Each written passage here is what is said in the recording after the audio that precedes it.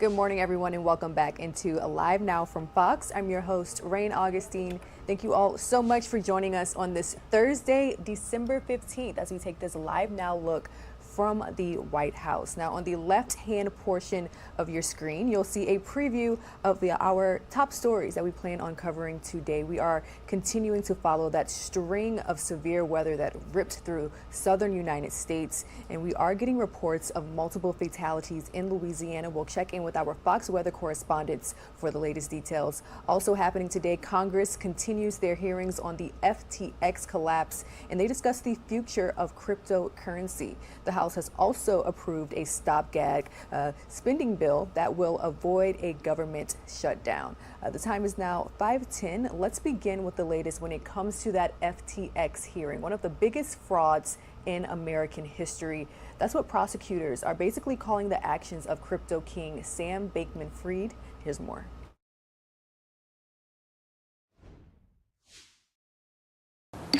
Senate Banking, Housing, and Urban Affairs will come to order. Congress is looking for answers. How did the third largest crypto exchange implode? And with it, billions of dollars gone.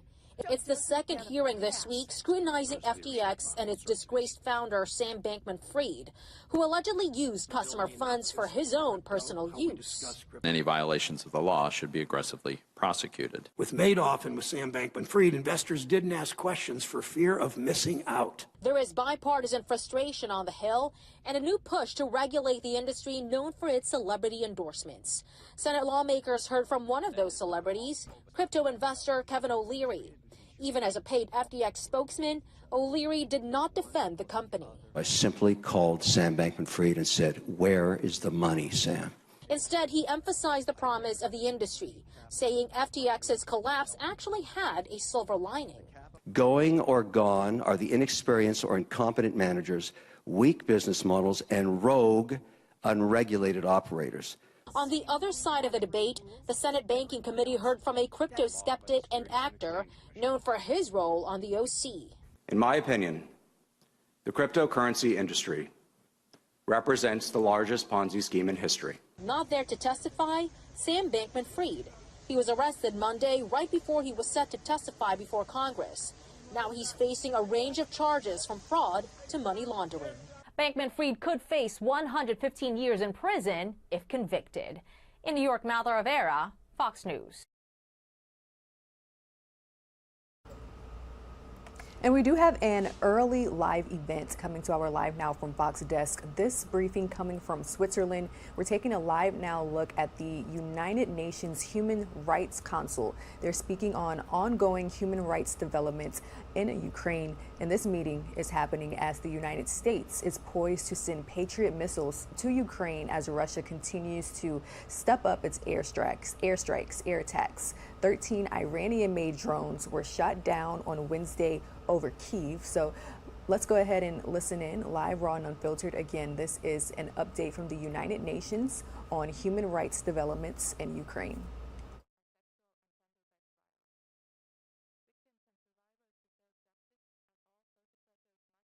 Accountable. International community must step up its efforts to support Ukraine in combating impunity. In conclusion, allow me to reaffirm Latvia's unwavering support to the sovereignty and territorial integrity of Ukraine within its internationally recognized borders, as well as solidarity with Ukraine and its people in their fight for freedom and independence. I thank you. Thank you. Tiene la palabra Finland, followed by Bulgaria. President, Finland aligns itself with the EU statement. We thank the High Commissioner for the report and reiterate our strong support to the United Nations Human Rights Monitoring Mission in Ukraine. We are simply horrified by the presented evidence. Victims of the summary executions in detention presented injuries suggesting torture. Russian armed forces have targeted civilians commuting to work or helping others. There are strong indications that the documented summary executions constitute the war crime of willful killing. We must hold Russia accountable. We call on Russia to immediately end the grave violations of human rights and international humanitarian law, including summary executions, torture, arbitrary detention, enforced disappearances, and sexual and gender-based violence. The consequences of the war are disproportionate for persons with disabilities. They lack essential services such as heating and electricity, and often can't access safe shelters during air raids. Mr. High Commissioner, what can be done to improve the access to essential services of persons with disabilities? I thank you. Thank you. Tiene la palabra Bulgaria, followed by Albania. Gracias, Presidente. Bulgaria aligns with the EU statement. Thank you, High Commissioner, for your update on the latest developments in Ukraine, further complemented by the shocking account presented by our distinguished colleague from Ukraine, as well as by the office, with a focus on summary executions and attacks on civilians by Russian troops across the Kyiv, Chernihiv and Sumy regions of Ukraine. Let me reiterate Bulgaria's strong and unwavering support for the independence, sovereignty and territorial integrity of Ukraine with its internationally recognized borders. We are deeply worried by the massive Russian missile and drone strikes against residential areas and critical infrastructure. Russia's systematic disregard of the principles of humanity and international humanitarian law and its overt attempts to provoke a humanitarian disaster in Ukraine in the context of the approaching winter are utterly unacceptable and should cease immediately. Bulgaria consistently participates in the efforts of the international community to assist Ukraine, highlighting the immediate challenges that the civilian population of Ukraine faces during the winter months because of the Russian aggression. We support the efforts of the international community to ensure accountability, and we would like to underline the importance of the International Criminal Court in this context. Bulgaria also deems very important the process of gathering evidence for the purposes of further examination of the serious violations of international humanitarian law and international human rights law committed during the Russian invasion in Ukraine. Thank you. Thank you. Tiene la palabra Albania, followed by United States of America. Thank you, Mr. High Commissioner, for your presentation. Russia's brutal aggression against Ukraine and its devastating toll on the people of Ukraine is showing once again how difficult and how crucial is the mandate of the Office of the UN High Commissioner for Human Rights. War is unspeakably cruel to those who get caught in its path. Russia's calculated onslaught has spared no one, not children, not women, not the elderly, or the disabled. Civilian and civilian infrastructure targeted, summary executions, torture, arbitrary detention, enforced disappearances and sexual violence against women, girls and men. Reports by the UN Human Rights Monitoring Mission in Ukraine continue to confirm atrocity crimes committed by Russian forces in blatant violation of the UN Charter and international law, including international human rights and international humanitarian law. As the catalogue of Russian atrocity in Ukraine continues to grow, documenting them becomes imperative, so that one day the victims and the survivors of Russia's war of choice will have truth, justice and reparation, as is their right, and those responsible for the crimes committed in Ukraine will be held accountable, as should be the fate of all who violate international law. Albania joins previous speaker in reaffirming our unwavering support for and solidarity with Ukraine and the Ukrainian people in the face of Russia's illegal, unjustified and unprovoked war of aggression. I thank you. Thank you. Tiene la palabra United States, followed by Belgium.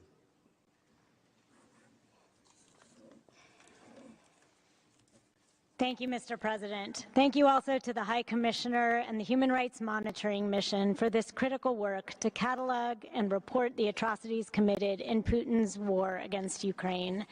We share the world's outrage upon reading your report's gruesome descriptions of the unlawful killings of hundreds of civilians, including children, in the Kyiv, Chernihiv, and Sumy regions, while under Russia's military control. Some were carried out by summary execution, which the report concluded are strongly indicated to constitute the war crime of willful killing. I was further horrified to read that torture and sexual violence were indicated before killings took place in some of these cases. In other instances, victims were simply commuting to work, delivering food, visiting loved ones, or attempting to flee. Women, persons with disabilities, and older persons are especially vulnerable. We also take this opportunity to strongly condemn Russia's relentless attacks on the infrastructure that the civilian population relies on for power, water, and heat during this bitter winter, effectively adding freezing to starvation as a weapon of war. The United States is committed to supporting the countless victims of the atrocities war of aggression, and holding those responsible to account. We would love your thoughts on how we can all better protect the most vulnerable in view of civilian attacks. The clear way to end this senseless suffering is for Russia to end the war it started. We stand with the brave people of Ukraine in solidarity. I thank you. Thank you. Tiene la palabra Bélgica, followed by Moldova. President, High Commissioner, what we learned back in April was true. Unarmed civilians in Bucha and elsewhere in the Kiev, Chernihiv and Sumy regions, moving on foot or by bike, car or van, cutting firewood or buying groceries were summarily executed by Russian soldiers. These were the press reports, but after months of careful research, OHCHR as an independent UN source corroborates that evidence. The monitoring mission and the Commission of Inquiry gave us similar indications earlier on. There is simply no room anymore for sowing doubt with manipulative propaganda about so-called staged corpuses or dramatization. Masks are falling once again. While all parties to the conflict have a duty to uphold the highest standards in respecting the principle of distinction or the obligation to take all feasible precautions to spare civilians, in the case of the Russian aggressor there is a pattern, one would even say a policy, in neglecting these. The finding that the Russian Federation does not signal any intentions to start investigations and prosecute members of its troops and associates alleged to have been involved in these grave violations further aggravates it all. There has not been a single case. Izium, Irpin, Bucha and so many other places' names will forever remain in the public conscience, and the call for accountability will not relent. Mr. High Commissioner, how can the international community weigh in on the issue of the thousands of missing Ukrainian children who were deported to Russia without any indication as to their return to their home cities? Thank you. Thank you. Tiene la palabra Moldova, seguido de Luxembourg. Mr. President, High Commissioner, thank you for your update on the situation in Ukraine after having visited the region last week. Your reports on enforced disappearances, arbitrary detentions and ill treatment are deeply distressing, and even after 10 months of ravaging war, we are still in shock on the cruelty and horrifying criminality of Russia's military attacks against the peaceful population of Ukraine. Accountability must be guaranteed, as well as reparations to victims and survivors of this aggression. In this respect, Moldova reiterates its support for the Commission of Inquiry and its comprehensive, independent investigations of war crimes. Restoring peace can only go hand in hand with ensuring justice to all those affected by the war. Mr. High Commissioner, we condemn the unlawful attacks against civilian infrastructure, water facilities, heating and power stations. Today, in mid-December, more than half of the country's energy infrastructure has been damaged or completely destroyed, which leaves, according to official figures, more than 10 million of people, children, in cold, dark despair with already below zero temperatures. Such inhumanity has grave, life-threatening consequences for millions during winter season, after continued attacks not only on energy infrastructure, but as all on health facilities which are no longer fully operational, lacking essential amenities such as electricity, water and gas.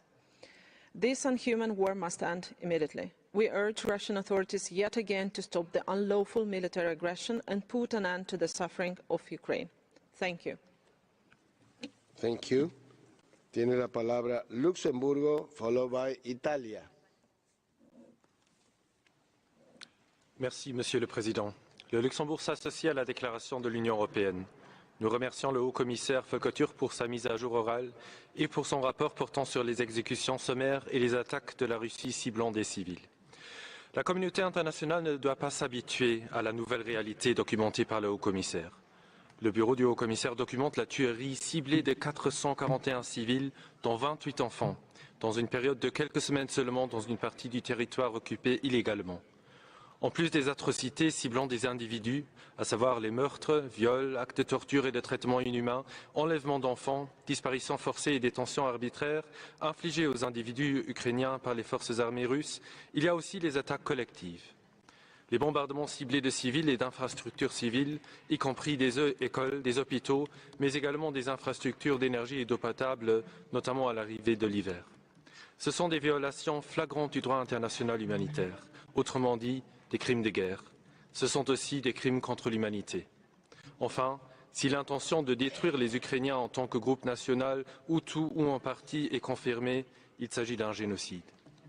Il y a une obligation erga omnes de condamner ces actes de manière univoque. En plus de réitérer notre condamnation de la guerre d'agression illégale et injustifiable que la Russie mène contre la population ukrainienne, nous appelons les autorités russes de retirer sans délai et sans aucune précondition l'entièreté de leurs forces du territoire ukrainien internationalement reconnu. Je vous remercie. Merci. Tiene la palabra Italia, seguido de Eslovenia. Presidente, Italy aligns itself with the statement delivered by the European Union and thanks the High Commissioner for his presentation and the recent publication of the OHCHR's report on the killings of civilians, which highlights the importance of the activities carried out by the UN Human Rights Monitoring Mission in Ukraine that we are supporting also through a financial contribution. Italy is appalled by information that continues to emerge of violations of human rights and international humanitarian law in Ukraine, including summary executions, torture, sexual violence, and other horrendous attacks against civilians and civilian objects, which may amount to war crimes. Russia must immediately stop its war of aggression, and those responsible for these atrocities must be held accountable. There is no peace without justice and the full respect of Ukraine's sovereignty, territorial integrity and independence. Ukraine and its people will always be able to count on Italy's support.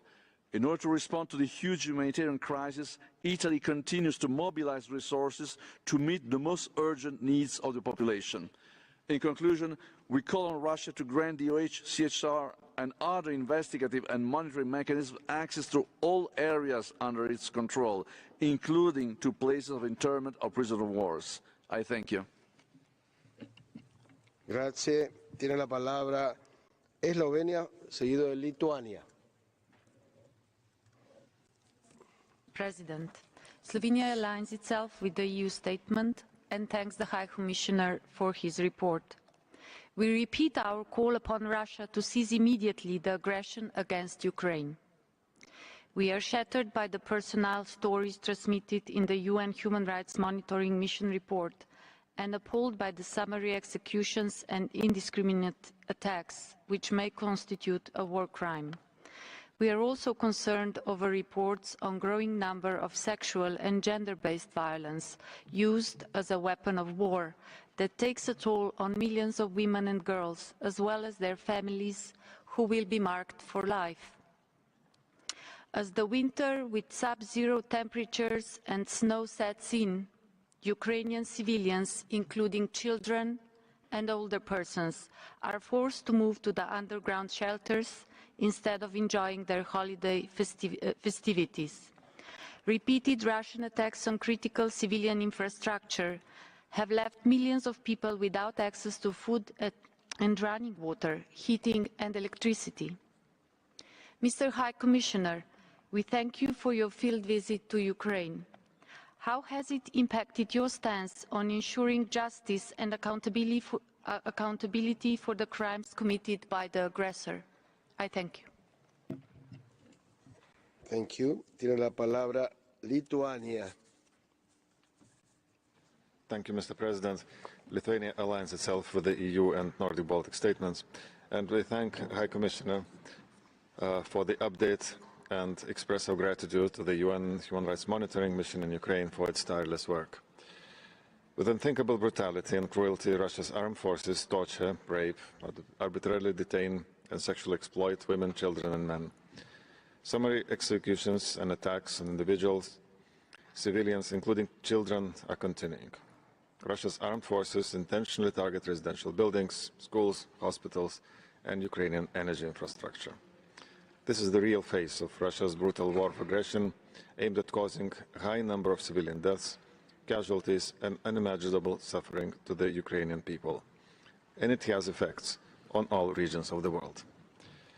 Thank you, High Commissioner, for highlighting the accountability, because no one is above international human rights law and international humanitarian law. Accountability for all these atrocities must be unavoidable and ensured entirely. We reiterate our strong support for the ongoing investigations, especially by the International Criminal Court. Perpetrators must be brought to justice for the committed war crimes, crimes against humanity, and other violations of international human rights and humanitarian law. Supporting all accountability efforts, we also call to establish a special tribunal to investigate and prosecute the crime of aggression committed by Russia and its accomplices. Mr. High Commissioner, how to ensure that gathered evidence meets the required standards for criminal responsibility? Thank you. Thank you. Hemos terminado la lista de oradores de los estados y vamos a pasar a las instituciones nacionales. Ukrainian Parliament Commissioner for Human Rights, por video.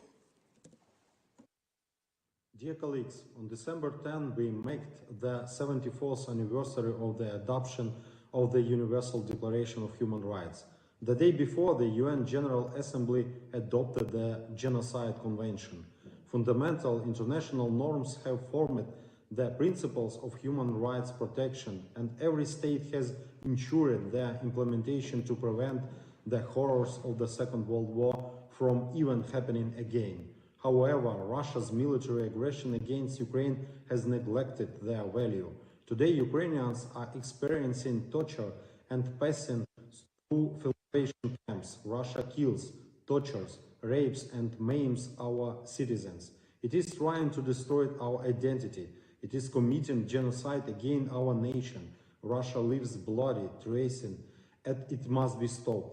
The entire civilized world and international organization must be united, punish war criminals, and echo their traces forever, so that the terrible historical echoes are not repeated in the future. Today, together with international partners, we are recording war crimes.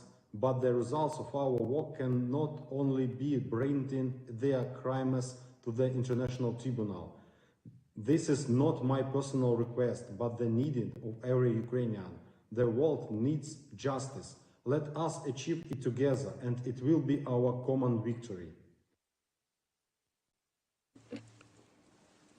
Thank you. Tiene la palabra International Commission of Jurists.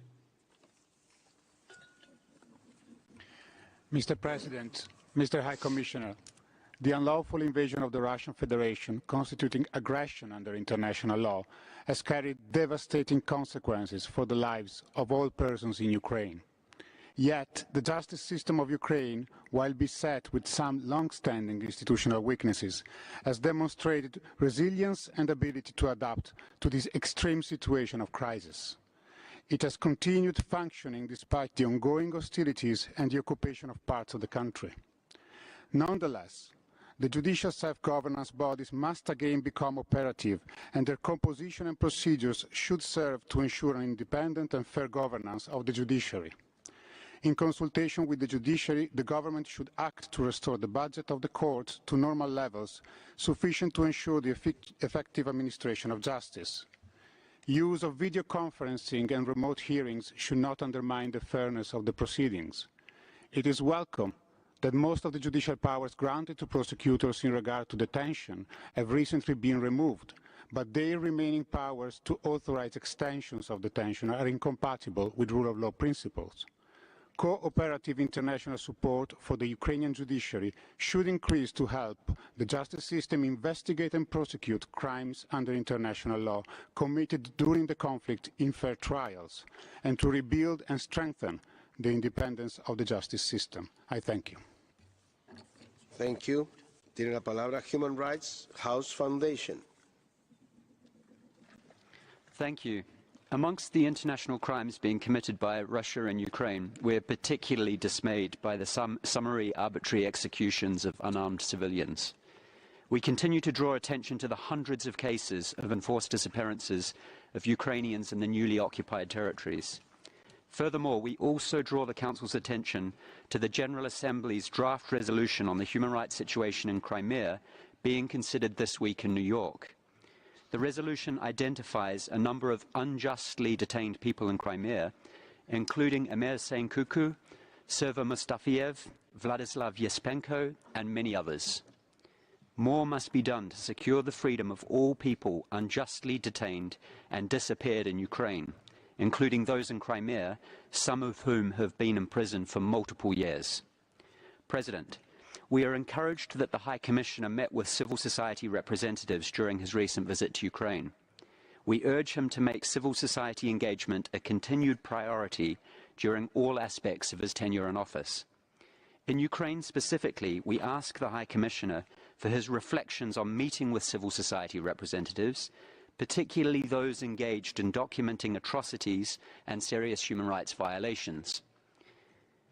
What are their current needs, and how is the international community best able to support them in their work? Thank you. Thank you. Matt for Peace tiene la palabra. أشكر المفوض السامي على التحديث الشفهي ونود أن نعرب عن قلقنا العميق والمتواصل بشأن أوضاع حقوق الإنسان في أوكرانيا. لقد آن لهذا النزاع المسلح أن ينتهي بعد أن خلف وراءه أكثر من 16,000 ضحية من المدنيين، من بينهم 6,000 قتيل و10,000 جريح. وتعتقد مؤسسة معهد أن الأرقام الفعلية أكثر من ذلك، حيث لا يمكن توثيق مئات الحالات في المناطق التي تدور فيها المعارك والتي يستخدم فيها أسلحة محظورة دوليا مثل الذخائر العنقودية. نعتقد أن الأزمة الإنسانية في أوكرانيا ستتفاقم طالما استمر تورط بعض الدول الأعضاء في دعم طرفي النزاع المسلح في هذه الحرب، وهو ما يهدد بزيادة أعداد اللاجئين الذين وصل عددهم لما يقرب من 8 مليون لاجئ، وعدد النازحين داخليا الذين وصل عددهم نحو 6.5 مليون نازح. كما أن تعطل سلاسل الإمداد الناجمة عن هذه الحرب يدفع نحو أزمة غذائية عالمية غير مسبوقة، ويلقي بمزيد من الناس في مناطق مختلفة من العالم في دائرة مفرغة من الفقر متعدد الأبعاد. كما ندعو للضغط على طرفي النزاع من أجل التقيد بمبادئ القانون الدولي الإنساني واتخاذ إجراءات عملية من أجل ضمان سلامة المدنيين وحماية حقوق الإنسان للنساء والأطفال وجميع الفئات الضعيفة الأخرى في أوكرانيا. ونحث طرفي النزاع على وقف استخدام الأسلحة المحظورة دوليا في المناطق المأهولة بالسكان. كما ندعو جميع الدول الأعضاء في دعم المفاوضات غير المشروطة بين روسيا وأوكرانيا من أجل تحقيق نتائج سلمية في هذا النزاع. Thank you. International Organization for Elimination of All Forms of Racial Discrimination. Tiene la palabra. Thank you, President. We appreciate the High Commissioner's visit to Ukraine and commend OHCHR's ongoing work in reporting and documenting human rights violations. There is no doubt that the crossing of the Ukrainian border by the Russian army last February with thousands of troops and hundreds of tanks was a clear act of invasion of a sovereign country. 10 months later, with the front apparently frozen because of the winter, we are immensely concerned about the human rights violations perpetrated within the occupied territories. Let us look back at other occupations. To name but a few, the US occupation of Iraq and Afghanistan resulted in a clear hostilities between the population and the occupier. Dozens, if not hundreds, of human rights and international law were violated by the United States to no avail. 2 decades later, both Iraq and Afghanistan are more unstable than ever, and accountability for these crimes has yet to be established. In Palestine, the Israeli occupation persists. Yes, resolutions have been passed, but Israel has not respected them. The occupation and the crimes continue daily. Arbitrary detentions, collective punishments, and the list goes on. IFOD and Geneva International Center for Justice therefore urge not only to an end to the war in Ukraine, but also to end all other occupations. We also call for accountability for all illegal invasions and occupations and the resulting crimes against humanity that are being committed worldwide. I thank you. Thank you. Association Mona for Human Rights and Immigration. Thank you, Mr. President. Russian missiles continue to attack the energy infrastructure, causing enormous damage. which has put 10 million Ukrainians at risk, and infrastructure such as hospitals, schools, and businesses are now in desperate situation without access to electricity, water, and heating. In Ukraine, the temperature can reach -20 degrees. Residents having had their houses destroyed are forced to live in centers for dispersed persons that are overcrowded and not well equipped for the extreme cold. Those who are able to return home face unbearable difficulties in surviving, as well as fear about the next vicious wave of attacks. We condemn the proponent role of certain states in this conflict, especially the implication of Iran. This state's record in other conflicts is well known, promoting armed militias with no regards for human rights, such as in Yemen and Iraq. Today, it is supporting Russia's invasion of Ukraine. The international community cannot remain silent in the view of such criminal collaboration and must put an end to all types of conflicts. Maona and Geneva International Center for Justice emphasize that under international humanitarian law, such attacks against essential infrastructure are prohibited. The international community must call on Russia to respect this principle and stop violations today.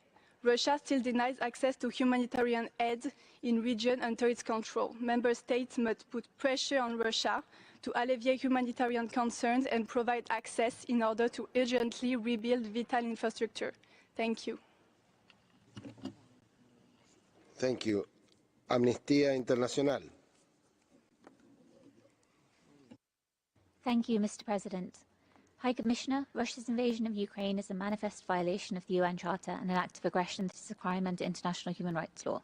It has triggered a human rights, humanitarian and displacement crisis. We recently published a report on Russian authorities forcibly transferring and deporting citizens from occupied areas of Ukraine in what amounted to war crimes and likely crimes against humanity, during which some civilians were subject to torture. After forcible transfer and deportation, some children were separated from families, and older people, people with disabilities, and unaccompanied children struggled to leave Russia.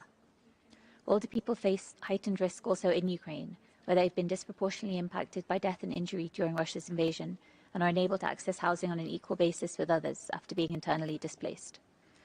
Ongoing Russian attacks on energy facilities in Ukraine have led to energy blackouts and freezing temperatures, disrupting critical services. Russia's targeting of Ukrainian civilian infrastructure is unlawful and a war crime. We call for all those suspected of responsibility for crimes under international law in the invasion of Ukraine, including the crime of aggression, to be brought to justice. We welcome the ongoing International Criminal Court investigation in Ukraine and Council initiatives to advance accountability, including the Commission of Inquiry.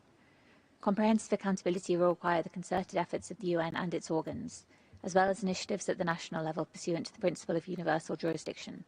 All those responsible must be brought to justice in fair trials. We thank you. Thank you. Institute for Reporters, Freedom and Safety.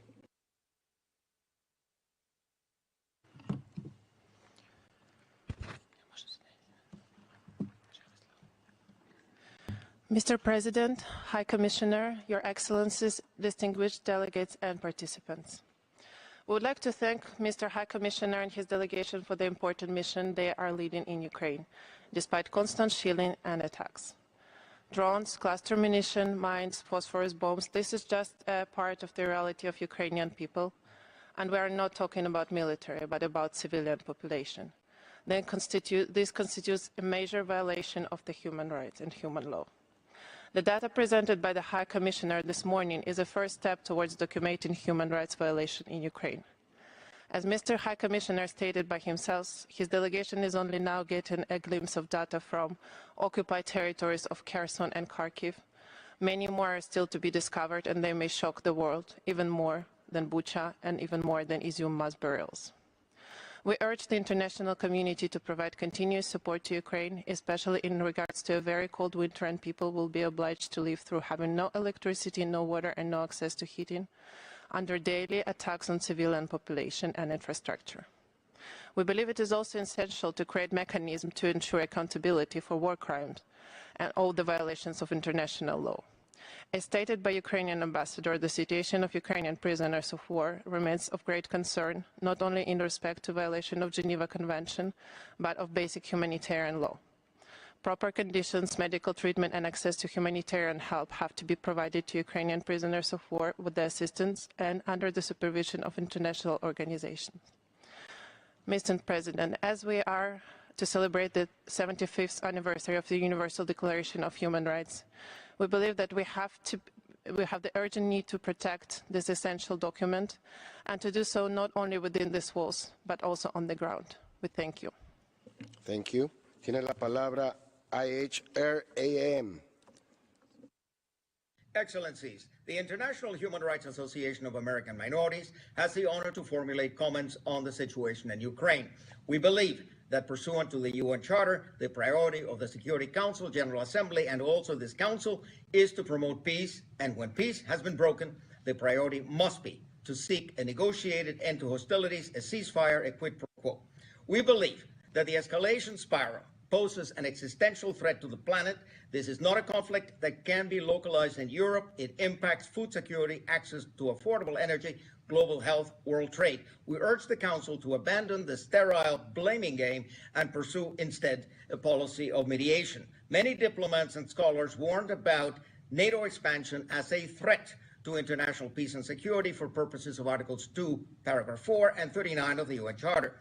There will be no winners in this criminal war. IRAM condemns the Russian invasion of Ukraine, as it also condemns the Ukrainian failure to implement the Minsk agreements, which would have enabled a modus vivendi.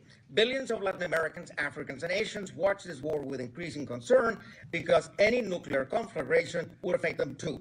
There is such a thing as a sense of proportions, and there is no justification to continue a war expecting victory, and imperfect peace is preferable to a continuation of the killing. I thank you for your attention.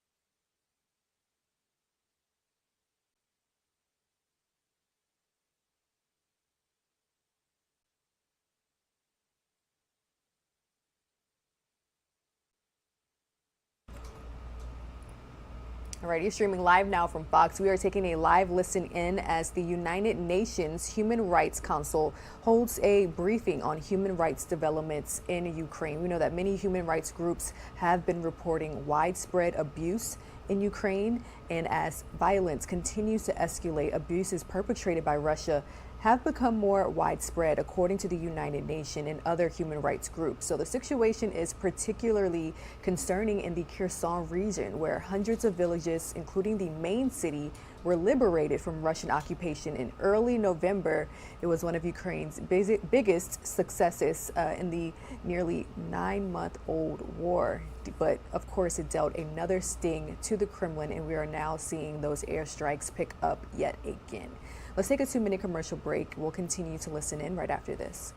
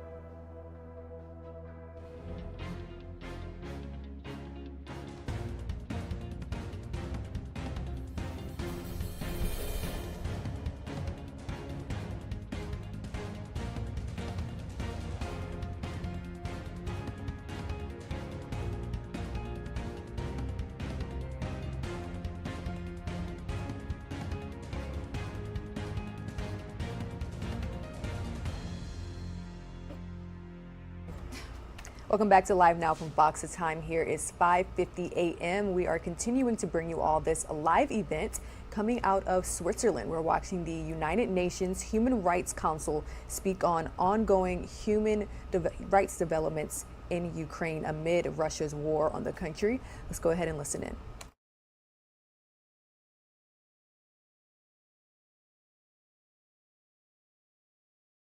And continue whatever activities they had in the past, because there are mines and it's very dangerous for them to leave paved roads.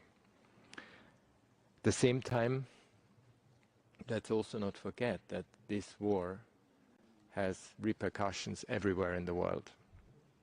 It reaches the most vulnerable people in the most remote corners of this world. It shows also how important it is that we bear that in mind, the global repercussions of what happened and what's happening and what continues to happen. And it really, for me, also brings home again to me what war does. It is the utter disregard for the other, for the human being, for the rights of the human being, and that gets expressed in the type of serious violations that we see of international human rights law and international humanitarian law. And I mean, we can only hope that indeed there is an end to this senseless war of destruction against the country. Let me now come to a number of questions that you have asked, and I would group them around the different themes that you have raised. I think there was quite a lot of questions around accountability and different elements of accountability, which I've also raised in my statement. I mean, there's absolutely no doubt in my mind, having been to the country and having had a chance to sit down with victims and relatives of victims, because let's also not forget, there are those, for example, the ones I saw in Bucha, I mean, the ones who lost their loved ones, they keep that trauma in them, that there is indeed an incredible sense for justice and accountability that must be served. We very much welcome what the Ukrainian government is doing to investigate and prosecute war crimes. I mean, I had a chance to discuss it with the Prosecutor General, who told me that they had over 46,000 criminal proceedings that they have opened against members of the Russian armed forces. Can you imagine what this means? 46,000. And I think it is, as a result, really important that resources are going into this, because precisely in order to ensure that we document and that this type of crimes are documented, it is important that, for instance, even forensic evidence, forensic expertise and whatever support can be provided to investigative and judicial authorities in Ukraine is key to ensure that they have the effective tools, but also the strengthening of their capacities, including through forensic expertise. I think that's going to be very, very important. From our perspective, accountability at the national level is always the first option and must always be the first option. And obviously it is those colleagues on the ground who do this very hard work on a daily basis. At the same time, there is also a need to look at how one can enhance a victim survivor-centered approach. I mean, often when prosecutions continue, we also need to make sure that care is taken about those who have suffered from it. And there, again, a lot of needs go into programs for reparation for victims without waiting for the outcomes of legal proceedings. I mean, we have seen this in so many other situations around the world.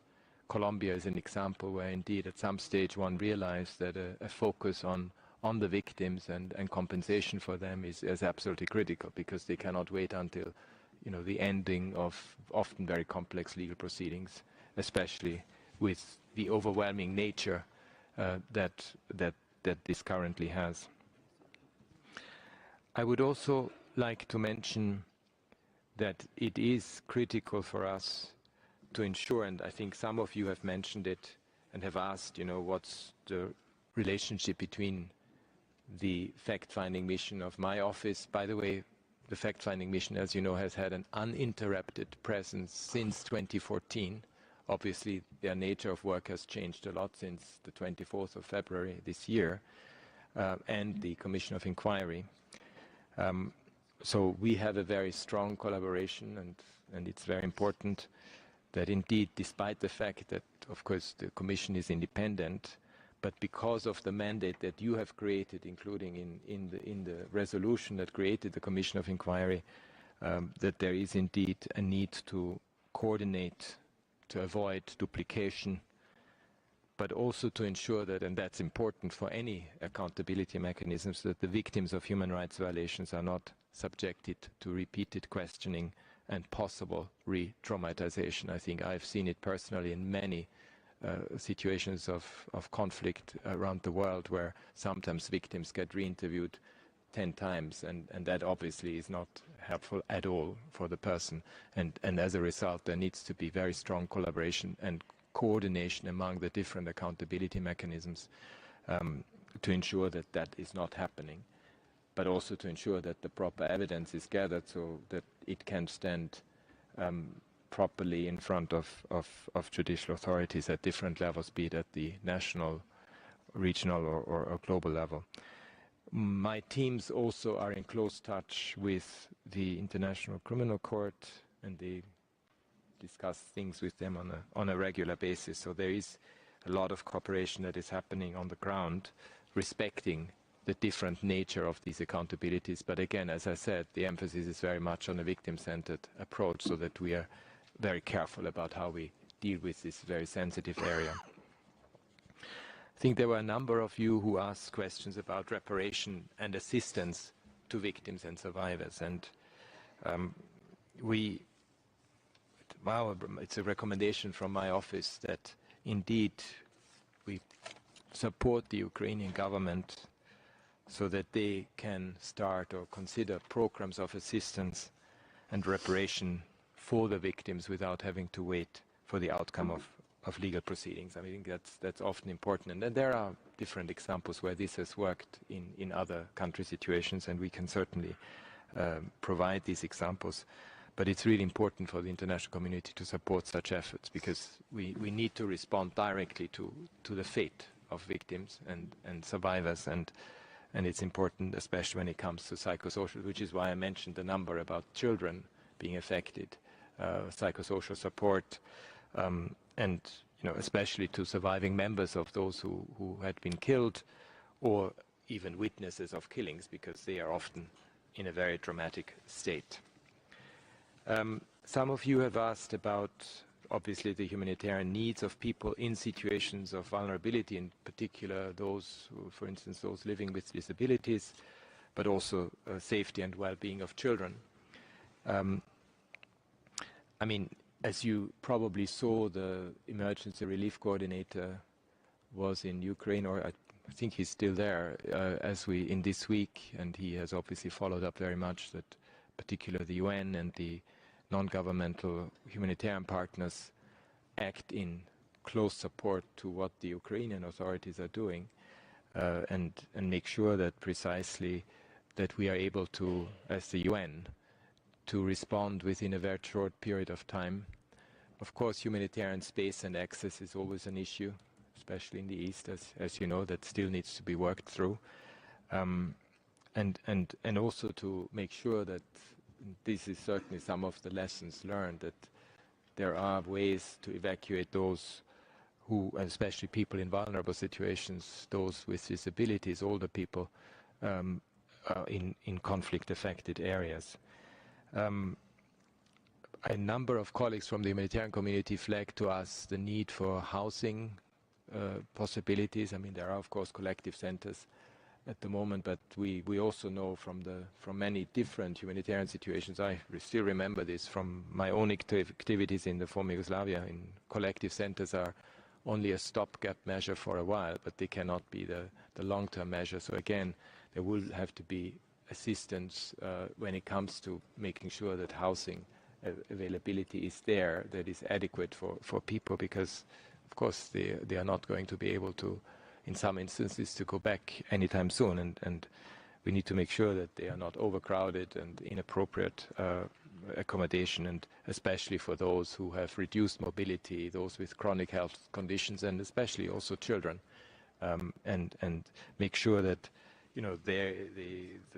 that especially those with community-based services, that they take into account in particular best interests of children in such circumstances. I think there is huge appreciation by the international community to what all countries are doing that are currently providing temporary protection to the over 7 million Ukrainians whose best way to seek safety is to leave the country under the current circumstances, especially during the winter months.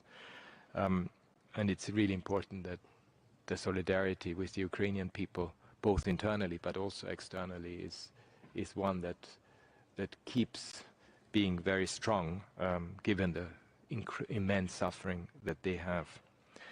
There was also a question around, yes, I think there were a number of you who asked about the forced transfers and deportations. My office is following up on such reports on forced transfers and deportations of children, including children under institutionalized care from the occupied parts of Donetsk, Kherson, Kharkiv, Luhansk, and Zaporizhia regions. We don't have as yet any indications how many unaccompanied children from Ukraine have been placed in institutional care in the Russian Federation or remain in camps and temporary accommodation centers. We, as you know, do not have access despite our request. I have asked for access. My predecessor has asked for access, both in the occupied areas but also in the Russian Federation itself. And we will obviously continue to follow up on these allegations and reports, and hope that at some stage we will indeed have the possibility to have access. It's very important for us to be able to do that. I think, because one of you asked about respect for international humanitarian law and what can we all do more. I mean, obviously, it's absolutely critical when it comes to humanitarian law to see it as an important achievement over the last over 100 years. But also to ensure that everyone understands that IHL is one body of law that applies in situations where armed activities take place. I mentioned already the role of the ICRC as the special custodian of international humanitarian law. And just we, as from the human rights side, will obviously continue to document, monitor, and report on developments when it comes both to the serious violations of human rights, as I mentioned in my report, but also, of course, of international humanitarian law. There was a question about, I think it was Human Rights House Foundation, about civil society. I had a chance, obviously, to meet with civil society representatives. By the way, that is not just in Ukraine. I do that as a matter of course in any missions that I undertake. That's very important. I did that in Sudan as well. And that's just part of the DNA of any High Commissioner's visit to any country, and also of the type of engagement that my office does in all countries around the world. As I mentioned, I was shocked how much civil society had to live in these different circumstances and work, for example, in a shelter in order to be able to do their activities. Of course, a lot of the human rights defenders had to readjust their program activities, and many have actually started to become much more involved in humanitarian activities as a result, because that's the necessity of the day, and that's very important. So I also hope that those who support them, that you take into account the need for flexible funding opportunities so that we can cover the emerging needs of the population and the emerging needs and the change that is taking place within civil society. I think they play a very crucial role, and it's important to accompany them in this process of adaptation to a rapidly evolving and very dire situation, precarious situation, so that they can also support whatever they can do on the humanitarian front for the people of Ukraine. Thank you very much.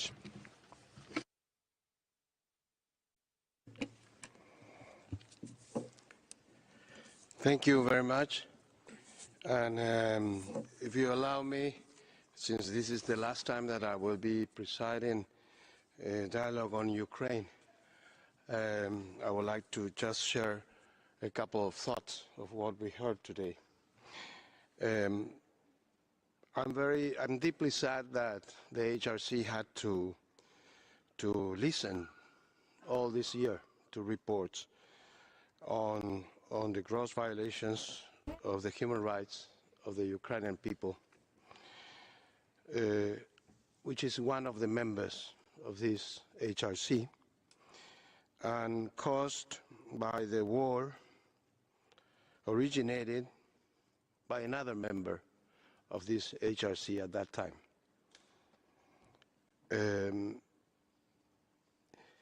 The collective security system that we created after the Second World War was created precisely to prevent or to react and to stop the use of force. And unfortunately, for obvious reasons, that collective security system in neither of those roles was able to deliver. And the victims have been the Ukrainian people. So, though very sad for what we heard all this year, at the same time, all the times that I had to give the floor for different reports and the Ukrainian delegation showed us that this HRC did deliver this whole year, since day one of this horrendous war that has global implications. And since, because here we don't have a veto, and that's a reality, and we have to cherish the advantage of not having a veto in this council. And last, since we are having technical assistance. The time is now 6:07. You're streaming live now from Fox as we take this live press conference from Switzerland. We have the United Nations Human Rights Council speaking to reporters and briefing us on the human rights developments in Ukraine. We've seen other human rights groups also report widespread abuse and war crimes in the country ever since Russia declared war on Ukraine. Staying on this topic, the United States is poised to send Patriot missiles to Ukraine as Russia steps up its air attacks. Fox News correspondent Alex Holgan has more from London.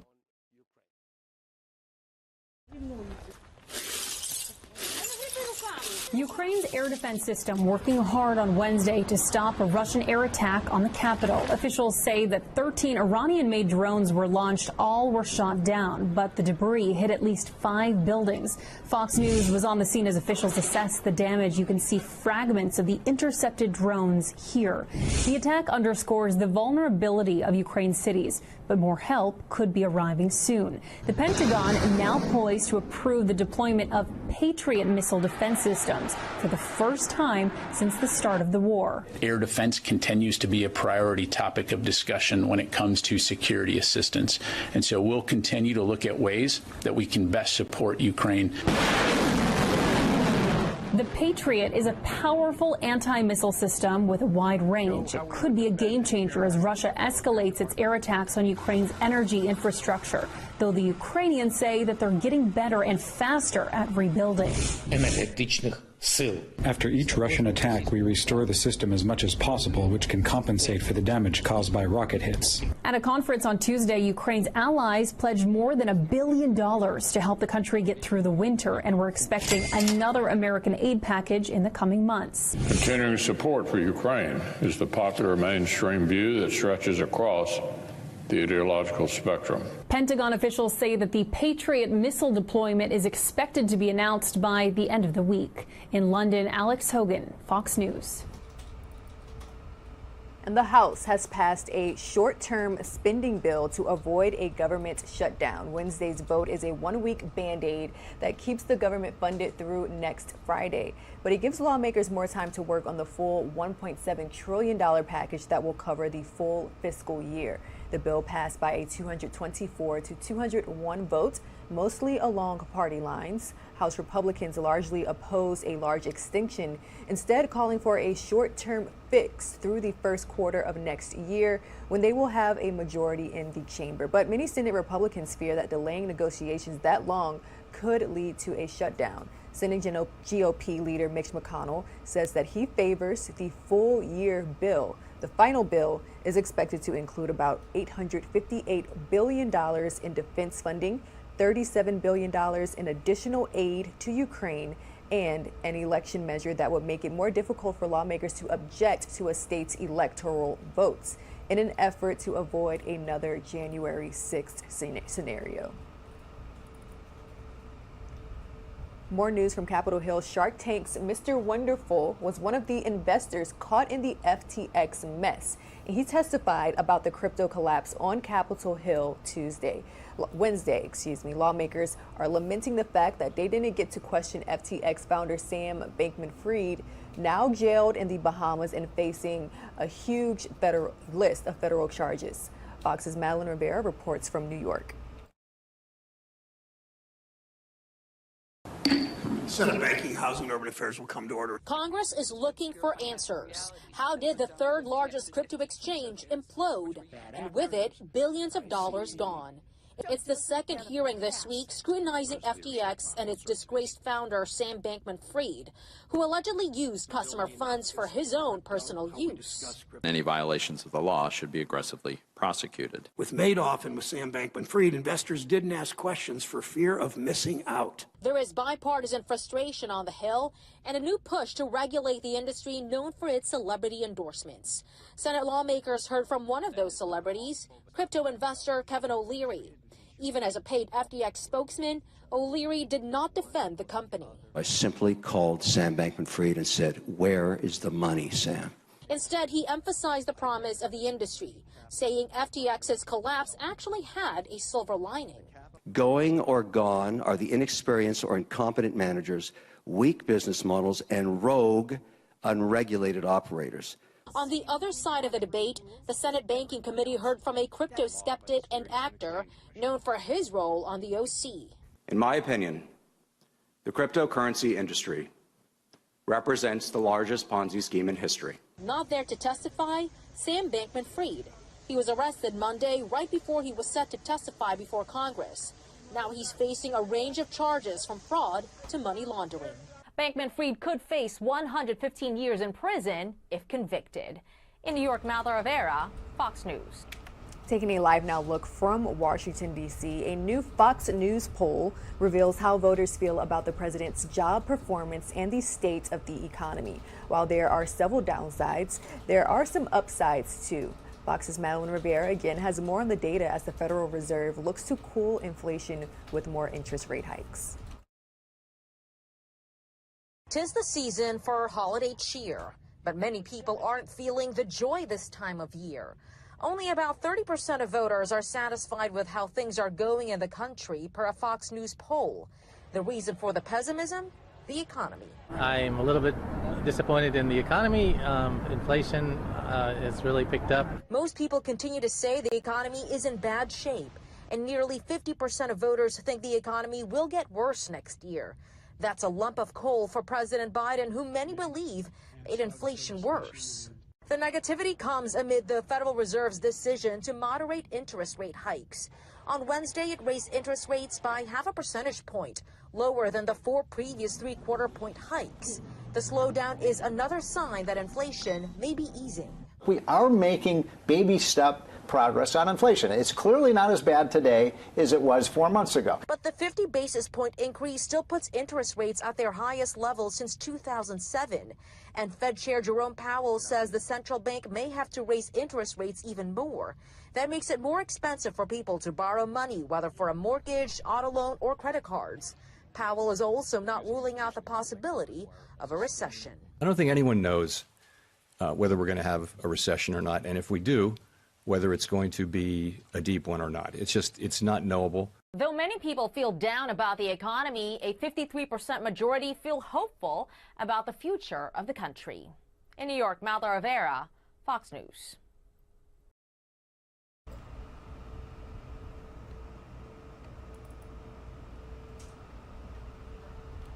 At least 3 people are dead and multiple buildings damaged after a rare but severe weather system moved through southeast Louisiana on Wednesday. Take a look at some more video that's coming to our desk. Footage from Arabi, Louisiana shows damage to a local coffee community. The total number of buildings damaged is currently unknown, but tens of thousands of homes and businesses have been reported without power. Southeast Louisiana was under a tornado warning, with one even reported in Marrero, which is a suburb of New Orleans. We're still continuing to track the severe weather system that is stretching from coast to coast at this time. But let's take a 2-minute commercial break. On the other side, we'll check in with Fox 5 Atlanta.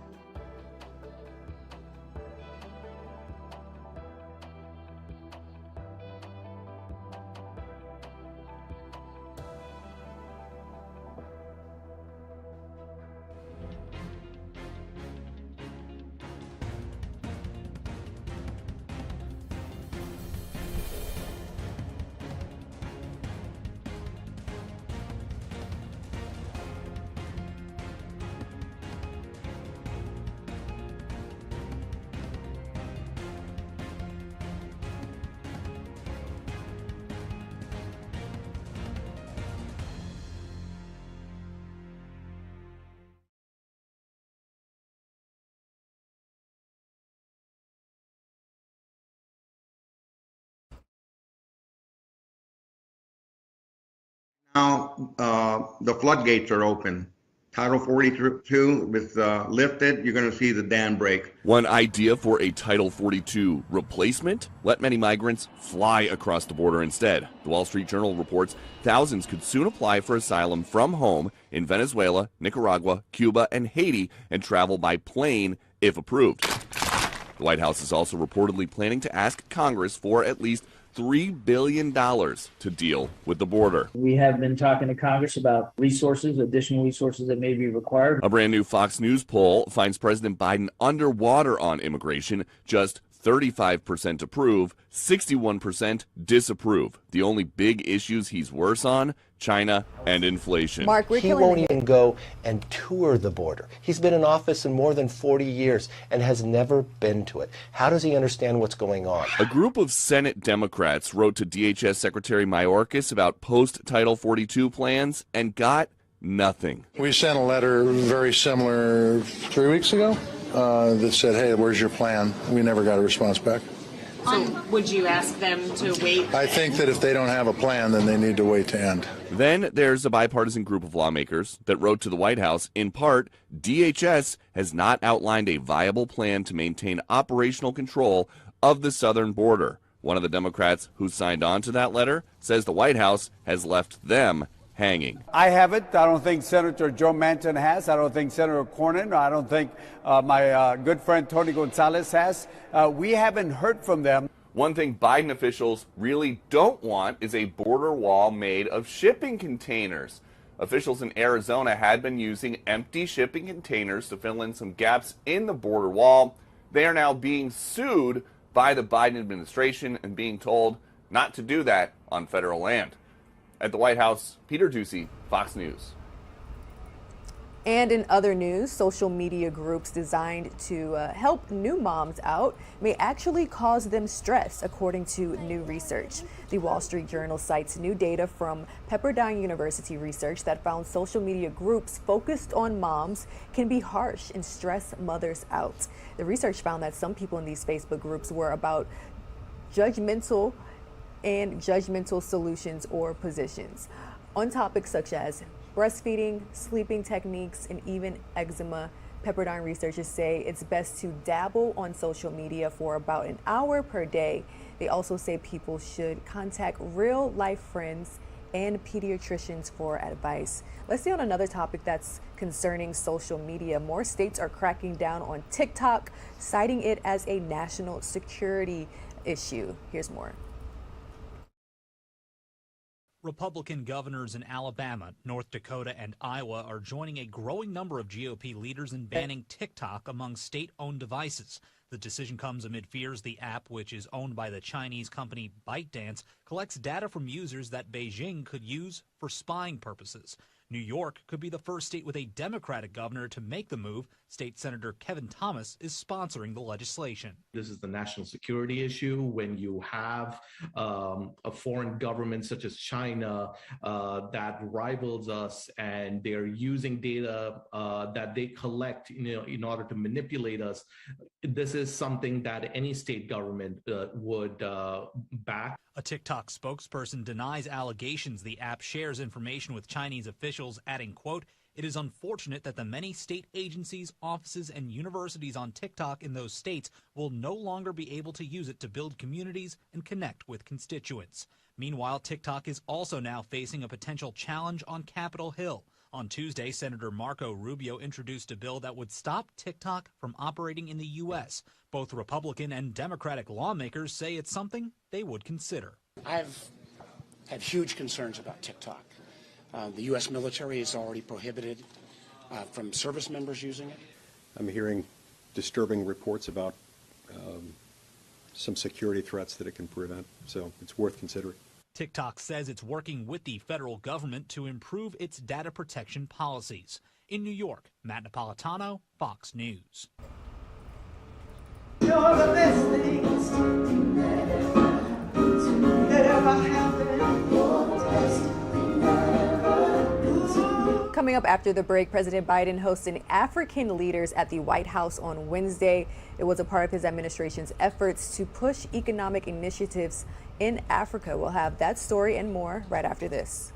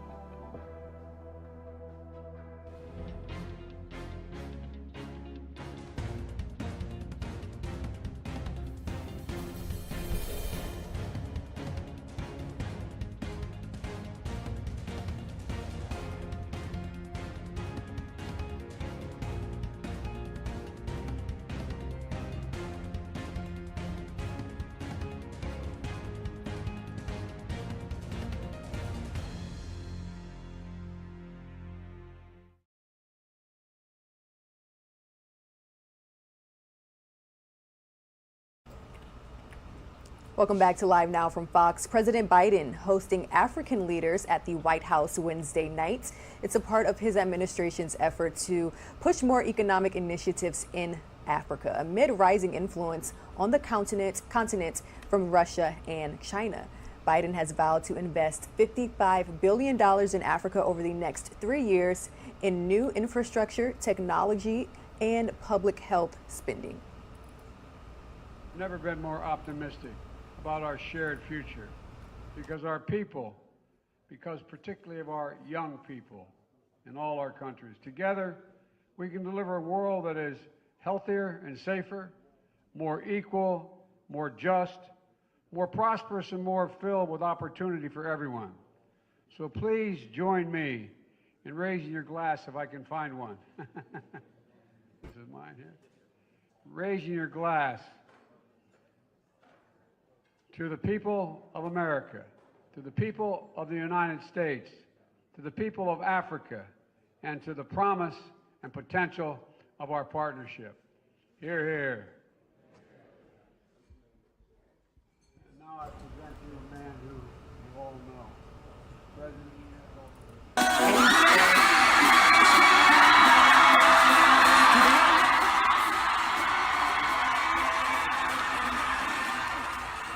Stephen Twitch Boss, known for his role as the DJ on the Ellen DeGeneres Show, has died at 40 years old. Twitch's wife, Allison Holker Boss, confirmed his death in a statement to People magazine Wednesday, saying, quote, "It is with the heaviest of hearts that I have to share my husband Stephen has left us. He was the backbone of our family, the best husband and father, and an inspiration to his fans."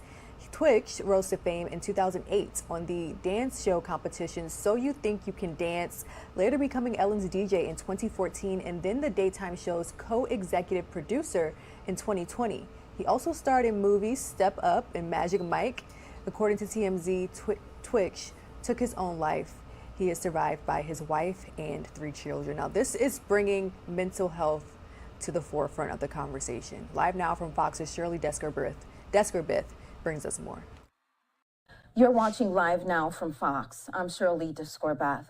Well, people from around the world are reacting to the shocking and tragic death of producer and dancer Stephen Twitch Boss. He is being remembered for his presence and joy that lit up a room, but his death also brings to light mental health struggles, especially in Black men. Well, joining me right now is Claude King. He is a licensed clinical counselor with Beverly Therapists out of Chicago. Claude, thanks so much for joining us here on Live Now from Fox.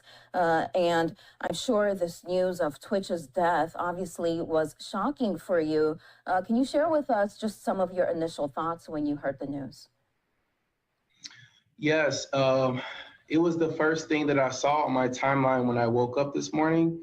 And I wasn't too familiar with him, but I remember him being on the Ellen DeGeneres Show. And I just remember him being a very lively, jovial person, full of energy. I know that he was a dancer as well too. So it really was a shock for me to hear that that he was dead. But then also when I found out that it was by suicide, I was very sad. So I felt, bad for him, of course, but then also his family that he left behind. Certainly. And, Twitch, he seemed to have a lot going for him. He was attractive, successful, and also had a beautiful family. So it seems that obviously there was something wrong there. But let's talk about mental health struggles.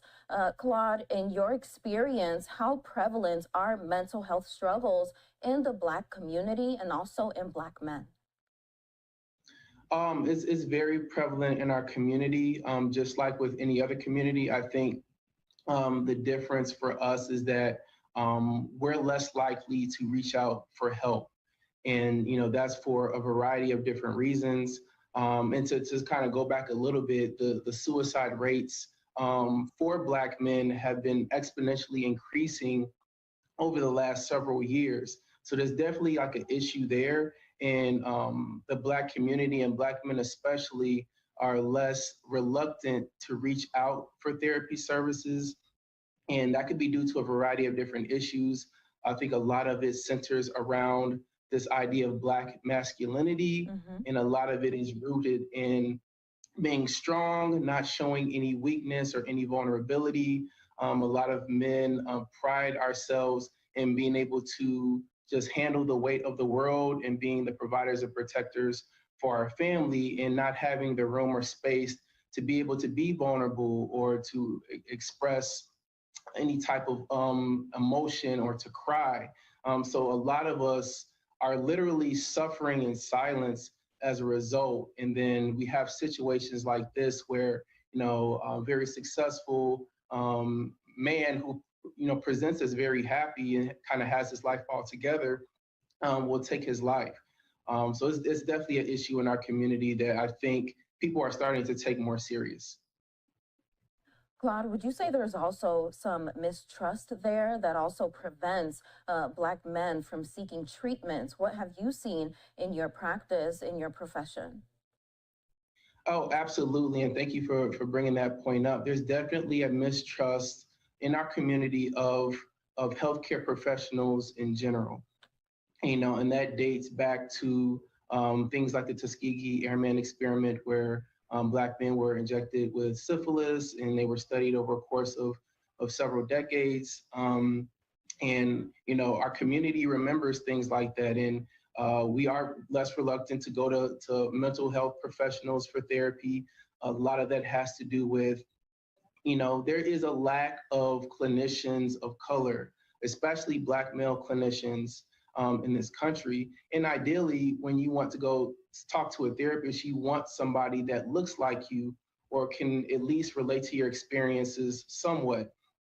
So there's a lack of Black clinicians. Oftentimes, too, there's a issue with insurance, too. So if you don't have the insurance that that particular therapist accepts, or you're not able to pay $120 or $130 out of pocket every week to go see a therapist, the cost can be an issue as well.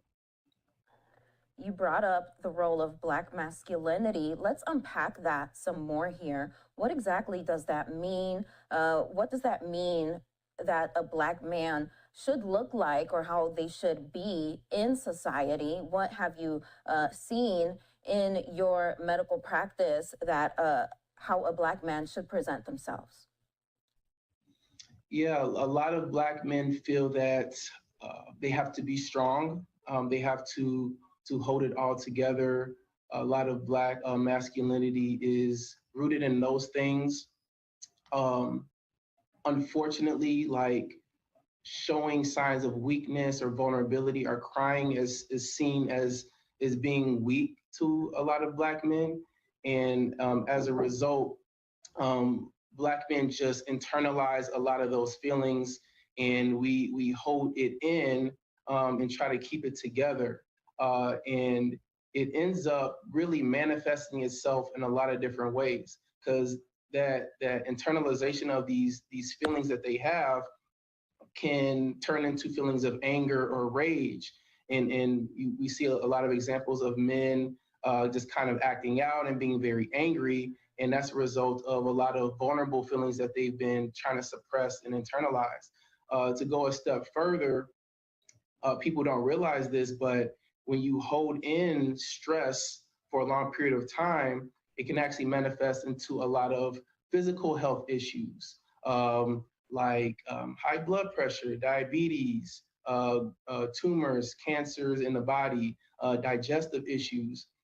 And a lot of times we're seeing that in Black men, and we're not realizing that it's connected to this internalization of stress and emotion that's not being expressed. Let's talk about the last 2-3 years, the pandemic as a whole. Obviously, that was incredibly difficult for the world, but also obviously for Black men. I mean, they saw images of their bodies being brutalized. Obviously, here I'm talking about what happened with George Floyd and so many other men. Just go into depth about that experience for Black men. Yes. Anytime you're watching any type of violence on media, TV, social media, and it's being done to your people, to your community, it can trigger a vicarious or secondary trauma. So you're not the one that's experiencing it directly, but if you're continuing to be exposed to these images and these videos, you can have a traumatic response yourself. So you can, there's been times myself where, I've never had any issues with the police, but just from the images and videos that I've been seeing, during the pandemic and even prior to that, whenever I drive past a police car, I have this physiological response, like my heart starts beating really fast, my breathing becomes more rapid, I start to tense up, I'm having this flooding of different thoughts, and then, I'm not even doing anything wrong, but it's just like this fear that just overwhelms my body. And that happens to a lot of people in our community, and that's why it's important to be very mindful of how much you're exposing yourself to these images. And a lot of times people want to stay up to date with different news and stories that are trending, but you're only you have the capacity to only take in so much before it starts to overwhelm your body's ability to cope. So you have to be mindful of how much of that information that you're taking in, and if you need to take a break from watching TV or social media, then you definitely should prioritize that. And since the last 3 years, Claude, have you seen more Black men try to seek mental health services? Yes, absolutely. I think that is one of the good things that has come out of the pandemic. There's still a huge stigma about Black men reaching out for mental health services, but I think it's becoming a lot more normalized and accepted. And I owe that to a lot of celebrities, athletes, and other like celebrities and entertainers that have been very vocal about their mental health issues. I'm thinking about Kevin Love right off the back and his struggles with depression. So you have these people that are in these very affluent, powerful positions that seem like they kind of have their life, together, and they're successful and famous and have money. And they're like, but hold up, wait, I still am a human. I still have the same struggles that a lot of other people have. So, people of that status speaking up, I think, helps to normalize a lot of things for everybody else. And it lets us know that it's okay to reach out to seek therapy. And Claude, obviously, you're a Black man, you're a therapist. Tell us, how have you seen therapy help someone's life or even save their life? Yeah, therapy is truly a transformative experience. I have all types of people that come see me at my practice, people that are coming in that are depressed, struggle with suicidal thoughts, people that are anxious, people that have experienced traumatic incidents in their childhood, physical abuse, sexual abuse, things of that nature, people that are struggling with couple and marital issues. And, they come in and they're just really just feeling like, this is like their last hope. They're feeling like, things are not going to get any better. And, or they're just like kind of ready to give up. And as they start to kind of talk about these experiences and unpack them, they, realize that, they can get past this. This is not something that they have to live with for the rest of their life. And therapy could be very scary for somebody who's been holding these feelings in, these experiences in for a long time, and to finally be able to unpack them can feel very overwhelming. And it can be very, very uncomfortable too.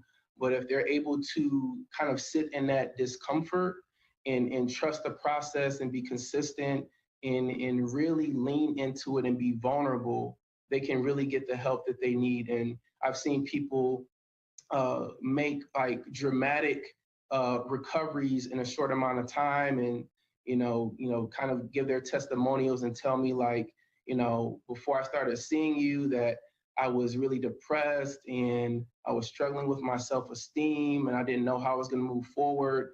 And now, like, I love the person that I am. I have hope. I feel like my life is on the right track again. And that's the reason why I do this work, is just to be able to help people and see them become the best versions of themselves. And tell us, what are some tips that you would give to someone out there who might be struggling, someone out there who might be apprehensive, someone out there who knows that something is not right, but they know that they need to speak to someone because they know, again, that something is not right, but they need to check in. What would you say to them, Claude? I would just let them know that you're not the only one that is going through this. There's people out there that love you and care about you. There's people out there that's trained to be able to help whatever problem that you're going through. There's support, there's resources out there. The hardest thing for you to do is to reach out for help. But once you do, you have somebody that can help you overcome whatever issue that you're dealing with. So you don't have to continue to suffer in silence. There is help out there. So what's the first step someone should take? Let's say they know nothing at all. Yeah, the first thing that you can do, there's a variety of different ways that you can reach out to a therapist. Psychology Today is probably like the biggest directory of therapists that is available. So you can just go to psychologytoday.com and just search for a therapist based off of the area that you live in, whether you want a male or a woman therapist, and then the type of insurance you have, or if you want to pay out of pocket. And then also you can filter by the issues that you're dealing with. So, anxiety, depression, marital issues, you can filter for that. There's also therapyforblackgirls.com. There's therapy for Black men as well. And a lot of other, you could do like a simple Google search for a therapist.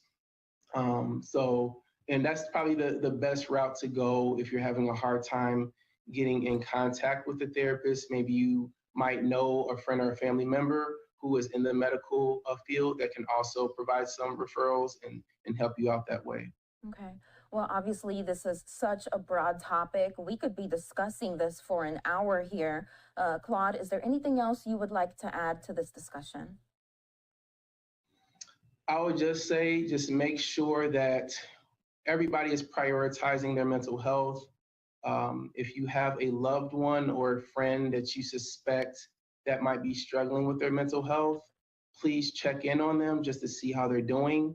If they're acting unusual or erratic, or they're just a lot different than whatever their baseline is, there may be something there that you're missing. So just make sure we're checking on each other. And then for the people that are struggling, there is help out there for you. All right, very good advice. Claude King, licensed clinical counselor, thank you so much for joining us here on Live Now from Fox. We appreciate it. Thank you for having me, Shirley. And cardiologists pay special attention to this type of the year for that reason, as stress, too much salt, and too much alcohol can cause what's known as a holiday heart. A lot of stress can lead to an irregular heartbeat, known as atrial fibrillation, which can lead to a stroke. Cardiologists say anyone who experiences shortness of breath or any type of chest discomfort should seek immediate medical attention. The best way to avoid holiday heart, according to cardiologists, is to avoid excessive amounts of alcohol, coffee, and salt. The time here, 6:44 a.m. We'll be right back.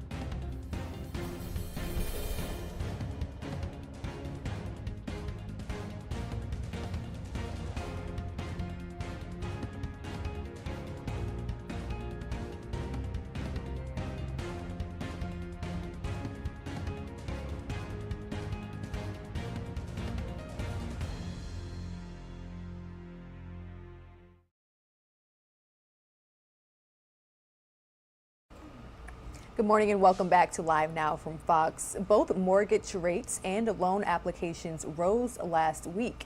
The Mortgage Bankers Association says that its average for a 30-year fixed rate was 6.42%. That's slightly higher than the week before, but nearly the lowest point in a month. Applications rose 3.2% last week. This, of course, as inflation continues to batter Americans. Here's more.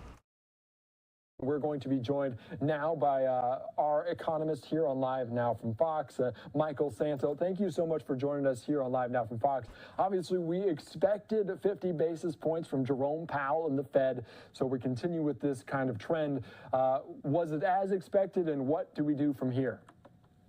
Yes, 50 basis points was as expected. The talk from the Fed today, however, was a little bit tougher than expected.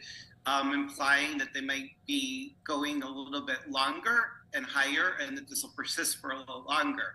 And half of this is jawboning by the Federal Reserve, because again, they're trying to break any chance of inflationary psychological expectations. They're playing psychological warfare, because if people get too used to inflation, it becomes a vicious circle, and then it sets in, and they don't want that. And obviously 50 basis points, less than, this is the 7th time they've increased interest rates this year alone, but it wasn't the 75 basis points that we've seen in past. This is kind of a change, though, like you said, they don't want to get into a cycle of it. You mentioned that they talked a little bit about they didn't want to get into a cycle of it. What does it mean when they say they don't want to get into a rut with inflation?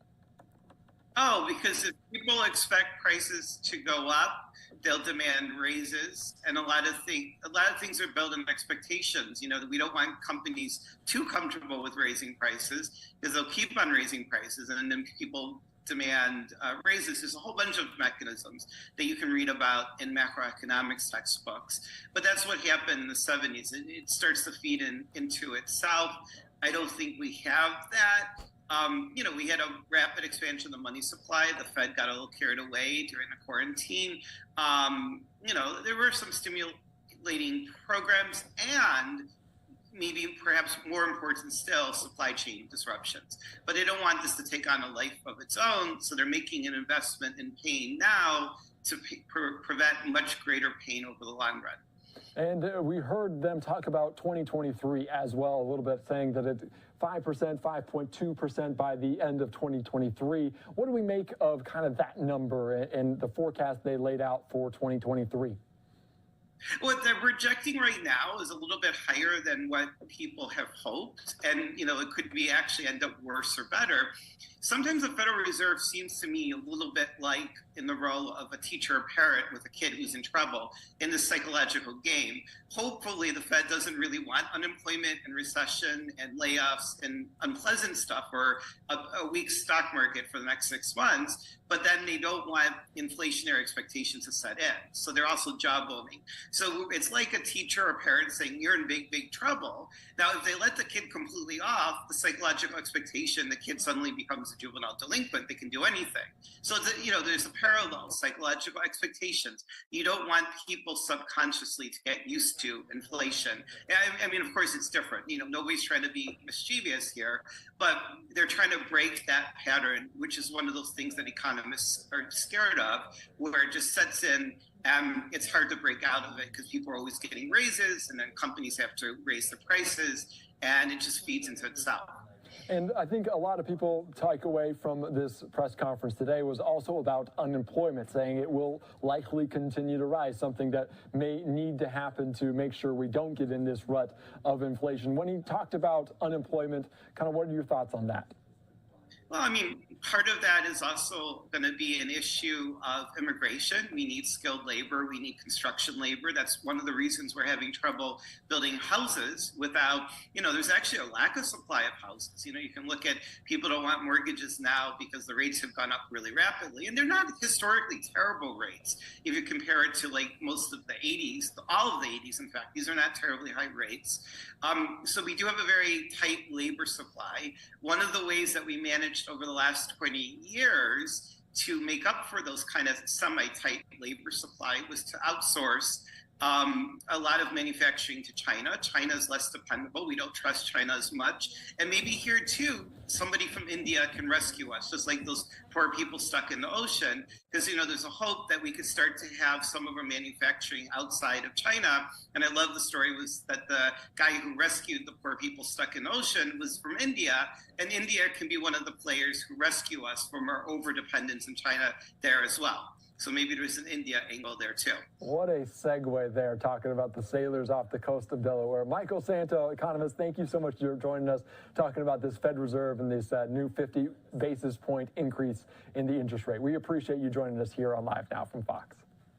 You're very welcome. All right, thank you again, as we're following that very closely here on Live Now from Fox. Obviously, Jerome Powell at the podium earlier on today talking about this new interest rate increase that was going on. Of course, a lot of people keeping their eye on this interest rate as it goes up by half a point. We're going to be joined now by our economist here on Live Now from Fox, Michael Santo. Thank you so much for joining us here on Live Now from Fox. Obviously, we expected 50 basis points. All right, a huge thank you to Live Now from Fox's Andy Mack for bringing us that insightful interview. Now, there's also been a decline in home prices, and this is bad news for some homeowners. An alarming number of new homeowners are finding out that they owe on their mortgage, which was more than what their home is currently worth. So victims of a housing frenzy that pushed prices sky high. An estimated 250,000 Americans who took out a mortgage this year are now underwater. Another 1 million have less than 10% equity. That means roughly 1 in 12 homes bought in 2022 are underwater. And it's even worse for individuals with government-backed mortgages. About 25% of those buyers this year now owe more than their home is worth. So during the pandemic, demand was so strong and inventory was very low. So buyers even waived some home inspections and appraisals or paid hundreds of thousands of dollars over their asking price. All right, that wraps up our consumer news block. We'll have more top stories right after this.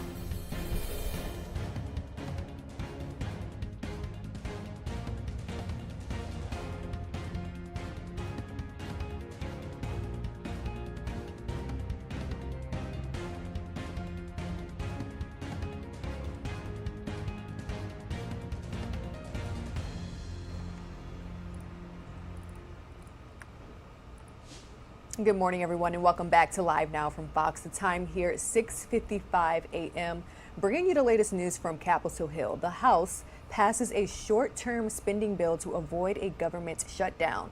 Wednesday's vote is a one-week Band-Aid that keeps the government funded through next Friday, but it gives lawmakers more time to work on the full $1.7 trillion package that will cover the full fiscal year. The bill passed by a 224 to 201 vote, mostly along party lines. House Republicans largely oppose a long extension, instead calling for a short-term fix through the first quarter of next year, when they will have a majority in the chamber. But many Senate Republicans fear that delaying negotiations that long could lead to a shutdown. Senate GOP leader Mitch McConnell says that he favors the full-year bill. The final bill is expected to include $858 billion in defense spending, $37 billion in additional aid to Ukraine, and an election measure that would make it more difficult for lawmakers to object to a state's electoral votes in an effort to avoid another January 6th scenario.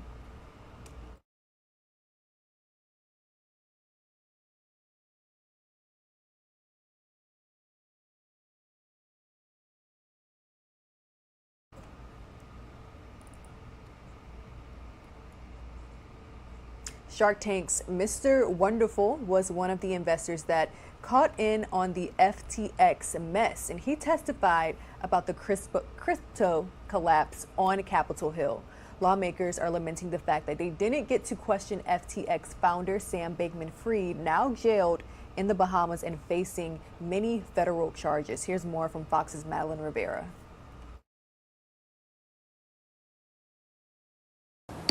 Senate Banking, Housing, and Urban Affairs will come to order. Congress is looking for answers. How did the third largest crypto exchange implode?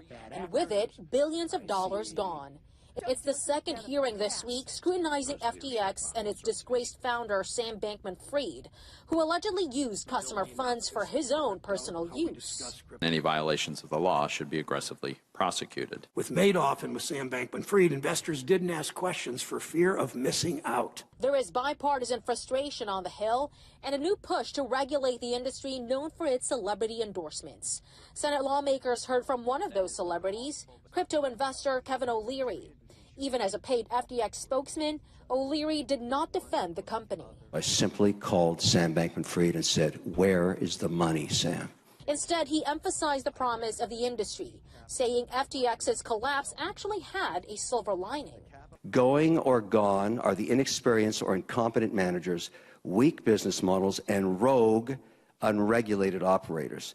On the other side of the debate, the Senate Banking Committee heard from a crypto skeptic and actor known for his role on the OC. In my opinion, the cryptocurrency industry represents the largest Ponzi scheme in history. Not there to testify, Sam Bankman-Fried. He was arrested Monday right before he was set to testify before Congress. Now he's facing a range of charges from fraud to money laundering. Bankman-Fried could face 115 years in prison if convicted. In New York, Malta Rivera, Fox News. And in case you missed that testimony from Kevin O'Leary, who is a Canadian businessman, entrepreneur, and television personality, you may know him as an investor on the popular show Shark Tank. Let's listen in.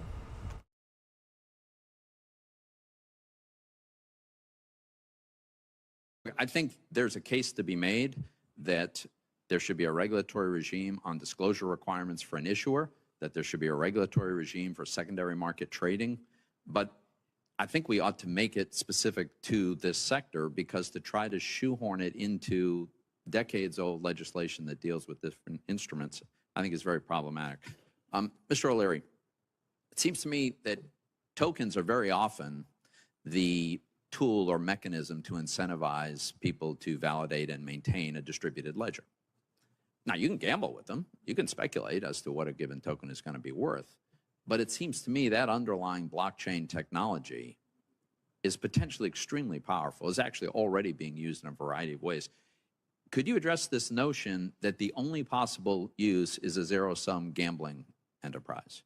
No, I don't agree with that at all. It's preposterous to say that. The potential of blockchain technology in authenticating physical assets and contracts and tokens, as you suggest, is incredibly powerful. In fact, I think what's going to happen as we peel the onion on FTX over the next year or two is the shining outcome of the success of the blockchain to track these assets will become the focus of everybody. We will realize every security or token that left FTX, left Alameda, got traded between shareholders, all tracked irrefutably on the blockchain. The power of this technology is very harnessable, very powerful, and of course we should lead the world in it because so much of it is developed here. The hottest hands coming out of MIT right now, where do they want to work? A third of the class. They want to work on the blockchain.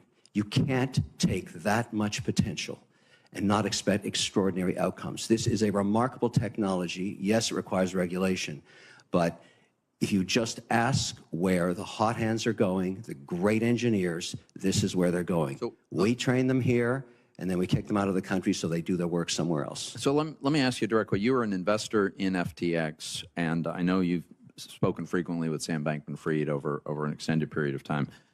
Why do you believe FTX failed? I have an opinion. I don't have the records. Here it is. After my accounts were stripped of all of their assets and all of the accounting and trade information, I couldn't get answers from any of the executives in the firm, so I simply called Sam Bankman-Fried and said, "Where is the money, Sam?" He said he had been refused access to the servers. He no longer knew. I said, "Okay, let's step back. This is a simple case in my mind of where did the money go?" And I said, "Sam, walk me back 24 months. Tell me the use of proceeds of the assets of your company. Where did you spend it?" And then he told me about a transaction that occurred over the last 24 months, the repurchase of his shares from Binance, his competitor. I didn't know this at the time, but at some point, CZ or Binance, who runs Binance, purchased 20% ownership in Sam Bankman-Fried's firm for seed stock. And then, over time, and I asked him, what would compel you to spend $2 billion was the number he was giving me at that time. Later, in a subsequent conversation, about 24 hours later, he told me it could have been as much as $3 billion to buy back the shares from CZ. I asked him, what would compel you to do that? Why wouldn't you keep your assets on your balance sheet? And why would you offer this to just one shareholder? He said, because every time we went to get licensed in different jurisdictions, because you must understand the prize of crypto is to get regulated. For all the talk we say about Bitcoin and everything else, no institutions own this. I work for the sovereign wealth and pension plans. They don't touch this stuff because it's unregulated. Between these two, let's call them frenemies, because they obviously were potentially the two largest shareholders in the firm, they had a disagreement. They had a falling apart. Apparently, according to Sam Bankman-Fried, CZ would not comply with the regulators' request in these different geographies, these different jurisdictions, to provide the data that would clear them for a license. He withheld it, according to Sam Bankman-Fried.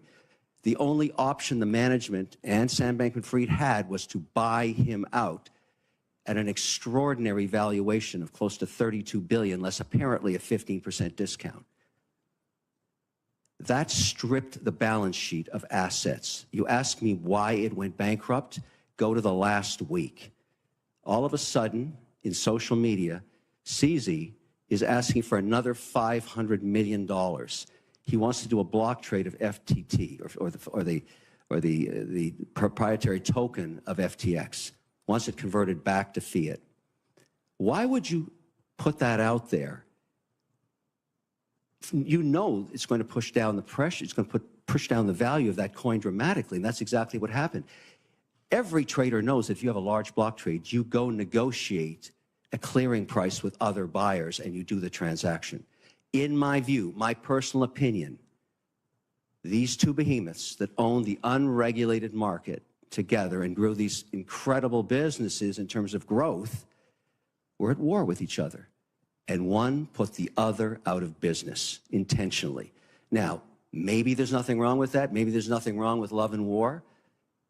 But Binance is a massive, unregulated global monopoly now. They put FTX out of business. Now, lots of other reasons, I'm sure, but that's my personal opinion. That is what Sam Bankman-Fried told me in terms of where the assets went. Why should we care? Single reason. I'm a shareholder. You tell me the two largest shareholders do a transaction together, that's a related party transaction. I'm not sure that's okay. Maybe I want a Madoff clawback on those proceeds. Maybe I want to pursue that. Mr. O'Leary, I'm sorry, you're about 3 minutes over. You have a follow-up, Senator Toomey? I had another topic, so if we do a second round, I'll take it up then. Thank you, Mr. Thank you. Senator Reid of Rhode Island. Well, thank you very much, Mr. Chairman, and thank you, panel, for your insights. The restructuring officer, John Ray, described in detail the absence of audited or reliable financial statements, absolutely no internal controls. Professor Allen, I'd like to ask a few questions about FTX and how they were able to get away with essentially cooking the books. First, was FTX a publicly traded company? No. No. As a private company, was FTX required by law to disclose basic information to the public about its business, like audited financial statements? No. Was FTX required to disclose transactions with related parties, like Mr. Bankman-Fried's hedge fund called Alameda Research? No. And also Mr. O'Leary's example, that would be required to be disclosed.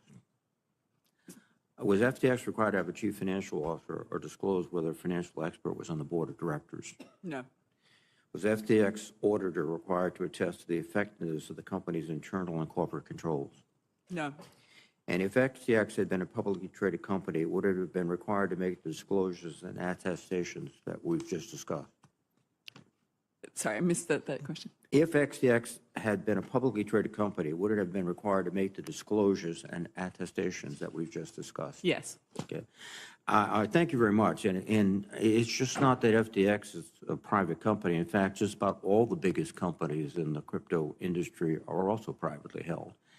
In September, I introduced S4857, the Private Markets Transparency and Accountability Act, which would require the nation's biggest private companies, including FTX, to disclose basic information about their financial condition and comply with basic corporate governance requirements.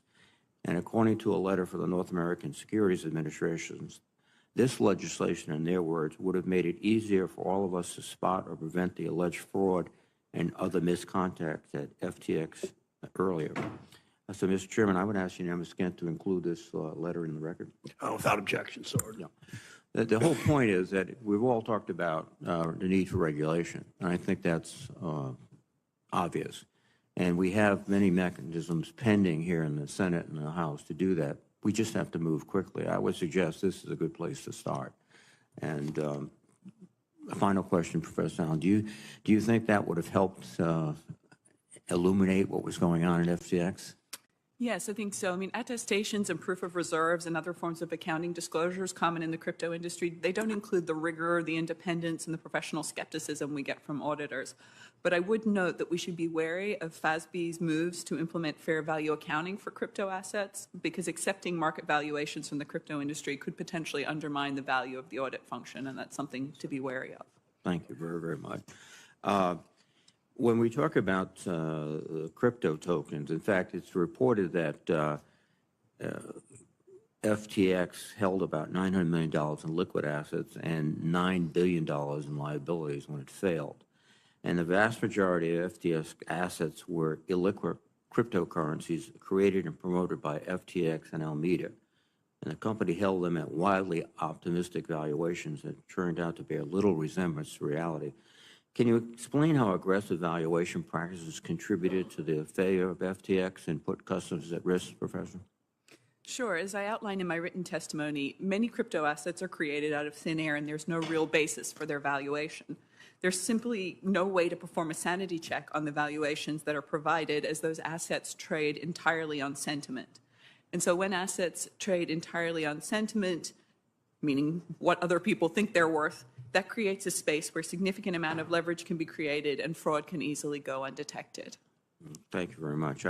Again, I think the one theme that seems to be consistent is that the need to regulate not just this industry, but private entities that are controlling a huge amount of funds that are investing in ways that are not obvious to the public or even to their own shareholders or equity owners. And we have to move, and I would suggest as a starting place, the legislation I've proposed. Thank you, Mr. Chairman. Thank you, Senator Reid. Senator Menendez of New Jersey is recognized. Thank you, Mr. Chairman. A lot of securities regulation essentially comes down to one thing: what actions are and are not permissible when one person is handling another person's money. And by and large, we in Congress, the securities industry, and the general public have agreed on the major principles that should guide that activity. For instance, as you point out in your testimony, Professor Allen, brokers are not permitted to use customer funds to finance their business. They are required to fully disclose conflicts of interest. And when dealing with retail investors, they are required to go further and mitigate certain conflicts. FTX didn't seem to have done any of this, and if they had, it seems like a lot of harm would have been prevented. So, Professor Allen, is there any reason why we shouldn't apply the same broad regulatory principles that are now in place with the traditional financial sector to digital assets? I see no reason. The reason we typically hear is that crypto is different because it's decentralized, but in fact, it's not decentralized. At every level, there are people controlling things. So, we heard that that Bitcoin was decentralized. Well, Bitcoin is controlled by a few core software developers, fewer than 10, and they can make changes to the software, and then that software is implemented by mining pools, and there's just a few of them. So in all these spaces, there are definitely people, often a very few people, pulling the strings. But the fact of the matter is that they are unidentified and unregulated, and that is not an ideal space to be in. Yeah. Mr. O'Leary, in your testimony, you said you hope that the events at FTX would, quote, put renewed focus on implementing domestic regulation. Do you agree that FTX customers and perhaps your own investments would have been better off if FTX had complied with the existing regulation we have that bars brokers from trading with customer funds? Absolutely. But they were not compelled to do that because they were offshore and unregulated. I think the model will not work. There's examples of how regulated exchanges that are attached to broker-dealers have worked. You only have to look up to Canada, the OSC order, where BitBuy wallets are controlled by the regulator. They limit the number of tokens. They limit the margin. They limit the lending. They do an exhaustive test of proof of reserves. And that's just the rules they implemented that they just copied from their own exchanges. Right. We need to do the same thing here. It works. It's been proven to work. There's millions of Canadians that have accounts that are working under a very strict regulatory environment. We can implement the same. Well, I agree. We already know what should and should not be allowed when one person is handling another person's money. Whether we're talking about a new celebrity-endorsed coin or an index fund, I think we'd be well served to keep in mind the basic principles that have largely saved and served investors and the markets well for decades. As I was listening to some of your testimony back in my office, it all seems like you looked at this as more of a security than a currency at the end of the day, and that makes it pretty clear for me. In the wake of FTX collapse, many crypto firms have attempted to reassure the public of their soundness by hiring outside auditors to provide proofs of reserve. However, the quality of these audits are inconsistent and oftentimes provide an incomplete picture of the company's assets and liabilities. Professor Allen, can you explain some of the flaws in these reports and why they are not as helpful to investors as the crypto industry claims? Well, there is the fundamental issue that where do you even get the valuation number from these assets? Do we treat them on a sort of a fair value accounting basis? If so, we're essentially accepting whatever the market says about these asset prices, and then they're entirely based on sentiment. So, in addition, even if we put that aside, the actual attestations, et cetera, that we're getting, as I said, they don't have this skepticism that we expect from professional auditors who look at the financial statements to find red flags. They're required to look for red flags. In these attestations and proof of reserves, it's basically just the accountants sort of reporting what they've been told by the industry. No. One of the things I'm concerned about is the extent that cryptocurrency becomes integrated with the financial system, and therefore the risk to the financial system, which up to now has been pretty stable. And that is something I'm concerned about. Let me close on this. Prior to its collapse, FTX was well known for huge spending on celebrity endorsements. Dozens of sports stars, actors received millions of dollars to generate hype for FTX and assure the public that crypto was a safe investment. There have even been reports that FTX was pursuing a $100 million sponsorship deal with Taylor Swift earlier this year, even as the firm was hemorrhaging money. So FTX isn't the only firm doing this. Endorsements from public figures are just one of the factors contributing to misinformation about crypto. Mr. Shanken, how can we combat the spread of crypto disinformation and encourage investor education? Use words that are accurate. The cryptocurrencies are not currencies. We need to classify them as securities properly. I also think that we should consider treating crypto like gambling and having potential limitations on advertising and disclosures. Thank you, Mr. Chairman. Thank you, Senator. Senator Tester from Montana is recognized. Yeah, I want to thank the chairman and ranking member for having this hearing, and I want to thank the folks who testified today for being here to testify. I appreciate it. I am concerned that we're signaling to people that this is a credible and sound investment. But as we've seen lately, there are clearly bad actors. Crypto has been peddled everywhere from the internet to the Super Bowl as get-rich schemes or safe places to put your retirement savings. But things look pretty uncertain right now, and that's a best-case scenario. Ultimately, I want to make sure the taxpayers aren't left holding the bag. These may be interesting technologies, but I've yet to see how it can be useful in a real world without substantial risk to for Americans. I'm skeptical, but I'm here to hear from both you, the proponents and opponents, and that's why I'm glad you're all here today. Professor Allen, when you were in front of this committee about a year ago today, as a matter of fact. Exactly. You discussed similarities with synthetic products, and you highlighted concerns that, unlike 2007, these products are targeted at institutions and individuals. As we've seen larger and larger issues play out in this industry over the past year, how has your concern that you expressed a year ago played out?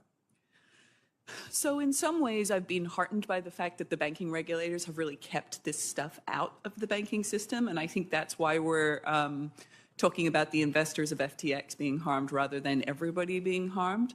But still, I mean, I think the idea that crypto is trying to disrupt banking is inaccurate. Crypto and banking would love to merge, and it's the regulators that are keeping them apart. And so as we look at the banking industry trying to dip their toes into this water, I think there are a few causes for concern. Bank of New York Mellon is custodying crypto. JP Morgan is doing trades on permissionless blockchains. So I think we need to firm up this separation between crypto and banking in order to protect the broader financial system. But as I said, I think banking regulation has held up pretty well so far. For you again, Professor Allen, the new bankruptcy-appointed FTX CEO has warned that the U.S. entity is not solvent. American customer accounts are in doubt. What does this mean for the consumers who are utilizing FTX? Well, in the short term, it means that they are not going to be able to access their funds because they're tied up. In the long term, it means that they may not have any funds. So that is, I mean, really devastating. And we have to think about how much of this we're willing to tolerate in the name of innovation.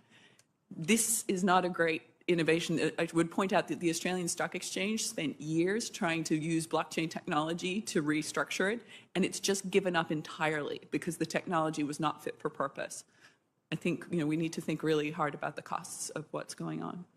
So could you tell me what this could have meant for taxpayers if legislators had gone further with blessing this industry? Sure. The size of the subprime mortgage market in 2007 was estimated to, and I don't have my figures here, but I think it was about 1.3 trillion. And, we've just talked about a crypto industry, and as I said, the valuations are crazy in crypto, but we've talked about an industry that's shrunk, apparently from 3 trillion to under 1 trillion. So if that amount of assets or exposure had been brought into the existing financial system, intertwined with our existing financial system, then the banks would have been in a very serious problem. They wouldn't have been able to lend. They would potentially not be able to process payments. All the things that we count on for our broader economic growth would be jeopardized. Do you think there would have been an inherent response that would have required Congress to step in and bail out folks like happened in 2008? Absolutely. It's simply untenable to let the economy tank like that. I mean, that's just the fact of the matter. And so that's why I think it's so critical that crypto be segregated away from banking. We do not want to make it too big to fail. It's too big to fail is problematic with any asset class. An asset that has no productive capacity, that doesn't serve any capital formation function, that just is crazy. Mr. O'Leary, in one of the answers to the other to one of the other senators' questions, you said that the prize for crypto is to get regulated. Is that because it gives it credibility? It can't exist for the institutional client. The potential of crypto is for it to be indexed with sovereign wealth and pension, where about 70% of the world's wealth is actually managed. There's great interest there, particularly around Bitcoin and Ethereum and a few other platforms, but they have no infrastructure to apply to their compliance platforms. When you are managing a $900 billion fund, every day you have a massive compliant infrastructure that marks to market all your positions. There is no infrastructure for crypto. I want to make a note here just around this regulatory issue that you're raising, and it's a good one. Of all the entities that went to zero, that went to bankruptcy in the FTX portfolio, the only one that is not bankrupt out of the 130 plus, and this is, you know, probably the best evidence of why we need regulation, is Ledger X. All right, guys, the time is now 7:22. Good morning, and thank you all so much for streaming live now from Fox. In case you missed it, we're taking a look back at that FTX crypto crash Senate hearing. We have here Mr. Wonderful, also known as Kevin O'Leary, testifying on exactly what led up to this event. Many people in Congress looking for answers. How did the third largest crypto exchange implode? And with it, billions of dollars gone. This is the second hearing this week scrutinizing FTX and its founder, Sam Bankman-Fried, who allegedly used customer funds for his own personal use. Let's take a 2-minute commercial break. We'll be right back.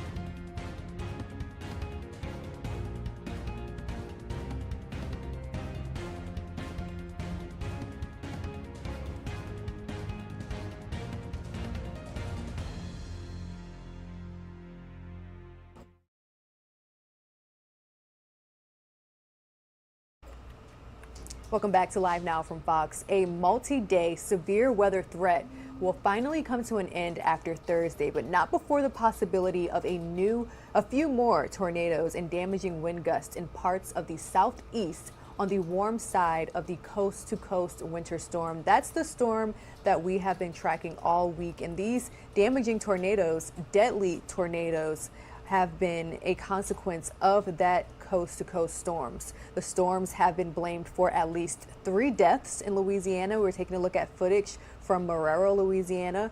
A mother and her 8-year-old son were killed on Tuesday night in Caddo Parish after an EF2 tornado destroyed their home. The 3rd death was reported Wednesday afternoon during a suspected tornado that struck St. Charles Parish. So as you can see here, significant damage has been reported throughout the state of Louisiana and even in the New Orleans area after an apparent tornado touched down there late Wednesday afternoon as well on the eastern side of the metro, the area of Marrero, which is the location to another twister that also hit that same area last month. So more than 50 tornadoes have been reported since Tuesday from Oklahoma and Texas eastward to Louisiana, Mississippi, Alabama, Florida, and Georgia, according to the National Weather Service. And as of this morning, nearly 24 tornadoes have been confirmed by the National Weather Service survey teams. 7 of them have been rated EF2 or more in Louisiana. There was also an EF3 rating with winds gusts of up to, up to 140 miles per hour. So we are going to continue to track the aftermath of tornadoes. As you can imagine, teams are still surveying the damage there, but we are seeing again wicked winter weather stretched from coast to coast. Here's more.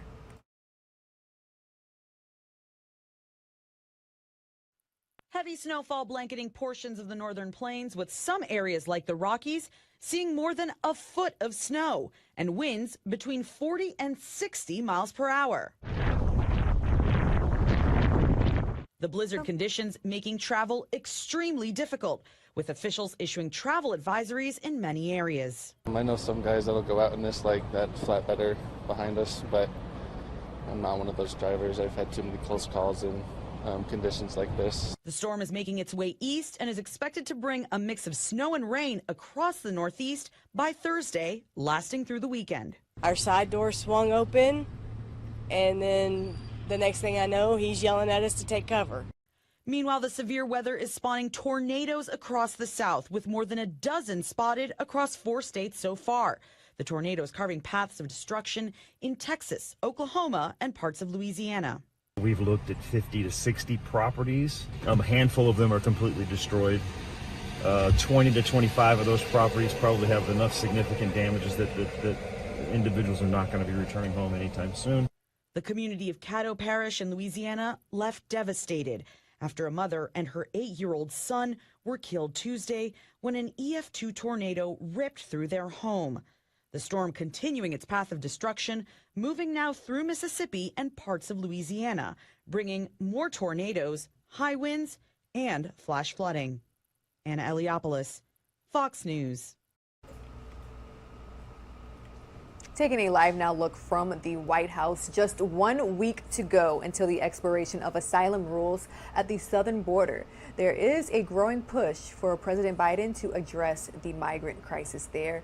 Now, once Title 42 goes away, some experts expect a massive influx of illegal immigrants. Even Democrats are now calling for action. Fox News White House correspondent Peter Ducey has more. The floodgates are open. Title 42 is lifted. You're going to see the dam break. One idea for a Title 42 replacement? Let many migrants fly across the border instead. The Wall Street Journal reports thousands could soon apply for asylum from home in Venezuela, Nicaragua, Cuba, and Haiti and travel by plane if approved. The White House is also reportedly planning to ask Congress for at least $3 billion to deal with the border. We have been talking to Congress about resources, additional resources that may be required. A brand new Fox News poll finds President Biden underwater on immigration, just 35% approve, 61% disapprove. The only big issues he's worse on, China and inflation. He won't even go and tour the border. He's been in office in more than 40 years and has never been to it. How does he understand what's going on? A group of Senate Democrats wrote to DHS Secretary Mayorkas about post-Title 42 plans and got nothing. We sent a letter very similar 3 weeks ago that said, hey, where's your plan? We never got a response back. So would you ask them to wait? I think that if they don't have a plan, then they need to wait to end. Then there's a bipartisan group of lawmakers that wrote to the White House, in part, DHS has not outlined a viable plan to maintain operational control of the southern border. One of the Democrats who signed on to that letter says the White House has left them hanging. I haven't. I don't think Senator Joe Manchin has. I don't think Senator Cornyn. I don't think my good friend Tony Gonzalez has. We haven't heard from them. One thing Biden officials really don't want is a border wall made of shipping containers. Officials in Arizona had been using empty shipping containers to fill in some gaps in the border wall. They are now being sued by the Biden administration and being told not to do that on federal land. At the White House, Peter Ducey, Fox News. You're the best things that ever happened. You're the best thing ever. Gladys Knight headlining the African Leaders Summit there at the White House. President Biden hosting African leaders at the White House Wednesday night. It's a part of his administration's effort to push more economic initiatives in Africa amid rising influence on the continent from Russia and China. Biden has vowed to invest $55 billion in Africa over the next 3 years in a new infrastructure, tech and technology advancement, as well as in public health spending. This is the first time since 2014 that African leaders have been invited to Washington. Can you believe that? In case you missed it, here's a few words from President Biden.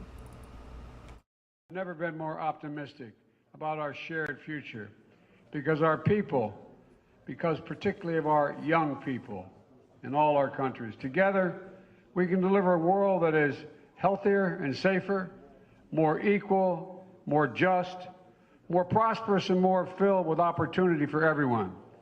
So please join me in raising your glass if I can find one. This is mine here. Raising your glass to the people of America, to the people of the United States, to the people of Africa, and to the promise and potential of our partnership. Hear, hear.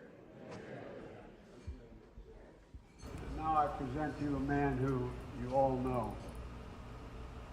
And more news from Capitol Hill. Lawmakers are unveiling a bipartisan plan to possibly ban China's TikTok, owned by the Chinese-based company ByteDance. Lawmakers across the country are saying that it is a threat to national security. Republican governors in Alabama, North Dakota, and Iowa are joining a growing number of GOP leaders in banning TikTok among state-owned devices. The decision comes amid fears the app, which is owned by the Chinese company ByteDance, collects data from users that Beijing could use for spying purposes. New York could be the first state with a Democratic governor to make the move. State Senator Kevin Thomas is sponsoring the legislation. This is the national security issue when you have a foreign government such as China that rivals us, and they're using data that they collect, in order to manipulate us. This is something that any state government would back. A TikTok spokesperson denies allegations the app shares information with Chinese officials, adding, quote, "It is unfortunate that the many state agencies, offices, and universities on TikTok in those states will no longer be able to use it to build communities and connect with constituents." Meanwhile, TikTok is also now facing a potential challenge on Capitol Hill.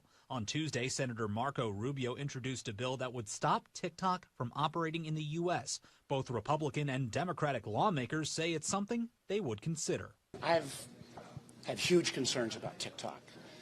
The U.S. military has already prohibited from service members using it. I'm hearing disturbing reports about some security threats that it can prevent, so it's worth considering. TikTok says it's working with the federal government to improve its data protection policies. In New York, Matt Napolitano, Fox News. The time is now 7:35. Let's take a 2-minute commercial break, but stay with us because right after this, we'll bring you all the latest on a heartbreaking story. Dancer Twitch has died. We'll bring you more details after this commercial break.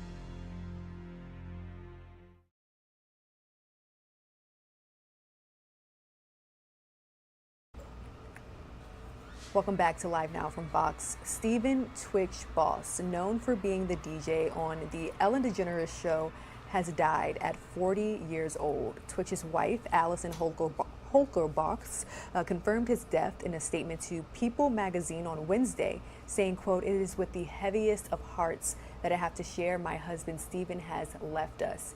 He was the backbone of our family, the best husband and father, and an inspiration to his fans." Twitch rose to fame in 2008 on the dance competition show So You Think You Can Dance, later becoming Ellen's DJ in 2014, and then the daytime show's co-executive producer in 2020. He also starred in movies Step Up and Magic Mike. According to TMZ, Twitch took his own life. He is survived by his wife and 3 children. This is also raising the issue of mental health awareness, especially during the holiday season. Here's more from Live Now from Fox's Shirley Deskerbeth. You're watching Live Now from Fox. I'm Shirley Deskerbeth. Well, people from around the world are reacting to the shocking and tragic death of producer and dancer Stephen "Twitch" Boss. He is being remembered for his presence and joy that lit up a room, but his death also brings to light mental health struggles, especially in Black men. Well, joining me right now is Claude King. He is a licensed clinical counselor with Beverly Therapists out of Chicago. Claude, thanks so much for joining us here on Live Now from Fox. And I'm sure this news of Twitch's death obviously was shocking for you. Can you share with us just some of your initial thoughts when you heard the news? Yes, it was the first thing that I saw on my timeline when I woke up this morning. And I wasn't too familiar with him, but I remember him being on the Ellen DeGeneres show. And I just remember him being a very lively, jovial person, full of energy. I know that he was a dancer as well too. So it really was a shock for me to hear that that he was dead. But then also when I found out that it was by suicide, I was very sad. So I felt, bad for him, of course, but then also his family that he left behind. Certainly. And Twitch, he seemed to have a lot going for him. He was attractive, successful, and also had a beautiful family. So it seems that obviously there was something wrong there. But let's talk about mental health struggles. Claude, in your experience, how prevalent are mental health struggles in the Black community and also in Black men? It's very prevalent in our community, just like with any other community. I think the difference for us is that we're less likely to reach out for help. And, that's for a variety of different reasons. And to just kind of go back a little bit, the suicide rates for Black men have been exponentially increasing over the last several years. So there's definitely an issue there. And the Black community and Black men especially are less reluctant to reach out for therapy services. And that could be due to a variety of different issues. I think a lot of it centers around this idea of Black masculinity, and a lot of it is rooted in being strong, not showing any weakness or any vulnerability. A lot of men pride ourselves in being able to just handle the weight of the world and being the providers and protectors for our family, and not having the room or space to be able to be vulnerable or to express any type of emotion or to cry. So a lot of us are literally suffering in silence as a result. And then we have situations like this where, a very successful man who presents as very happy and kind of has his life all together, will take his life. So it's definitely an issue in our community that I think people are starting to take more serious. Claude, would you say there's also some mistrust there that also prevents Black men from seeking treatments? What have you seen in your practice, in your profession? Oh, absolutely. And thank you for bringing that point up. There's definitely a mistrust in our community of healthcare professionals in general. And that dates back to things like the Tuskegee Airman experiment, where Black men were injected with syphilis, and they were studied over a course of several decades. And our community remembers things like that, and we are less reluctant to go to mental health professionals for therapy. A lot of that has to do with, there is a lack of clinicians of color, especially Black male clinicians in this country. And ideally, when you want to go talk to a therapist, you want somebody that looks like you or can at least relate to your experiences somewhat. So there's a lack of Black clinicians. Oftentimes, too, there's a issue with insurance, too. So if you don't have the insurance that particular therapist accepts, or you're not able to pay $120 or $130 out of pocket every week to go see a therapist, the cost can be an issue as well. You brought up the role of Black masculinity. Let's unpack that some more here. What exactly does that mean? What does that mean that a Black man should look like, or how they should be in society? What have you seen in your medical practice that how a Black man should present themselves? Yeah, a lot of Black men feel that they have to be strong. They have to hold it all together. A lot of Black masculinity is rooted in those things. Unfortunately, like showing signs of weakness or vulnerability or crying is seen as being weak to a lot of Black men. And as a result, Black men just internalize a lot of those feelings, and we hold it in and try to keep it together. And it ends up really manifesting itself in a lot of different ways, because that internalization of these feelings that they have can turn into feelings of anger or rage. And we see a lot of examples of men just kind of acting out and being very angry. And that's a result of a lot of vulnerable feelings that they've been trying to suppress and internalize. To go a step further, people don't realize this, but when you hold in stress for a long period of time, it can actually manifest into a lot of physical health issues, like high blood pressure, diabetes, tumors, cancers in the body, digestive issues. And a lot of times we're seeing that in Black men, and we're not realizing that it's connected to this internalization of stress and emotion that's not being expressed. Let's talk about the last 2-3 years, the pandemic as a whole. Obviously, that was incredibly difficult for the world, but also obviously for Black men. I mean, they saw images of their bodies being brutalized. Obviously, here I'm talking about what happened with George Floyd and so many other men. Just go into depth about that experience for Black men. Yes. Anytime you're watching any type of violence on media, TV, social media, and it's being done to your people, to your community, it can trigger a vicarious or secondary trauma. So you're not the one that's experiencing it directly, but if you're continuing to be exposed to these images and these videos, you can have a traumatic response yourself.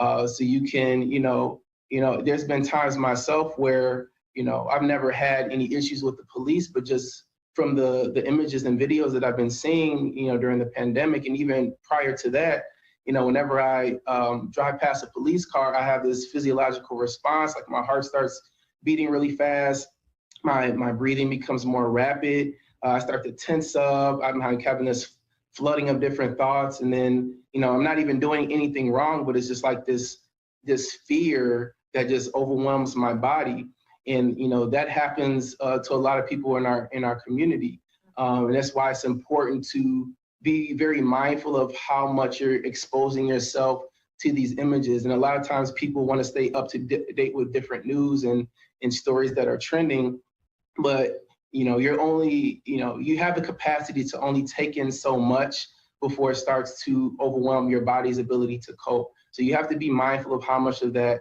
information that you're taking in. And if you need to take a break from watching TV or social media, then you definitely should prioritize that.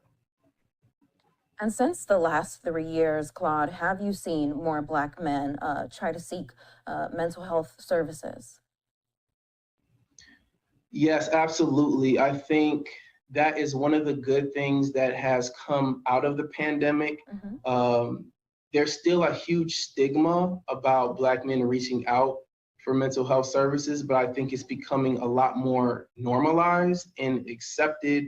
And I owe that to a lot of celebrities, athletes, and other like celebrities and entertainers that have been very vocal about their mental health issues. I'm thinking about Kevin Love right off the back and his struggles with depression.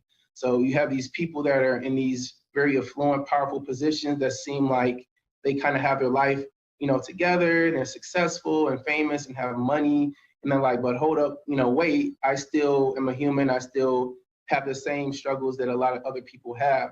So, people of that status speaking up, I think, helps to normalize a lot of things for everybody else. And it lets us know that it's okay to reach out to seek therapy. And Claude, obviously, you're a Black man, you're a therapist. Tell us, how have you seen therapy help someone's life or even save their life? Yeah, therapy is truly a transformative experience. I have all types of people that come see me at my practice, people that are coming in that are depressed, struggle with suicidal thoughts, people that are anxious, people that have experienced traumatic incidents in their childhood, physical abuse, sexual abuse, things of that nature, people that are struggling with couple and marital issues. And, they come in and they're just really just feeling like, this is like their last hope. They're feeling like, things are not going to get any better. And, or they're just like kind of ready to give up.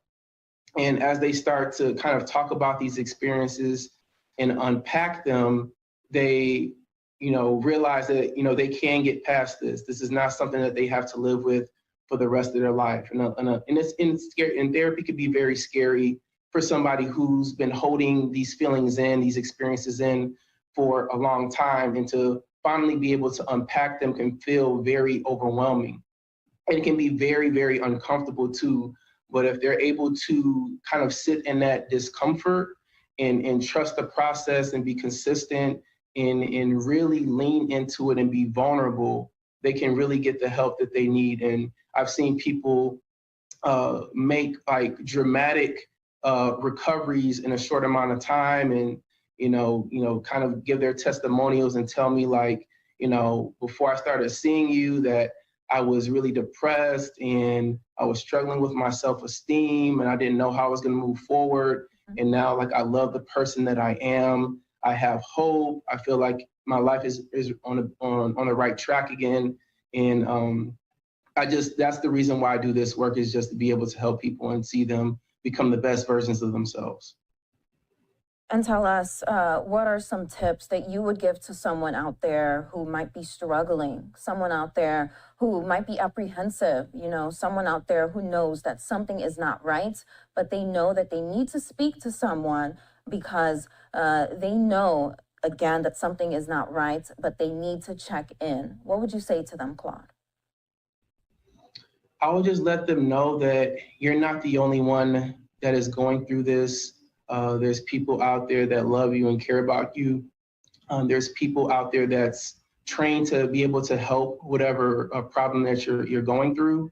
There's support, there's resources out there. The hardest thing for you to do is to reach out for help. But once you do, you have somebody that can help you overcome whatever issue that you're dealing with. So you don't have to continue to suffer in silence. There is help out there. So what's the first step someone should take? Let's say they know nothing at all. Yeah, the first thing that you can do, there's a variety of different ways that you can reach out to a therapist. Psychology Today is probably like the biggest directory of therapists that is available. So you can just go to psychologytoday.com and just search for a therapist based off of the area that you live in, whether you want a male or a woman therapist, and then the type of insurance you have, or if you want to pay out of pocket. And then also you can filter by the issues that you're dealing with. So, anxiety, depression, marital issues, you can filter for that. There's also therapyforblackgirls.com. There's therapy for Black men as well. And a lot of other, you could do like a simple Google search for a therapist. And that's probably the best route to go if you're having a hard time getting in contact with a therapist. Maybe you might know a friend or a family member who is in the medical field that can also provide some referrals and help you out that way. Okay. Well, obviously, this is such a broad topic. We could be discussing this for an hour here. Claude, is there anything else you would like to add to this discussion?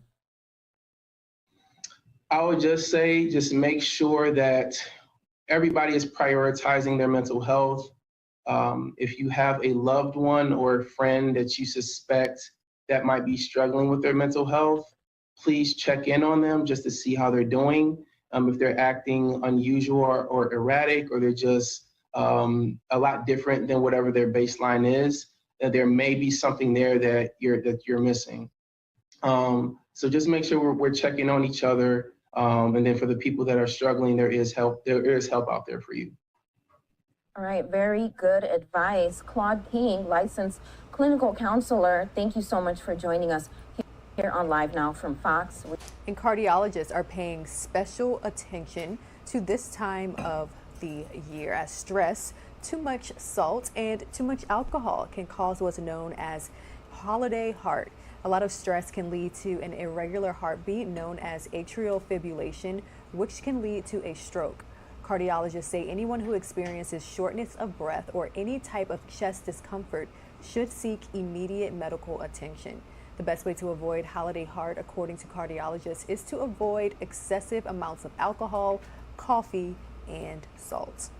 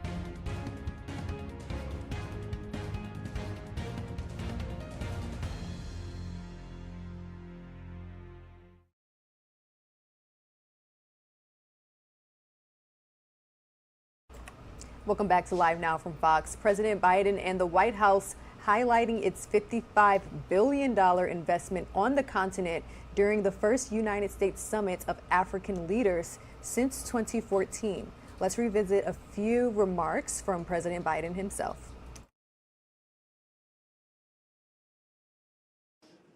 And, as you saw coming in, we've decorated the holidays around a theme. It's every year the president picks a theme or the first lady picks a theme for the holidays. And the theme this year was We the People. These are the first words of our Constitution and the very idea of America. And they're the leading words of many of your constitutions for we the people of Kenya, we the people of Namibia, we the people of Liberia, we the people of the Federal Republic of Niger, and so many others. We the people reminds us that our country's greatest strength lies in just that, our people. Our people lie at the heart of the deep and profound connection that forever binds Africa and the United States together. We remember the stolen men and women and children who were brought to our shores in chains, subjected to unimaginable cruelty. My nation's original sin was that period. We honor their descendants who for generations have helped build this country and propel it to higher heights, leading the charge, blazing new trails, and forging a better future for everyone in America. We celebrate an African diaspora community in the United States, millions strong, pulling America and the United States together in a tight embrace of family. I might add, that includes my former boss, a man I was honored to serve with, Barack Obama, beside him for 8 years, who convened the first U.S. African Leaders Summit back when he was president. As leaders, our people inspire us.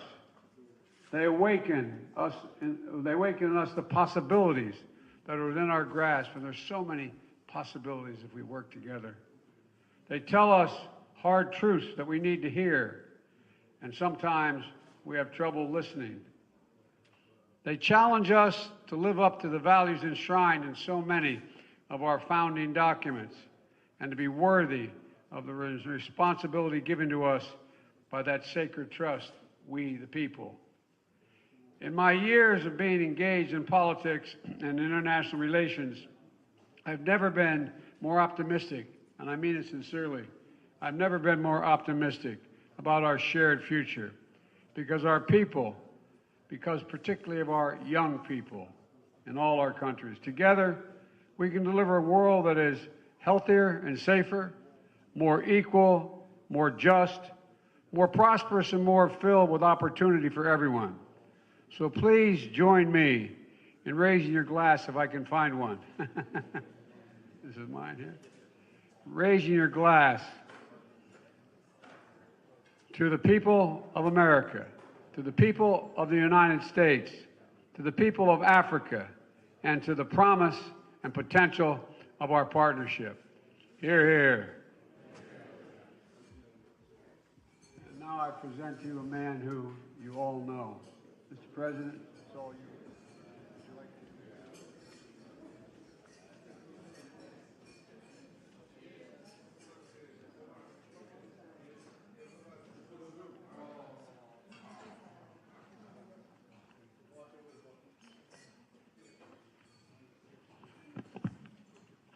Thank you very much.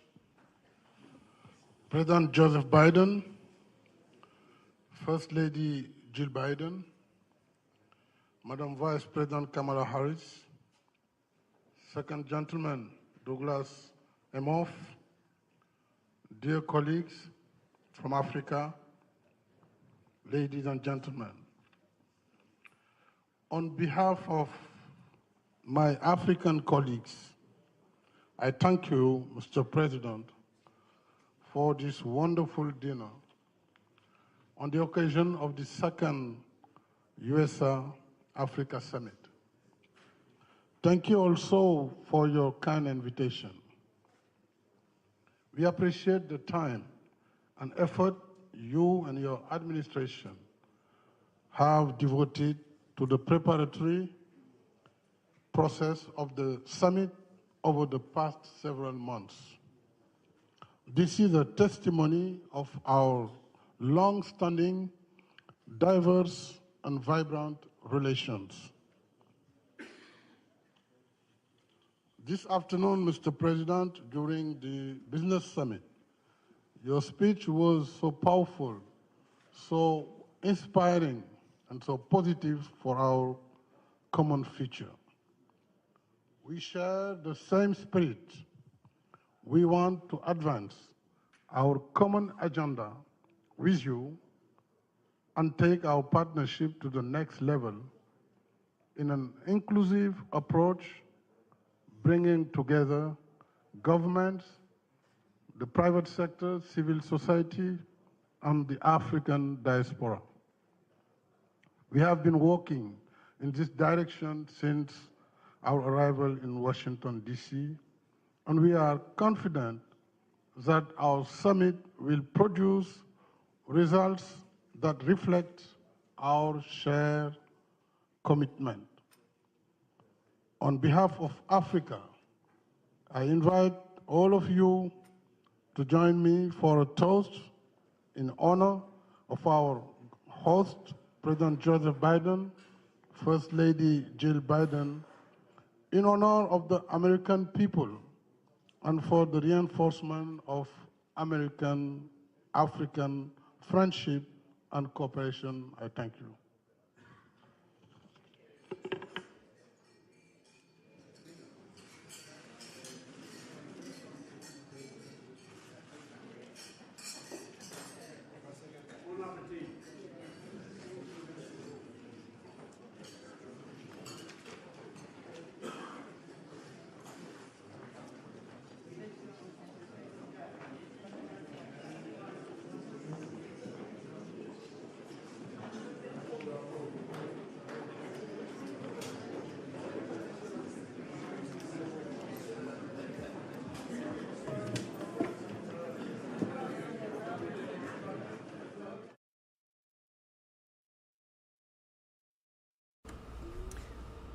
All right, everyone, time now is 8:05 if you are joining us on the East Coast, and it is 5:05 on the West Coast. My name is Josh Breslow, and I'm here to bring you all of your top stories from across the country and the world. As always, a lot going on here on this Thursday, or Little Friday as I like to call it.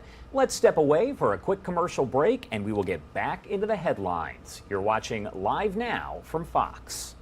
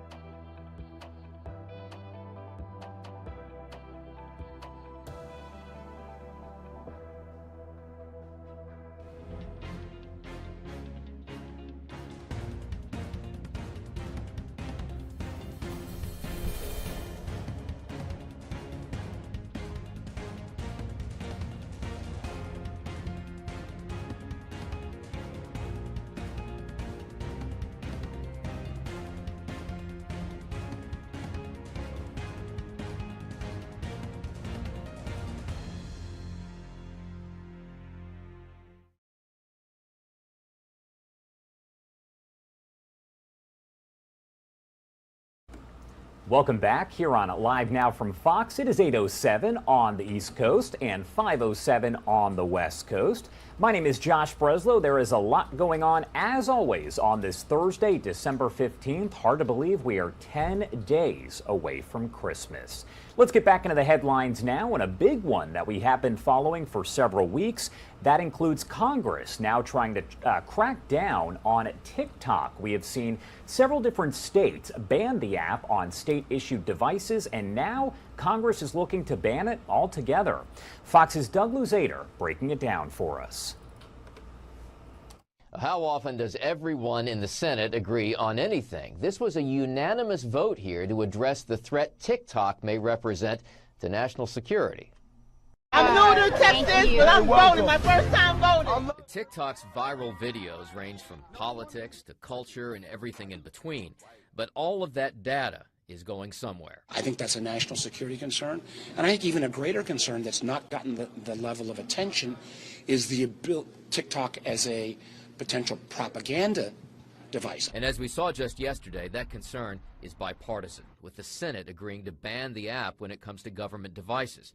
And TikTok says their data is secure, but the company's ties to China are creating more concerns.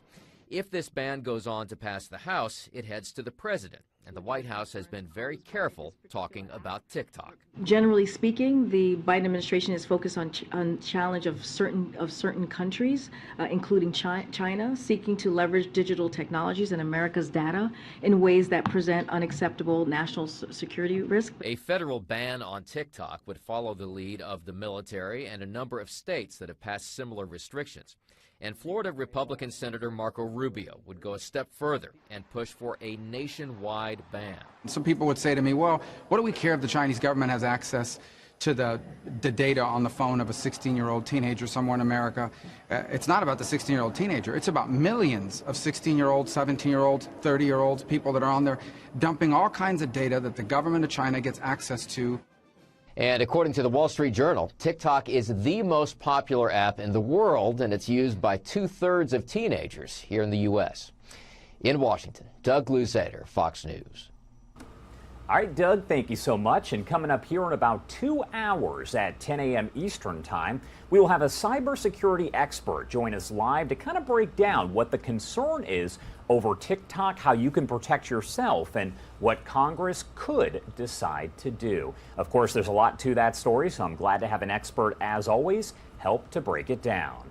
Another story we have been following: just yesterday, the Federal Reserve did announce an increase in interest rates of about 50 basis points. That brings the question for many people of what exactly does that mean? Our Live Now from Fox friends over in Phoenix helped to break it down for us. To be joined now by our economist here on Live Now from Fox, Michael Santo. Thank you so much for joining us here on Live Now from Fox. Obviously, we expected 50 basis points from Jerome Powell and the Fed, so we continue with this kind of trend. Was it as expected, and what do we do from here? Yes, 50 basis points was as expected. The talk from the Fed today, however, was a little bit tougher than expected. Implying that they might be going a little bit longer and higher, and that this will persist for a little longer. And half of this is jawboning by the Federal Reserve, because again, they're trying to break any chance of inflationary psychological expectations. They're playing psychological warfare, because if people get too used to inflation, it becomes a vicious circle, and then it sets in, and they don't want that. And obviously 50 basis points, this is the 7th time they've increased interest rates this year alone, but it wasn't the 75 basis points that we've seen in past. This is kind of a change, though. Like you said, they don't want to get into a cycle of it. You mentioned that they talked a little bit about they didn't want to get into a cycle of it. What does it mean when they say they don't want to get into a rut with inflation? Oh, because if people expect prices to go up, they'll demand raises, and a lot of things are built on expectations. You know, we don't want companies too comfortable with raising prices, because they'll keep on raising prices, and then people demand raises. There's a whole bunch of mechanisms that you can read about in macroeconomics textbooks, but that's what happened in the 70s. It starts to feed into itself. I don't think we have that. We had a rapid expansion of the money supply. The Fed got a little carried away during the quarantine. There were some stimulating programs and maybe perhaps more important still, supply chain disruptions. But they don't want this to take on a life of its own, so they're making an investment in pain now to prevent much greater pain over the long run. And we heard them talk about 2023 as well a little bit, saying that it 5%, 5.2% by the end of 2023. What do we make of kind of that number and the forecast they laid out for 2023? What they're projecting right now is a little bit higher than what people have hoped. And, it could be actually end up worse or better. Sometimes the Federal Reserve seems to me a little bit like in the role of a teacher or parent with a kid who's in trouble in this psychological game. Hopefully the Fed doesn't really want unemployment and recession and layoffs and unpleasant stuff or a weak stock market for the next 6 months, but then they don't want inflationary expectations to set in. So they're also job booming. So it's like a teacher or parent saying, you're in big, big trouble. Now, if they let the kid completely off, the psychological expectation, the kid suddenly becomes a juvenile delinquent, they can do anything. So, there's a parallel, psychological expectations. You don't want people subconsciously to get used to inflation. I mean, of course, it's different. Nobody's trying to be mischievous here, but they're trying to break that pattern, which is one of those things that economists are scared of, where it just sets in. It's hard to break out of it because people are always getting raises and then companies have to raise the prices and it just feeds into itself. And I think a lot of people take away from this press conference today was also about unemployment, saying it will likely continue to rise, something that may need to happen to make sure we don't get in this rut of inflation. When he talked about unemployment, kind of what are your thoughts on that? Well, I mean, part of that is also going to be an issue of immigration. We need skilled labor. We need construction labor. That's one of the reasons we're having trouble building houses without, there's actually a lack of supply of houses. You can look at people don't want mortgages now because the rates have gone up really rapidly. And they're not historically terrible rates. If you compare it to like most of the 80s, all of the 80s, in fact, these are not terribly high rates. So we do have a very tight labor supply. One of the ways that we manage over the last 20 years to make up for those kind of semi-tight labor supply was to outsource a lot of manufacturing to China. China is less dependable. We don't trust China as much. And maybe here too, somebody from India can rescue us, just like those poor people stuck in the ocean. Because, there's a hope that we could start to have some of our manufacturing outside of China. And I love the story was that the guy who rescued the poor people stuck in the ocean was from India.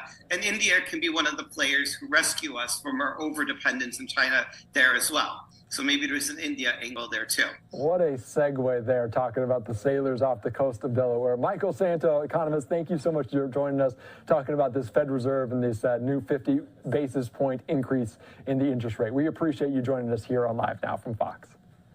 You're very welcome. All right, thank you again as we're following that very close. All right, thank you so much to our very own Andy Mack, speaking with an economist to help break it down. Coming up here in a little bit later in the morning, we will have Dr. Mike Walden, who helps to break down stories like this for us and what that Fed increase means, as well as the latest retail sales report. For now, it's the holiday season, and that means people are shelling out a lot of money. But how does it compare to years past? What are the new trends? I have so many questions here. So our consumer strategist, Lisa Miller, joins us live to break down what she calls a tale of two holidays here. Thank you so much for being with us. Good morning. So what do you mean by a tale of two holidays? Well, it's going to be very interesting this year because I think at the end, it might just be kind of just an average holiday season, kind of from a retail perspective. But if you break it down, let me just take you through kind of how people are feeling, where they're spending, what they're doing. So this tale of two cities. So the first thing is, as you know, I always like to talk about joy is in the air. And it still is, with over half of Americans happy and excited about the holidays. But on the other side, there's a little bit of anxiety and fear. And honestly, Josh, one of the things that I saw just recently, literally in data from 2 weeks ago, loneliness is still very up.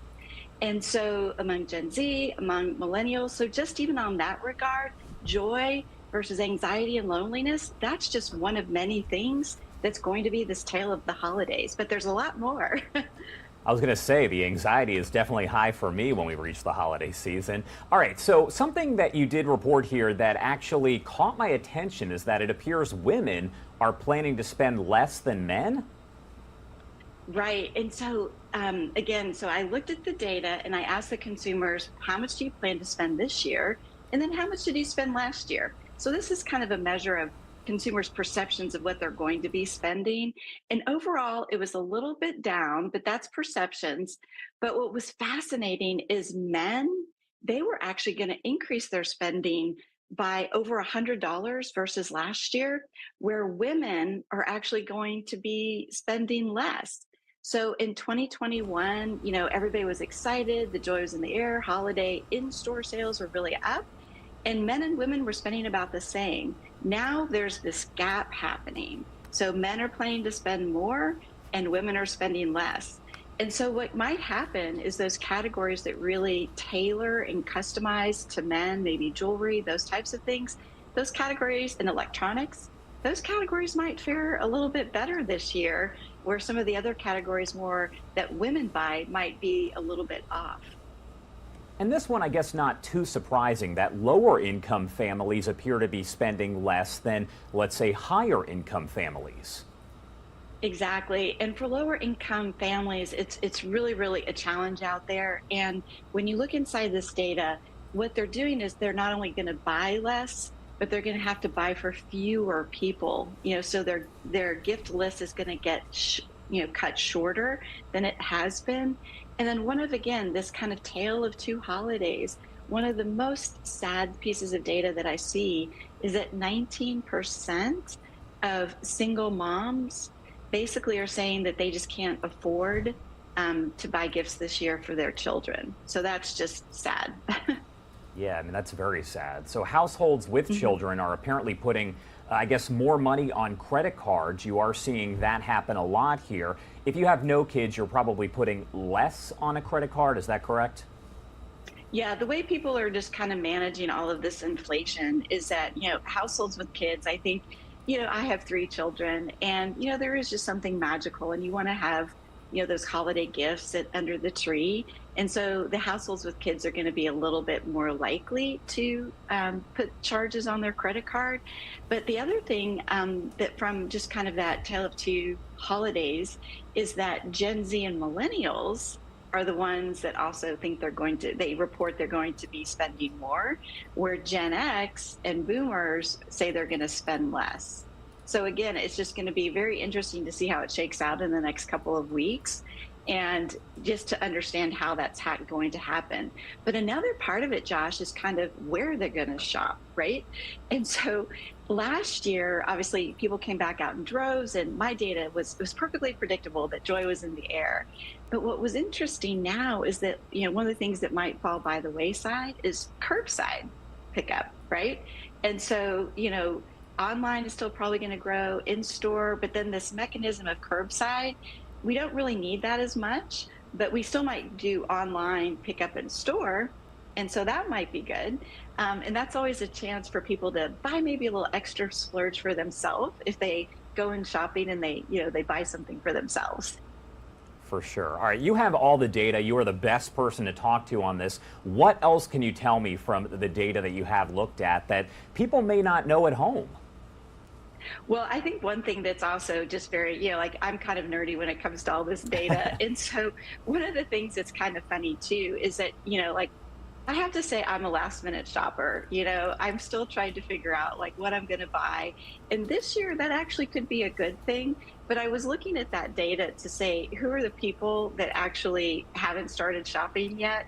And it actually is baby boomers. So they are going to, in this year, this season's data, it's kind of a fun fact. Boomers are more likely to be last minute shoppers this season. And the Gen Z and millennials and those guys are already out there, you know, spending away. Well, you know, when you're in Gen Z, you got to spend more money. You got to shell it out. It is, that is. But I always say, as you know, Josh, I always want to leave on that kind of optimism is, you know, joy is in the air, you know, buy a lot. And we do just need to remember there are definitely people out there struggling. So check in with your family, your friends, make sure, because that Gen Z, 40% of millennials report being lonely and 37% of Gen Z report being lonely. So while joy is in the air, let's just check in with all of our friends and family, make sure they're doing okay. I was going to say, because you think about the holiday season and you realize, of course, it is a time of joy, but one thing that a lot of people don't think about there are those people who maybe don't have family, maybe just don't enjoy the holidays, or maybe suffer from, let's say, depression, anxiety. That's all something that you really do have to consider when you're talking about the holiday season. Right. And when you think about it's loneliness, it is a trend in the holidays. It definitely, it's not unusual, but I think what's unusual is just even in my data in the last 2 weeks, the loneliness has gone up like 4 points. And that's statistically significant. It, jumped up to 27%, as I mentioned. And again, it is a time to be joyful. But if you don't have, like you were saying, if you don't have loved ones around, or maybe you're missing a loved one. I lost my mom in 2021. So it's still hard, when you're missing loved ones. So it's just another part of this tale of two holidays. But joy is definitely out there, but sometimes we have to look a little harder for it. Of course. Lisa Miller, great talking to you. I love always getting your feedback on just about everything here. Is there anything else that you want to add before we let you go? Well, I think those are the big things. And like I said, I think just everybody, take time to spend, with family and friends, and we'll see how the retail economy, and just so you know, Josh, I have new data coming next week. So we're going to have you back next week, for sure. We definitely have, because I have some new questions that I asked about for this holiday. So I definitely have new data coming. I should have some new data in my hands next week. All right. See you in about a week from today, I would say. That sounds like a plan, Josh. Awesome. Thank you so much, Lisa Miller. We appreciate it as always. Awesome. Have a good one. You too. 8:24 over on the East Coast and 5:24 on the West Coast. Let's step away for that quick commercial break, and we will be right back with more of your headlines from across the country and the world. You're watching Live Now from Fox.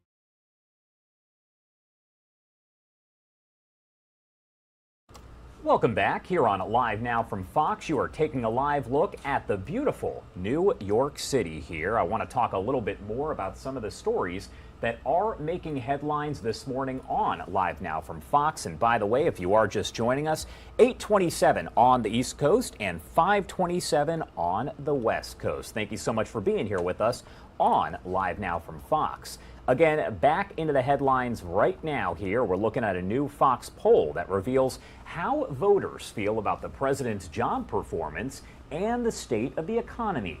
While there are several downsides, there are some upsides as well. Fox's Madeline Rivera has more on the data as the Federal Reserve looks to cool inflation with that interest rate hike. 'Tis the season for holiday cheer, but many people aren't feeling the joy this time of year. Only about 30% of voters are satisfied with how things are going in the country per a Fox News poll. The reason for the pessimism? The economy. I'm a little bit disappointed in the economy. Inflation has really picked up. Most people continue to say the economy is in bad shape, and nearly 50% of voters think the economy will get worse next year. That's a lump of coal for President Biden, who many believe made inflation worse. The negativity comes amid the Federal Reserve's decision to moderate interest rate hikes. On Wednesday, it raised interest rates by 0.5 percentage point, lower than the 4 previous 3/4 point hikes. The slowdown is another sign that inflation may be easing. We are making baby step progress on inflation. It's clearly not as bad today as it was 4 months ago. But the 50 basis point increase still puts interest rates at their highest level since 2007. And Fed Chair Jerome Powell says the central bank may have to raise interest rates even more. That makes it more expensive for people to borrow money, whether for a mortgage, auto loan, or credit cards. Powell is also not ruling out the possibility of a recession. I don't think anyone knows whether we're going to have a recession or not. And if we do, whether it's going to be a deep one or not. It's not knowable. Though many people feel down about the economy, a 53% majority feel hopeful about the future of the country. In New York, Madeline Rivera, Fox News.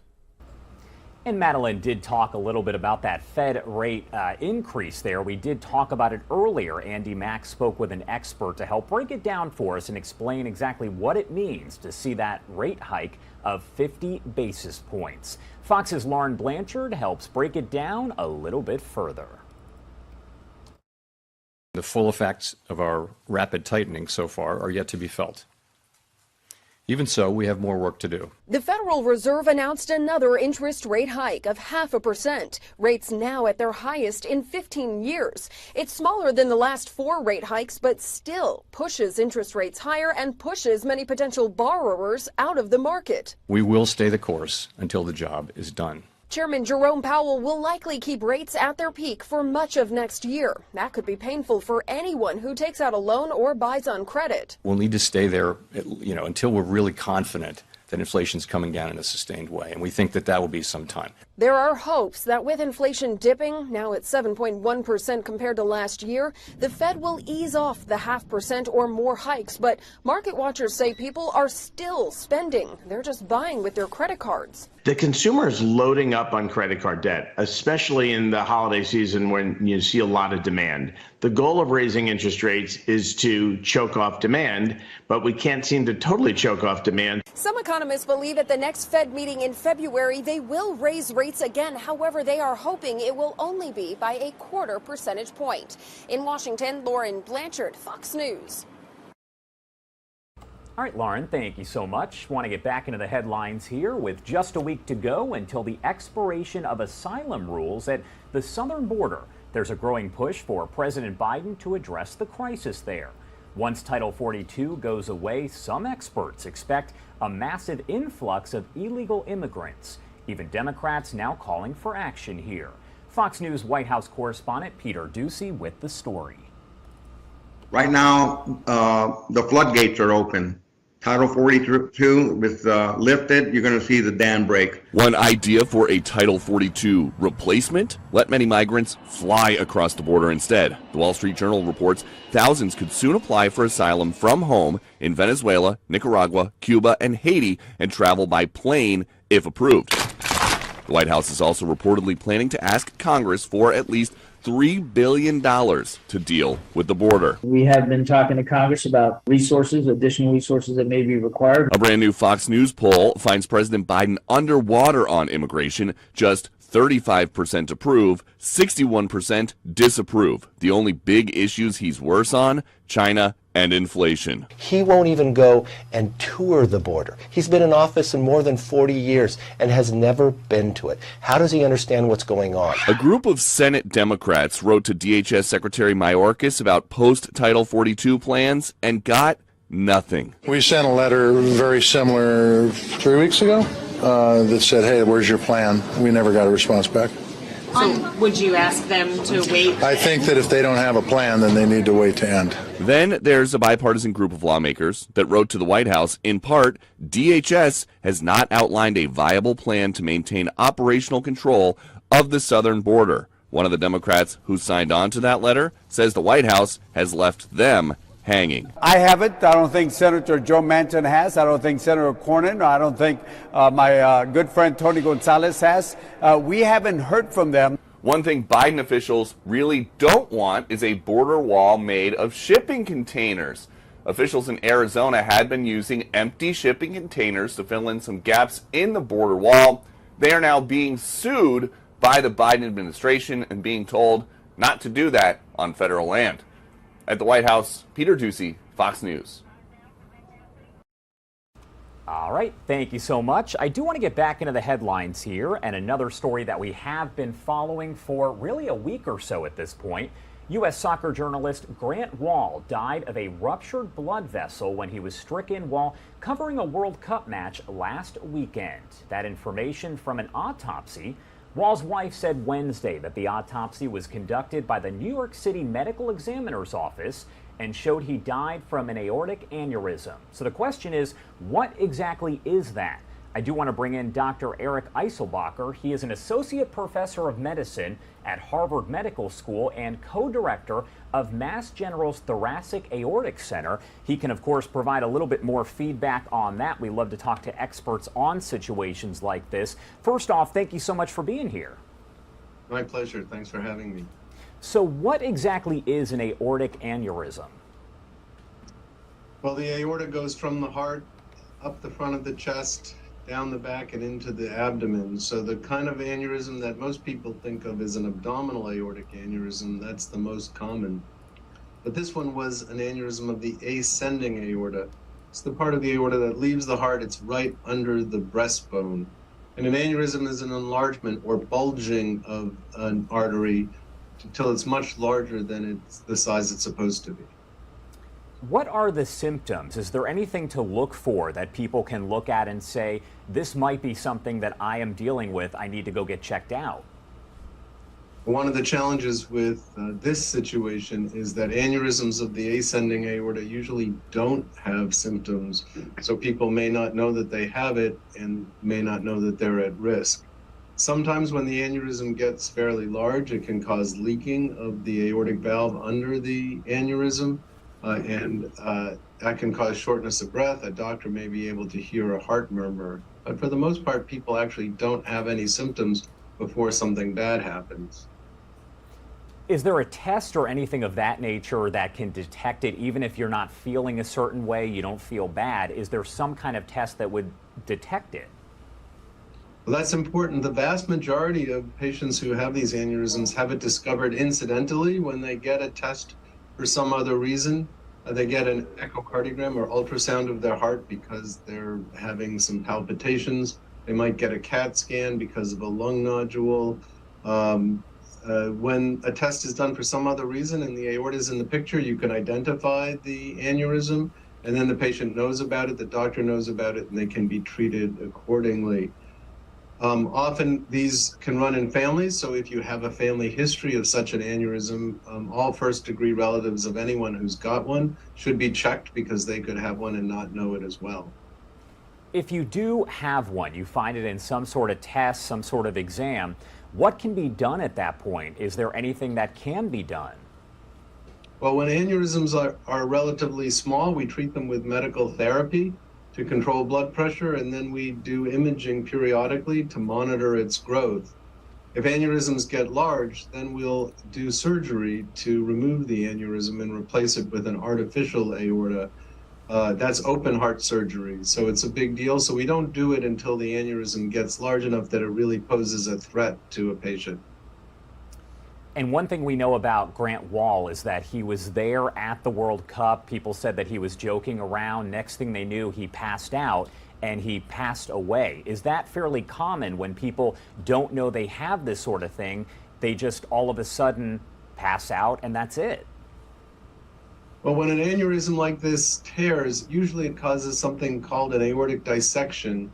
And there's often time between that event and the time that it actually ruptures. So people can get to a hospital, get diagnosed, and get to the operating room to fix it. So typically people will experience the sudden onset of severe chest or back pain.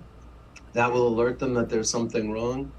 The mortality at that point, the death rate is about 1% per hour. So if people get to the emergency room, get a CAT scan to make the diagnosis, and get to the operating room, there's a very good chance they can be saved. The key is recognizing that there's something wrong and getting to an emergency room promptly. A lot of times people who don't know they have an aneurysm, though, will have the onset of symptoms. You figure, I'm young and healthy, it's probably nothing. I'll wait it out. And then unfortunately the clock is ticking, and if they don't get to a hospital, they may not survive. All right, doctor, anything else that you want to make sure people know about these aortic aneurysms? Well, people often get imaging studies for some other reason, as I mentioned, and sometimes there is a note about the aorta being large in a CAT scan report or an ultrasound report. It's something that one of their doctors didn't pick up on or didn't pass along to them. So if you've had a CAT scan or echocardiogram done and you have access to your electronic health record, it's worth taking a look at the report to see if there's any mention of enlargement of the aorta. And if there is, talk to your doctor about it. A lot of great information there. Thank you so much for joining us. We appreciate it. Thanks for having me. Of course. All right, it is 8:39 if you are joining us on the East Coast, and it is 5:39 on the West Coast. My name is Josh Breslow, and I'm here to bring you all of your top stories from across the country and the world. As you can tell, a lot going on, so let's step away for a quick commercial break, and we will get right back into the headlines here. You're watching Live Now from Fox.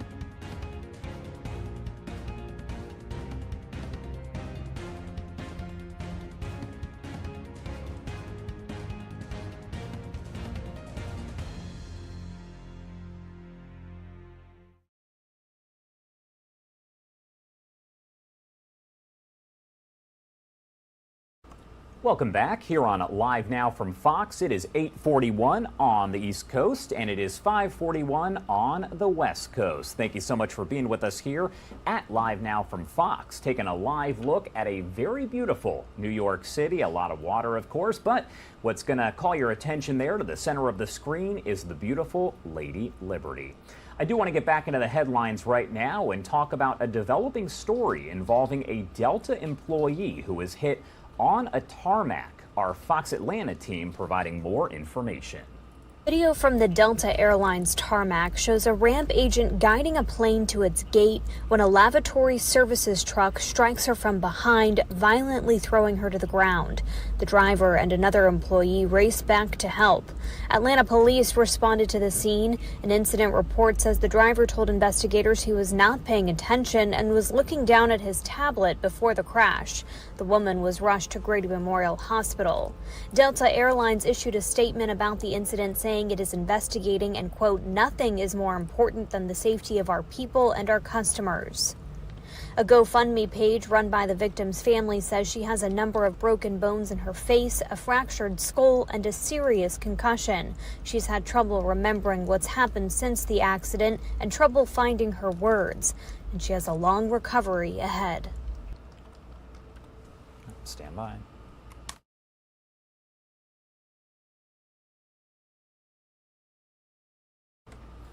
All right, thank you so much to our Fox 5 Atlanta team for that report there. I do want to get back into the headlines here as we do talk more about holiday shopping. We did have our consumer strategist on not too long ago here to provide a little more feedback. But one thing I do want to mention, we had a story just yesterday about how holiday gift cards were an amazing gift idea. However, we now have a report from one of our affiliates saying despite that being a fantastic gift, you do have to worry about some scams out there. They provide some tips on how to avoid that.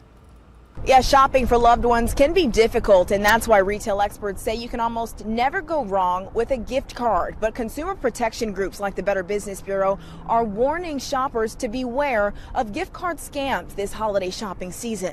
Some consumer experts are calling gift cards the gift that keeps on giving, and that's why they're expected to be one of the most given gifts this holiday season. Gift cards are great to give, especially when you're on a budget, because it really helps you stick to a set dollar limit. Consumer blogger Andrea Warrock says there are a number of discount deals on gift cards that shoppers can take advantage of. You could even score a free gift card with an item you've purchased. If you're savvy about it, you can use that free gift card that you get with the gift purchase and give that as a separate gift. But deals on gift cards aren't the only thing consumers should be looking out for this shopping season, according to Simone Williams with the Better Business Bureau. We understand that, yes, gift cards are easy gifts to give and to receive.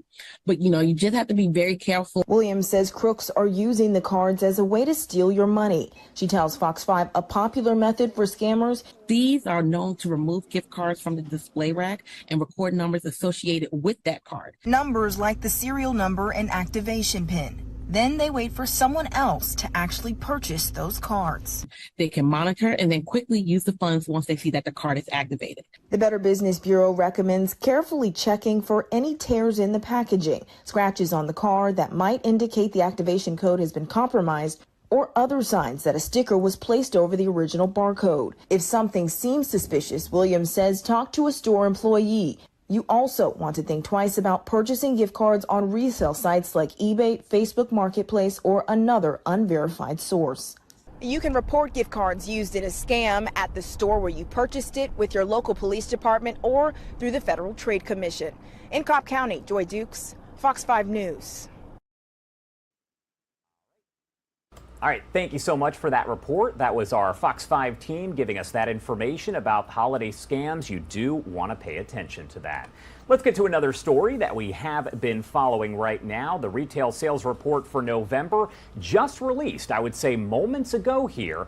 As always, we bring in Dr. Mike Walden at NC State to help break down what it means, and it sounds like it is down from November to October. First off, thank you so much for joining us. My pleasure, Josh. Thank you very much. First of all, I want to say that when we're comparing retail sales from month to month, the Census Bureau does this. They have to adjust for what they call seasonal changes. And of course, in the winter months, October, November, December, we have a lot of holiday shopping. So these adjustments are made, and they're not perfect, so that needs to be borne in mind. That said, we did see adjusted November retail sales fall from October.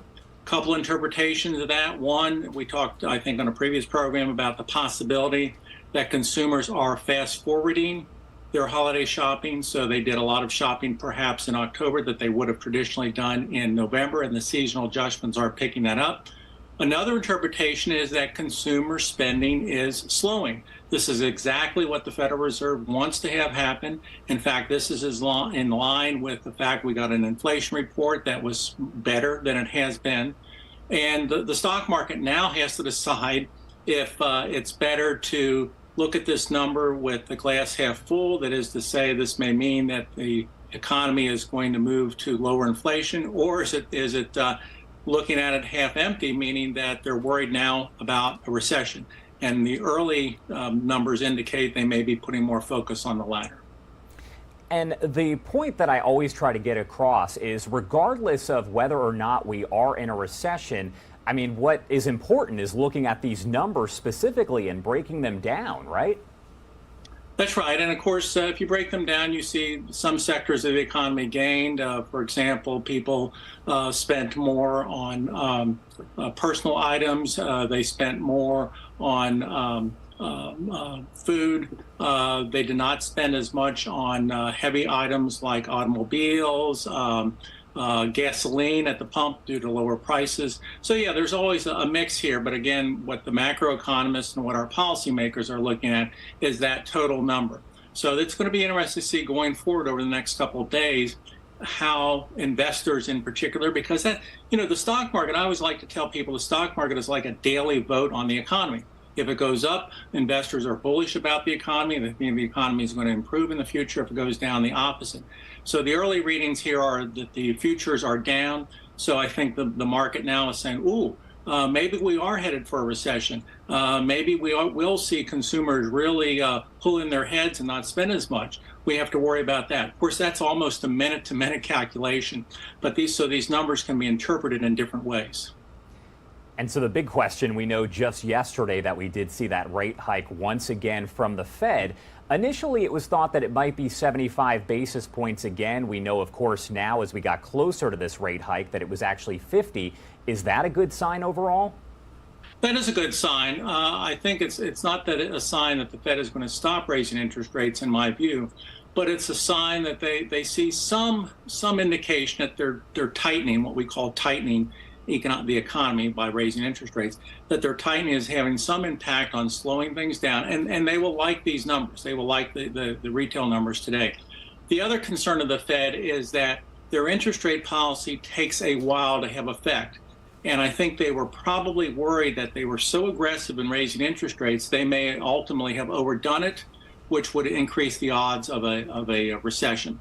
So yeah, I think the Fed will like this. I think this will reinforce their ideas. If they're going to go forward with more rate hikes, which I think they will, they're going to be more modest in the 0.5% range. Any end in sight to those hikes? Because it seems like they just keep going up, up, and up.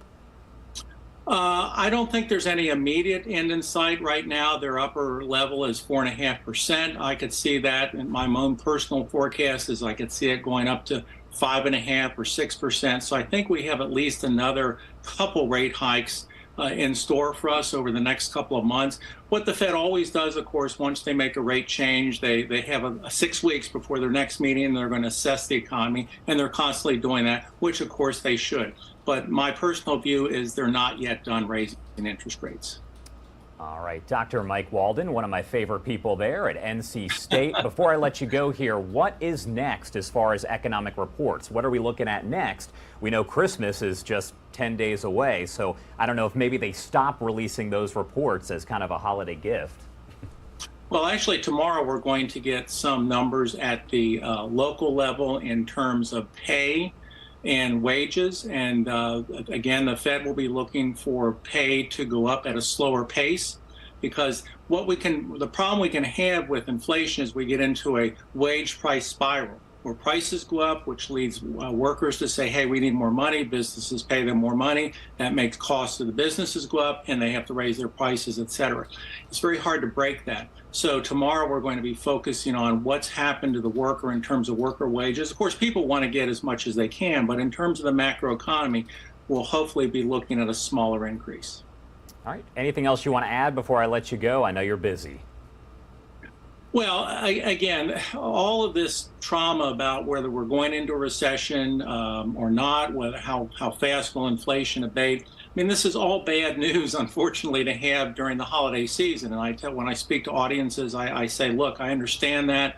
This is just the reality of where we're going. But hopefully people during this period of time, I can somewhat editorialize, can put some of these numbers aside and really enjoy themselves during the holiday season. I do think, Josh, that this time next year, a year from now, we'll be on the downside of all these problems. I think inflation will be much lower. I think if we will have gone through a recession, it'll be over. So I think there is light at the end of the tunnel, to use an overused phrase. I've heard some people say, hey, we're in the midst of a depression, years-long depression. I don't see that at all. So I think there's optimism that we can look for ahead. All right. Dr. Walden, thank you so much for joining us as always. We appreciate it. Thank you, Josh. Have a nice day. You too.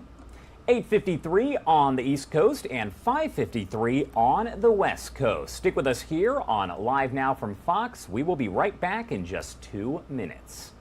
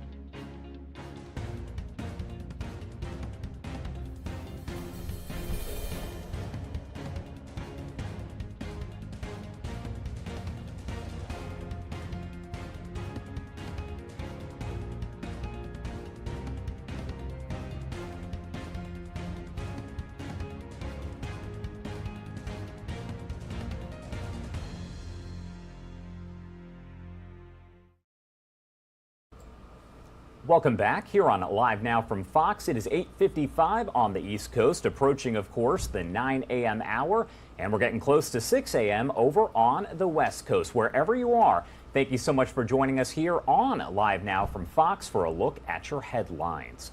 Unfortunately, we do know after a tornado outbreak that at least 3 people have died over in Louisiana. The governor there providing more information in a news conference, so I do want to play part of that for you here on Live Now from Fox.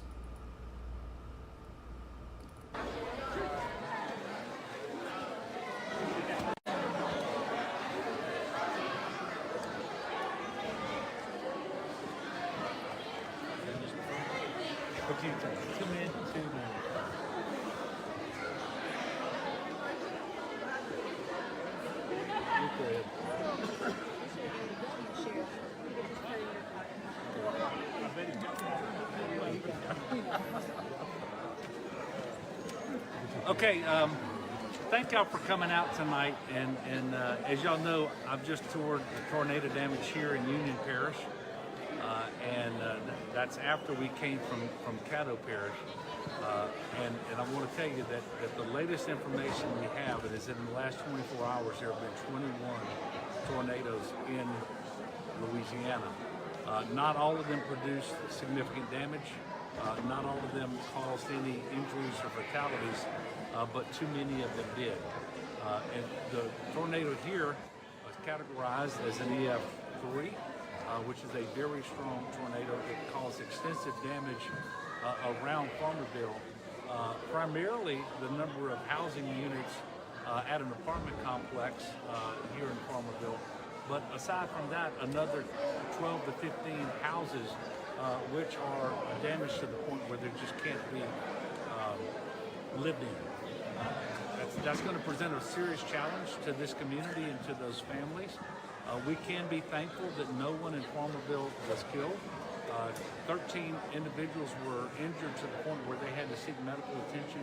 Only 2 remain in the hospital, but those 2 are in the hospital because they have significant injuries. So with the 3 fatalities we had elsewhere, with the 2 people who are from this area who remain in the hospital, I'm asking everyone to lift them up in prayer and their families. And really all of those who lost their homes too. There's never a good time for that, but here we are close to Christmas, and it has to be especially dispiriting for some people to be going through that right now. As always, I am inspired by the goodness and decency of the people of Louisiana who know how to be neighbor to one another. We've seen that in Caddo Parish. We're seeing it here in Union Parish, and especially the faith community and others. So I really want to thank them for that. In North Louisiana overnight, we know we had tornadoes in Caddo, here in Union, but also in Rapides and Madison Parish, possibly in East Carroll and Franklin, and the National Weather Service they're doing their surveys to confirm all of that. What I want to share with you is that while we were in northern Louisiana today, tornado hit Iberia Parish, causing extensive damage there, particularly to a hospital. Also in St. Charles Parish with significant damage, primarily on the west side of the river, but there was also a fatality in St. Charles Parish. And then within the last couple of hours, Jefferson Parish, Orleans Parish, and St. Bernard Parish. All of those with significant damage, and we'll be going to tour those areas tomorrow. I want to thank all the first responders because when this tornado hit last night, it was about 8 o'clock at night. The weather was bad, and you had first responders going out immediately doing search and rescue, finding survivors, and making sure that they could get out of their house.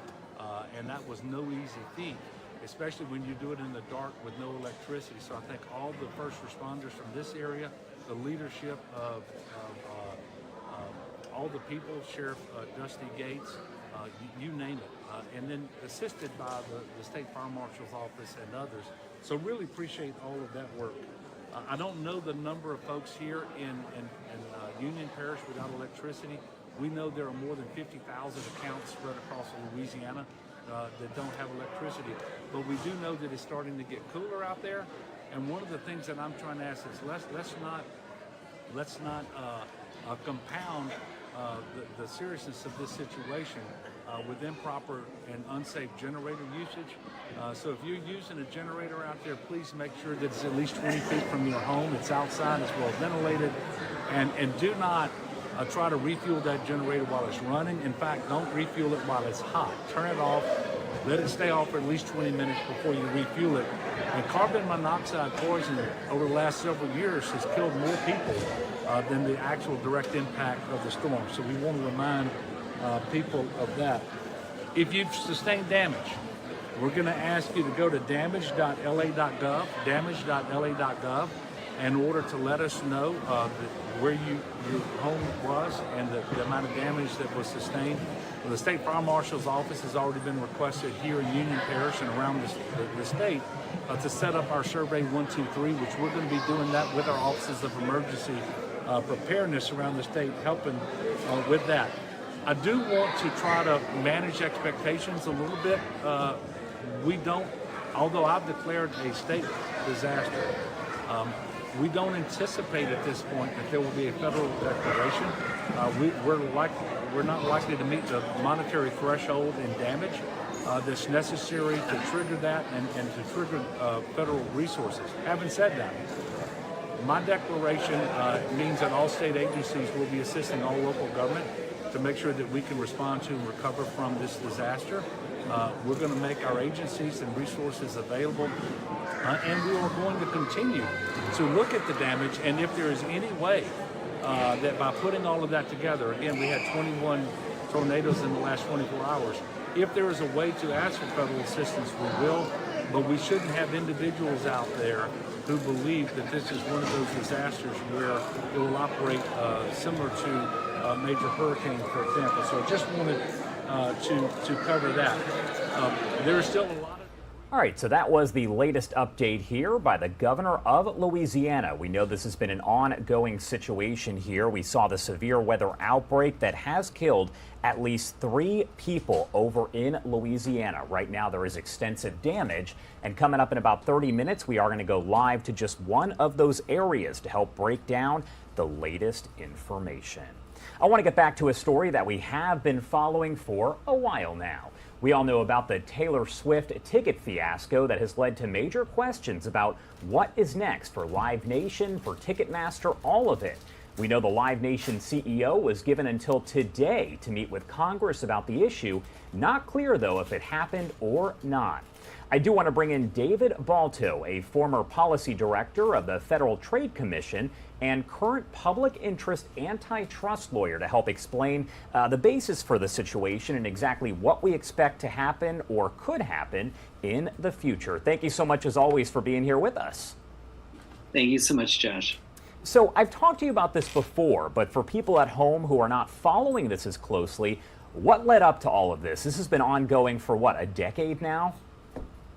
Yes, I mean, the Justice Department investigated this merger in 2009 and gave it, sort of a light-handed approval with a proposed remedy that just simply did not work. It didn't make a difference in the marketplace.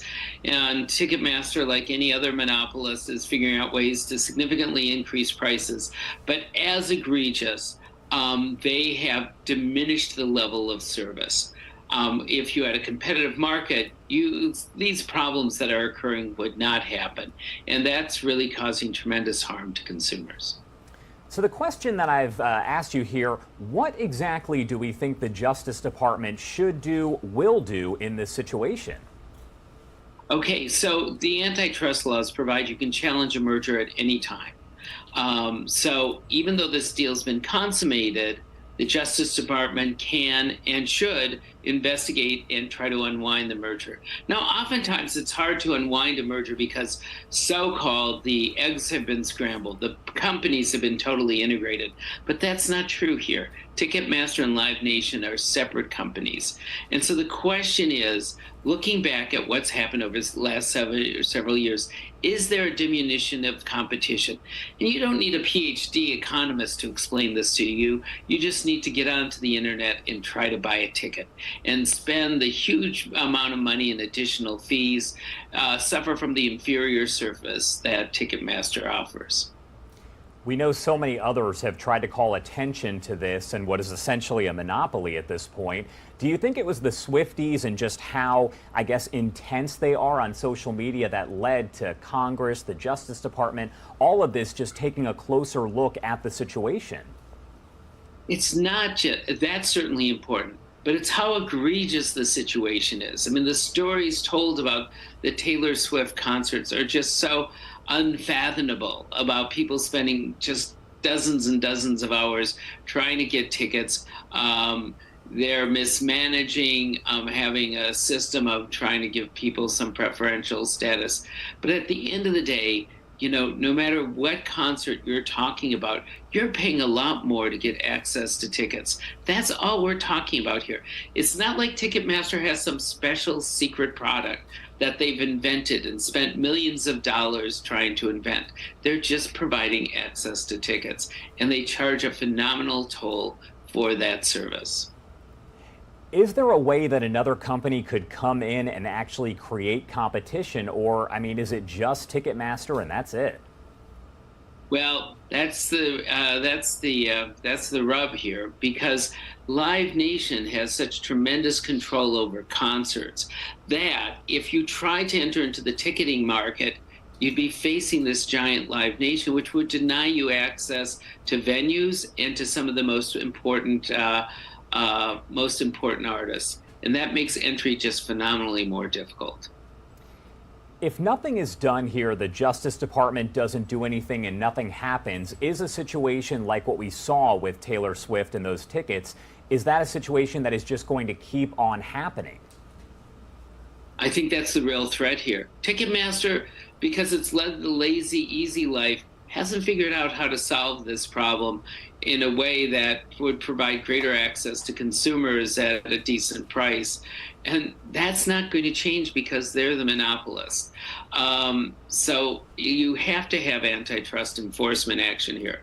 Now, remember, the antitrust laws can go after monopolies. We used to suffer from inferior service from AT&T. That little black phone, that's basically the black rotary phone. That's basically where we live in tickets right now. And the Justice Department brought a case against AT&T, required the divestiture, and now tremendous innovation has sprouted up. If you could testify again, now currently, if something is to happen, would you do it? Oh, sure. Absolutely. Anything I could do to help cure this horribly anti-competitive situation. All right, David, as always, thank you so much for joining us. Anything else that you do want to add before I let you go? You should weigh in with the Antitrust Division of the Department of Justice. Go on their website, file a public citizen complaint. They notice those. That's really important. Very true there. All right, thank you so much. Have a great rest of your day. Thanks so very much. All right, time now 9:08 on the East Coast, and it is 6:08 on the West Coast. My name is Josh Breslow, and I'm here to bring you all of your top stories from across the country and the world. Let's step away for a quick 2-minute commercial break, and we will be right back with more of your headlines. You're watching Live Now from Fox.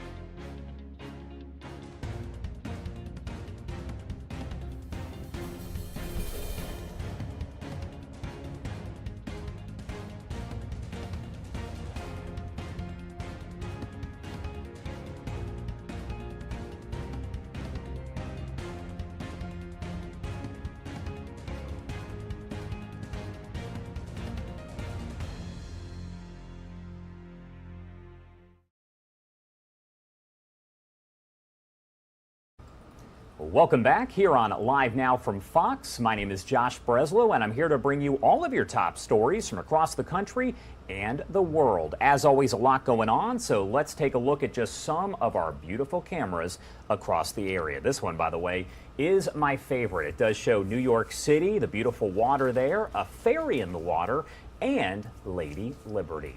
Let's get back into the headlines right now. We've been talking a lot about the different weather that is moving through the central part of the country. Unfortunately, we know of at least 3 deaths over in Louisiana. Take a look there as that storm system just keeps on moving through the country, now going through the eastern part of the U.S. I do want to bring you a story from our Fox Weather friends that kind of breaks down some of the weather we've seen, including off to the west there, where they're dealing with a lot of snow.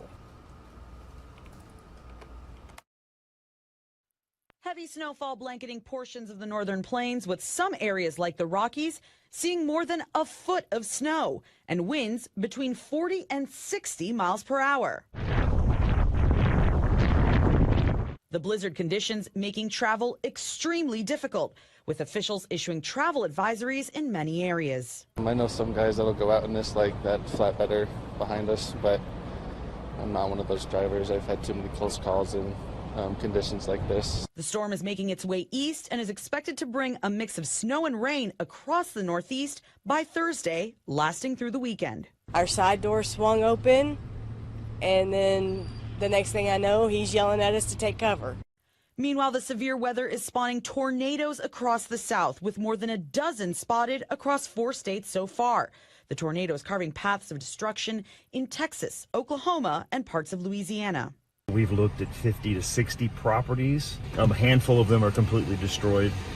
20 to 25 of those properties probably have enough significant damages that individuals are not going to be returning home anytime soon. The community of Caddo Parish in Louisiana left devastated after a mother and her 8-year-old son were killed Tuesday when an EF2 tornado ripped through their home. The storm continuing its path of destruction, moving now through Mississippi and parts of Louisiana, bringing more tornadoes, high winds, and flash flooding.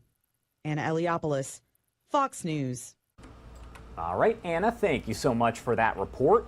I do want to go international now and talk about the latest on the ongoing war. This is over in Ukraine as Russia does continue its invasion. Fox News filing this latest report here to break down everything we know. This is Alex Hogan.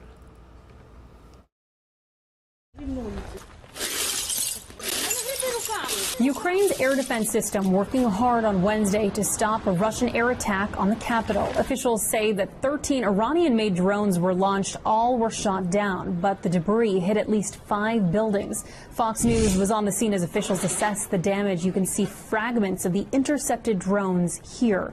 The attack underscores the vulnerability of Ukraine's cities, but more help could be arriving soon. The Pentagon now poised to approve the deployment of Patriot missile defense systems for the first time since the start of the war. Air defense continues to be a priority topic of discussion when it comes to security assistance. And so we'll continue to look at ways that we can best support Ukraine. The Patriot is a powerful anti-missile system with a wide range. It could be a game changer as Russia escalates its air attacks on Ukraine's energy infrastructure, though the Ukrainians say that they're getting better and faster at rebuilding. After each Russian attack, we restore the system as much as possible, which can compensate for the damage caused by rocket hits. At a conference on Tuesday, Ukraine's allies pledged more than $1 billion to help the country get through the winter, and we're expecting another American aid package in the coming months. Continuing support for Ukraine is the popular mainstream view that stretches across the ideological spectrum. Pentagon officials say that the Patriot missile deployment is expected to be announced by the end of the week. In London, Alex Hogan, Fox News. A bit of health news right now. We are, of course, watching the latest on this triple-demic or tridemic, depending on who you ask. That is RSV, the flu, and COVID-19. And amid that whole situation, there is also concern about the possibility of long COVID becoming more of an issue as a result. I do want to play this report from Fox News where they break it all down. The triple threat of COVID-19, the flu, and RSV is prompting a return to masking for parts of the U.S. The respiratory season represents common sense season. Health departments in New York, Los Angeles, and Seattle are recommending folks wear face coverings indoors and in crowds. While mandates have not yet returned, health officials say they are concerned. If you remember from the previous respiratory seasons. We basically had a non-existent respiratory season with the exception of COVID. And so masking works. The flu has been a major contributor to the surge in respiratory viruses. The CDC estimates at least 13 million Americans have already been infected this season, but uptake for flu vaccines has been low, with only about a quarter of adults getting their shots this year. There's still opportunity to get vaccinated for the flu and then being up to date with your COVID booster, particularly for high-risk individuals. As for COVID, the CDC reports cases are lower than last winter, but still ticking up across the country. A new report from the agency highlights the long-term effects of the virus. Over the last 2.5 years, long COVID symptoms contributed to more than 3,500 deaths. Those account for less than 1% of total COVID fatalities, but federal health officials believe that number is an undercount. The CDC says symptoms such as headaches and brain fog can last for months after people test negative for the virus. In Chicago, I'm Garrett Tenney, Fox News. All right, Garrett, thank you so much. I do want to get back into the headlines here and a story that we have been following. Again, this is some international news here. We, of course, know that leadership from Africa is now in the U.S. meeting with President Biden. We showed you a ceremony a bit earlier, so I do want to bring in an expert to help break down the significance of this, as this is very important here. This is Rachel Beatty-Riedel, professor in the Department of Government at Cornell University and also the director of the Einaudi Center for International Studies. Thank you so much for being here with us. My pleasure to be here. Thank you. Of course. So first off, the significance of this meeting here. Absolutely. Well, I think that this meeting actually represents a really important step in strategic change in terms of the U.S.-Africa relations and the Biden administration's policy towards the African continent. It's attempting to really build strong partnerships, a shift from prior relations with various African countries, and that these partnerships can be built on shared interests and values. So shared interests around health policy, health and well-being, shared interests around economic investment, access to resources, supply chain issues, and about security, right? The well-being, security, peace, that affects citizens everywhere in the United States, in African countries. And so really looking at the multilateral nature of external partnerships and recognizing that there is a vast and shifting nature of international engagement on the African continent. So it used to be that the US was the front runner by far, and yet China, as we know, has been leading with a major strategic investment on the continent, particularly around infrastructure and natural resources to feed the iPhones and the electric vehicles, et cetera, that we all take for granted. And it's not just China that's present on the continent. It's also Russia, Turkey, United Arab Emirates. So this summit really signals a shift from previous U.S. policy toward Africa based on the need to adapt to these new realities of geopolitics. And as we said, of course, this is a very significant event here that a lot of people are paying very close attention to. Biden actually mentioned during his first appearance at the U.S.-Africa Leaders Summit that if Africa succeeds, the U.S. does succeed as well. Do you think that's a big step in the U.S.-Africa relations? I do, in that, it seems in some ways common sense, right? It seems if we are living in peace and security, we have access to productive trading relationships, thinking about global health and limiting pandemics, that everyone succeeds. But this really does signal a shift from Cold War realities and the kind of aftermath, and it really is a kind of reinvigoration of policy and commitment to the continent. So it's not calling for the creation of new economic development initiatives. Rather, it's reinvesting in some of the flagship initiatives of the past, such as Power Africa. That was an Obama-era policy that really focused on energy infrastructure, Prosper Africa and Feed the Future, PEPFAR. These are prior administration's programs, and it's doubling down to make use of what is an existing framework, but requiring prioritization and partnership. So a big question, in your expert opinion here, what is it that the U.S. can actually do to help the African nations? I think there are really three cornerstones of the engagement, and African nations who are here in the United States as part of this summit see them as mutually beneficial. And these are really reflected in the new U.S. document on strategy for sub-Saharan Africa. The first is really about treating each other as partners for economic exchange, and that's focused on health and wealth, right? Development, but it's also focused on debt relief. It's focused on intellectual property laws that African countries want waived so that they can manufacture vaccines. These are very basic kind of agreements that can really move forward the relationship.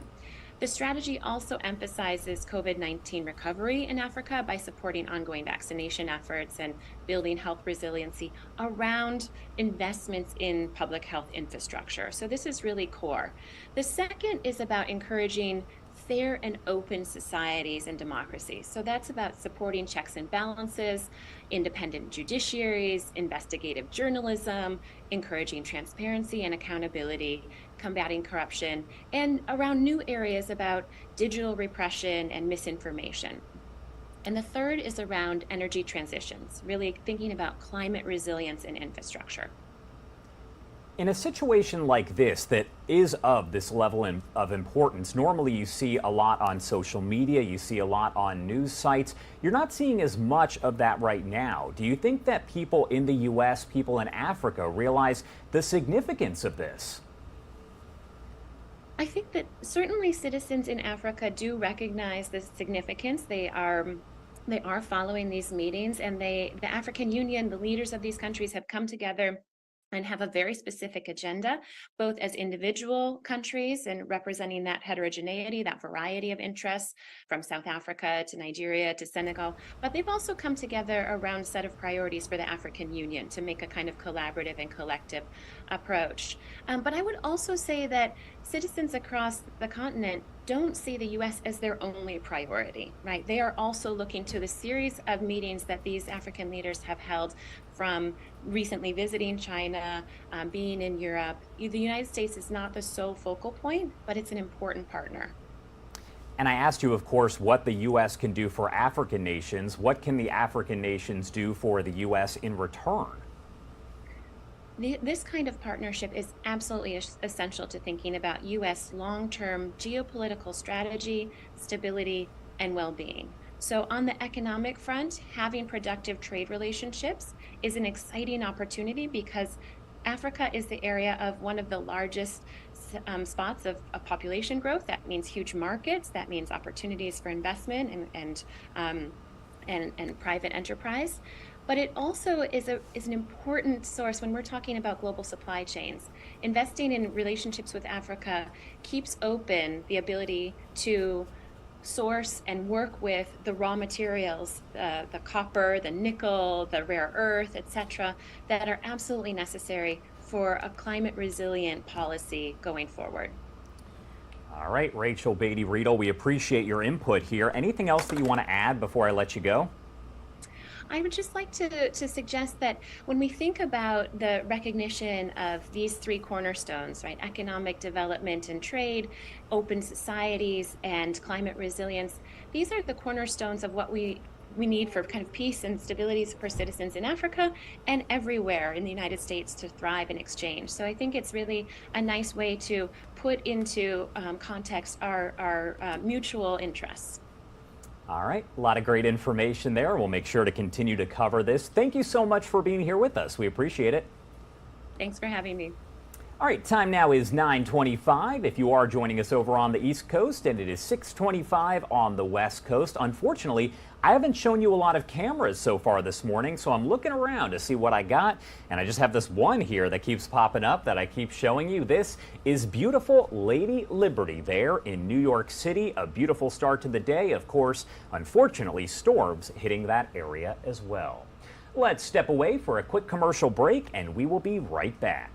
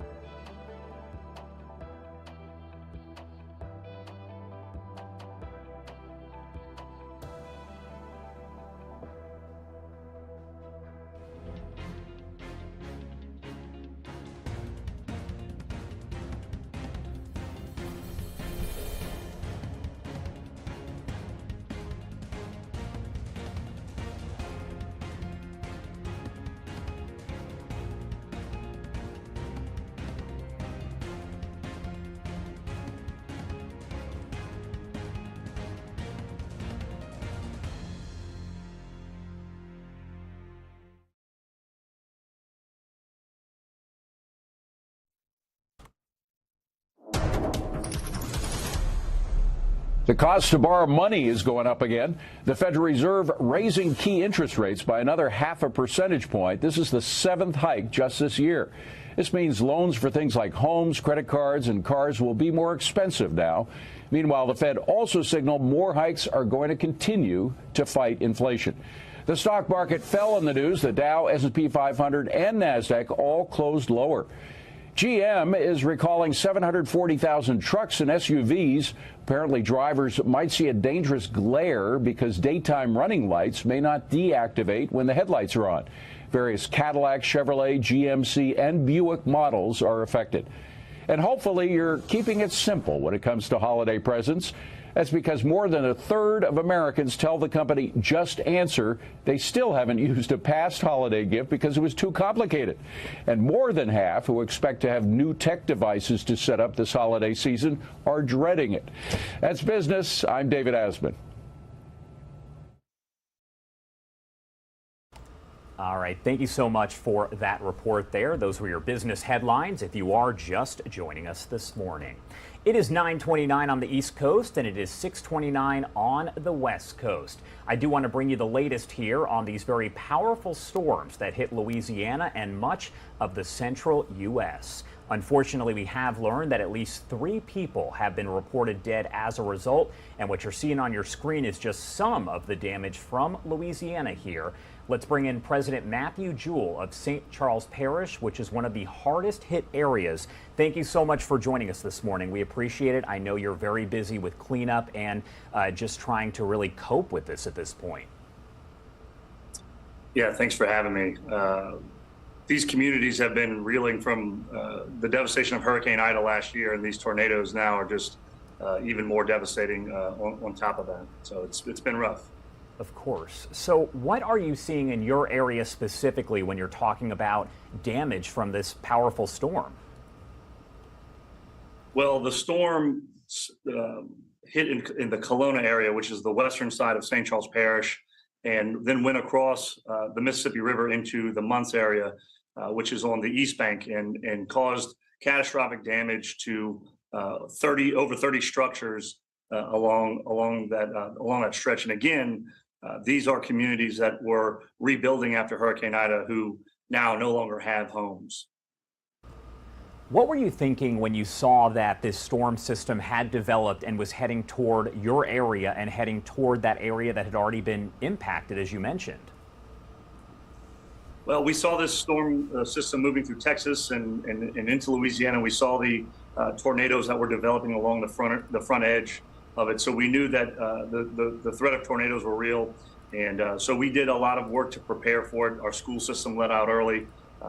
We let out parish government workers early, except for our non-essential personnel.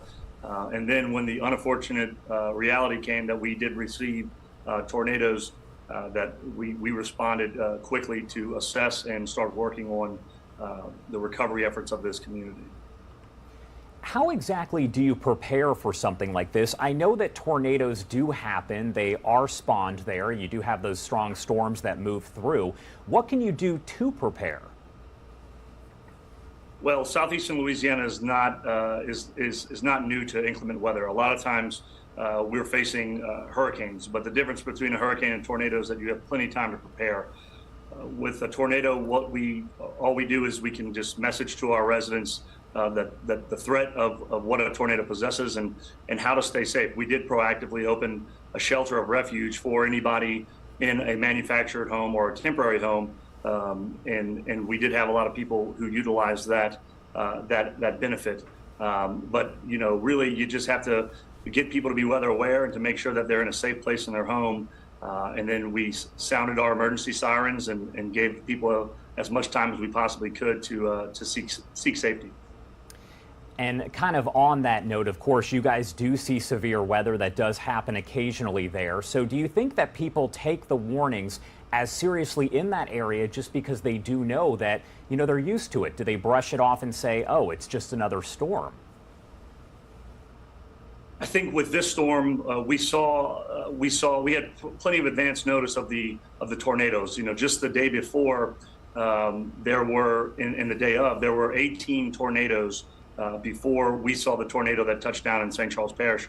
So I think people knew if they heard those storm sirens, that they were going to take it seriously. So I think it had a lot to do with all of the great reporting from our news agencies across the country that were reporting on that inclement weather as it was coming through.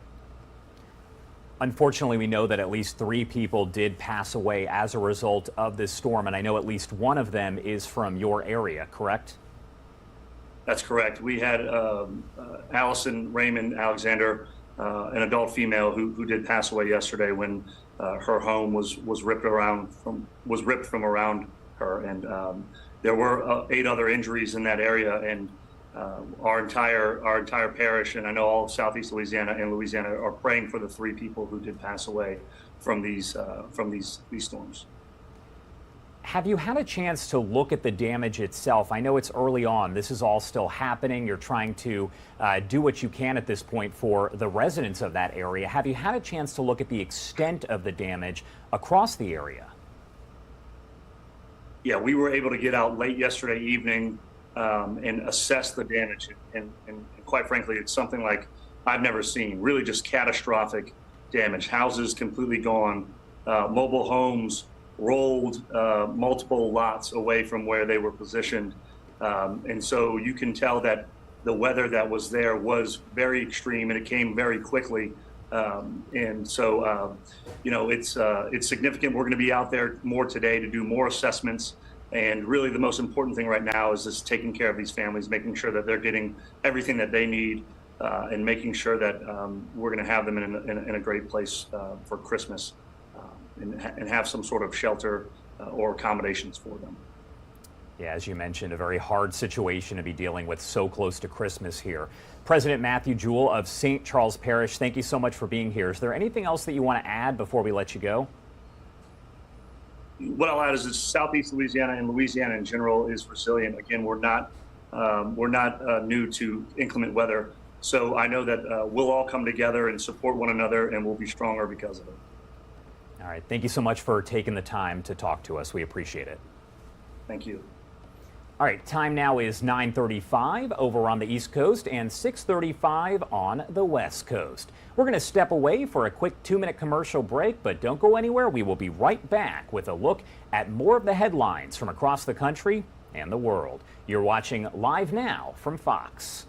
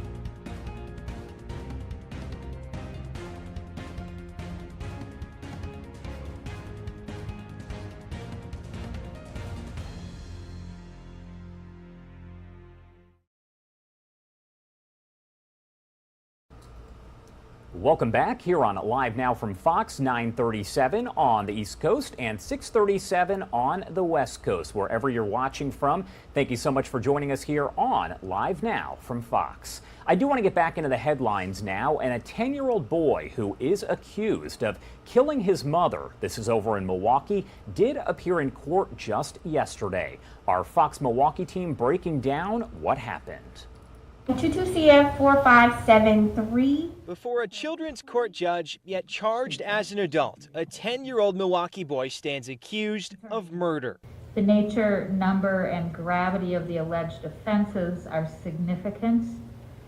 This is an extremely aggravated offense. An amended complaint filed Thursday now charges the boy with first-degree reckless homicide or, in the alternative, first-degree intentional homicide.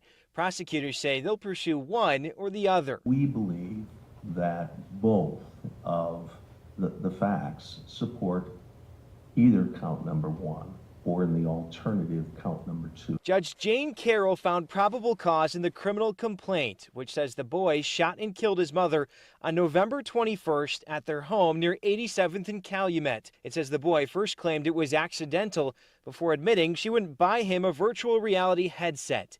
Police say he bought the device from his mother's account after killing her. He told us about piggy banks with savings that he had from gifts, from birthday gifts, and scavenging through cushions in the couch that he's been able to save up. His public defender asked bail be reduced to $100, the same amount he saved up.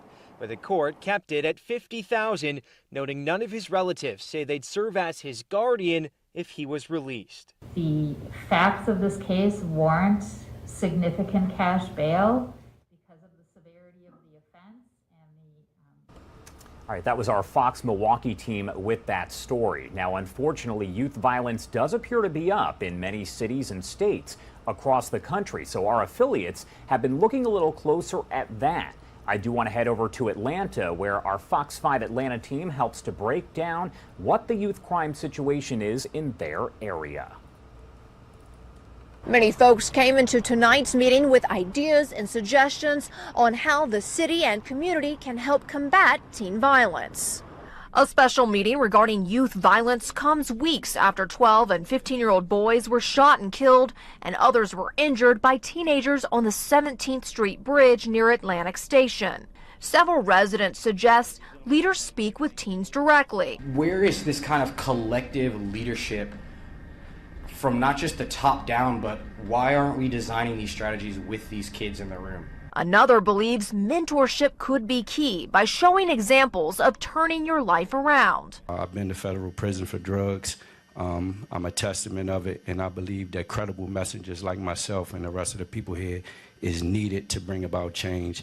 If we can figure out a way that we can communicate and talk to the youth that look like us, that be able to show that we have made positive change with our life. One woman says the city needs to also focus on getting to kids early. They did some research and showed that by the time a child leaves school at second grade, when they come back at the third grade level, they are already in a gang. They have instituted programs where they have taught teachers all the gang signs, all the haircuts, all of these things, so that they can recognize them and get to these kids very early. Other suggestions from the public included creating more after-school programs, summer jobs, student television activities to give teens an opportunity to be put in the spotlight for positive reasons, sports and music programs. Can we try to pick up kids from middle school and high school for after school programs? Usually that's for elementary school, but not for the middle and high school. A lot of kids are going home to no one home, and they could commit crimes. After hearing all the feedback from the community tonight, the commission is able to take all of that information, put it together, and make suggestions to the Atlanta City Council. In Atlanta, I'm Brittany Yedney, Fox 5 News.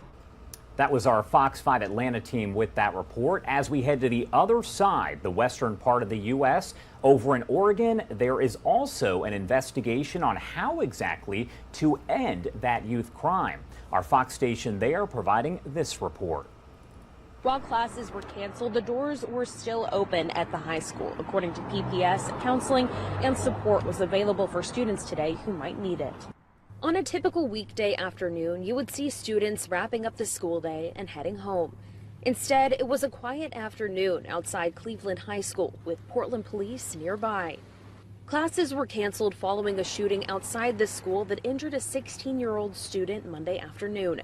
It marks another shooting this school year just outside of a Portland school. 3 students were injured in separate shootings near Jefferson High School in October and November. One thing they're telling me is that a lot of their friends are worried, a lot of their friends are scared, and a lot of their friends are suffering from trauma. Lionel Irving is the founder of Love is Stronger. It's an organization focused on combating gun violence. All these kids have experienced gun violence in some form. If their friend is passed away or their family member committed a gun violence crime, and so they're very aware of what's going on. And so now it's just about, giving them information on what they can do to help stop it. PPS released a statement saying in part, quote, "We need to work together to center our children and youth and to develop meaningful solutions that will encourage a peaceful and positive environment required for them to thrive." Irving agrees. We need to be involved, we need to be fully engaged, we need to be aware, and we need to be working together. The city, and the community-based organizations, the school, we need to be meeting, and we need to be working in tandem to make sure we're doing what's best for our kids. Irving says it's important for kids to have safe spaces, positive influences in their life, and the ability to have open conversations surrounding gun violence. In Southeast Portland, Chandler Watkins, Fox 12 Oregon. All right, thank you so much to our Fox 12 Oregon team for that report there. 9:44 on the East Coast and 6:44 on the West Coast. Let's step away for our last commercial break of the hour. Afterward, we will get right back into the headlines here on Live Now from Fox.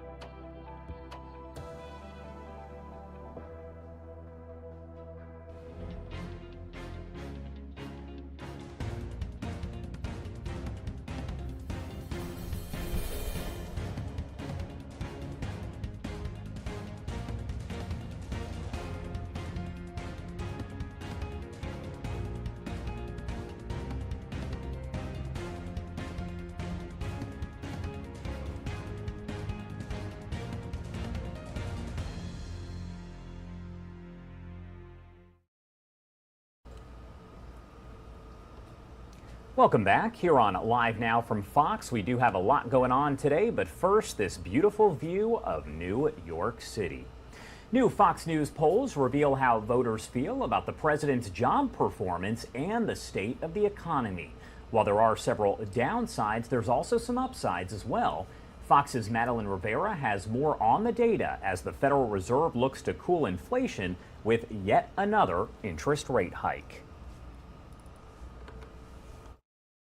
'Tis the season for holiday cheer, but many people aren't feeling the joy this time of year. Only about 30% of voters are satisfied with how things are going in the country per a Fox News poll. The reason for the pessimism? The economy. I'm a little bit disappointed in the economy. Inflation has really picked up. Most people continue to say the economy is in bad shape, and nearly 50% of voters think the economy will get worse next year. That's a lump of coal for President Biden, who many believe made inflation worse. The negativity comes amid the Federal Reserve's decision to moderate interest rate hikes. On Wednesday, it raised interest rates by 0.5 percentage point, lower than the 4 previous 3/4 point hikes.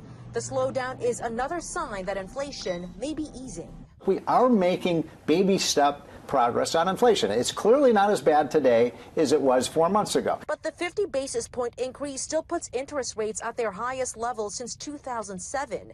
And Fed Chair Jerome Powell says the central bank may have to raise interest rates even more.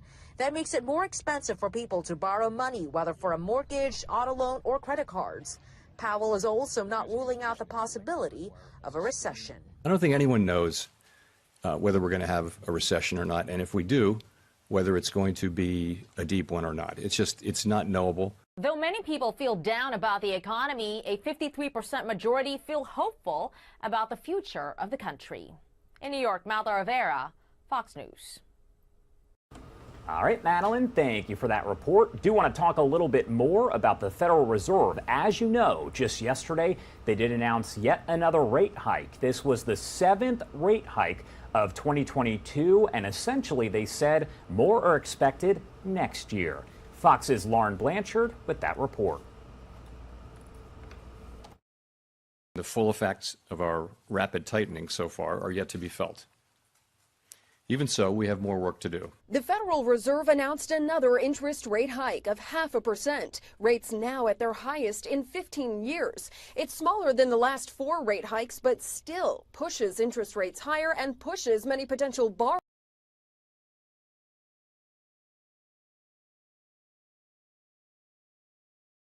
The full effects of our rapid tightening so far are yet to be felt. Even so, we have more work to do. The Federal Reserve announced another interest rate hike of 0.5%. Rates now at their highest in 15 years. It's smaller than the last 4 rate hikes, but still pushes interest rates higher and pushes many potential borrowers out of the market. We will stay the course until the job is done. Chairman Jerome Powell will likely keep rates at their peak for much of next year. That could be painful for anyone who takes out a loan or buys on credit. We'll need to stay there, until we're really confident that inflation's coming down in a sustained way, and we think that will be some time. There are hopes that with inflation dipping, now at 7.1% compared to last year, the Fed will ease off the 0.5% or more hikes. But market watchers say people are still spending. They're just buying with their credit cards. The consumer is loading up on credit card debt, especially in the holiday season when you see a lot of demand. The goal of raising interest rates is to choke off demand, but we can't seem to totally choke off demand. Some economists believe at the next Fed meeting in February, they will raise rates again. However, they are hoping it will only be by a 0.25 percentage point. In Washington, Lauren Blanchard, Fox News. All right, Lauren, thank you so much for that report. So we do know that the White House has now said that we are getting very close here to the end of Title 42. Our own Fox News team, Peter Ducey, breaks down the latest information here on what does lie ahead. Right now, the floodgates are open. Title 42 with lifted, you're going to see the dam break. One idea for a Title 42 replacement? Let many migrants fly across the border instead. The Wall Street Journal reports thousands could soon apply for asylum from home in Venezuela, Nicaragua, Cuba, and Haiti and travel by plane if approved.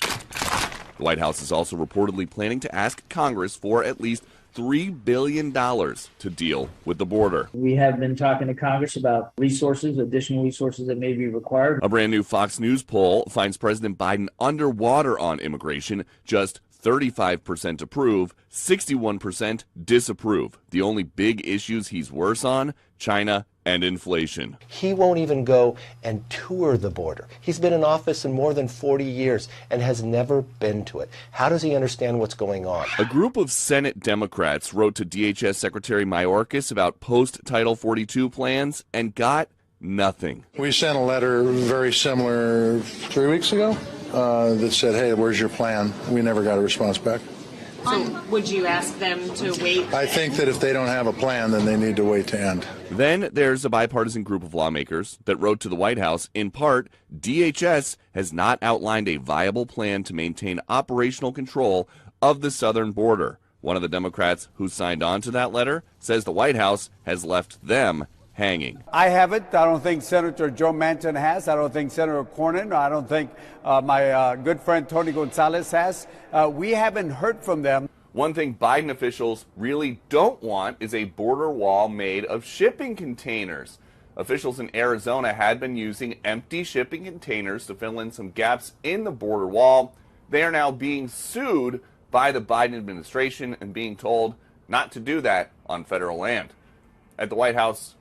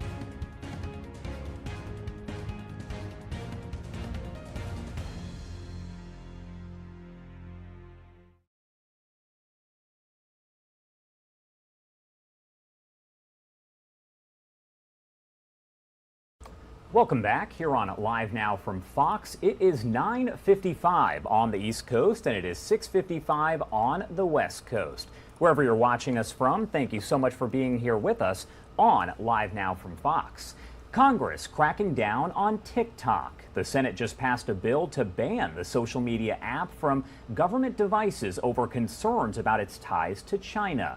As Doug Luzader reports from Washington this morning, that may just be the start of this. How often does everyone in the Senate agree on anything? This was a unanimous vote here to address the threat TikTok may represent to national security. I'm new to Texas, but I'm voting. My first time voting. TikTok's viral videos range from politics to culture and everything in between. But all of that data is going somewhere. I think that's a national security concern. And I think even a greater concern that's not gotten the level of attention is the TikTok as a potential propaganda device. And as we saw just yesterday, that concern is bipartisan, with the Senate agreeing to ban the app when it comes to government devices. And TikTok says their data is secure, but the company's ties to China are creating more concerns.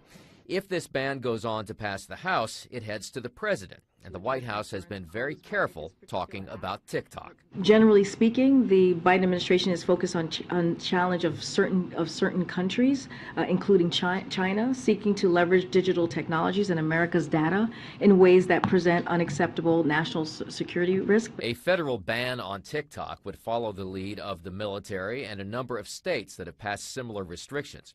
And Florida Republican Senator Marco Rubio would go a step further and push for a nationwide ban. Some people would say to me, well, what do we care if the Chinese government has access to the data on the phone of a 16-year-old teenager somewhere in America? It's not about the 16-year-old teenager. It's about millions of 16-year-olds, 17-year-olds, 30-year-olds, people that are on there dumping all kinds of data that the government of China gets access to. And according to the Wall Street Journal, TikTok is the most popular app in the world, and it's used by 2/3 of teenagers here in the U.S. In Washington, Doug Luzader, Fox News. All right, no question, this is going to be a huge story. We've been talking about it for several weeks as we've seen states that have banned it on government-issued phones and other devices here. I want to help break this down with the experts, so let's invite Holden Triplett with Trenchcoat Advisors in to help break it down for us. Thanks so much for being here. Pleasure to be here. Thank you. So what is going on here? Is our data, I guess, really being sent over to China? Can they get our private information? And that's what it appears. So it's a little bit of a complicated set of relationships, but I'll try to break it down as simply as possible. So TikTok is an American company that everyone is very familiar with, and it collects a certain amount of data from phones.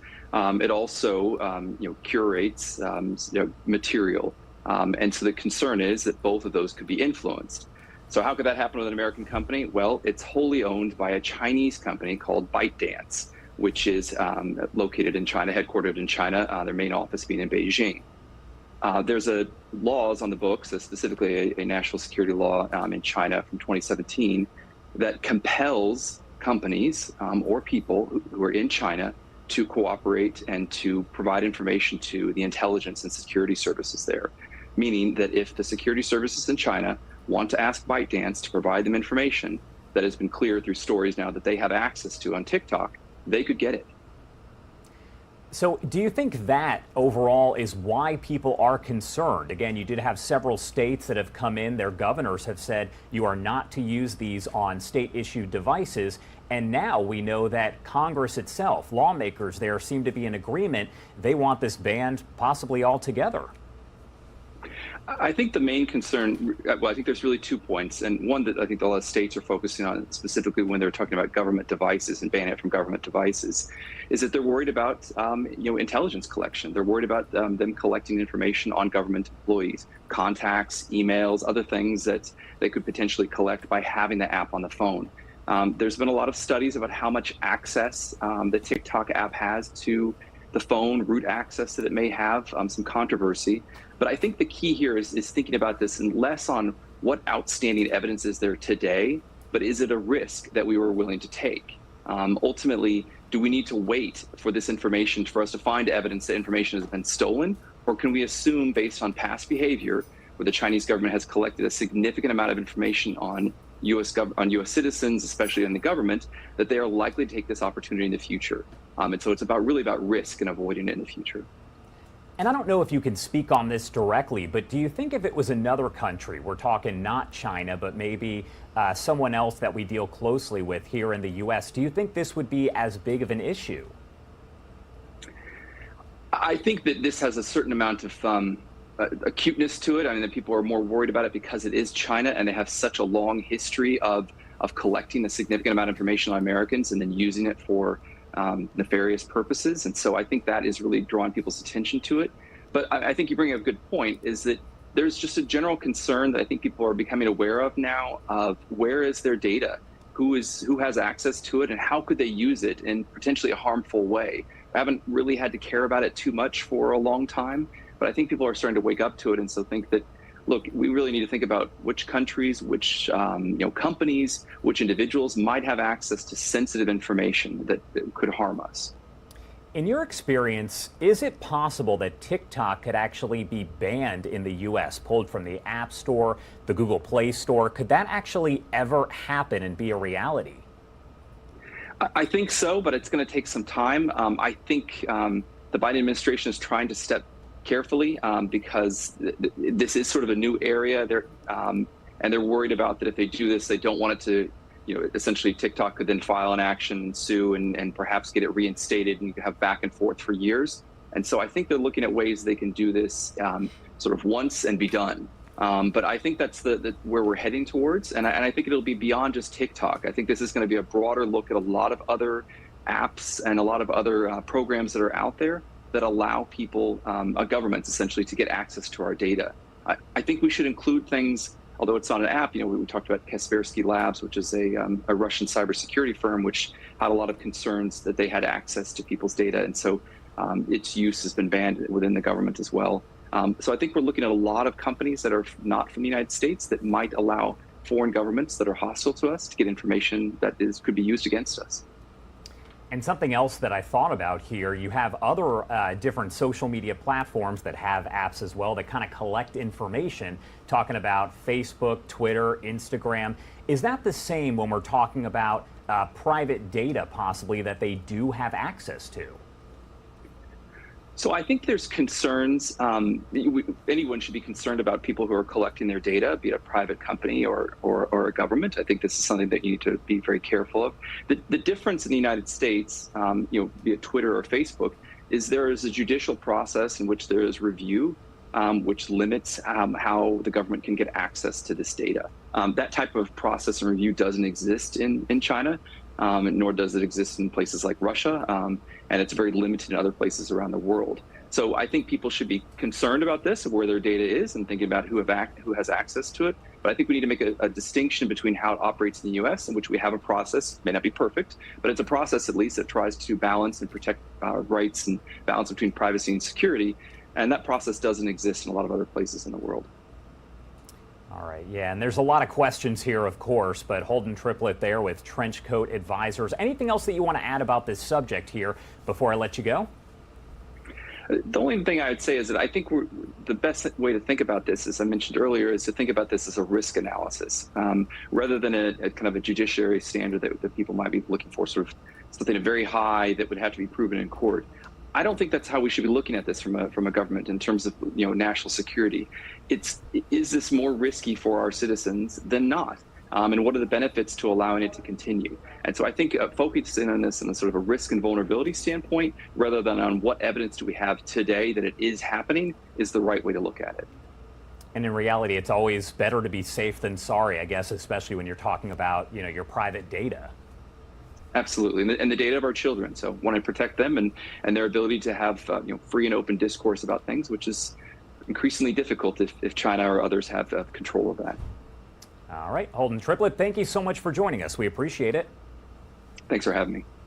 All right, time now is 10:04. If you are joining us over on the East Coast, it is 7:04 on the West Coast. A lot going on, of course. I do actually want to look around on just some of our cameras here because we have Senate hearings, we have House hearings. We also have Florida Governor Ron DeSantis expected to speak here in the next few minutes. So let's step away for a quick 2-minute commercial break, and we'll take a look at all the events going on here on Live Now from Fox.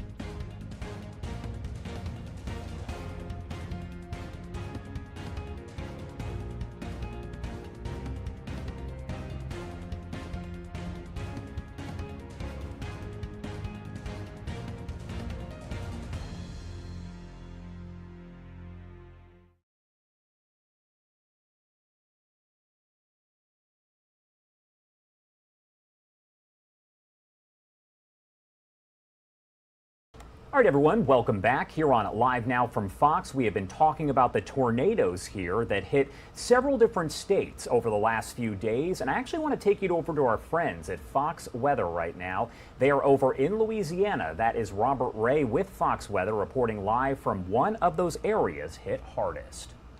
Of the 2x4s completely picked up and lodged into the side of a building. Just shows you the power of these winds, the power of these storms. Robert Ray will continue to check in with you in Louisiana. Yeah, it's ironic that we are seeing these storms in the same place, in the same region. Unfortunate, but purely coincidence, because all it takes is the right conditions to get together. So, of course, we know that the South and the Southeast can be primed to setups like this because we do have the Gulf moisture that feeds in, so it helps energize them. But it just takes the right conditions. That's what determines where the tornadoes will happen. Absolutely. Otherwise, on the north side of this coast-to-coast storm, we've seen big loads of snow. It's been great for the ski resorts, horrible for traffic and travel and trying to get around Martin, South Dakota, also the National Park of Badlands. All right, so that is Fox Weather's coverage. We actually hit the tail end there. That was Robert Ray reporting on just some of the damage there that was reported in Louisiana. Right now, they're talking about the other system that we spoke about that did cause quite a bit in the way of snow. That's video right there on your screen from South Dakota. We did see Colorado as well, so we'll keep an eye on that storm system. Two different, very different storm systems moving across the U.S. right now. We know that tornado outbreak, several dozen tornadoes were reported there, and at least 3 deaths, several injuries as well. We'll keep an eye on that and bring you updates as we do get them here on Live Now from Fox. We also have a House Judiciary Committee meeting that is expected to start in the next few minutes. We'll take you out here live. But for now, let's give you a live look here at what is going on inside that room. No audio just yet. But the House Judiciary Committee today slated to examine the May 24th mass shooting at an elementary school there in Uvalde, Texas. We have been covering this for months now. The shooting at Robb Elementary, where 19 children and 2 adults were killed, was the deadliest school shooting in Texas history. We know 10 days before that shooting in Uvalde, 10 people were killed in a shooting at Tops grocery store in Buffalo, New York. So this is going to examine all of that. That's slated to start, well, it was at 10 a.m. Eastern time, but we know these things rarely start on time, so we'll keep an eye on that and bring you more as we do get it. Let's see what else is going on, because as I mentioned, we have cameras that are all over the country and all over the world. A lot to talk about this morning right here. This actually does appear to be the Senate floor. Not sure exactly what they will be discussing today, but that is another feed that we will keep our eyes on. Let's go over to Florida here. This is where you can hear some audio there. This is where Governor Ron DeSantis of Florida is expected to speak any minute now. So as I mentioned, we have all of these different live events that were expected to start at 10. Nothing ever starts on time. That is what I say over and over again here on Live Now from Fox. So I do want to get into some other news. While we wait, let's talk about the concerns over long COVID here, as we are within the triple-demic or tridemic, depending on who you ask. Let's head over to Fox News' Garrett Tenney for more on that. The triple threat of COVID-19, the flu, and RSV is prompting a return to masking for parts of the U.S. The respiratory season represents common sense season. Health departments in New York, Los Angeles, and Seattle are recommending folks wear face coverings indoors and in crowds. While mandates have not yet returned, health officials say they are concerned. If you remember from the previous respiratory seasons, we basically had a non-existent respiratory season with the exception of COVID. And so masking works. The flu has been a major contributor to the surge in respiratory viruses. The CDC estimates at least 13 million Americans have already been infected this season, but uptake for flu vaccines has been low, with only about a quarter of adults getting their shots this year.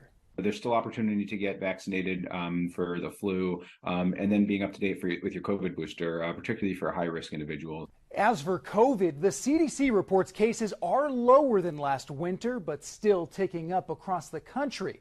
A new report from the agency highlights the long-term effects of the virus. Over the last 2.5 years, long COVID symptoms contributed to more than 3,500 deaths. Those account for less than 1% of total COVID fatalities, but federal health officials believe that number is an undercount. The CDC says symptoms such as headaches and brain fog can last for months after people test negative for the virus. In Chicago, I'm Garrett Tenney, Fox News. Another health-related story that we have been talking about here does involve fentanyl and fentanyl overdoses. Officials across the country are doing what they can to prevent those, but also inform people a little bit more about how you can overdose on fentanyl. John Abscess here with Fox News, providing more details with that. Each hand raised in this room represents a person who has had fentanyl impact their life or someone they know. It came in like a train. Or sometimes from a doctor. My first experience with fentanyl was surgical. No matter where it comes from, it's highly addictive. It's an absolutely incredible high, right? And that's such a taboo thing to talk about. We don't want to talk about how good that feels. And it's deadly. Just over a year ago, I started losing people to fentanyl. I placed people all across the United States into treatment, and I personally lost 47 people.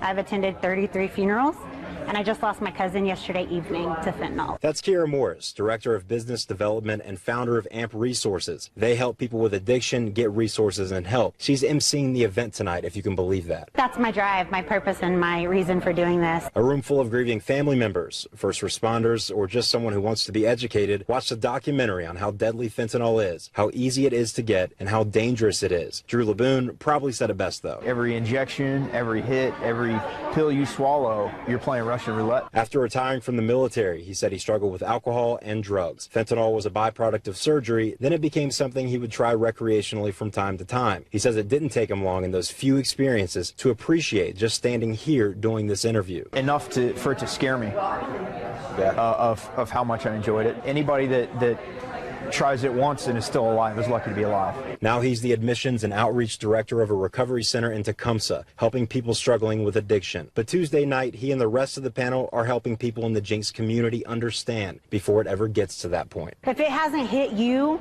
in some way, form, or fashion directly, a close family member, a close friend, a colleague, someone in church, it's going to within the next year. I can 100% guarantee it. So we do have one of those events now underway. This is Florida Governor Ron DeSantis. I believe he's going to talk about the toll roads, and if you're in Florida, there are a lot of them. So let's listen in live, raw, and unfiltered.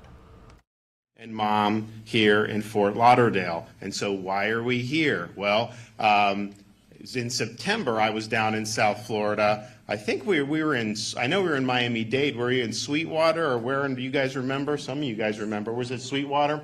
So we were down there, and we had announced, we were in the process of announcing a number of initiatives designed to relieve the burden of inflation on Floridians. And if you think, like they said, oh, it's only 7.1%, well, that's still higher than it's ever been in a long time before the last year and a half. And so this has been really, really significant for a lot of folks.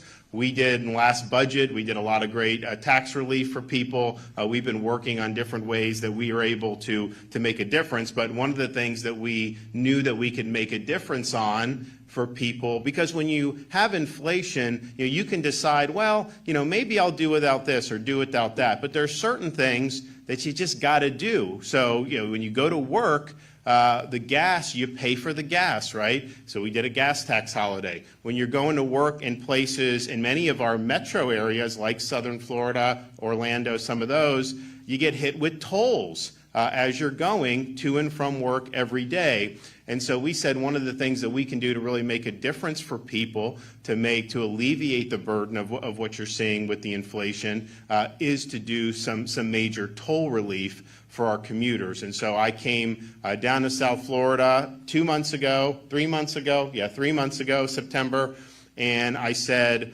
we are going to do for all of our commuters, we're going to work to institute a program to give you a 50% reduction in all tolls. And that is something that's very ambitious. It's something that a lot of people thought was good, but people you often have people run for office and they promise a lot of things. How many times do they actually deliver on a lot of this stuff? Not very often. So for us, we really believe in producing results, and when we come out and say we want to do something, we follow through. So not only did we make the proposal, we worked with Jared Perdue at FDOT to make sure that we had kind of the logistics, because basically what it is, any toll facility in Florida, and you see the map and you see this here, as long as it could accept one of the SunPass or transponders, you charge it, and once you reach the threshold, I think it's 35 charges a month, then they send you the rebate for 50% at the beginning of the next month.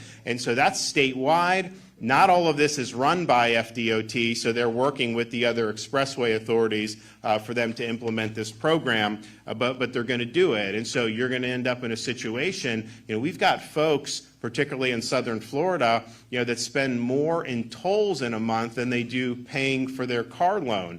Hundreds of dollars. Some people pay $400 or $500 on tolls. Many people pay $200, $250 on tolls. So you're going to end up in a situation, this is going to be $500 million of toll relief for commuters in the state of Florida.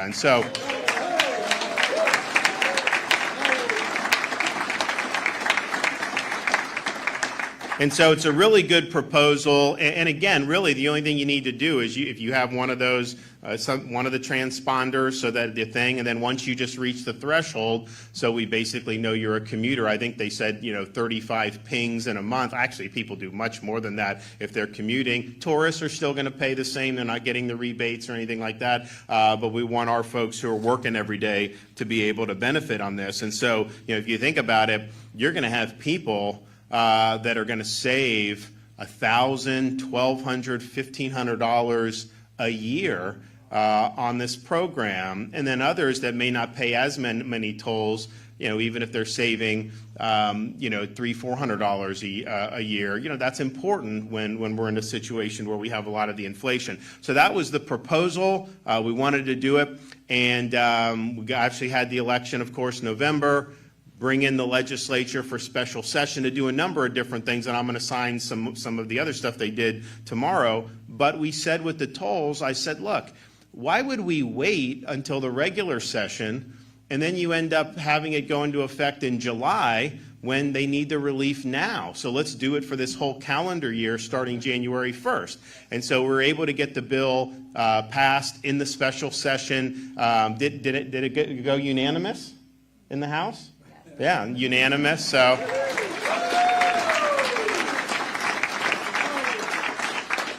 we got both Republicans, and the Democrats. Not very many Democrats up in Tallahassee anymore, but we're happy to have their support on this.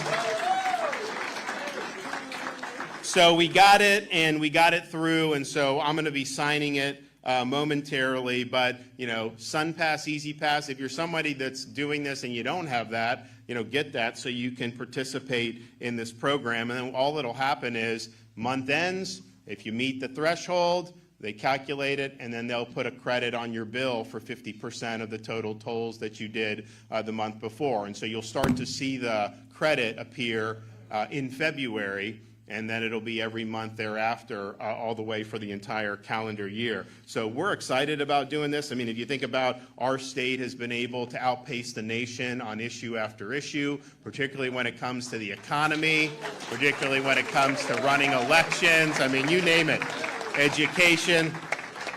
And so we're happy that there's a lot of interest in investing in Florida. We're happy that there's a lot of opportunity in Florida. We're happy that our states run much better than a lot of these other states that have driven a lot of their residents out of their states because of mismanagement. But at the same time, as much as we are this little fiefdom of freedom tucked away in southeastern part of the United States, we have to deal with federal policies. We have to deal with what the Fed is doing by raising interest rates. We got to deal with all the inflationary spending that Congress has been doing. And so we're taking action to be able to protect people from that as best we can. And so I'm happy that we were able to deliver on yet another promise that we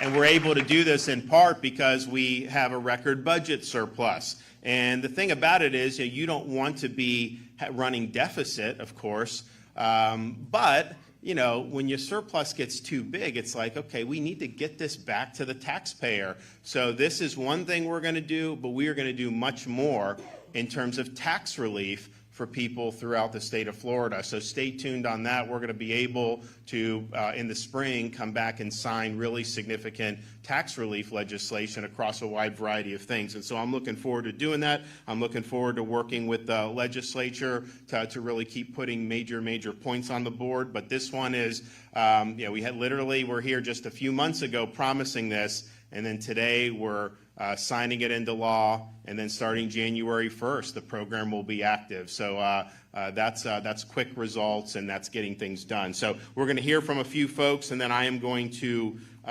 go sign the legislation and make it official. So we'll hear from our FDOT Secretary, Jared Perdue. All right, that was Florida Governor Ron DeSantis speaking on one of the initiatives there to relieve what he says the burden of inflation. We did want to play that for you. Now other officials are going to speak as well. So while that's going on, let's step away for a quick commercial break, and we will be right back.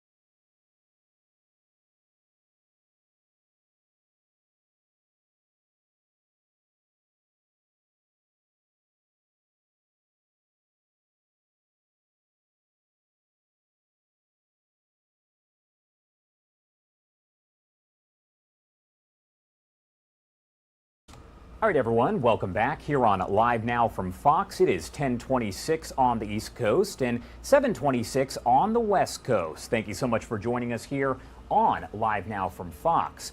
Unfortunately, we have learned that at least 3 people have died in Louisiana after this severe weather outbreak. We know dozens of tornadoes have been reported, and one of the hardest hit areas there in Louisiana is in the Cato Parish. I want to bring in Sheriff Steve Prater to help explain a little bit more about how the situation is right now. Thank you so much for being here with us. Well, you're welcome. Things have kind of settled down now. Naturally, Tuesday when the tornado came through about 4 o'clock in the afternoon, it was hectic for about 24 hours. It was really tough. We had 12 homes that were completely destroyed, and then we had about 20 others that had significant damage to it.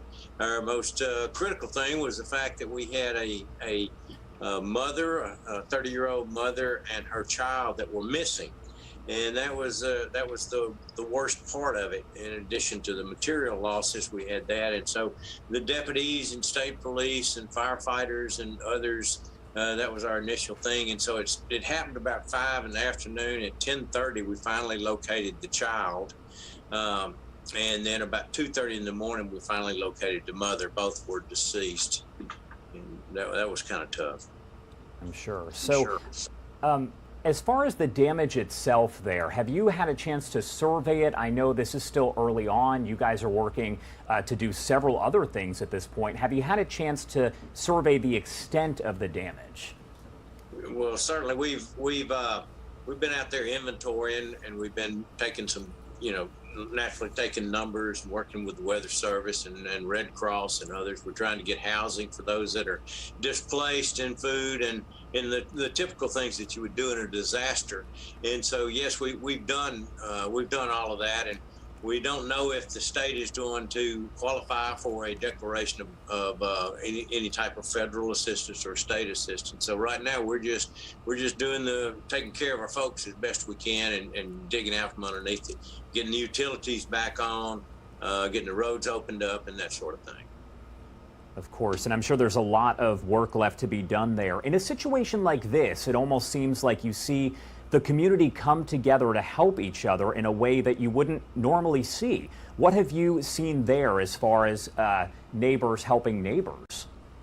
Well, it's been tremendous. When we set up the command post, naturally, we had about 100 deputies that were in the search and rescue portion of it, and then we had state police, firefighters, and many volunteers and others as we were searching for these people and trying to make sure that nobody else was buried in all of the carnage. And so we had so much food and water delivered to the command post for not only the first responders, but also for the those that are actually impacted by the storm itself. So in Northwest Louisiana, we're very fortunate, as in many places in the United States, to where we have a community that's going to respond with contributions and feeding those that need it. So we'll dig out from underneath this. We just need to be praying for that poor fellow that lost not only all of his material possessions, but lost his wife and young child. We just really need to be praying for them.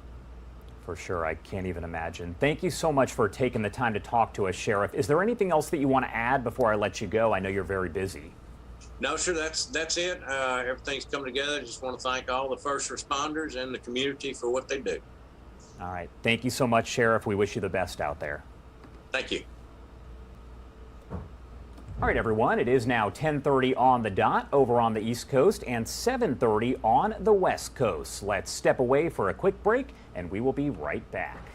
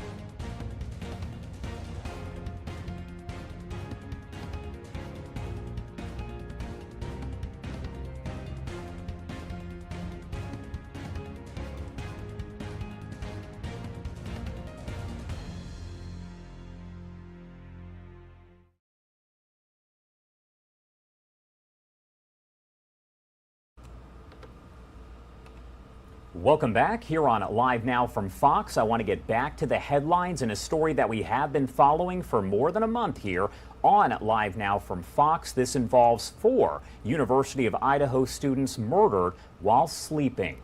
Information has been fairly limited from investigators in recent weeks. We know that no arrests have been made and no suspects have been publicly named. I do want to bring in John Kelly, a criminal profiler and psychotherapist here, to help break down a little bit more about what we know so far. Thank you so much for joining us this morning.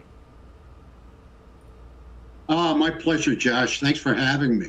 Of course. So first off, what are your thoughts on this case overall? Overall, I think you're looking at a revenge killer that's taking revenge for some reason, or I think you're looking at a sexual predator, more of a fantasy kind of killer, somebody that's been keeping an eye on these girls for quite a while. And, I think they were probably stalked, if it's a fantasy killer, not a revenge killer, through the internet, through their Facebook, there are other social networks they might be on. And I have no problem talking about somebody sitting outside on that hill out in the back looking through those big windows at them upstairs. So I think it's either a revenge killer or a sexual fantasy killer at this point. Right, and there are a lot of questions here. Investigators were holding news conferences there for quite a while, and then they kind of stopped them and just posted 1-minute videos to YouTube every few days just to say, we don't have any new information. So based on your experience, It sounds like you believe possibly the victims may have been targeted? I'm sorry, do I think they were targeted? That's probably the best question is, was one of the girls targeted? Was the house targeted?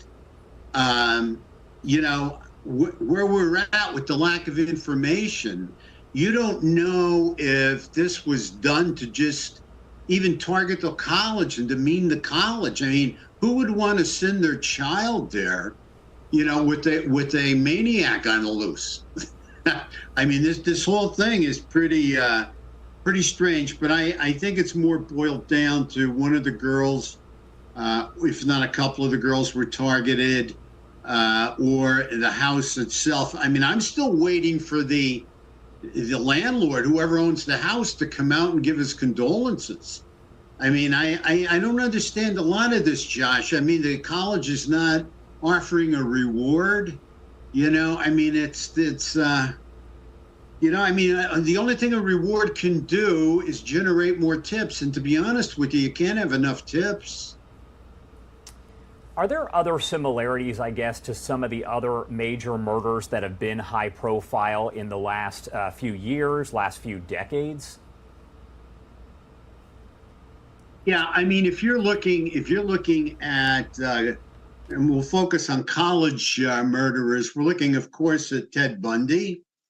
I mean, and this is what bothers me in a way, too. Ted Bundy went into a sorority in Florida, killed a couple of girls, really wounded a couple of other girls, and left the sorority house, and a day or two later killed again, okay? When we're looking at the Gainesville Ripper, that's another mass murder that took place on a college down in Florida. I mean, what did he do? I mean, he wasn't caught right away. He acted out and he killed again. If you want to get closer, in Jersey, you have a guy by the name of Ned Snellgrove. I remember it very well. He killed his girlfriend from Rutgers. And, so he was a killer on the campus. That went off and raped another woman not too many years later, got arrested for that, got put in jail, did about 10 years in jail, maybe more. And then Mr. Snellgrove killed at least one other woman that he got arrested and convicted for in Connecticut. So the bottom line is the history with these college murderers or serial killers or mass murderers, however you want to look at it. I mean, they kill again if they're not caught. And that's why I have some concerns. I don't have concerns with law enforcement not moving fast enough. I think they're moving as fast as they can. I don't think there's a cop there at all, whether it be FBI, whether it be detectives, whether it be state police, that doesn't want to catch this guy. I have no question about that, okay? I just feel that, there's more that can be done by putting a reward out there and trying to get more tips. I don't think you can have enough tips in a case like this. What would you say to people who say that police are not releasing enough information? Obviously, they have to keep some things private because they don't want to mess up the integrity of the case, but are there some other things that they could be releasing? Well, when I look at that, I have to put myself in the cop's shoes. I have to put myself in law enforcement shoes. And what more can they be releasing, I say to myself, that will not upset, as you mentioned, the integrity of the case? Because the one thing you don't want to do is catch a mass murderer, a maniac, and then have him get off and he's back on the street, right? So you want to make sure this sticks to him once they get him. And I believe they will. I believe science is going to have a lot to do with this, because I have to believe his DNA was left somewhere in that house, some part of him. But I really have to leave it up to them on what they think they can put out there and what they believe they can. I think they can focus more on on helping the students be more vigilant, along with putting out a reward. Be more protective. Look at ways that the students can protect themselves, and maybe do some more education on that until they have a better idea. I think a lot of people up there, including the victims' families, and my heartfelt condolences go out to the victims' families and friends.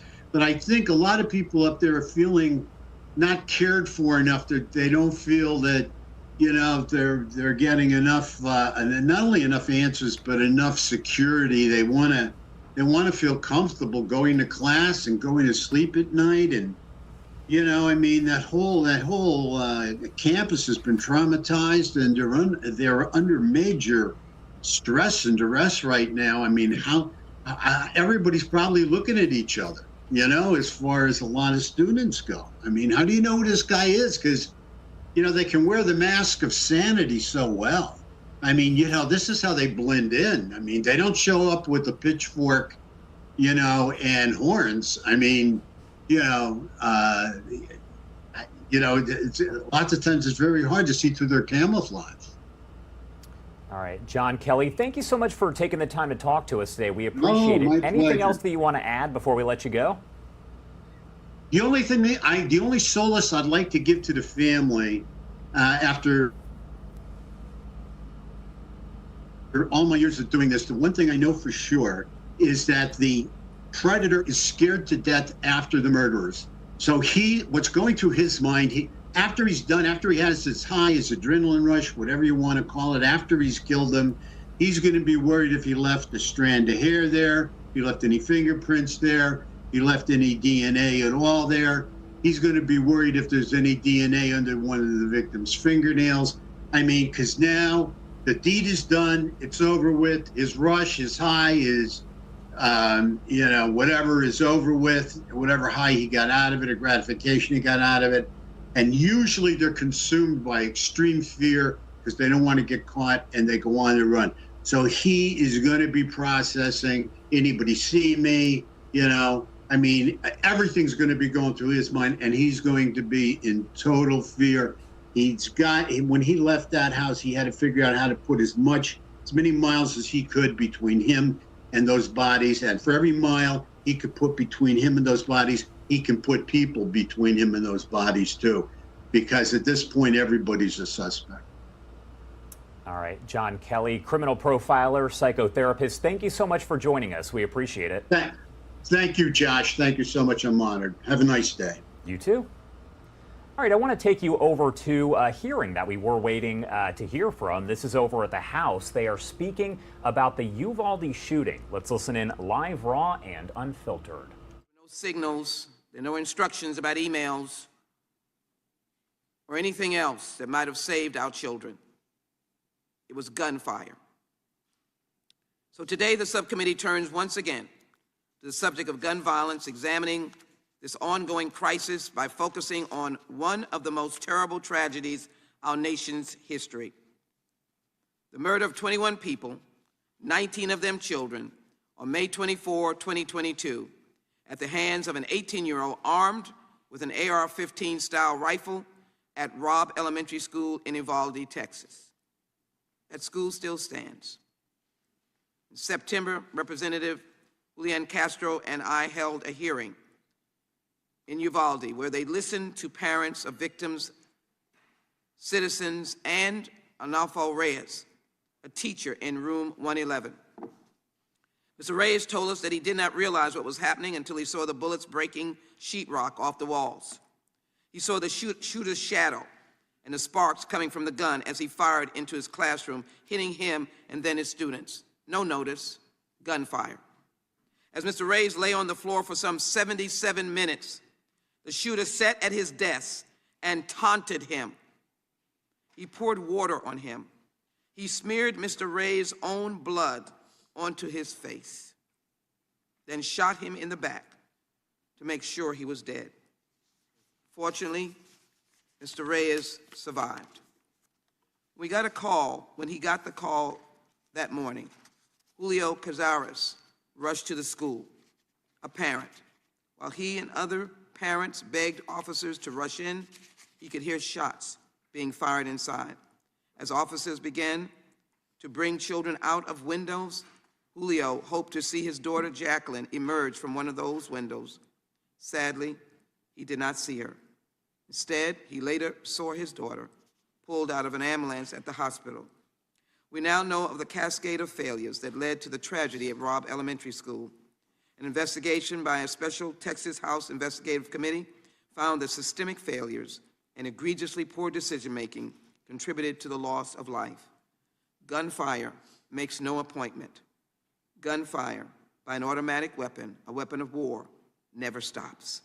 Despite the eventual presence of 376 law enforcement officers, not one of them confronted or engaged the shooter after a group of first officers on the scene tried to approach rooms 111 and 1112, were met with gunfire from an AR-15 style rifle. Without an assault weapons ban, more people will die. And if we're not going to ban them, then law enforcement must be trained to confront these weapons of war. Yes, we must train law enforcement like warriors in a battle on the combat field.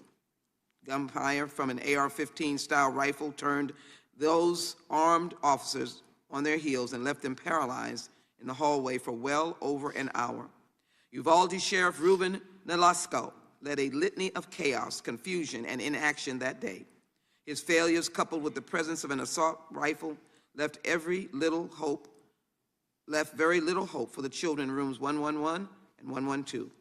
Although the officers had information that a child was on the phone with 911, surrounded by dead bodies, Sheriff Nolasco led officers away from the immediate threat instead of ordering them to storm the room and try to save the children. That day, law enforcement's failures of implementation, planning, training, and duty delayed Paramount 1 and 112. Although the officers had information that a child was on the phone with 911, surrounded by dead bodies, Sheriff Nolasco led officers away from the immediate threat instead of ordering them to storm the room and try to save the children. That day, law enforcement's failures of implementation, planning, training, and duty delayed paramedics' ability to reach those who might be saved.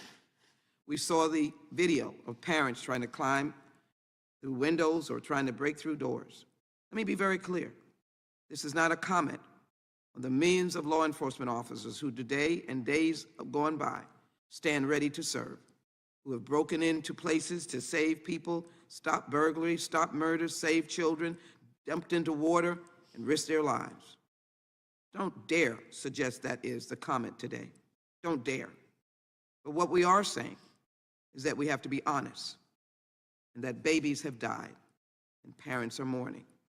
And the federal government has to be the final and ultimate word of responding to the sacrifice of those babies and the parents who mourn. We know for certain that Eva Morales, a teacher in room 112, died in an ambulance, and 3 young students died in local hospitals, including Jacqueline, who died at 1:17 p.m. from gunshot wounds to the chest. We will hear today from Faith Mata, a young woman whose 10-year-old sister, Tess, was murdered that day. Ms. Mata will tell us about the hours she spent waiting, hoping to hear that her sister was among the survivors, only to have officers ask her for her DNA sample in order to identify her sister's body. Law enforcement failed the Mata family and every other family represented at Robb Elementary School that day, including the siblings of Uzziah Garcia, who are so afraid to go to school that they get sick to their stomachs. The victims of the horror, and these are babies, 10-year-olds, that took place in Uvalde were also failed by this country's gun laws. While some states restrict the purchase of long guns, including assault weapons, until the age of 21, Texas and federal law allow those guns to be purchased at age 18. The Uvalde shooter asked multiple people to purchase guns for him before he turned 18, but fortunately, they refused. As soon as he was old enough to legally buy the guns for himself, again 18, not 21, he purchased 2 AR-15 style rifles. In less than a week, he amassed more than 2,000 rounds of ammunition, with the bulk of it being delivered to his doorstep. It is important to note that the shooter had already purchased 60 30-round magazines, a holographic sight, a snap-on trigger system in February before his 18th birthday. In some states, the shooter's behavior might have allowed someone to raise a red flag and alert authorities that he might be a danger to others and prevent him from obtaining a firearm, but Texas has no such law. These must be federal laws. Again, a red flag law would have stopped the shooter from obtaining these deadly weapons and saved so many precious lives. And they shouldn't be able to opt in. It should be the federal law. As a country, we banned the sale of assault weapons for 10 years, but when the ban expired, we saw a tripling of number of active shooter incidents, a tripling in the average number of people murdered in active shooter incidents, and the mass shootings, the schools shootings, the grocery store shootings have continued unabated. Yesterday, we observed the 10th anniversary of the massacre at Sandy Hook Elementary School in Newtown, Connecticut. Nothing has been done. On that horrific day, 20 first graders as young as 6 years old and 6 teachers were lost to gunfire. Like Uvalde, the Sandy Hook shooting was by a young man only 20 years old, armed with an AR-15 style assault weapon, who had killed his mother before going to the school. Today, in memory of that tragedy, we'll also hear from Nicole Melchicciano, a survivor of that massacre. She remembers all too well what it was like as a 7-year-old child to hide in a classroom trembling in fear, thinking that she would never see her family again as the crack of gunfire echoed the halls of her school. Nicole still bears the scars of her trauma, yet she will come today and bravely tell her story in the hopes that we will take action so that no child will ever endure that again. Democrats in Congress have spent more than 2 decades trying to do something, anything, to stop the violence and end the bloodshed. We hope the Republicans will join us, but they oppose us at every turn. During this Congress alone, Democrats have put forward numerous policy proposals to prevent losses of life like those in Uvalde, Buffalo, Sandy Hook, Tree of Life, El Paso, Las Vegas, and the Pulse nightclub, among others.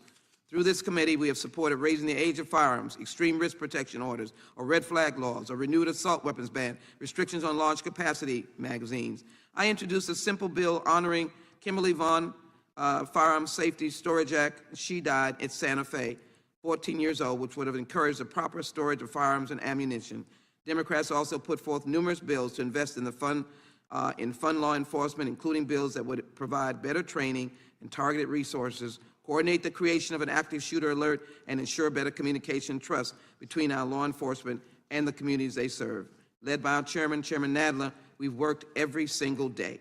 But bill after bill, policy after policy, our friends, Republican colleagues, oppose our efforts to keep our communities safer. They've repeatedly opposed legislation that could prevent violence, and they have opposed investments in effective law enforcement. And while rejecting and distorting our common sense proposals, Republicans have offered no credible policy solutions of their own. We hope today, as the meeting says, that we can develop a bipartisan approach. As a result of these lax gun laws and underinvestments in law enforcement have led to higher rates in red states, have had spillover effects across the country as guns flow into our communities without restraint. In June, after Uvalde, we were able to enact the Bipartisan Safer Communities Act. While the act took a step forward on gun violence prevention, we have so much more to do.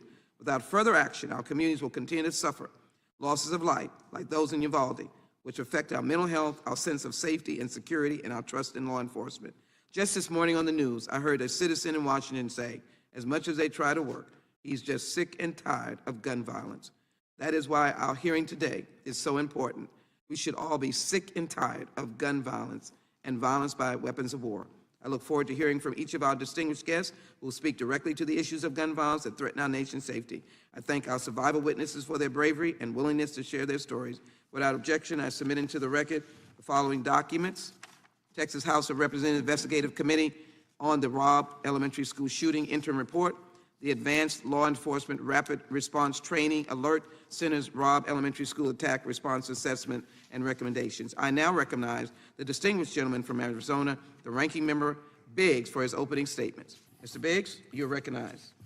Thank you, Madam Chair. I appreciate this, you holding this hearing today, and appreciate you recognizing me for a few minutes to provide an opening statement. We'll never forget the horror of Uvalde, and those who were victimized will also remain in our hearts and our minds. And as the chair has said, there was a cavalcade of failures on that day. There are many reasons that evil persists and that evil lacks. I welcome two witnesses today. We have Dr. John Lott Jr., who's an economist, world-recognized expert on guns and crime. He served as the Senior Advisor for Research and Statistics in the Office of Justice Programs and in the Office of Legal Policy in the U.S. Department of Justice, and has held research or teaching positions at various academic institutions, including the University of Chicago, Yale, the Wharton School at the University of Pennsylvania, Stanford, UCLA, and Rice. And he was the chief economist at the U.S. Sentencing Commission during 1988 to 89. He holds a PhD in economics from UCLA. Nobel laureate Milton Friedman noted John Lott has few equals as a perceptive analyst of controversial public policy issues. He's a prolific author for both academic and popular publications, and has published over 100 articles in peer-reviewed academic journals and written 10 books, including More Guns, Less Crime. His most recent books are Dumbing Down the Courts and How Politics Keep the Smartest Judges Off the Bench. He's been one of the most productive and cited economists in the world. From 1969 to 2000, he ranked 26th worldwide in terms of quality-adjusted total academic journal output and 4th in terms of total research output. Among economics, business, and law professors, his research is currently the 14th most downloaded in the world. I also welcome the Honorable Jack Brewer to be with us today. He is from Fort Worth, Texas, grew up in Grapevine, went on to a successful athletic career both in track and field and in professional football. But beyond that, though, Mr. Brewer is a humanitarian. He's an ordained evangelist who's dedicated his life to initiatives aligning with biblical commandments to serve the fatherless, the poor, the widows, and the captives. That's what his focus is. He will be talking today about the need for families if we're going to stop violence of all kinds, in particular gun violence. To date, his foundation has delivered over $70 million in medical aid, supports over 55 orphan care centers, and helped deliver sports equipment to over 1 million underserved children, and helps bring medical care to over 20,000 women and children around the world. I'm delighted to welcome our two witnesses here today. One other thing that our distinguished chairwoman said today is we have to be honest. But despite the title of the hearing today, there hasn't been an honest engagement in search for bipartisan solutions to gun violence, mostly because there's only one solution for my friends across the aisle, that is to emasculate the Second Amendment and remove guns from legal, lawful, and law-abiding citizens. For proof, just look at the bills they've either introduced or brought through the committee in the 117th Congress. For example, they have pushed legislation to infringe upon the rights of law-abiding Americans, such as federally mandating background checks on all firearm transfers, red flag laws, banning certain semi-automatic firearms, extending background check waiting periods, establishing new federal databases, and establishing a national firearm registry. Those proposals, gun law experts have explained will do nothing to end gun violence or in the criminal use of firearms. They did this while demonstrating a complete lack of respect for and understanding of the Second Amendment rights of law-abiding Americans. Don't take my word for it. Let their own words speak for themselves. President Biden stated, quote, "A 9mm bullet blows the lung out of the body. So the idea of these high-caliber weapons is there's simply no rational basis for it in terms of self-protection. Hunting. And remember, the Constitution, the Second Amendment, was never absolute." Law enforcement, military, and ballistic experts agree that those claims, are pure nonsense. I'm talking about the Second Amendment rights of law-abiding Americans. One of the representatives on this committee stated, quote, "Spare me the bull about constitutional rights," close quote.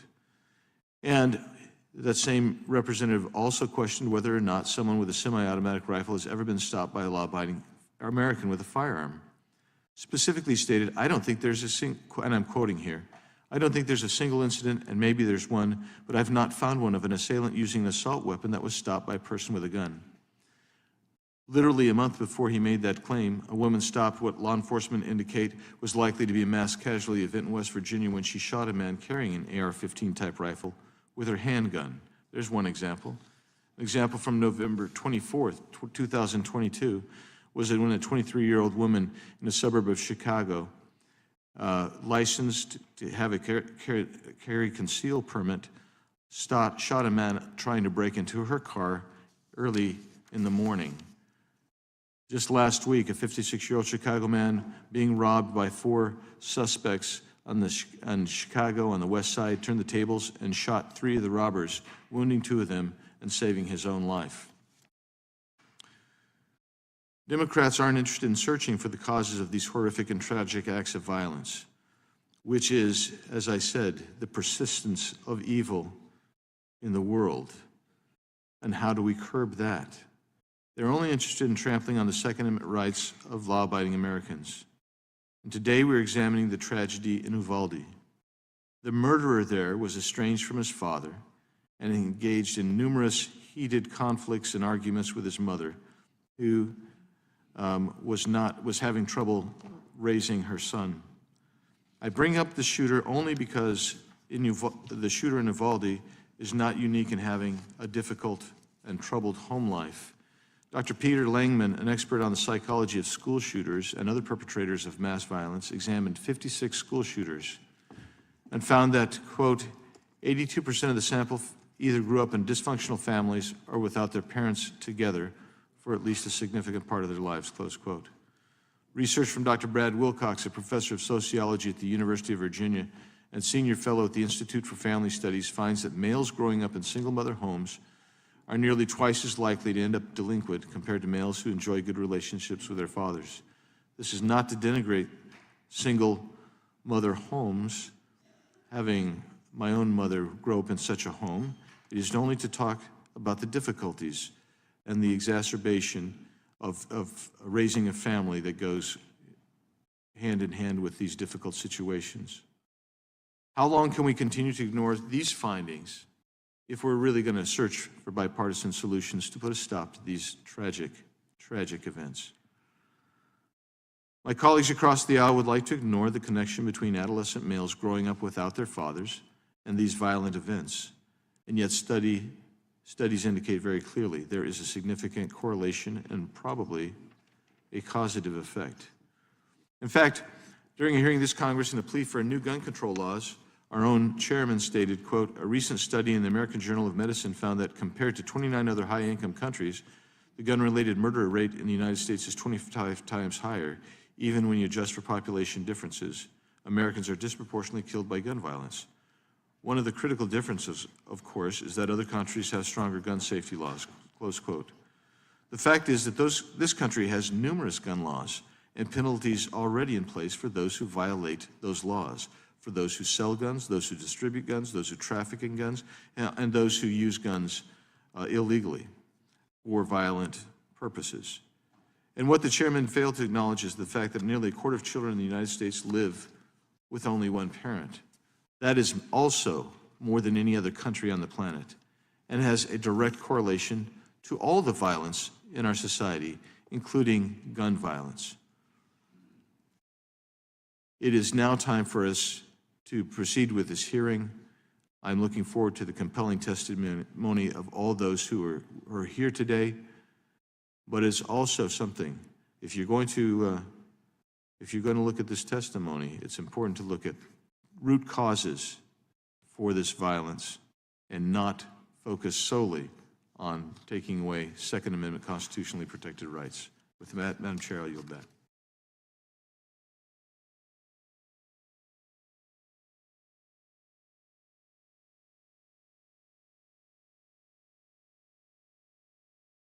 Thank you, Chairwoman Jackson-Lee, for convening this hearing, and I thank the witnesses for being here to inform this committee about how the tragedy in Uvalde can help us continue to develop effective solutions for combating gun violence. For decades now, America has faced an increasing crisis of gun violence, from the mass shootings that have become a routine part of American life to smaller incidents of community violence, to shootings within our homes and our places of worship. Gun violence has permeated every aspect of our society. And while every incident of gun violence deserves recognition and remembrance, it is the mass murder of children in the schools that we trust to keep them safe that strikes the deepest chord. Yesterday marked the 10-year anniversary of the massacre at Sandy Hook Elementary School in Newtown, Connecticut, the deadliest grade school shooting in our nation's history, a history that is littered with far too many school shootings. We'll never forget the 20 children, young children, only 6 and 7 years old, and 6 adults who lost their lives to a 20-year-old young man armed with a semi-automatic assault rifle, a weapon of war. And we will not forget the national outcry for change, for meaningful gun legislation that would prevent similar incidents in the future. But for nearly a decade, those cries went unheeded, as Republicans in Congress stymied any attempt at reforming our gun laws. So month after month, year after year, the shootings have continued. San Bernardino, Orlando, Las Vegas, Parkland, Pittsburgh, Thousand Oaks, El Paso, Boulder, and still Congress did nothing. But this past year we reached a turning point when in the span of 10 days, 31 people were murdered in mass shootings in Buffalo and, of course, in Uvalde. The massacre of 19 school children and 2 adults at Robb Elementary School was a tragedy so horrific that it is difficult to comprehend. From the lax gun laws that allowed the 18-year-old shooter to stockpile military-style weapons and ammunition just days before the shooting, to law enforcement's unfathomable failure to respond quickly and to take all possible actions to save the lives of children, the Uvalde shooting encapsulates so much of what characterizes America's crisis of gun violence. And it is through the lens of the tragedy in Uvalde that we must look for solutions. This committee did just that the week after our earlier hearing, moving the Protecting Our Kids Act, which passed the House on June 8th of this year, with the vast majority of Republicans voting no. The act contained several critical measures to prevent gun violence, including raising the age for buying semi-automatic rifles like those used in Sandy Hook, Buffalo, and Uvalde, establishing new federal offenses for straw purchases of large-capacity magazines, safe storage requirements, and statutory bans on bump stocks and ghost guns. Because of continued Republican opposition, the act did not have sufficient support to pass the Senate, despite the cries from the families in Uvalde and throughout the nation. But just a few weeks later, Democrats and Republicans in the House and the Senate finally were able to come together to pass the bipartisan Safer Communities Act. Though it was not nearly as expansive as our House champion bill, I'm nonetheless proud of what we were able to achieve with the bipartisan Safer Communities Act. The first meaningful gun legislation in decades, the act requires enhanced background checks for firearms purchasers under the age of 21. It creates new federal straw purchasing and trafficking offenses, and it provides critical funding for violence intervention initiatives, children and family mental health services, and school programs, including safety programs. It is a critical first step, but it is only a first step. Experience has shown us that there is still so much more to be done. This committee has tried, but most Republicans have opposed every type of gun legislation we have advanced. Extreme risk protection orders, banning assault weapons, and raising the age to purchase semi-automatic firearms. Each of these measures could have prevented the tragedy in Uvalde and so many others. It is no surprise, then, that in the few months since Uvalde, we have continued to see more mass shootings. From the July 4th shooting in Highland Park, Illinois, to the Walmart shooting in Chesapeake, Virginia, to the recent massacre at Club Q in Colorado Springs, we have learned that even when police act as swiftly as possible, and even when heroic citizens risk their own lives to stop the bloodshed, there is no act of heroism that can stop an AR-15 assault-style weapon from killing dozens of people within minutes. As we have said time and again, as the evidence has shown, this is a uniquely American problem, and it demands a solution from us, the representatives Americans have chosen to pass laws to protect them while safeguarding their constitutional rights. As Mr. Biggs quoted me as some of you are going to see a quick 2-minute break as we continue to listen to the opening statements of this U.S. House hearing on gun violence in America.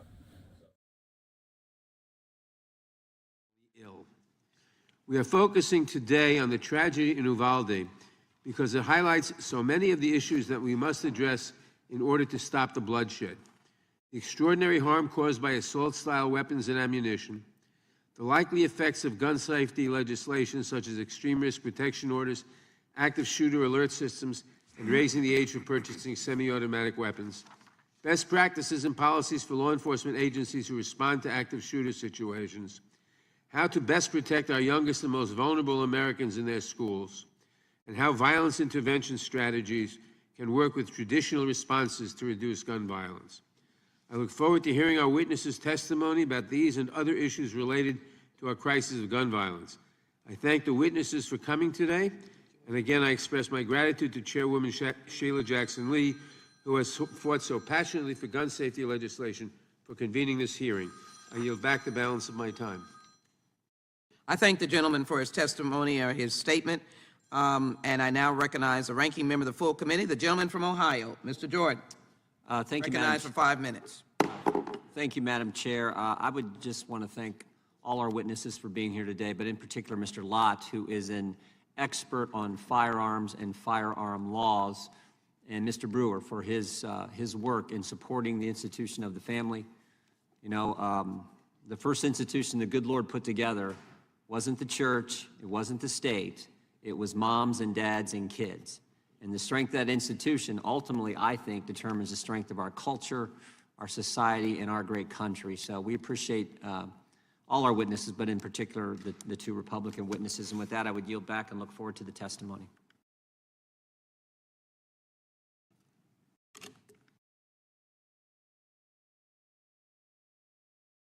It is now my pleasure, with a sense of sadness, to introduce today's witnesses. First, Faith Mata is the big sister of Tess Mata, one of the 21 lives lost at Robb Elementary School in May of this year. She's joined by her parents, Jerry, an aviation mechanic, and Veronica, a kindergarten teacher. I'd like for them to stand with their baby Tess.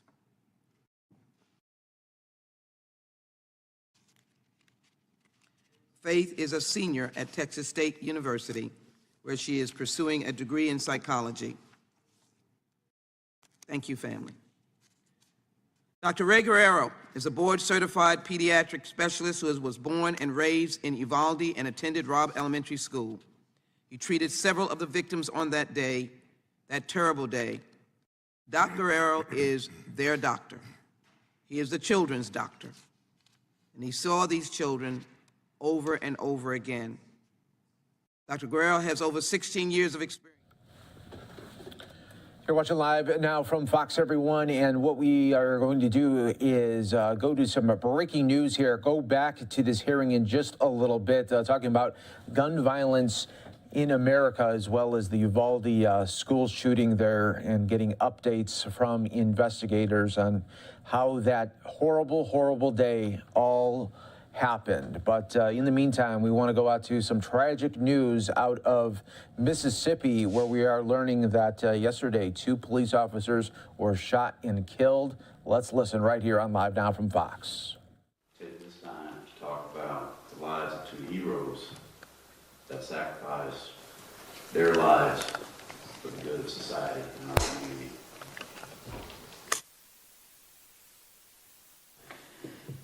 Sergeant Stephen Brown. He was employed with our department since 2019, and he began his law enforcement career in 2010. He also worked for the Hancock County Sheriff's Office and the Wayville Police Department. He was a 12-year veteran of law enforcement, and Stephen promoted through the ranks to become a sergeant, and he was a supervisor with the Bay St. Louis Police Department, and he took his role in mentoring others quite seriously. He knew it was his job to make great cops out of young rookies.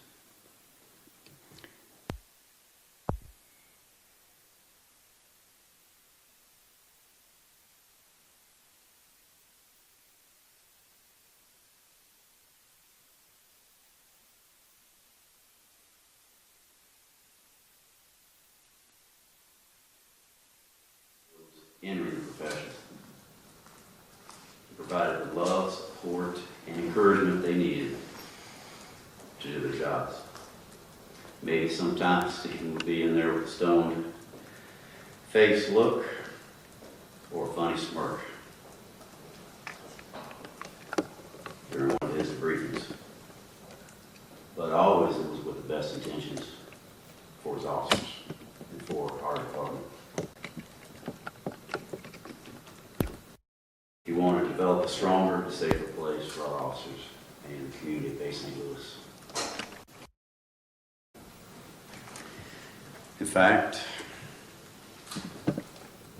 when these things happen, we go looking for photographs of our fallen officers.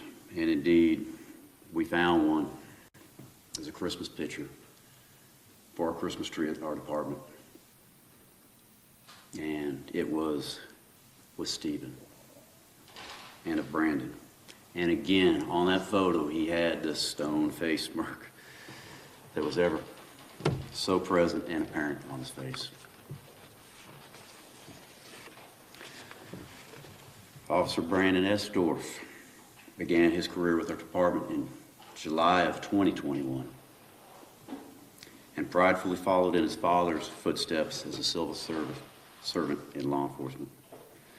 Although he is new to the profession, Brandon grew up surrounded by tons of other police officers, all of whom would watch out for him, keep him on the straight and narrow, and love him like their own. He was an exceptional cadet who was truly going places in law enforcement and in our police department. He had maturity, politeness, and a professionalism about him that not many 23-year-olds have. He worked hard to do his best each and every day, knowing that he made his father and every inherited police father and mother and his mother extremely proud.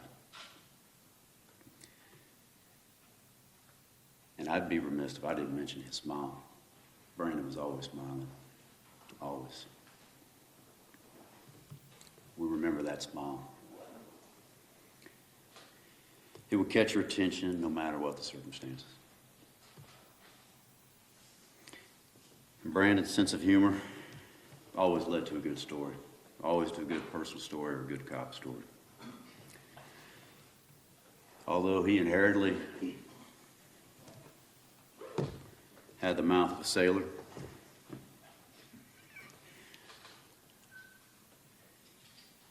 likely from all those law enforcement parents I mentioned earlier, if he could lighten anyone's load, with his wit and with his charm.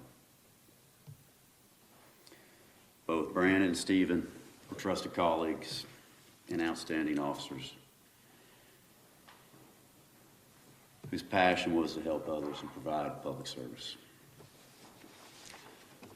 That was evident leading up to their final sacrifice during yesterday's tragedy. And while their sacrifice brings their death to the forefront of our attention, we must never forget these men, these officers. They were sons, they were grandsons, they were brothers. Stephen was a husband, a father, grandparent, and to all of us, they were friends of ours.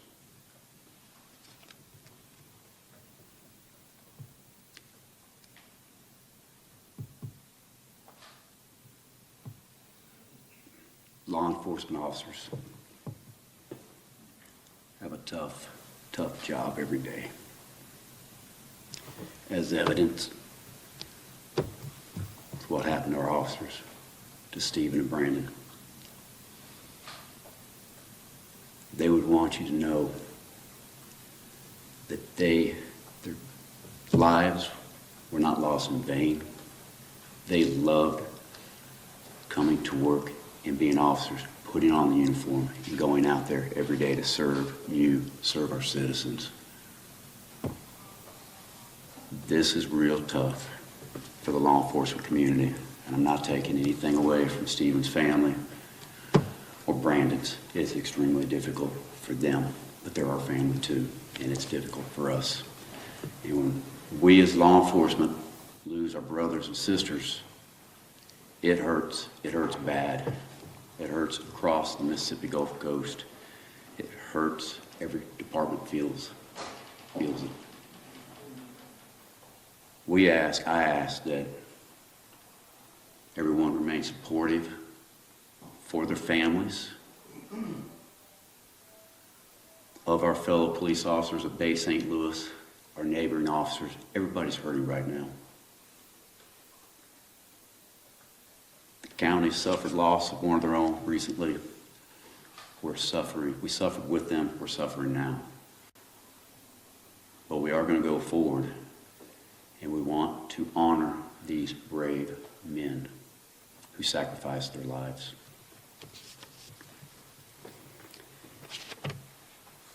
I do want to express my gratitude and our department's gratitude to our partners here in law enforcement and the ones that aren't here right now. Sheriff Ricky Adam, and the Hancock County Sheriff's Office, and the Wayville Police Department have been with us every step of the way. They came to our immediate aid yesterday morning. We were out there at 4 a.m., and they were out there with us. That's truly appreciated. It is truly appreciated. I want to thank the Department of Public Safety and the Mississippi Bureau of Investigations, who have been conducting a thorough investigation into this tragic incident. Our agency is assisting in every way possible to support the investigation supported by MBI. And their agency has released all pertinent and relevant details. I would defer any questions specifically related to the incident to their agency. In closing, we would ask for your prayer and support in this time of need. Pray for Stephen. Pray for Brandon.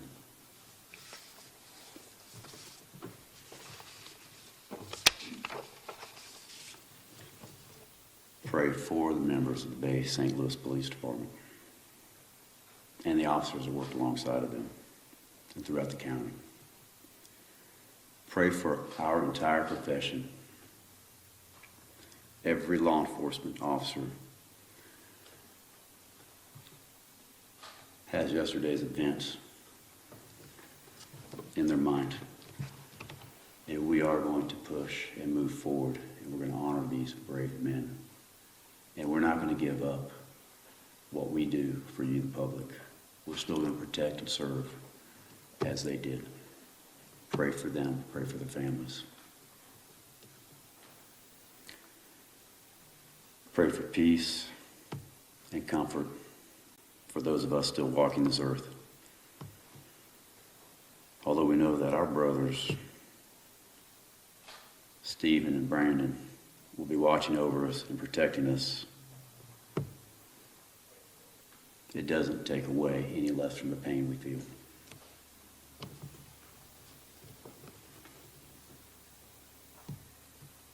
And finally, we ask that you pray for the children and the family of the assailant. They too are victims. They too will need the love and the support of their community. The only way for us to survive this is with a tremendous amount of support and love for one another. I'll take a few brief questions. Any idea when services might be available? We're working on that right now with the families. We're going to respect their wishes and concern to the services. We will have a lot of that very soon. As soon as we have that, we will put it out for everyone as soon as possible. But it is currently in the works. We're just respecting their wishes and honoring their requests, and we have some follow-up meetings with the families. When you have in mind that, not right now, if we can get ideas of it running. Sure. Chief, I know this is very hard for you guys. We appreciate you all working with you to tell us about these small officers and serve the community. Can you tell us how big the department is? This is a very small, tight-knit community, so losing 2 officers, sure, losing any officer is hard. Losing 2 especially is very hard. So how big is the department? We're a small coastal department, roughly 30 personnel. Shifts are small. With that 30 personnel, not everybody is an officer patrol. So it's based on shifts and officers. The whole law enforcement profession is always in need of more officers. We are no exception to that, and especially now. And that's why it's been so important and appreciated by Hancock County Sheriff's Office, by Wayville Police Department, by our outside police departments offering manpower during this time to assist us. Currently, we've asked our officers if they'd like to stay home, And so these departments are partners coming in to fill that void. So I want to reassure the community we do have active patrol by assisting agencies. We are responding to calls. Chief, You may not see a Bay St. Louis officer in uniform respond to that call, but law enforcement collectively will be responding to those calls for the community at this time. Spent a lot of time yesterday in the downtown area and have got a real sense of how close of a tie that you have with the community, spending a lot of time and speaking with business owners and residents. How important is that connection with the community during this time? Oh, it's essential. This community is great. Same reason Stephen and Brandon came to this community. Brandon grew up here in the community of the Bay. Stephen's from here. And because of the community, that's why there are officers with us. It is essential that we all be together, and it's unique on the Mississippi Gulf Coast. One of the most wonderful things out here is the support of the citizens and the community for law enforcement, for military, for first responders. The community's been very supportive. Thank you.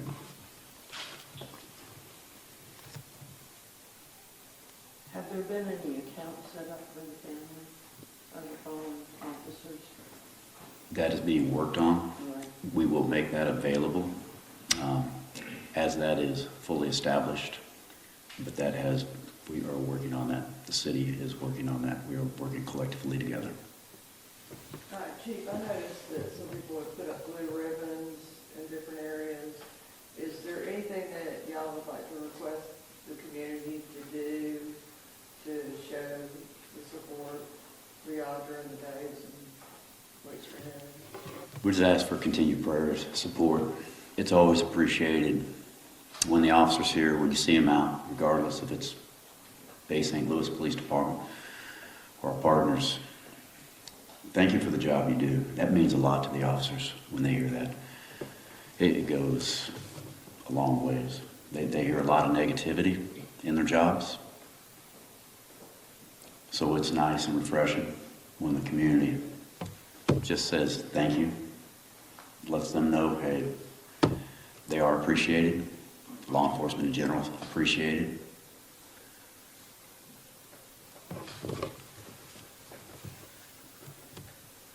And I apologize because I'm not sure. Has Bay St. Louis lost an officer before in the line of duty? Or I don't recall. I'm unaware of that happening here.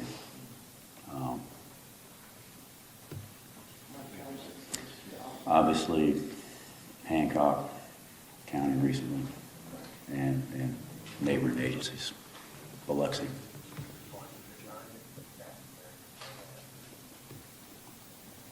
And just so you know, this, as in Hancock County, Biloxi PD, and our partners in law enforcement, every time this happens, this is a reminder to them and their fallen brothers. So again, thank an officer when you see them. They appreciate your support, always. Is the department for signalized support from outside agencies all over the country? Yes. Throughout Mississippi, from our capital in the state, outside of the state, there's been a lot of outreach. It continues. A lot of things are coming in, and it is most appreciated because we do this. We do the same thing for them when these things happen, unfortunately.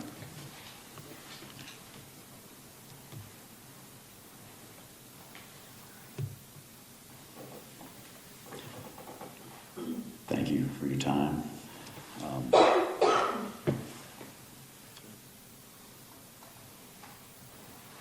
And if anybody... A terrible tragedy in Mississippi as two police officers were shot and killed yesterday. The officers responding to a call for a welfare check made in Bay St. Louis, Mississippi, which is located along a stretch of Interstate Highway 90 that runs through the Gulf Coast city there. The suspect then shot herself there, and the case continues to be investigated, but a very sad moment there for the officers, the community, and really the whole state of Mississippi. You're watching Live Now from Fox, everyone. We are going to take a quick 2-minute break.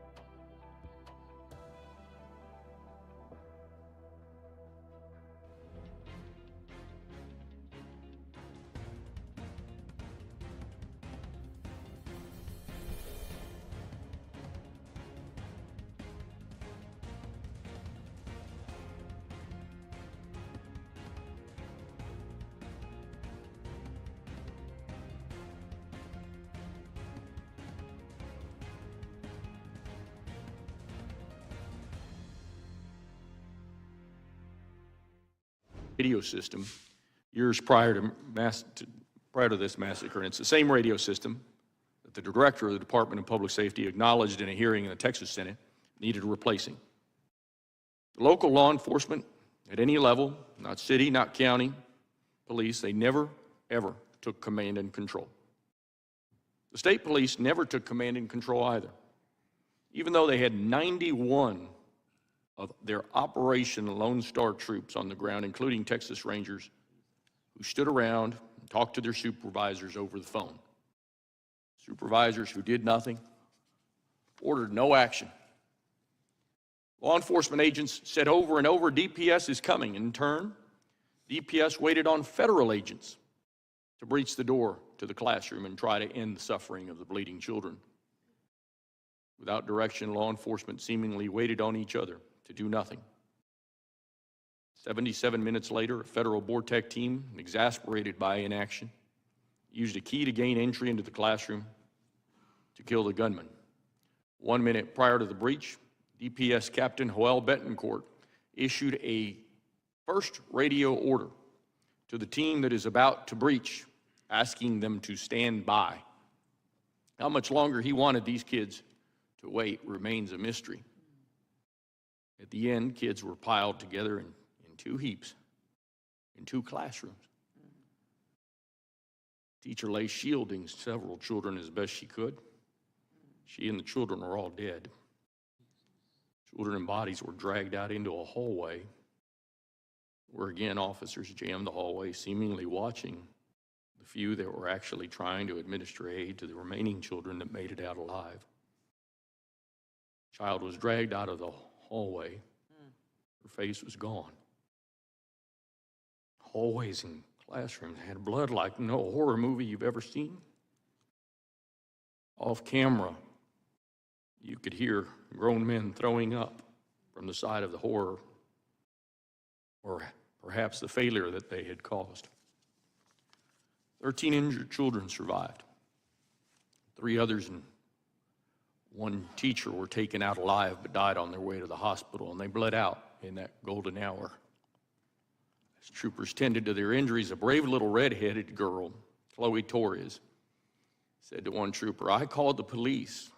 Did you get my calls? Was it you I was talking to?" She said to the female trooper.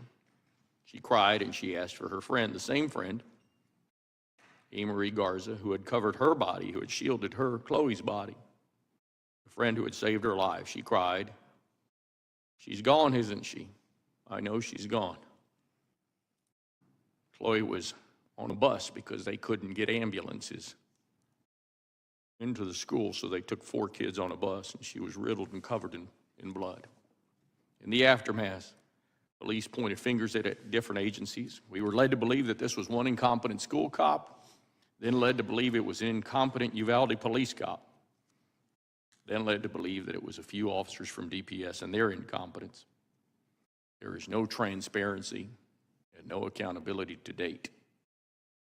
My question to the leaders of this country is how many children have to be murdered before they are willing to ban the chosen weapon of these school shooters? How many people have to be killed before we take reasonable steps to end murder? Thank you, Madam Chair.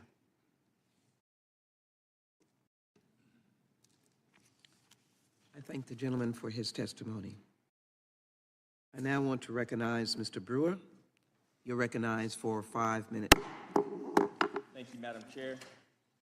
Ranking Member Biggs, distinguished members. Oh, I'm sorry. Madam Chair, Jackson Lee, Ranking Member Biggs, distinguished members of the committee, thank you for the invitation to appear before you today. I'm a resident of Parkland, Florida, and I understand the impact of these tragedies on our communities. I'm a father of 4. Unfortunately, I've experienced gun violence firsthand. At 14 years old, my friend shot a skinhead in the neck in self-defense after a group tried to break into his house.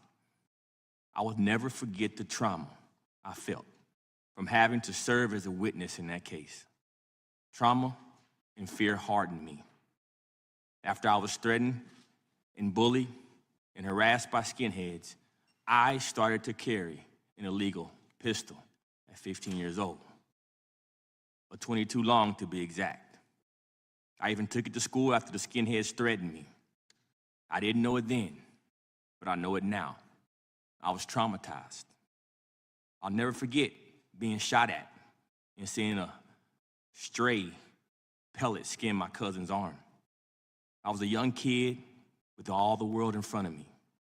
I was a straight-A student, a great multi-sport athlete, and even the director of my church choir. If I was caught with that gun in my pocket, I would not be testifying before you today. If I had shot and killed a skinhead or a bully back then, I may still be in prison serving a life sentence today. The difference between me and the hundreds of young black boys who are shooting at each other every week in communities across America comes down to one word: Father. The reason I thought twice about ever using that illegal gun I carried in my pocket is because I had a hard-handed daddy at home that would whoop my butt. I had a fasting and praying mom at home that taught me the fear of my Father which art in heaven, and I had a father in the flesh and a father in the spirit. Proverbs 13:24 says, "He that spareth the rod hateth his son, but he that loveth him chastiseth him betimes." And betimes means before the usual or expected time, early. The very school shootings that have brought so much darkness to our nation's history are exacerbated by fatherlessness. A 2016 study found that out of a sample of 56 shooters, only 18% grew up in a stable household with both biological parents. And we know this Uvalde shooter did not have a man of God in his life.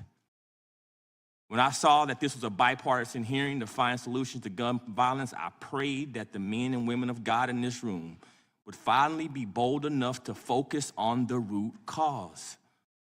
Talking points may win elections, but addressing the root cause is the only way to solve a crisis. Research has indicated as many as 85% of shooters in communities were previously arrested, and most of them arrested for violent crimes. My foundation has worked on addressing the root cause of these issues in some of the most impoverished black communities on the planet. Recently, a neighbor of mine was shot in the face, and the two young gunmen ran past the kids at my youth center. As you can imagine, they are traumatized, fearful, and hardened. The same feelings and emotions that I had at their age, carrying guns and always looking over my shoulder. The difference is 80% of my kids at my youth center are fatherless. Gun laws are the least of their worries. If they cuss a teacher out, refuse to do their work, or beat up someone, they have little or no consequences in the public school system today. Parents have little or no responsibility for the actions of their children. If we are serious about addressing gun violence, then we need to first get serious about bringing the paddle and prayer back to our public schools. Proverbs 22:6 says, "Train up a child in the way he should go, and when he is old, he will never depart from it." In today's America, we have... All right, everybody, we are going to take a quick 2-minute break here on Live Now from Fox. When we come back, we will listen to some remarks from President Biden at the U.S.-Africa Summit. That's all coming up next here on Live Now from Fox.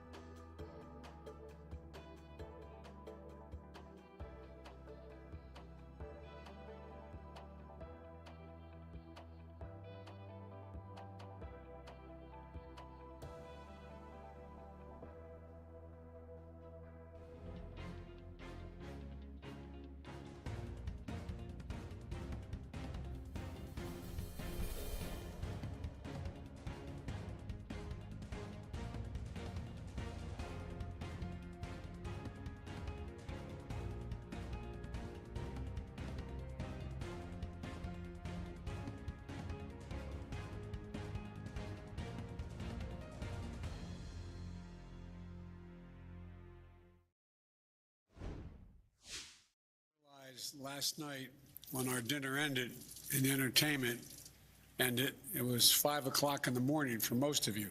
So I admire your collective stamina. Thank you very much. And I promise my comments will not take you to tomorrow morning. My friends, I'm honored to host you all here in Washington for the U.S. African Leaders Summit. It's wonderful to spend time with you and your spouses last night at dinner, and I truly enjoyed it, and thank you for making the time. And let me also convey my condolences to the people of the Democratic Republic of the Congo for the tragic loss of life and the communities impacted due to the flooding. Mr. President, we missed you last night, but if there's anything the United States can do to help in this effort, please let us know. We'll do whatever we can. Today, I'm looking forward to hearing more from all of you about the issues and priorities that matter most to Africa and how we can deepen our cooperation. And I emphasize cooperation. Our nations have worked closely together for a long time. We've improved the lives of countless people in all our countries in meaningful ways on both sides of the Atlantic. And with this summit and with the African Union's Agenda 2063, our eyes are fixed squarely on the future. We're now in the early years that will be a decisive decade. The choices that we make today and the remainder of this decade and how we tackle these challenges, in my view, will determine the direction the entire world takes in the decades to come. As I said yesterday, the United States is all in on Africa and all in with Africa. African voices, African leadership, African innovation, all are critical to addressing the most pressing global challenges and to realizing the vision we all share, a world that is free, a world that is open, prosperous, and secure. Africa belongs to the table in every room where global challenges are being discussed, and in every institution where discussions are taking place. That's why I announced in September at the United Nations General Assembly that the United States fully supports reforming the UN Security Council to include permanent representation for Africa. And today I'm also calling for the African Union to join the G20 as a permanent member of the G20. It's been a long time in coming, but it's going to come. And today I'm also, whether we're upholding or defending the foundation principles of global peace and security enshrined in the UN Charter and the UN and in the AU's seminal documents, or meeting the challenges that impact every nation, the people of Africa are indispensable partners to delivering the progress that benefits everyone, not just in Africa and the United States, but the whole world. The COVID-19 pandemic, followed by Russia's unjust and unprovoked war against its neighbor Ukraine, has roiled the global economy, erasing many of the development gains that we worked so hard together to achieve over the past 2 decades. But that doesn't change our shared goals and our commitment to seeing them through. It only makes it more urgent for us to take decisive action and take it together. That's why over the next 3 years, working in close cooperation with the United States Congress, we plan to commit $55 billion in Africa to advance the priorities we share and to support the Agenda 2063. That number represents a comprehensive commitment from the United States to invest in Africa's people, Africa's infrastructure, Africa's agriculture, Africa's health system, Africa's security, and more. In our view, our new shared vision statement lays out a forward-looking foundation for the 21st century partnership between Africa and the United States. We want to work with you on these issues that matter most to our people's lives, and we're looking to increase our collaboration in every area, from rural communities to urban centers to cyberspace to outer space. In addition to our investments, we're also committed to helping African countries assess the financing you need to build sustainable and inclusive economies. We're leading a global effort to pursue equitable arrangements for global creditors to provide debt relief so nations can prioritize their people, not backbreaking debt payments. And I'm asking the Congress for the authority to lend $21 billion to the International Monetary Fund to provide access to necessary financing for low and middle income countries that are so difficult to come by now, and will help Africa's recovery efforts and support projects that build resilience against future crises. As we engage with your countries, the United States will always lead with our values: support for democracy, respect for the rule of law, commitment to human rights, responsible government. All are part of our DNA. That doesn't mean we always get everything right. We surely don't. And the work of democracy is never finished or never guaranteed. It's about consistent and constant self-improvement. But that's why democracy is the best tool we have to address the wide range of challenges we all face. And that belief is shared by Africans and Americans alike. For South Africa's world-changing triumph over apartheid, to Nigeria's not too young to run movement, empowering a new generation of changemakers, to the record voter turnout in Zambia, where young people demanded a better future, we see over and over again that our greatest power is our people. So one of the commitments I want to highlight today is the investment in countering democratic backsliding through our new African Democratic and Political Transition Initiative. Collaborating closely with African governments, regional institutions, and civil society, my administration will work with the United States Congress to invest $75 million to strengthen transparent, accountable governance facilities, facilitate voter registration, support constitutional reform, and more.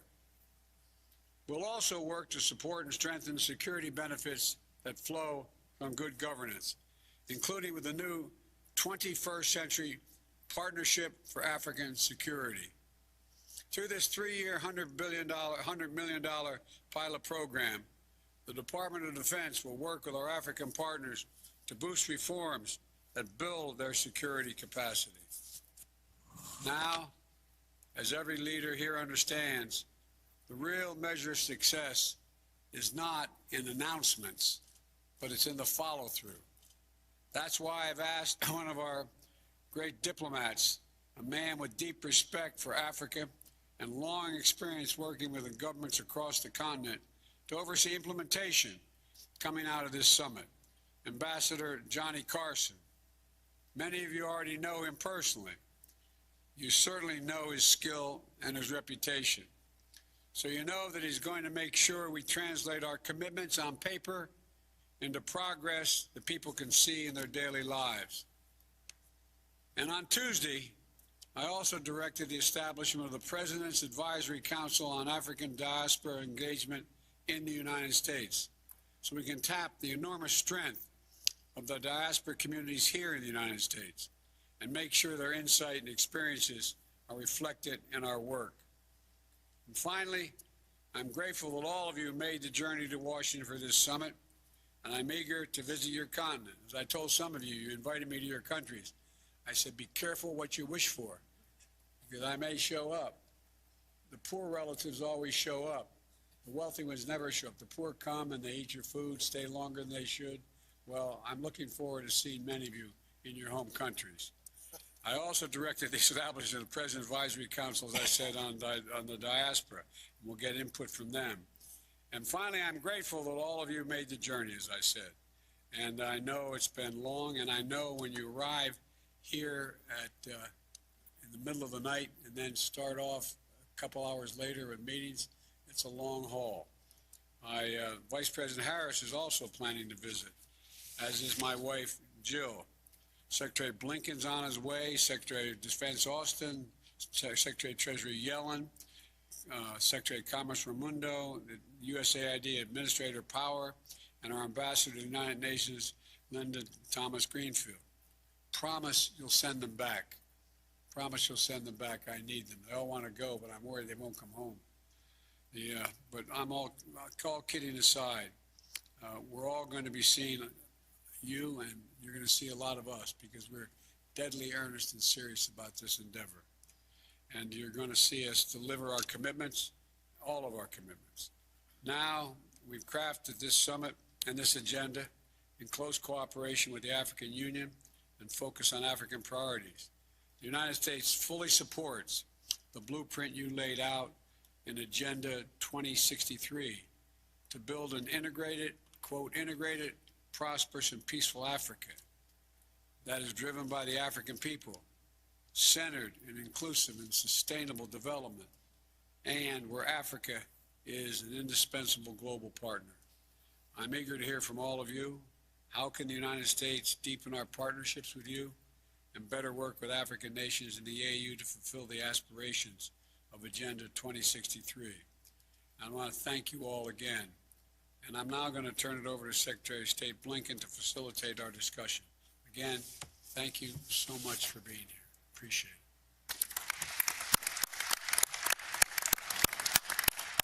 Well, Mr. President, thank you very, very much. And let me just add my own sincere and warm welcome to all of you today. This is the last day of the summit. We've had a multiplicity of events, meetings, conversations, but I think this is the first time everyone is actually around the same table.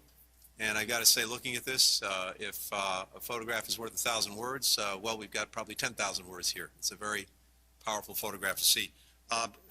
To start things off, we very much welcome getting the African perspective, starting with the President of Senegal, the Chairperson of the African Union, President Macky Sall. Monsieur le Président, micro est à vous. Merci beaucoup, Monsieur le Secrétaire d'État, Monsieur le Président Joseph Biden. Of course, we always got you covered right here on Live Now from Fox. We took in those remarks from President Biden, and now what we want to do is continue our coverage, go out to this in-demand U.S. House hearing talking about the horrible tragedy that happened at the Uvalde school shooting earlier this year, as well as gun violence in America.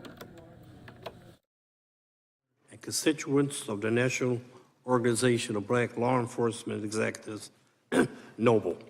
I serve as the Special Assistant to Brendan Goss-Andrew, and I'm the current Chief of Police at Wayne State University in Detroit, Michigan.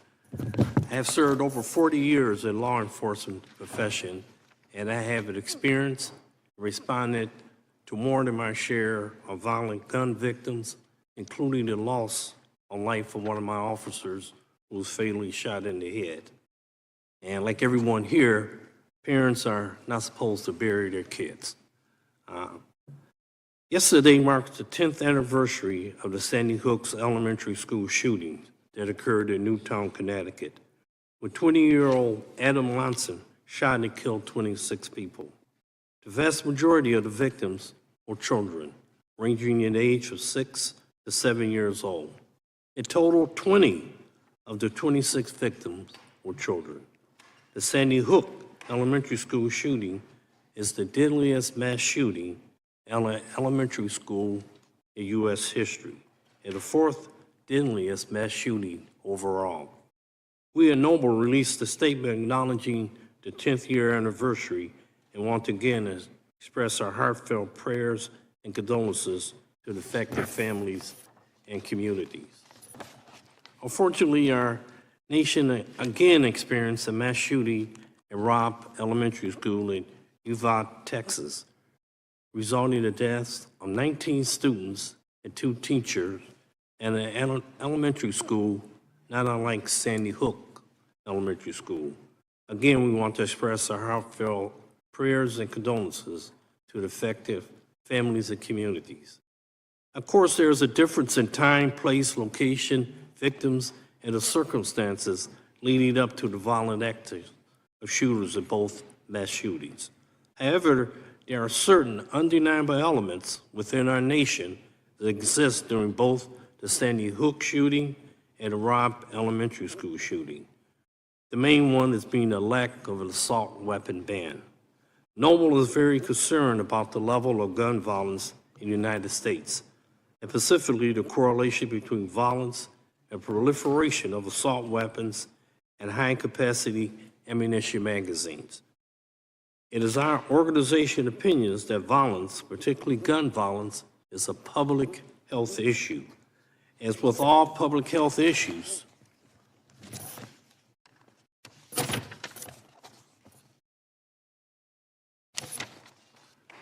it demands a comprehensive, non-judgmental, pragmatic, evidence-based approach to saving lives and reducing injuries. Noble, along with organizations such as the National Gun Enforcement Partnership to Prevent Gun Violence, is committed to addressing the pervasive nature of gun violence and the horrific impacts on communities across America. Specifically, firearms-related injuries or death, to include homicides, suicides, accidental shooting, is unacceptable and demands immediate attention.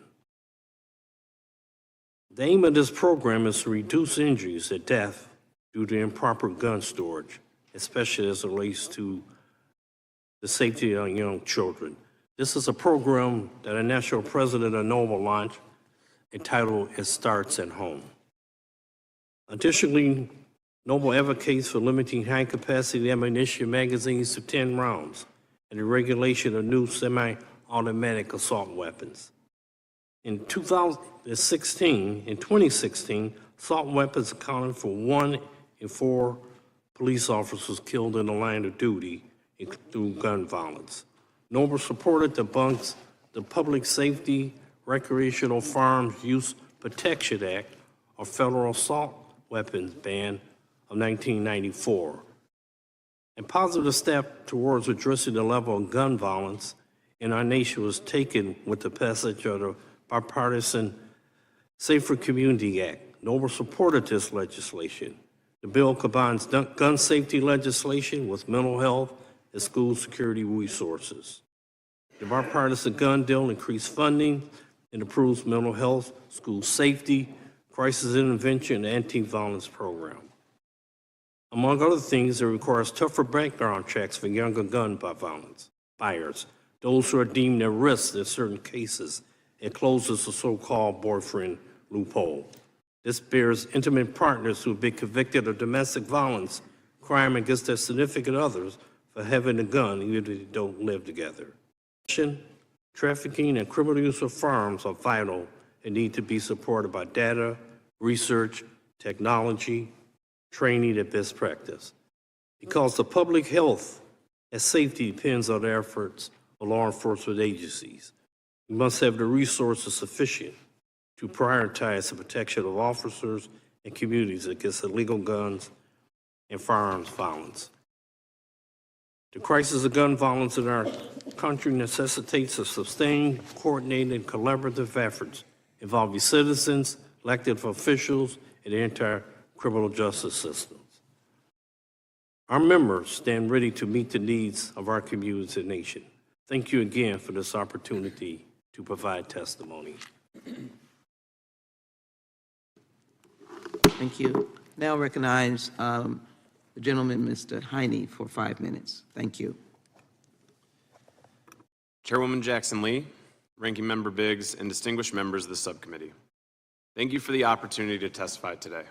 My name is Christian Heine, and I'm the Vice President of Policy and Programs at Brady, one of the nation's oldest gun violence prevention organizations.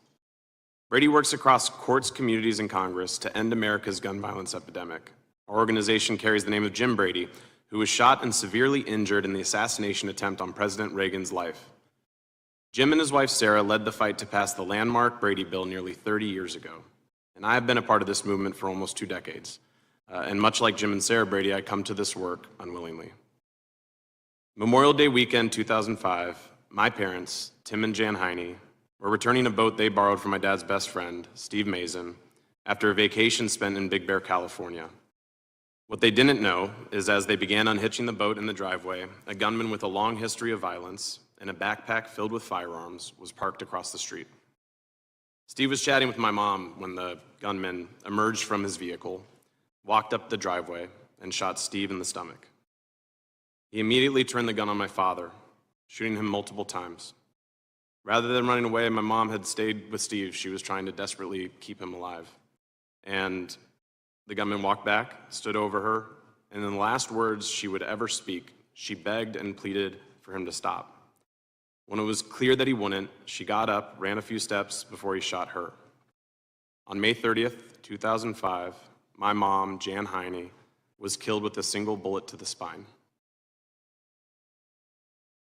Over the next day, this gunman terrorized our community, hospitalizing 2 children, killing their mother, and shooting and wounding a sheriff's deputy. Thanks to the incredible work from neighbors, first responders, trauma surgeons, my father, he survived, and we'll forever consider ourselves very deeply lucky for that. Despite the efforts of many, including my mother, Steve unfortunately also died from his wounds. Now, after years of working in the gun violence prevention movement, I have realized that the only truly remarkable part of my story is how unremarkable it actually is. Our lives were forever altered, but we had simply joined an ever-growing club of people, devastated by an epidemic of gun violence that continues to rage on with a regularity that no other industrialized country allows. I have also learned that so much of this pain and anguish is inextricably tied to failures of policy. Today, we are discussing the bipartisan solutions to gun violence within the context of a horrific mass murder that took place in Uvalde, Texas. The lives of 19 children and 2 educators were ended with an assault weapon in yet another devastating attack on a school. We also hold this conversation 10 years and 1 day after the heinous shooting at Sandy Hook. We look at these shootings and we ask, how is it possible that something like this can happen? And in the past 10 years, we've asked this question again and again and again. The answer, however, is simple. No community is truly safe from gun violence when our leaders have done so very little to prevent it. So, 10 years and more than 1 million gun deaths and injuries later, we're still here, in spite of the fact that a vast majority of gun owners, non-gun owners, Democrats, Republicans, and independents overwhelmingly support policies that can prevent it. By expanding and strengthening the Brady background check system, by preventing guns from being trafficked into communities and investing in those communities to break generational cycles of violence, by reducing rates of suicide, domestic violence, and unintentional shootings by incentivizing and requiring the safe storage of firearms, and yes, by mitigating mass shootings by reinstating the ban on assault weapons and large capacity magazines. And let's be clear, more guns are not a solution. That is a myth perpetuated by an industry that wants to sell more guns. If more guns made us safer, we would already be the safest country on the planet. American gun violence is a multifaceted issue that will persist unless our elected leaders enact targeted solutions. And if not, we will be back here again 10 years from now, asking the same question yet again. I leave this committee with one final reminder that your decisions here have tangible impacts in all of our lives. Think of the 350,000 people killed by guns since the Sandy Hook shooting, a grimly disproportionate number of whom were black men and victims of suicide. Think of the jarring fact that the leading cause of death in America right now for the first time in our history is firearms. What I will think about is my wedding day, when the most significant day of my life, there was an empty chair that my mom should have been in. I'll think about all the times I wanted to pick up the phone, tell her a story, or hear her laugh. I'll think about how she's never held her grandchildren. And I'll think about all the families this year that will have to live through Christmas without their child, and the inevitability of those who will join our club unless representatives here take the requisite action to prevent it. I sincerely thank the committee for this opportunity to testify, and I look forward to your questions.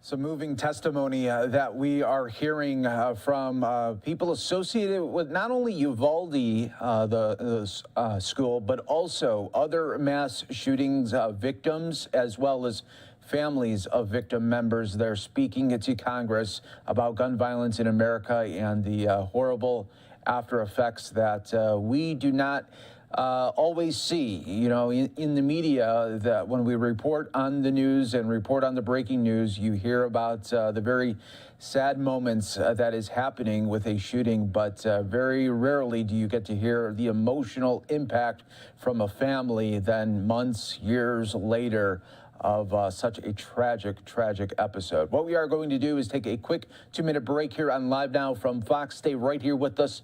More to come.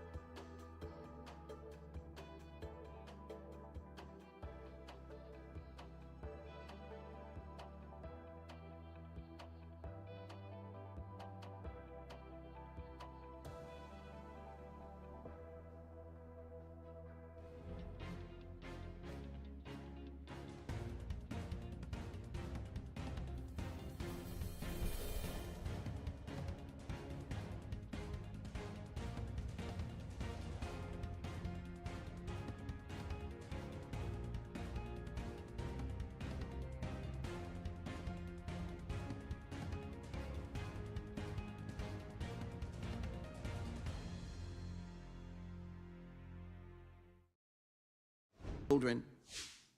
And then we can go across the line from Pulse to El Paso. But in this instance, caskets of children. Could you explain that wound, please, from this type weapon? Right. So I think it's important for everyone to realize that there was 2 wounds that I saw, because there was only 2 kids that I saw at that point in time that made it to the hospital. Everyone else was dead in the classrooms. But the wounds I did see, as we saw from my previous testimony, a child that I wouldn't have recognized unless I saw pictures from before, from the award ceremony, because this child was headless, ripped apart. The other child had a chest wound so large you could probably put your hand through it. So it's very hard for me to understand when people try to say that these type of weapons cause the same kind of injury as a pistol or any other smaller caliber weapon does. Because I think we know that, or at least I know, that's possibly not even true. Again, I've never seen a kid shot before, but these were devastating injuries that no one could have survived. Would you say the bodies were mutilated? Yes. Would you say that if someone had a pistol that would have equaled what this weapon did to these bodies? No. Did you rush in as a first responder really to try and save lives? No, I was called in just to kind of help in the aftermath, because like I said, there was no one being brought to the hospital that was savable whenever I got there, and I just happened to see these kids in the back that were already deceased. And the kids that survived, you know, shrapnel injuries that were tolerable, that they could get past, but the kids that were directly shot were dead. Nicole, what are the fears, Ms. Melchiano, that you have even today? You're a high school senior, is that not correct? What are the fears you have today? What do you live with? I When I was younger, I dealt with bad anxieties. I wasn't really able to sleep very well for many years leading up to almost middle school.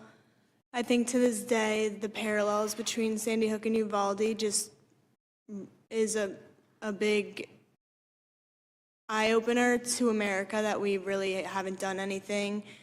And a lot of gun violence in our country is due to systemic racism, it's due to poverty, it's due to homelessness. We know a lot of that is very underrepresented in the media, and the fact that gun violence is the leading cause of death for children is unacceptable and leads everyone, the next generation, afraid to grow up in this country, to raise a family in this country. Myself, my friends still deal with the trauma from that day, and we're all fighting. Newtown is still fighting 10 years later for change. It's sad that it's been 10 years and I have to sit here in front of you. And turning that trauma into action is not something that is easy to do, but we feel that it's necessary to get anywhere. Thank you, Nicole. As I finish very quickly, Senator Gutierrez, you have reviewed the reports, watching body cam footage, speaking to the family members when it comes to training our law enforcement officers to respond to mass shootings. I just want to get past and get to the heart of it. What the heck happened there, if you could, please? Chairwoman, it was system failure, it was communication failure, it was cowardice, it was, you name it, any number of things that happened on that day. As I've said before many times, this was the worst response to a mass shooting in our nation's history. What should the federal government do? One of the things that pervaded Congresswoman was a federal agent went up to a DPS trooper. Nobody was in charge. Nobody took charge. And one of the federal agents said, I'm waiting on my BORTAC team to get here. When they arrive, you know, and he said, I'm glad to help, whatever you need. And then all of a sudden that became, we're waiting on BORTAC. Prior to that, it was, we're waiting on DPS. Prior to that, it was the sheriff. The sheriff says, I wasn't in charge. DPS wasn't in charge. DPS was in charge. DPS says the sheriff was in charge. It all started with the story that this was all, the guy that was supposed to be in charge was the school cop. No one took charge. And the sad part about these types of events is they don't happen in a vacuum. Had this young man not had access to this type of weapon, all of those failures wouldn't have made a difference, but he did. And he waited until his 18th birthday to get them because he had tried and failed prior to that. Unfortunately, in Texas, you can get this type of weapon at the age of 18.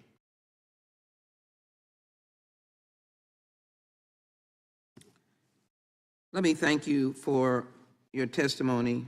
And as I yield to... is advising he is in the room full of victims at this moment. That is from a child in the room. Ms. Biggs, you're now recognized. Mr. Owens is our first. You're now recognized. Thank you, Madam Chair. I also want to thank the witness here today. The violence and senseless murders that occurred in Uvalde, Texas were horrific. As a father of 6 and a grandfather of 16, my heart will always be heavy for those who lost children that day. Following the Uvalde tragedy, my hope was that Congress would examine both the root causes of this violence and ways we can strengthen our communities to make our schools physically safe. Unfortunately, my colleagues on the other side of the aisle put forth a hasty, partisan, and overreaching package of gun control bills that they developed without any Republican input. Today's hearing seems to be more of the same for the Democrats, beating a drum of restricting constitutional rights of law-abiding citizens while ignoring other contributing factors leading to the increase of violence and ignoring common sense solutions that should be bipartisan. For example, in June, I introduced a Secure Our Students Act. This bill would have redirected billions of dollars of unused and already allocated funds from the American Rescue Plan to each district throughout our country. It would have provided safety based on their customized needs, whether it be hard infrastructure, innovative software, or security personnel. If brought to the floor and passed, it would have guaranteed the conversation we're having today would never happen again. I was disappointed, but not surprised, that the Securing Our Students Act wasn't even considered by my Democratic colleagues. The safety of our children should be, as adults and parents, our #1 priority. In this case, the Democratic majority purposely ignored the solution, keeping our children today at risk, all to their religious zeal and priorities for gun control. Another bill that should have had bipartisan support was the Luke and Alex School Safety Act, introduced by Representative Mario Diaz-Balart in February of last year. This bill would have established a clearinghouse, a national database of school safety best practices, which would have been available to schools, law enforcement agencies, institutions of higher learning, and to the public. Again, the Democrats declined to bring this bill to the floor for discussion or vote. There are root causes that my colleagues on the other side refuse to address, possibly because of the decades of anti-family policies that have gotten us here. I'm grateful to my friend Jack Bauer for joining us today and having the courage to tackle this topic. Jack and I have a lot in common, both proud conservative Black men, both former NFL players, and most importantly, both passionate about shining a light on the plague that's infected our country of sorry, self-centered, and cowardly men who with no shame abandon their children and families. I'm proud to work with Mr. Brewer on H.R. 1180, a fatherhood initiative that simply states fatherhood is essential to the development of all children, and that the increased involvement of fathers in the home will lead to economic prosperity, educational excellence, and improved social mobility for children across all racial and ethnic groups. With the remainder of my time, I'd like to give Mr. Brewer the opportunity to respond to the following questions. How does the absence of fathers in the home contribute to the violent behavior in adolescent males, and what are some of the other contributing factors? Thank you, Congressman Owens. I serve a number of fatherless kids every day, particularly in the state of Florida, and I also serve in prisons across the country. And so looking in the eye of men who have actually pulled the trigger, firing illegal guns, shooting at each other, killing people, and asking them, not asking myself what I feel and what policies and what changes can be made, but actually asking them why and how. How can we actually solve these issues versus being partisan? Fatherhood is essential. We see it. If we don't do something about this epidemic, if this was anything else, we would have already addressed it as Americans. When you look across and see 18.6 million fatherless kids in our nation, it should make our stomachs hurt. And the fact that every time we look up and see someone do a mass shooting, they never have a strong-handed daddy in their life. At what point are we going to be brave enough to address those root causes? I go to prisons every week. I'll be in another one next week. And so I'm crying out for those guys in the prisons, because at the end of the day, they're growing up in poverty. They're growing up without parents. These kids are hurting. These are Americans. And so if we continue to put billions of dollars into our criminal justice system without putting any money into rehabilitation programs, without putting any money into programs that are going to make sure that our fatherless population have strong men who can mentor them, who can help them academically in school, who can run sports programs, we have a nation in crisis. We're confusing our kids with all of these policies that are anti-family and anti-God. And so, Mr. Owens, I'll yield back, but I just want to thank you for your bravery. And there's a lot of young boys that look up to the Super Bowl champion that sits in these halls of Congress. And you continue to fight for the real solutions. They're not popular. Trust me, I get bashed. I'll get bashed today for just being here. But I'm okay with that, because the God I serve is much bigger. Congressman Owens, thank you so much for this opportunity. Thank you. Thank you, Mr. Barrow, for your leadership, your vision, and for being a voice in the wilderness. Thank you, my friend. I yield back. Thank you both very much. And as I yield to the chairman of the full committee, we've just passed a one-stop shop that deals with a lot of those issues. Thank you. I yield to the chairman of the full committee, the distinguished gentleman from New York, Mr. Nadler. Thank you, Madam Chair. Chief Holt, we've just heard testimony from Mr. Brewer that the causes of our gun violence problem are a lack of fathers, and from Professor Lott that there's no effective difference between an AR-15 and a single-shot gun. Could you comment on this testimony, please? In my experience in law enforcement, I think it's a huge difference between the AR-15 assault weapon and a 9mm or 38 revolver. I think the key is my officer was killed with an assault weapon. Recently, as 2 months ago, I responded to a Detroit police assist where a high-powered pistol with an extended magazine shot an officer and killed him from the back of an apartment building. He was lured into this trap. I think it's something to be said for a strong family background. I don't think that is the solution to what we're facing right now with gun violence in the United States, and particularly in my city. Thank you very much. In other words, this testimony is with respect to the prevention of gun violence, idiotic, and I agree with you on that. Mr. Hain, this year we were able to make some progress on gun violence with the passage of the Bipartisan Safer Communities Act, yet there's still much more to be done to prevent gun violence. As this legislation gets implemented, how will it make our community safer, and what will happen if we don't take additional actions to build on the Bipartisan Safer Communities Act, such as the legislation that passed in this House but not in the Senate? Yeah, thank you so much, Chairman Adler, for the question. And the Bipartisan Safer Communities Act is a really important step. I would say a number of policies and a package that undoubtedly is going to save lives, but it's not going to solve gun violence overnight.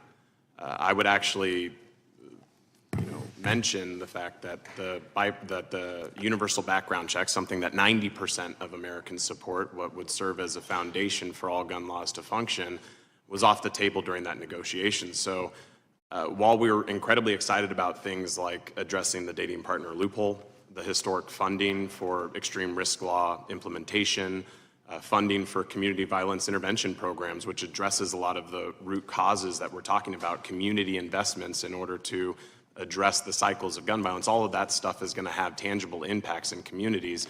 But we do have a lot more to do to address gun violence in all of its forms, and this committee has done an incredible job of putting some of those solutions forward. Thank you. Chief Holt,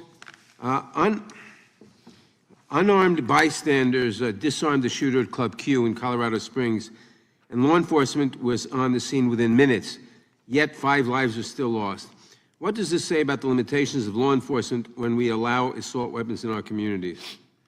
I think the issue to respond to that question, and I'm going to respond to it, is how we train and how we respond to something like that. Proper training, preparation, resources usually prevent these sort of incidents or allow you to respond to these sorts of incidents. The incident that happened in Uvalde has been discussed, examined, dissected, and results given.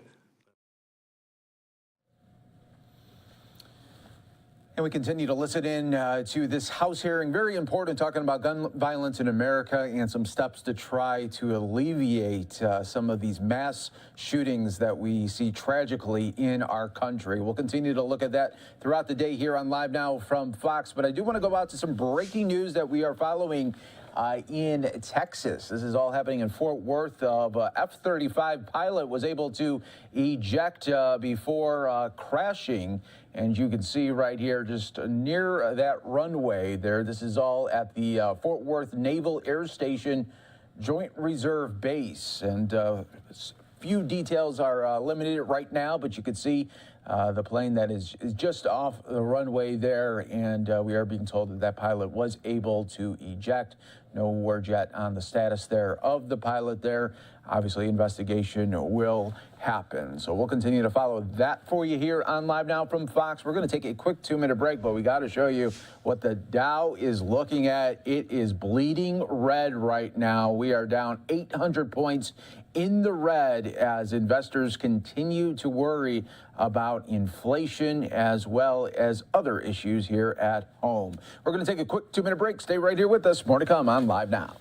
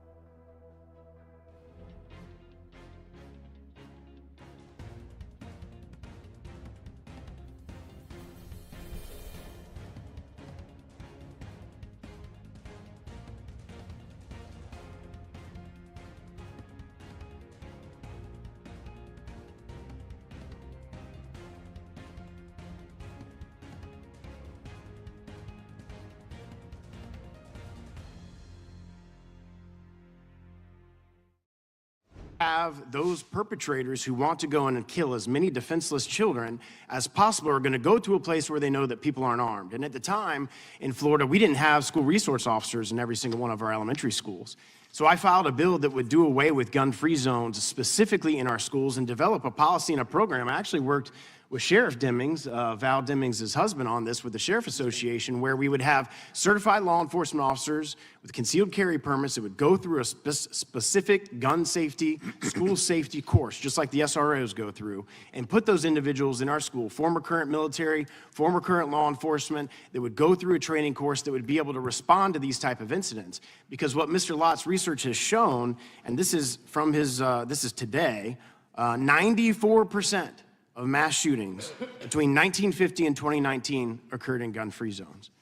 That is a fact. Sandy Hook's a gun-free zone. Pulse nightclub was a gun-free zone. Parkland was a gun-free zone. The FSU shooting that we had in Florida was a gun-free zone. And Uvalde was a gun-free zone. And regardless of, we will never get evil people out of this world. And regardless of what tool they're using to accomplish the evil they intend on accomplishing, by not having somebody there who is properly trained, who is armed to be able to respond to these type of atrocities, is what is putting all of our children in these horrible situations.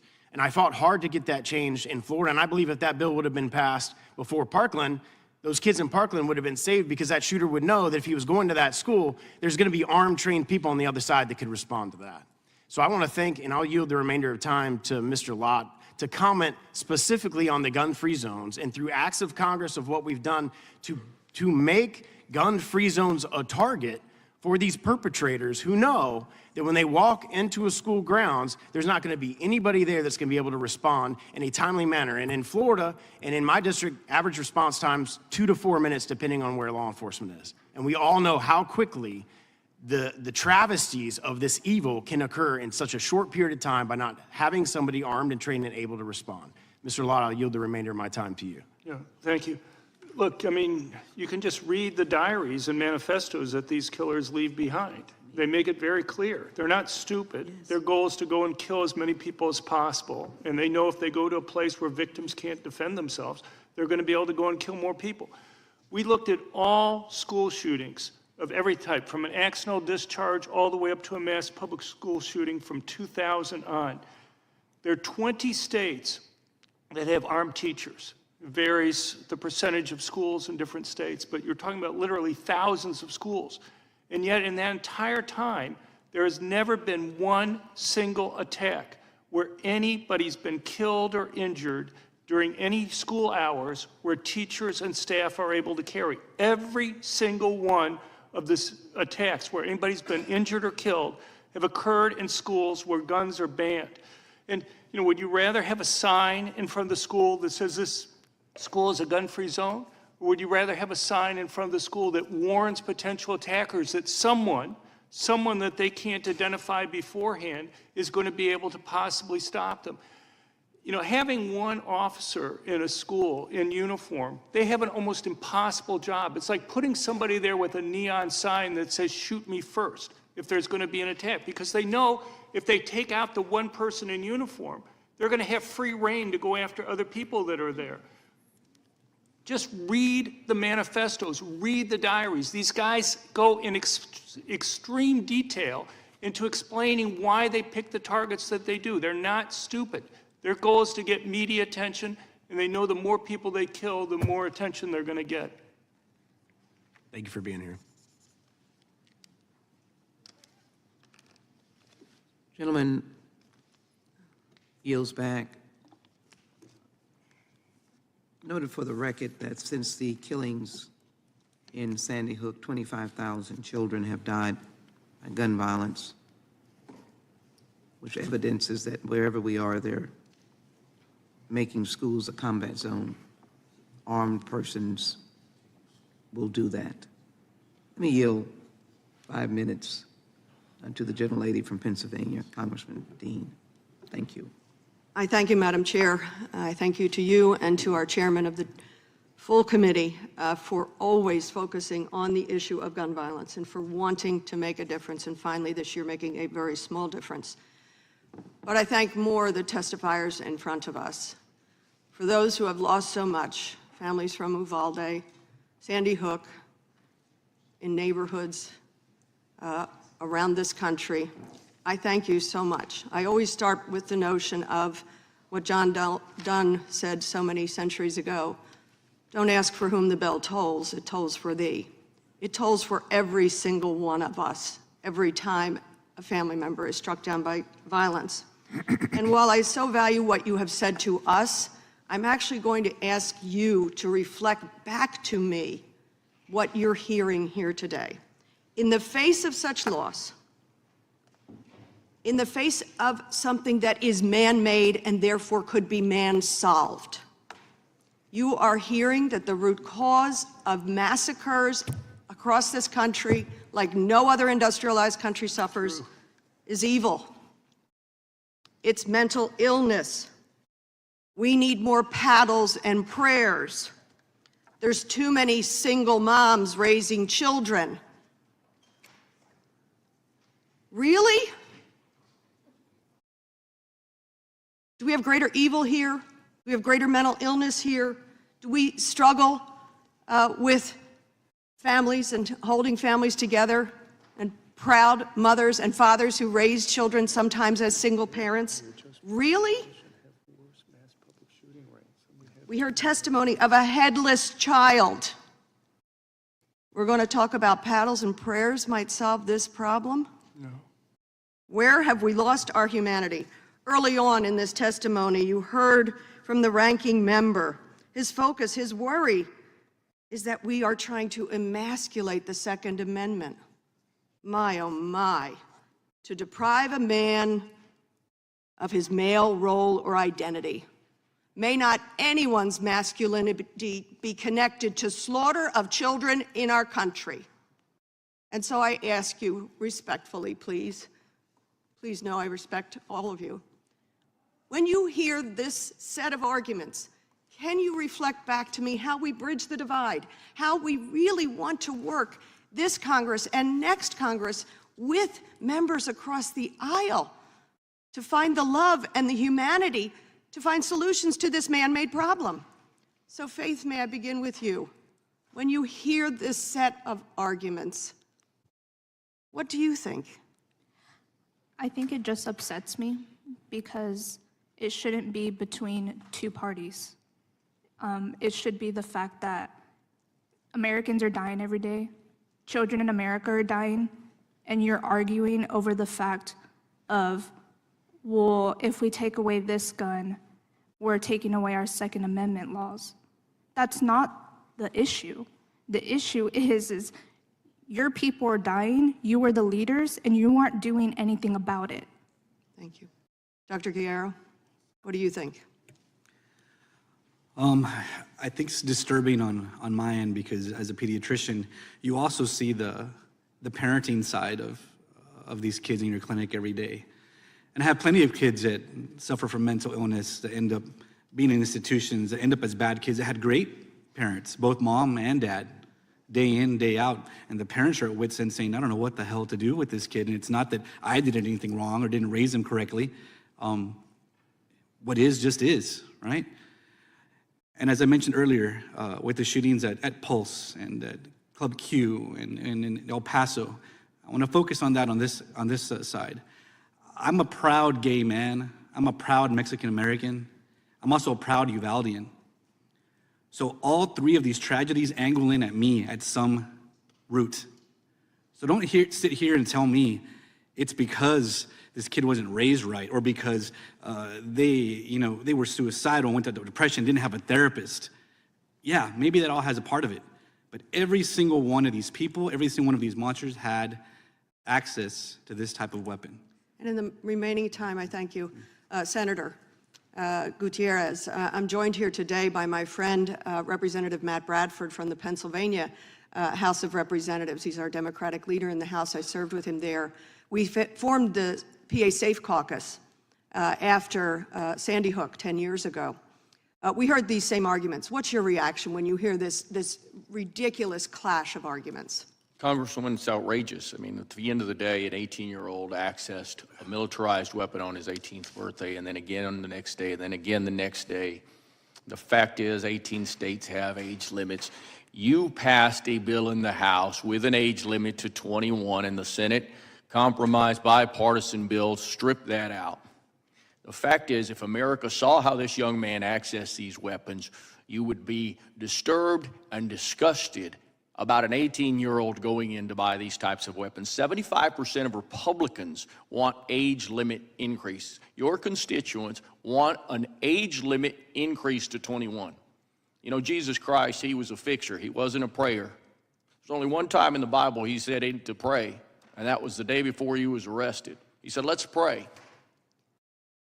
The fact is, he fixed things. He did things. He said, let's do something. Let's be kind to immigrants. Let's save kids. Let's protect kids.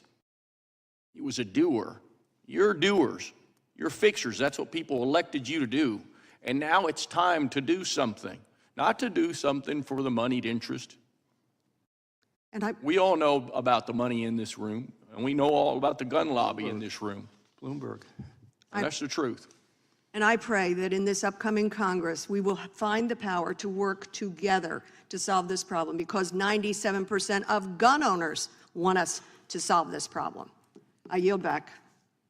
I thank the gentlelady. That is the cause and reason of this hearing, and I look forward to that work and yield to Judge Gohmert.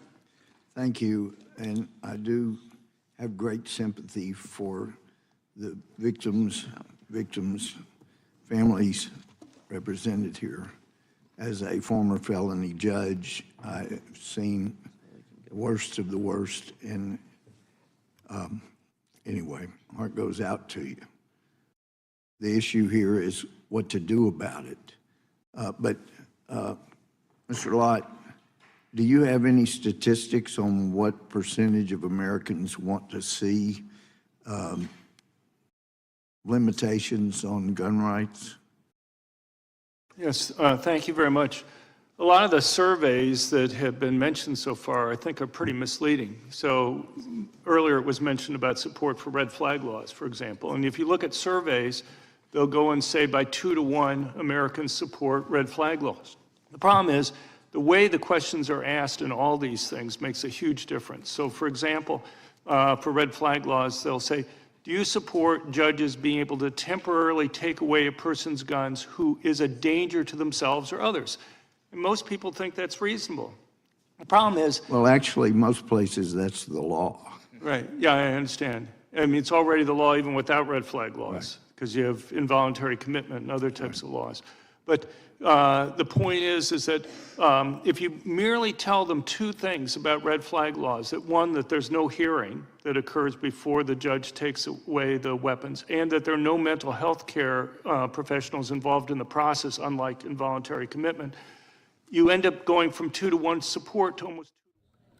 You're watching Live Now from Fox. Some of you will be seeing a quick 2-minute break. Stay right here with us. More to come on Live Now. This is such a critical issue. And Reverend Brewer, I appreciate your work. I've seen it over and over in our prisons in Texas. The least recidivist rates occur where there has been Christian mentoring and follow-up, and it's been amazing. But unfortunately, a lot of places ban that. You mentioned about the high percentage of fatherless children that are involved in these kind of violent attacks. But it goes deeper than that, and I know you agree with me. Going back to John Adams, who said, "We have no government armed with power capable of contending with human passions unbridled by morality and religion. Avarice, ambition, revenge, gallantry would break the strongest cords of our Constitution as a whale goes through a net. Our Constitution is designed only for a moral and religious people. It is wholly inadequate for any other." And that's what it comes down to. More than just fatherlessness, we have started teaching children that there's no absolute right and wrong.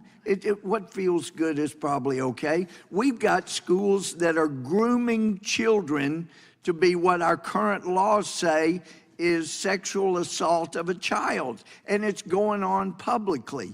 Our morality as biblical Judeo-Christian morality has gone out the window. So that is the common thread that I've seen, and I agree with the people here. But to this extent, if we're not going to get back to teaching morality, Judeo-Christian principles on which we were founded, as Alexis de Tocqueville said, wow, this is amazing. He said, in Europe, religion, Christianity, and freedom go 2 different directions. In the United States, they're inextricably woven together.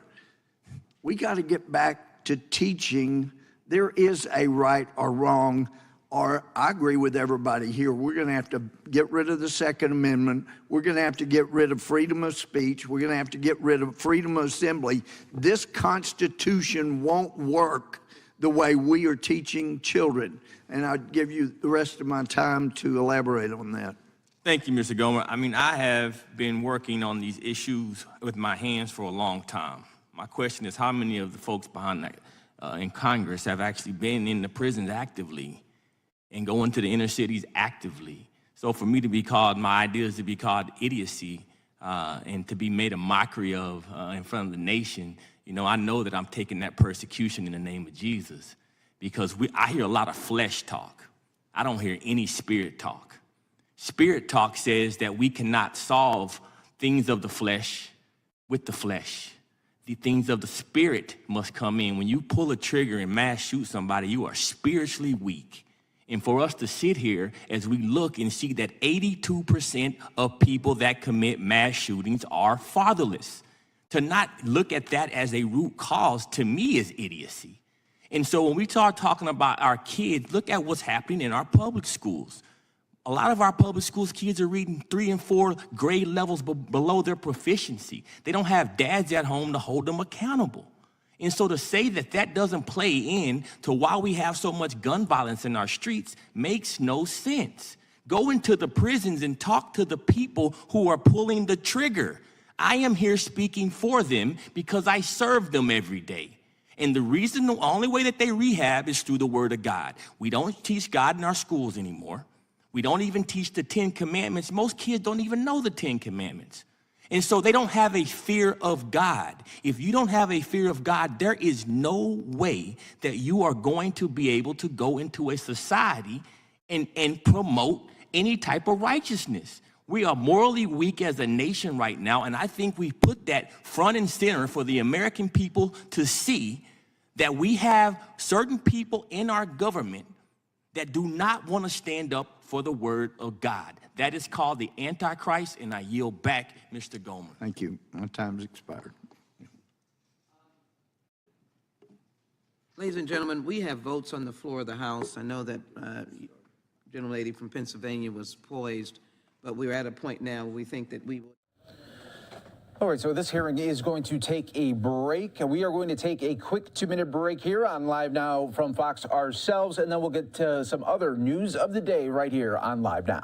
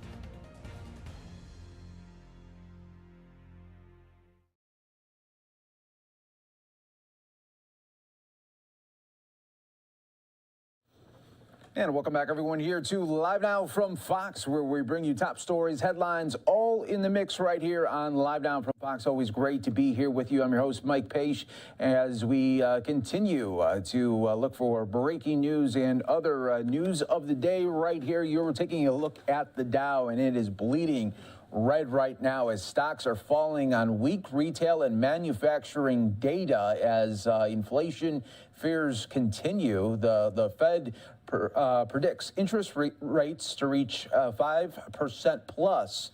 And so that is what we are seeing right now. Investors a little bit uneasy about that. And we'll continue to follow it for you right here on Live Now from Fox, always here for you in the mix. What we will do now is go out to Speaker of the House, Nancy Pelosi, with her weekly update. This week when the president signed the Respect for Marriage law. It was a thrill to be at the White House with so many people. And why I say that is, as I said to them, congratulate yourselves, pat yourselves on the back. This was really the success of the outside mobilization of the people over the years over the years who have fought for expanding freedom in our country in a way that makes our country, makes America more American. And again, the president fixing his signature, I was proud to have my name on that bill as well. As I've said to you before, this is such a high priority for our office over time. On first day that I came to the Congress in a special election, I was asked to speak on the floor, and I talked about being here to fight against HIV and AIDS. The last bill one of the last bills I signed as Speaker in 2010 was the repeal of Don't Ask, Don't Tell. And now one of the last bills I've signed as Speaker is the Respect for Marriage Act. So, but every step of the way, any progress that we have made has been, yes, largely inside maneuvering for legislation, but the outside mobilization made all the difference in the world. And many of those people were there really multi-generationally, because this has been a long fight. So take pride in that. I don't know if you're aware of this, but on Tuesday we had a very special occasion at the Capitol. We had 50 delegations from African nations coming to the Capitol. Statuary Hall was encircled by the flags of 50 African nations. I commend President Biden for hosting the U.S.-Africa summit that he has, and again demonstrating America's and President Biden's unwavering commitment to Africa. And again, I salute and thank Secretary Blinken for joining us. We're honored to have him here, and in his remarks, making clear that this is a priority for him as Secretary of State and for the President and his administration. It was my privilege to receive scores of heads of state. Only one woman, President Samia from Tanzania. So needless to say, she was on the speaking program, and it was wonderful, as well as the president of the chairman of the African Union. As with everything that we do globally, whether it's a CODEL or a hospitality extended for the purpose of discussion, it's about security. Security, to protect and defend. Security, economy, how we can grow our economies in a mutually beneficial way, and governance. Governance, how countries treat their people, what the level of integrity of governments are, as we try to increase economic relations, as we try to strengthen our security, as we respect the governments of these countries. And so here we are. This may be the last time I see you in this way. I'm not sure, maybe next week, depending on when we're here. Exactly. Oh, okay. But in the meantime, we take pride in just under President Biden. He has been a remarkable president. He has a record that is so outstanding, and for such a short period of time as well. People compare him to Lyndon Johnson, to Franklin Roosevelt, but I would remind you all that Franklin Roosevelt had 319 Democrats in the House. President Biden had 222, whatever it is, even fewer now. So with all of that, passing the American Rescue Plan, getting vaccines in arms, money in pockets, children in school, people safely back to work, infrastructure, bipartisan infrastructure law, put Americans back to work, building our roads, bridges, ports, and water systems, bringing people together, not projects that divide communities, but bringing people together, and this is such a source of pride in that legislation, putting justice and equity front and center. The Safer Communities Act, an historic bill deploying stronger tools to help guns out of dangerous hands and to protect our kids. Yesterday, as you know, was the 10-year anniversary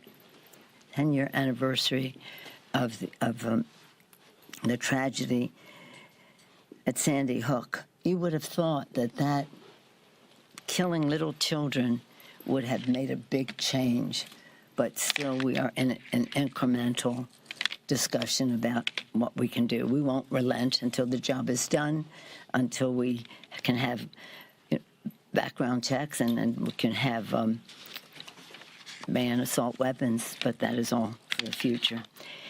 In addition to all of these, the PACT Act for our veterans, delivering on our duty to care for our veterans and ensuring that 3.5 million more veterans have access to the care they need. I love talking about that, but one thing I'll say about it is this morning I had the privilege of welcoming Reverend Barber of North Carolina to say the prayer, and after that we acknowledged his outside mobilization to have Camp Lejeune recognized as a place that needed attention. People were dying from the water, not only the members of the armed forces, but their families as well. Again, the CHIPS and Science Act, powering American preeminence in science. With that bill signing of it, the president declared America's independence, our self-reliance, that we would be able to strengthen our economy and our national security. The Inflation Reduction Act, source of great pride to me, because the flagship issue for me at the beginning of my speakership and my terms in Congress has been saving the planet. So in that bill, we not only were saving the planet, we were slashing prescription drug costs, lowering health care premiums, delivering the most consequential climate action in history in any country in the world, and reducing the federal deficit. And then all kinds of other bills there, but these in the forefront. And then yesterday, day before yesterday, the Respect for Marriage Act. So exciting. Beyond these laws, we passed bills to defend health freedom, fight inflation, advance economic and racial justice, reform our immigration system, support working families, so much more for the people, for the children. So I know what you came to hear about. What's next? Finally, on the subject of government funding, I'm optimistic that we'll enact a strong omnibus next week. On Tuesday, as you know, a bicameral bipartisan framework was announced separately, but nonetheless by Congresswoman, Madam Chair Rosa DeLauro, Chair Patrick Leahy, and Vice Chair Richard Shelby. So bipartisan, bicameral. This crucial step puts us, it's on a path to a year-long government spending bill. Well, some of that year has already been eaten up, but ensuring that all agencies get the funding they need to serve the people. The continuing resolution we passed yesterday will ensure that government stays open through December 23rd, it's Friday to Friday, so appropriators have enough time to finish, and we have enough time to finish so that you can go home and celebrate the holidays with your families. So I'm very proud of the work that we have done. I salute the President for his tremendous leadership. Without him, of course, we would not have had all of these successes. But I have to say, I take personal pride in my own involvement in the Protect Marriage Act, but President Biden has been a champion. This is in fiber of his being. It's about more freedom in America. And as you know, as vice president, he spoke out about this, the first in that administration to do so. And yesterday, was that 2 days ago, when we were there, he spoke so from the heart with such commitment on the subject. Any questions? Madam Speaker. Okay, I have two questions. One first on policy, the second on legacy. We only have time for a few. But on the policy question, should the administration extend Title 42, do you think the border is secure enough to possibly handle an influx in migrants that we could see? Well, to secure our border is our responsibility.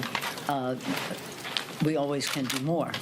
So say enough by what standard? But the courts have spoken on that subject.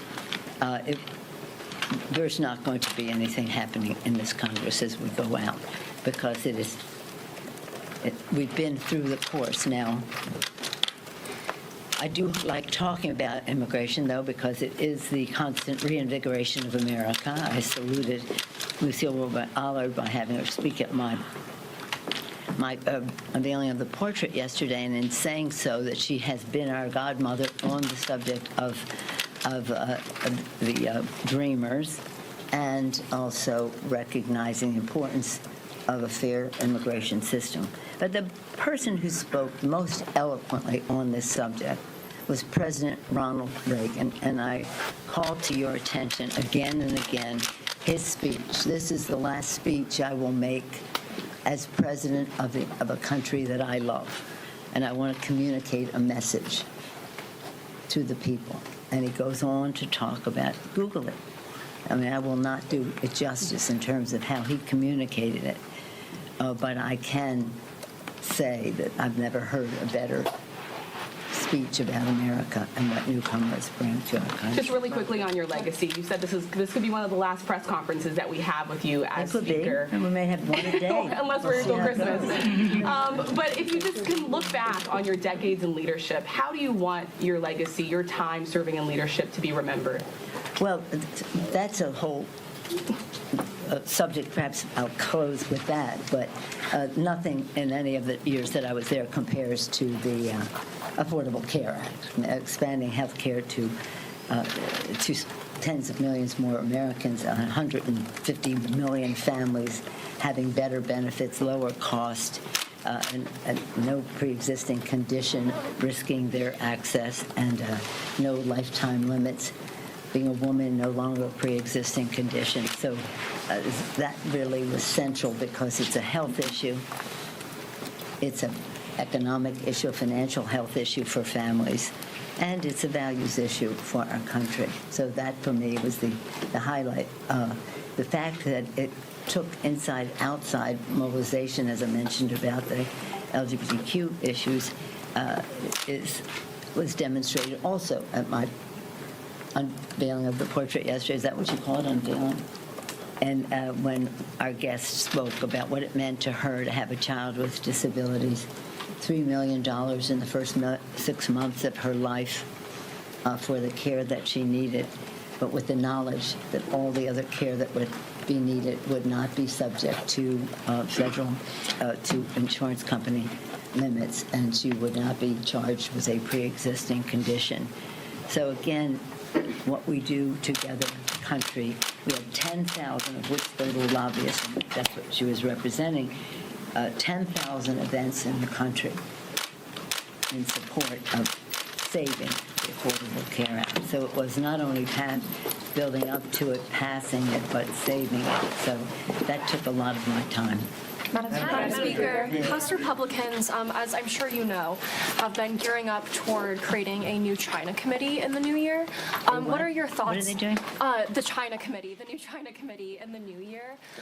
What are your thoughts on that? Do you support these efforts, and how does this connect back to your most recent trip in Taiwan? Oh, I don't know when you say, what do I think of these efforts? I don't know what they are. But I do know that we have had a China commission that is the law, that is bipartisan, that is bicameral in its review of human rights, economy, security, vis-a-vis China. 2 days ago, was that Tuesday? Tuesday, I testified before that committee and saluted the fact that for decades we have been working in a bipartisan way. That is a great venue for all of this.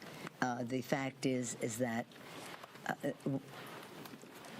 corporate America has largely responsible for the situation we're in terms of the trade deficit and the rest, because their want for access for themselves at the cost of moderate and small-sized businesses in our country just lost the leverage for the small and moderate-sized businesses. So China said, you want to manufacture in our country, we need your design.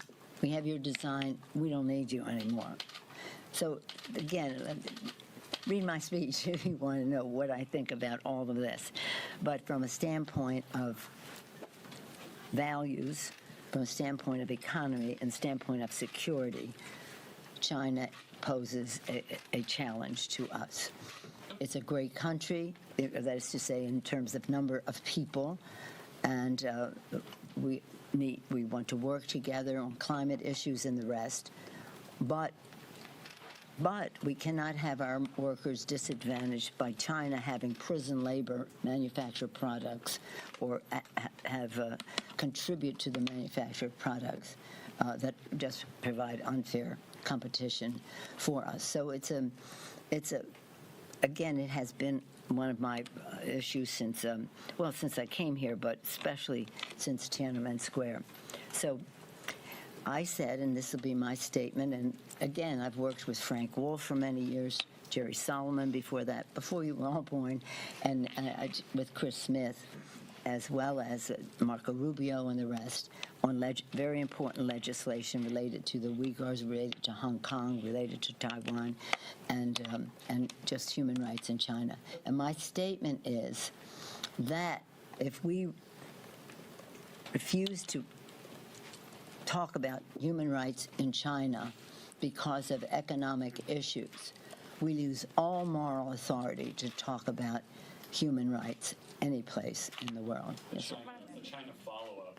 A lot of your colleagues have expressed concern about the Chinese influence with TikTok, the social media app. The Senate last night passed a bill that would ban TikTok on government devices, government phones. Are you supportive of that effort in particular, but other efforts more broadly to curtail TikTok because of that relationship with the Chinese government? I haven't seen the legislation, but my understanding is that there are provisions in the bill that do not deter our ability to, shall we say, from an intelligence standpoint and the rest, still be able to track what we need to track regarding China. But I'll take a look and see. We're checking with the administration, just in terms of language, not in terms of being opposed to the idea, but being specific about the language. We'll leave here today for what's on the agenda now. I don't know that will be on the agenda next week, but let's see. But it's very, very important. Madam Speaker, will you commit to serving your full 2-year term for the people of San Francisco? What is this? What is this? Don't bother me with a question like that. Really? Really? Okay? I said what I'm going to do. Yeah. I don't, those kind of questions are such a waste of my time. No, yes, sir. You go. One of the defining things of this Congress was the January 6th committee. You watched it from the outside. You Yes. helped form it. Yeah. What do you make of how they did? They exceed your expectations, meet your expectations, not meet your expectations? Well, I'm looking forward to their report on Monday. As you know, the chair has announced that they will be making a report on Monday, and I look forward to it. Yes, I think that they, from what I've seen what you've seen, what we see on TV, and I think that they conducted the business with the seriousness it deserves. The fact that it's about our national security, it's about our democracy. They did so in a way that I think that was done with dignity and with a factual basis and in a totally nonpartisan way. In fact, many of the witnesses who testified were Republicans who made the case about what went wrong. So I'm as eager as you are to see that when the report, they're going to, my understanding is they're voting on a report on Monday, and then we'll see a full report after that. Is there a value to criminal referrals coming from a legislative committee? I'm not speaking to any anticipation of what it is. When they make their report, we'll see. But just generally, writ large, of course. Yeah. I got to go. What do you got? Ask me about my plans for the weekend, or when you come back, have another press conference. What do you got? So to that end on government funding, here we are close to Christmas again. Yeah. You're an old appropriator. You've served on Hey, appropriations for many years. appropriator of long standing is how we say it. As an appropriator of long standing. Yeah. Kind of walk us through what it's like that we get to this point at the end of the calendar year each year. It's always up against Christmas, and the psychology behind trying to get everything done and out the door. There have been some across the building, some on the other side, who've always talked about this being a tactic. that you do the CR now so that you're forced to do an omnibus right before Christmas. Everybody just wants to get out of the bill. Talk about that. Well, whose tactic is it? This is certainly something we would like to have had done before. So whose tactic is this? But talk about why that is. We're always at this crux. Well, no, it is.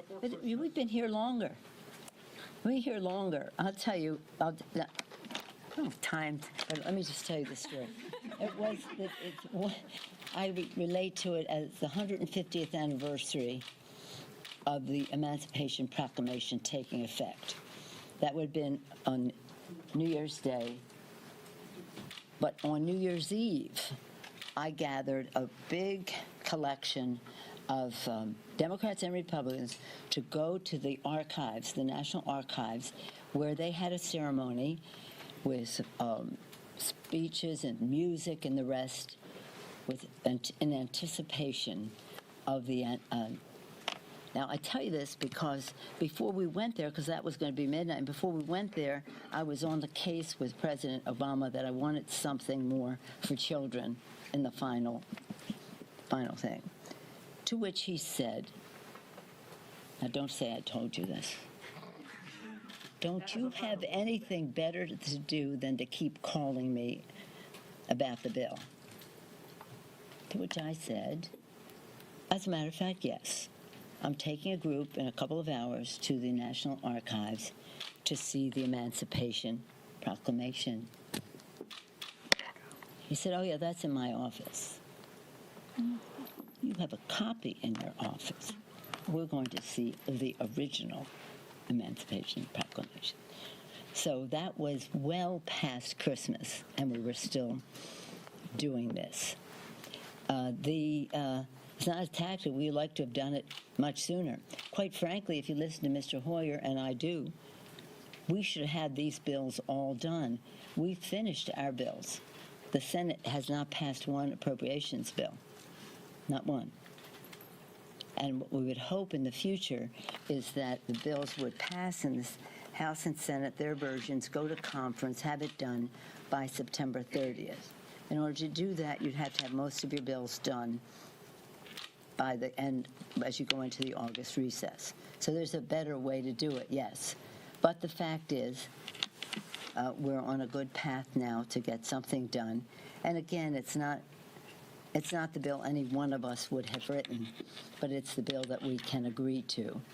And we will have it done in a timely fashion so that we can honor our responsibility to protect and defend, that we can meet the needs of the American people, and we can do so on time.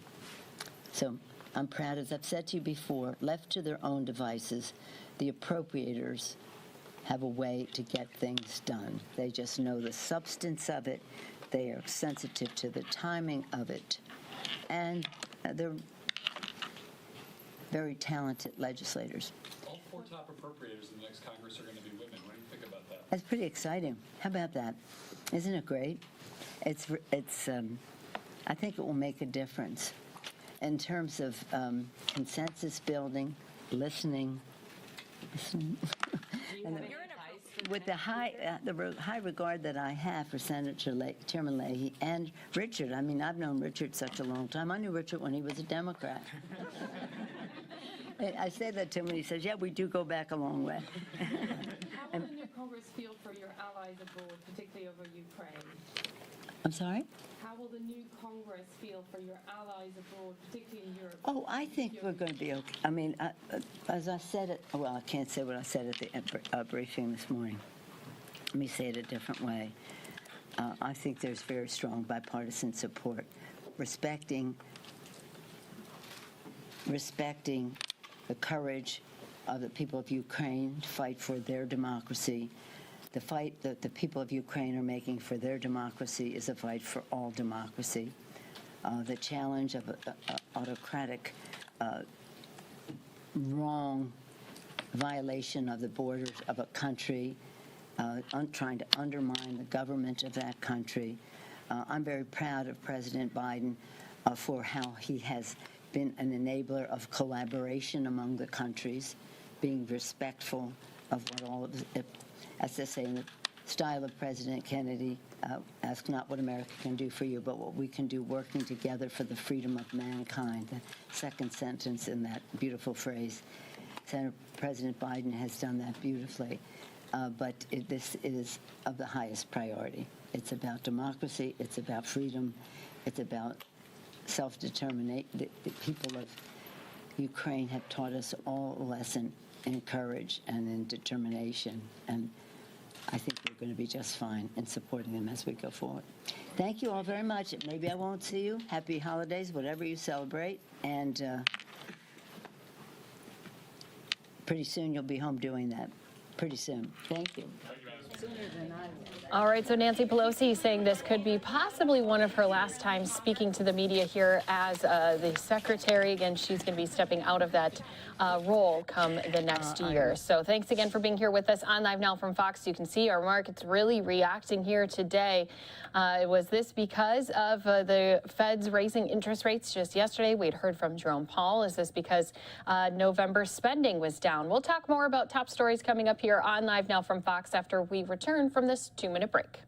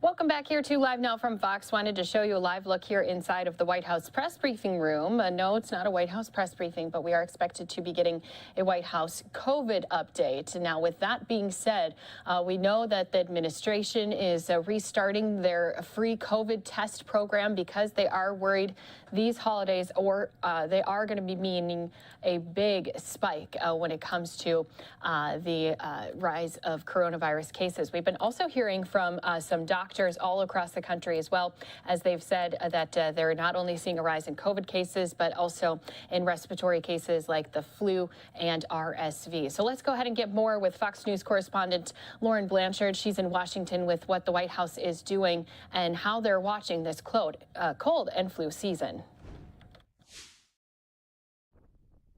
As cold and slushy weather hits the U.S., the White House is worried about a different winter mix, a surge of COVID, flu, and RSV cases. What is winter? We expect to see these viruses transmit more frequently in the community. After pausing the program earlier this year, you can once again order up to 4 free rapid COVID tests at covidtest.gov. The White House hopes more testing will mean less spread.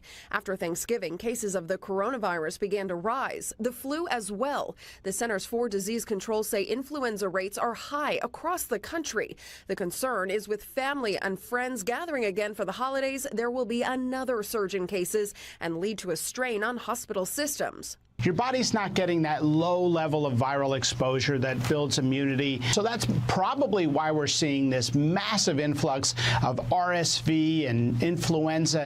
Some health officials are also encouraging masking back up.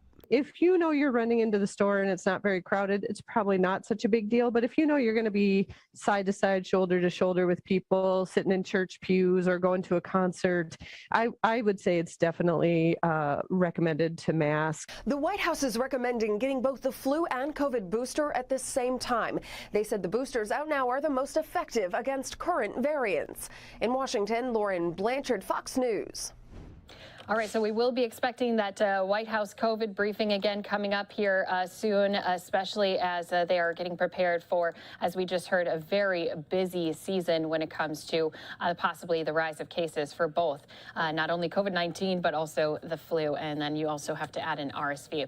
Let's go ahead, though, and take that live look once again here at the big board, down more than 930 points. Boy, this is just hard to see here, especially as you think about holiday spending and inflation report, having a bit better of a report recently. President Biden speaking about that earlier this week. But we did get some new numbers that came in that I wanted to talk about here for you. Americans, they pulled back on spending on shopping at the start of the holiday season. So retail sales did decline 0.6% in November, a large decline, larger than predicted, including auto sales. Sales were down 0.2%. The pullback came a month that had included Black Friday and Cyber Monday sales. Cooling inflation may have been a factor. Retail sales are not just adjusted for inflation, and retailers were marking down excess inventory, and car prices have been moderating. So we'll continue to keep an eye on that here for you on Live Now from Fox. All right, we're going to step away for another break before we head into more top stories, including we've been following the news ever since the FTX founder had been arrested in the Bahamas. Of course, he's still there. We want to continue to talk about that story, though, and moving things forward. What kind of involvement did his parents have when it came to the company? We'll be breaking that all down for you coming up next on Live Now from Fox in just 2 minutes.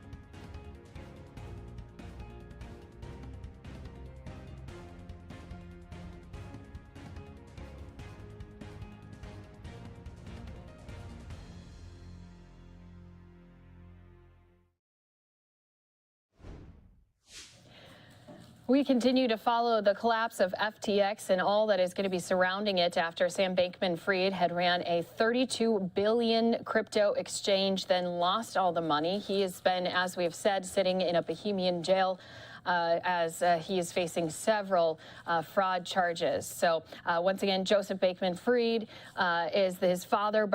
Joseph Bankman and Barbara Fried are the parents of Sam Bankman-Fried, who is again being charged with this bankruptcy and fraud surrounding FTX. We want to continue talking about this story, especially since there's been so many questions about the involvement of his family when it comes to not only the collapse, but what was happening with the money that was in this into this company as well. So here to talk about it is our Esquire Digital contributor.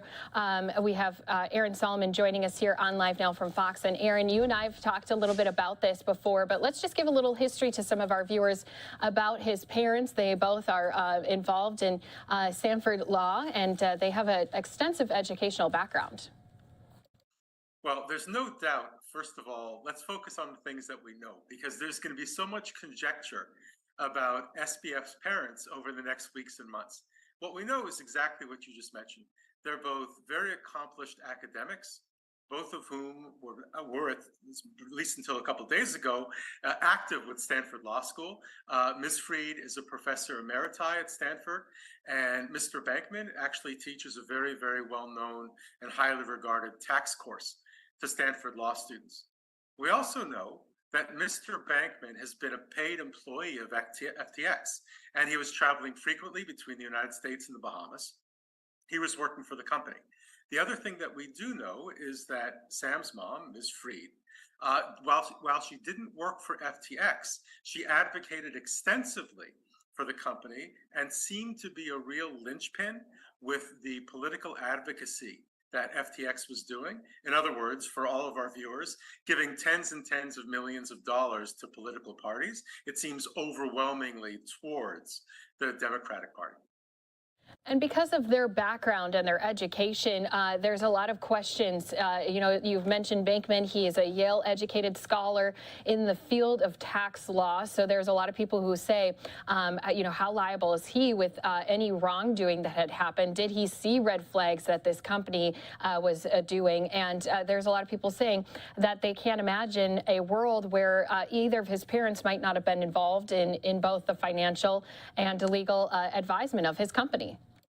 I think that's very well said. I don't think any of the viewers here would say that there's anything wrong with supportive parents being supportive, especially when their child is starting their own business. What we seem to have here, and I say seem to because we're talking about mere allegations at this point, are a set of very well educated, very well connected parents who were probably giving more than personal advice to their son as he ran a company that was valued in the tens of billions of dollars. That's going to remain to be seen. I'd be very, very surprised if, as a negotiating tool, at least down the road, both Mr. Bankman and Ms. Fried weren't at least threatened with some kind of legal action for their involvement. One thing that we saw when the SDNY gave their first press conference the other day is they said anybody who's had any involvement with the company, if you haven't come to see us yet, come to see us before we find you. So that's a not very veiled threat for a lot of people, and I think that there's some relevance there for the parents as well.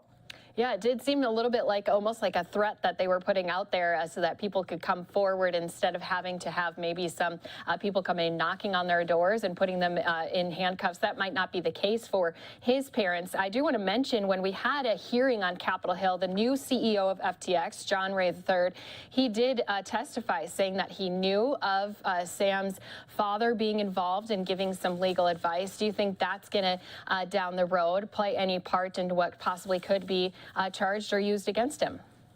Yes, and not very far down the road. It's probably the first or the second exit off this Sam Bankman-Fried highway. Absolutely, it will be. Again, you know, like I say, it's one thing for a parent to be supportive.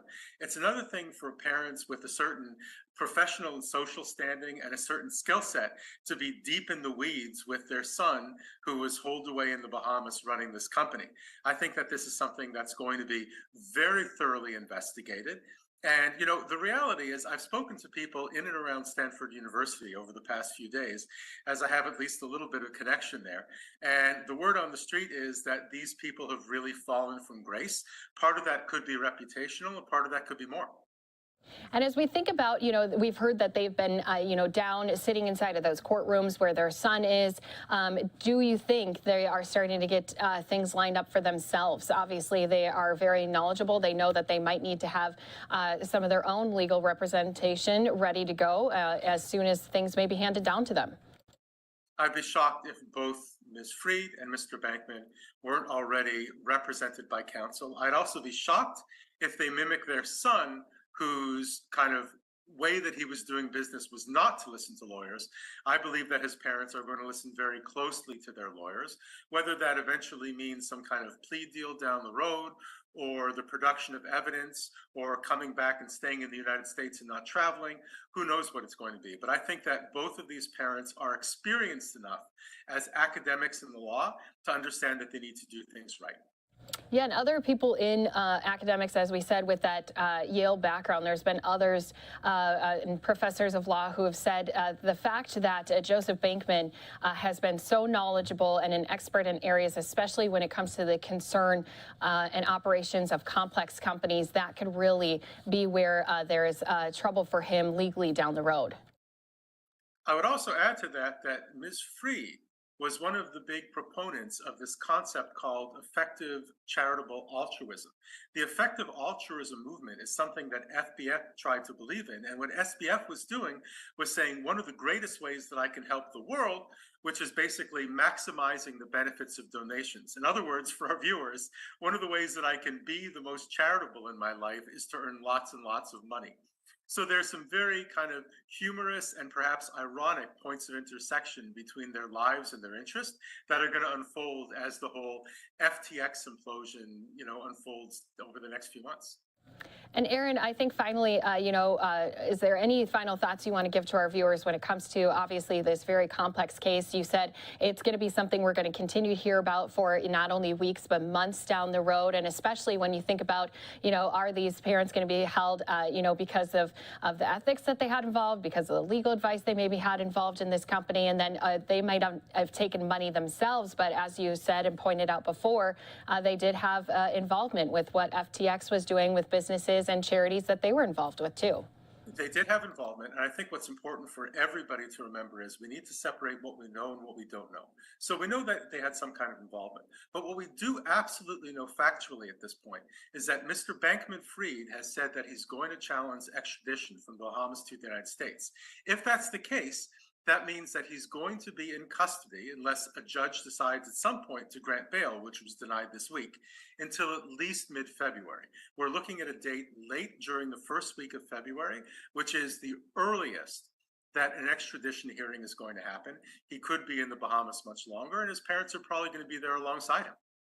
Yeah, and they have definitely spent some time there, so they're going to be familiar with that area. But of course, it may look a little bit different now with how much illegal trouble their son is in and what they could be facing. We appreciate you breaking it down for us, especially since it can get so complex and some people may not have known the involvement his parents may have had with the company. So Aaron Solomon joining us here again on Live Now from Fox. We appreciate your time, Aaron. Thank you very much. And it will be, as we mentioned, a story we'll continue to follow with all the latest developments as they come. Live now from Fox, we're going to step away for that brief break. When we come back, we do have a press conference coming to us out of El Paso ahead of Title 42 being expired. We're going to be giving you this press briefing as they're giving us an update on the number of migrants they've seen crossing, what their city is facing, all coming up here on Live Now from Fox in just 2 minutes.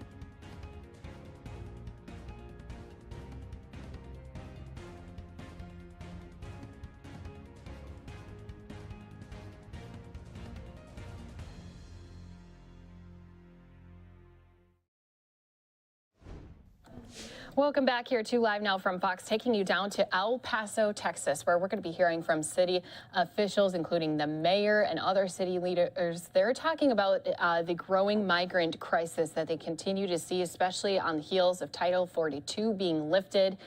They do say that they have large numbers of migrants that began crossing into the U.S. on Sunday.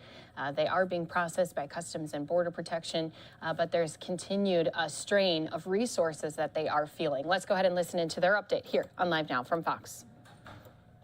This is a thing that the United States, and now it's really become bigger than this United States. It's really become a worldwide concern, and we had Secretary Mayorkas here on a couple days ago, and we talked about the needs for the community, and I'm very thankful that to see that he's been listening. And he did yesterday, as was reported, that from him working with us and working with FEMA, they've committed to giving the city $6 million additional funding up front.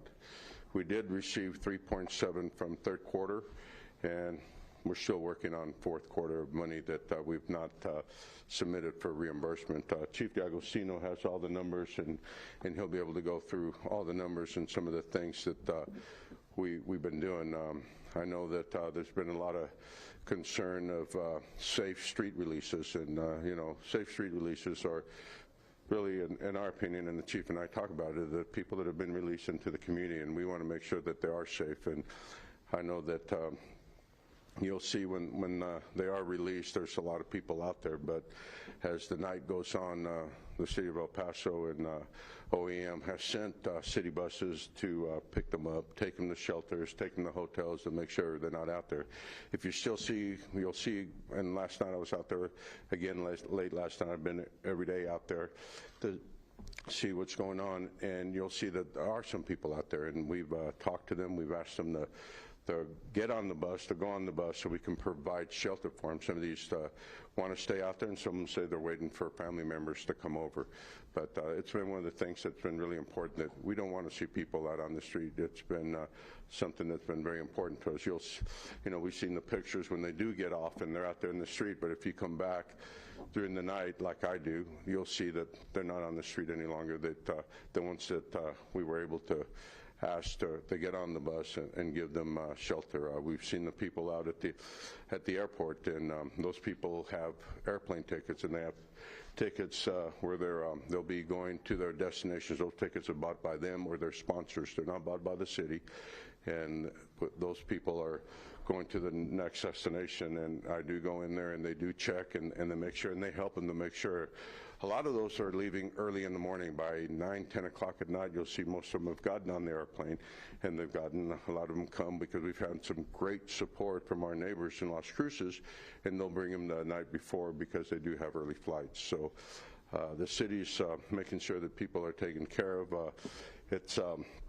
We're again thankful for Secretary Mayorkas that's really worked to make sure that we have the funding now. As I've said before, and I'll continue to say it today, this funding and sheltering is not the answer. It's a Band-Aid to really a bigger problem. And it's really important for us that we continue to work with our federal governments to see how they can come up with a permanent solution, because you can't, we've said that you're not going to fund yourself out of this, you're not going to house yourself out of this. It's something that we're going to have to work with the UN and other countries to work through a situation that, again, is bigger than El Paso, and now it's become bigger than the United States. So with that, I'm going to turn it over to Chief D'Agostino, and then we'll allow Mr. Gonzalez is up here if he'd like to speak, and then I'll come back in a few minutes. Thank you, Chief. And before I do want to thank Representative Rodriguez, Representative Salcido, and Representative Molinar for being here. It's been very important. I know, and I'll say one more thing. I know that we've talked about that if we were to issue a state of emergency, that we would get additional federal funding, and you've seen that, or state funding. That's one of the things that by staying the course that we did, we were able to get the funding without having to do that, and we'll continue to work. I know that, and Chief D'Agostino, I think we'll talk about, we've been working with Senator Blanco, where we can get some assistance from the state, again, without having to do something like that. Chief, sorry about that. Very good, thank you. Good morning. And so, talking about the overall picture, what do we know right now? We've been well over 2,500 apprehensions with Border Patrol over the past 7 days. That's a daily number. Our local community is seeing 1,200 releases, and that's to the NGOs, that's the county's processing center, and all the separate little churches and individuals who are housing them. That does not include the 200 to 500 street releases that are being done every day. So that takes our true daily total here in El Paso around 1,700 a day. That's a large influx from what we've seen in previous surges in migration. With that, we continue our planning. We've talked about the need for increased processing. We've talked about the supplemental transportation, and I'll get a little bit more in depth in that. And then we've talked about emergency sheltering. And so when you look at emergency sheltering and what people look at when you put up cots in a warehouse, a large facility, and you have multiple people staying in one area, that is more short-term sheltering operations. That's for a natural disaster. Say there's a hurricane, a bad storm coming through, and so they relocate people. They give them a place to stay during that temporary pass. It's a short period. It's 5 to 7 days. Usually they're wrapping up, they're moving them back on into hotel systems or with family, or moving them on to other destinations. This is different. Migrations are passing through. We all know that. The city of El Paso, the Paseo del Norte, it is that path into the country. And so just talking to them, they're not wanting to stay in this region. And so they are passing through. So that increase in processing capacity is to help with these numbers. When you have that many people daily coming into the city of El Paso, they're looking for a transportation out of the city of El Paso. We know we're limited in our resources. We have our airport. It has limited number of available flights on a daily basis. We have a couple of bus transportation companies. They also have limited seating.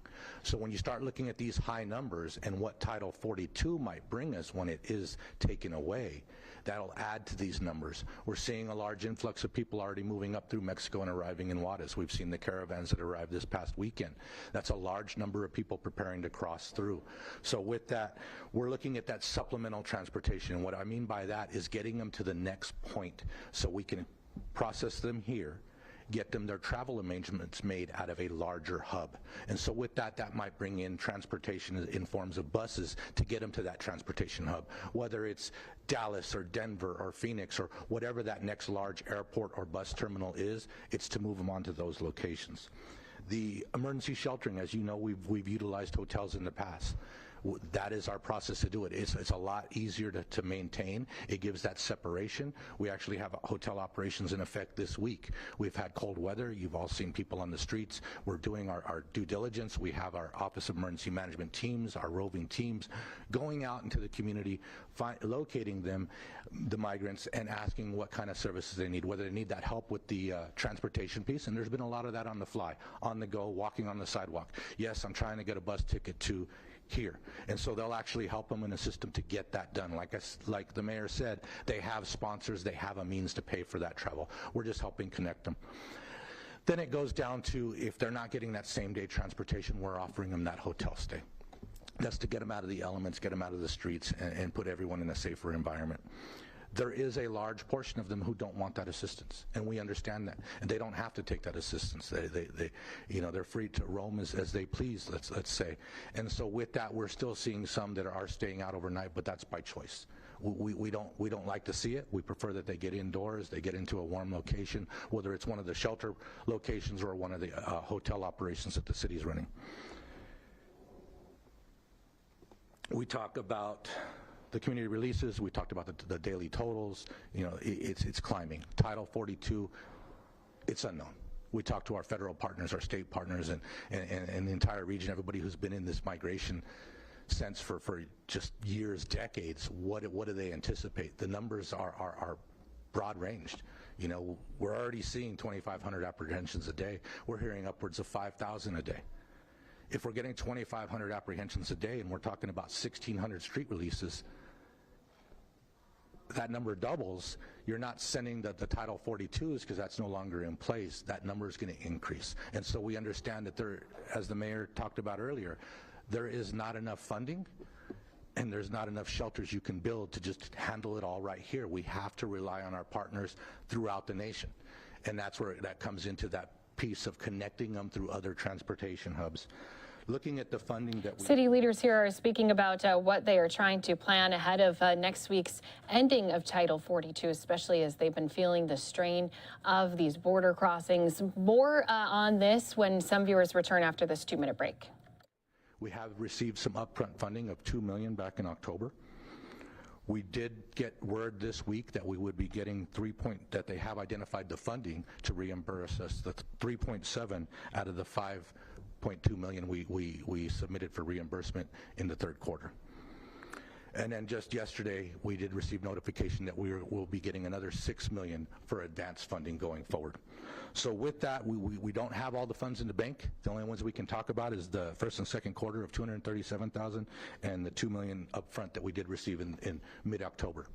So those are in the bank. We're waiting on the other ones. It's promising that the word we're getting, that we're going to get it. We're going to get reimbursement. They're still looking for other funds to continue reimbursing that third quarter, as I said, if it's only 3.7 out of the 5.28 that we did expend. But we continue to work that process. With that funding, there's talks. It's not in the bank yet, but we understand the need and what's here. It's Title 42 going away. We don't know the status. There's been some stays. No one understands exactly what's going to happen, but we know we're days away. So with that, we're also not declaring a state of emergency, but we are requesting state resources. And those resources that we are requesting comes in the form of transportation support, just as I talked about right now. We have to get them moved from here to the next transportation hub, and that's the kind of operations we're looking at. Now, what we saw in September and October, that influx of Venezuelan population, Title 42 has stopped that. So what we're seeing right now is everyone is sponsored. The vast majority are sponsored. They have a means to get to where they're going. Title 42 goes away on the 21st. We can imagine all the Venezuelans who are still over in Juarez or making their journey this way are going to pass through. We might have to do some of the operations that we did back in September, October, and that's to help them connect to the destination they're looking for. Like we said, the Paseo del Norte, they're passing through our community. We want to make sure they can get to where they're going, but if they don't have a means, we just don't have the capacity to house long-term until they can find the means. So we're going to help them connect at that point, just so we don't overflow the system here in El Paso. The next ask from the state is for personnel staffing support, and that'll be in the form of feeding operations, processing, and to include sheltering.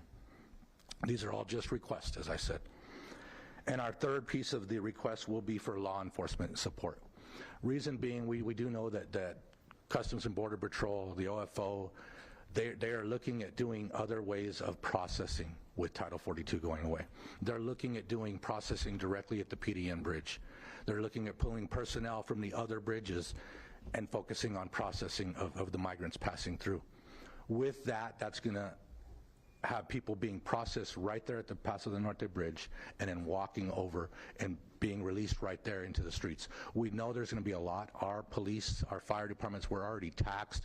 We know we're short-staffed. We have a job. We have to protect the entire city. So we're asking for that additional support to keep the community, the migrants, safe, as we don't want them just wandering downtown with that effort. So that's what we're looking to ask for from the state of Texas. And with that,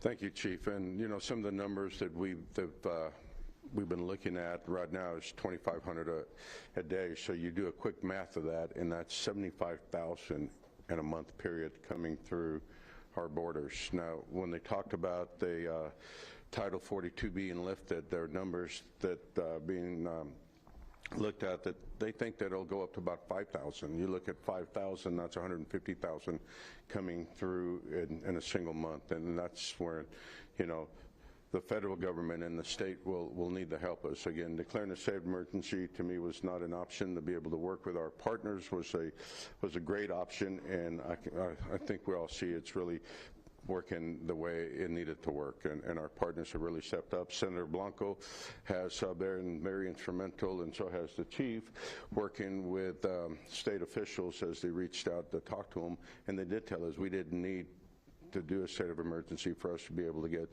some of the resources and help that's required for the city. So that's important. Again, I do thank our partners. I think the county is doing an incredible job. Judge Samaniego and his staff is really, you know, everybody has to have a different part in this to be able to do it together. And I can tell you that the judge and his staff has done a really good job of coordinating the processing center and working with the diocese and continue to do that. So that is, we all have a different part in it. As long as we all continue to work together, it's going to be able to work. You know, when we start going apart and you know, and not working together, it's when things stop working. So I'm very thankful that as a whole, we all are, you know, speaking, you know, the same language. We're all on the same page, and we'll continue to be that. Now, is this very strenuous on a lot of the resources and the city resources and the county resources? Absolutely. But again, we are a city, and we are a border city that has some responsibilities. And I can tell you the city manager and his staff has stepped up to do those responsibilities and continued to work hard within the community to get it handled. So with that, we can take one question only. And it won't be you, Mr. Moore. No, I'm sorry. Go ahead, Mr. Moore. Hold on 1 second. Bob Moore, please. Thank you, Mayor. I'm wondering if you can, this may be more toward Chief D'Agostino, but can you provide a breakdown of how you plan to spend that $6 million from the feds? And you're talking about transportation to move people on to the next hub or whatever. Is the city looking at resuming chartering? So could you give us a better idea of how you're going to spend that $6 million allotment that came in this week? Go ahead, Chief. So as we've talked about for a long time now, it's a dynamic situation. It changes on the daily. And so right now, when I talked about transportation, I'm looking at from what we're seeing today. If we can't keep up with the transportation out of town, then those charters are to the hub transportation areas to get them onto their final destinations. Those are shorter term trips, a lot less than driving cross country to taking them. As we saw last time, the vast majority chose to go to New York. The next location was Chicago. It's not taking them that far. It's getting them to that next transportation hub where we can make sure that we can secure their travel. They can secure their travel because they do have the funds for that out of that city. And then what will connect them is that simple piece of the chartering from here to that next airport or that next bus terminal. So that's the form of that. With Title Let me also, one thing that's really important. Today we have a lot of people that are sponsored and they have their own money, and we're helping them go get tickets at the airport and all. Now, if you end up getting people that, if the dynamics change like it did a while back and they're non-sponsored, then of course our responsibility will continue to change. And that's what the chief is talking about, that it changes daily. Today, where we're at today, most of them are sponsored. When Title 42 goes away, we anticipate something changing, and we need to be prepared. Thank you. That was my wrap up to that. Is yes, if Title 42 goes away, we could anticipate seeing the unsponsored population come back in, and we might have to look at those operations. Like I said, it changes daily. The money is going to be utilized for food, for shelter, for transportation, security, and all the logistics that go with that. Hi there. And then just a few days ago, you were recommending that a state of emergency be declared. What kind of changed your tone? What changed your mind on that recommendation? Nothing's changed my mind or my tone. I did ask to declare an emergency, and it's because we're seeing these sheer numbers. It's a large task. As the mayor mentioned, our city staff is tasked. Our county staff is tasked. Let's look at a broader nature. CBP is tasked. They're working long hours, day and night. They're doing processing rather than their primary function of securing the border. So everyone is tasked in this area, and for those are the reasons why I recommend declaring an emergency. What we did find out yesterday, what changes in working with Senator Blanco's office, he was able to coordinate those communications, and we can still ask for requests from the state. Usually that's reserved for in a declaration. That's why I was asking for a declaration. They've allowed us to put those asks in now. Now, because it's not a declaration, I have been told if they don't have a funding stream that's already providing that type of support, we're probably not going to get that assistance, and we understand that. But I want to make sure the requests are there. I want to make sure the El Paso community is there, aware of it, and I want to make sure that our staff is protected. And so I'm asking for those resources. Why? Because we can't continue to work at this extreme pace and with an unforeseeable future. Let me just add one thing to that. So we've been working with our staff, since late 2018. And throughout that entire process, we've had other things that have come up, like COVID, the August 3rd hate crime, and then immigration again. And each of those times we follow a process, and that process includes that if we need to declare, that we take that to the council in order for that to take place. And the only person that can do that in this case is the mayor and or the county judge. With respect to what we're doing today and what the chief talked about and what the mayor's talked about, we're focused on being prepared so that if it is lifted, Title 42 is lifted, that we do have the food, the sheltering, the transportation in place in order to move those people quickly. So that's been our primary objective. And I think right now, as we see, there are some lawsuits that have been filed by the federal government, by the Biden administration, that may keep Title 42 intact for a little bit longer. We're not quite sure, but I can tell you the only thing that I am 100% sure today, that we'll be prepared on December 21st, that if it is lifted, the community in the city of El Paso will be prepared. Next question. Over here.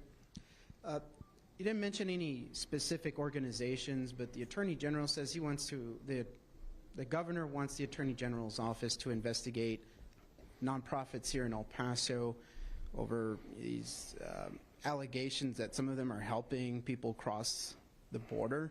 Do you think that that is going to impact your all's approach and ability to provide shelter for a lot of these arrivals? And also, how does that impact your all's ability, if you're working with these organizations to shelter these people, if you're going to be asking for state resources? I think that you answered your question. Those were allegations.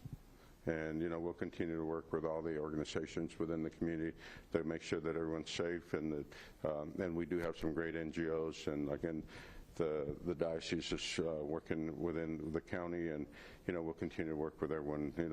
You don't react to allegations. You continue to work with your partners.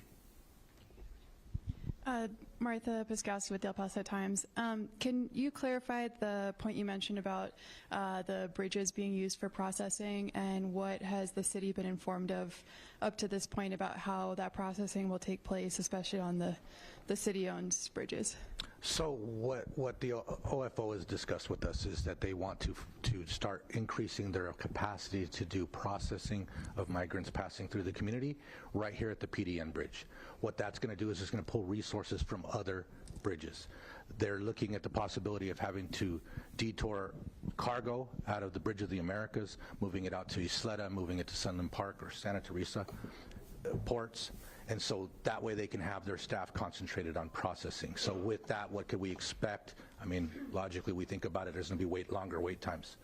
It's going to be that delay in just the daily border traffic that we have as a border community. That also means as they process, those who can be processed and released will be released right there at the PDN bridge. So that's why some of those state requests and everything else was looking for that. Hi. One of the basic needs that the migrants on the streets don't currently have access to is restrooms. I'm wondering if the city, why the city hasn't put out any more portable restrooms, and are there plans to do so? I think that's important, and that's why we want to take them. We don't want them on the street. We want to make sure they're off the street. That's why the city and the chief is providing transportation to get them off the street. It's important. Go ahead, Chief. We do have porta potties out there. This morning they're putting up wash stations as well. It's the same operation we had back in September, October. We're making sure they're out there. We do have the roving teams going out there daily. Right now we're focusing the same area we were last time, which was near the Greyhound bus station, but we're expanding that footprint because we know CBP is doing street releases in other areas, so we're making sure we're covering those bases, and that'll be evolving as we continue.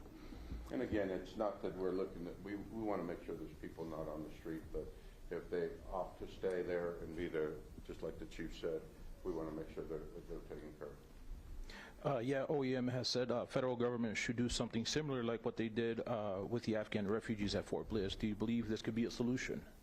I do think it would help. I think it's an all-hands-on-deck effort. We're seeing unprecedented numbers passing through being apprehended on a daily basis, unprecedented numbers passing through the El Paso community itself. And with that, there has to be some other way. We know that the migration laws are lacking the times. They haven't been changed in decades, let's say. And with that, the people who are passing through are coming here to make a better way for themselves. And so the federal government, I feel, should step up and assist them with those efforts. Coming through without the ability to work right away, coming through without the ability to get to where you're going is not a fair start. And so they have to look at other options or policy changes to address it. Si alguien puede dar un comentario en español, ya sea el alcalde o al... All right, so we've been listening in here as El Paso city leaders have been speaking about what is still to come as, again, the scheduled end of Title 42 is set for next week. They've definitely felt a strain on resources that they've had, and they said their number one thing is they just don't want to see people on their streets. They want to make sure that they're able to help them get to their destinations, but all of these organizations and resources that they have to try to help migrants has definitely been feeling the strain of the numbers that have been crossing through. So this will be a story we'll continue to follow right here for you on Live Now from Fox. A live look here at the Capitol, where we do have a hearing going on the Uvalde shooting. We've been hearing from some of those families of victims, as well as even Sandy Hook victims speaking as well. That hearing went into a recess. It is back. We'll take you back into it throughout the rest of this afternoon. But when we come back after this 2-minute break, I do want to talk about not only are people on the streets an issue in Texas, but it's also an issue in California. And a new story is out saying there is now, because of cold weather, homeless people dying on the streets. We'll give you more on that, plus other top stories coming up in just 2 minutes.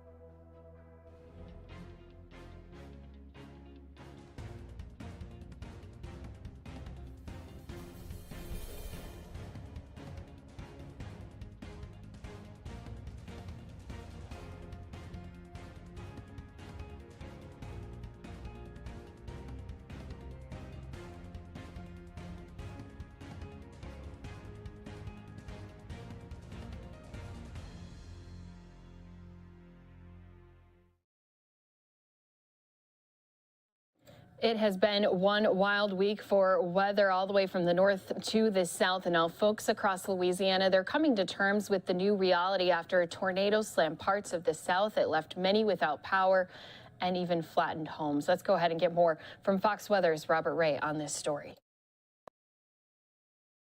You had Christmas trees outside the house and outdoor trees inside the house.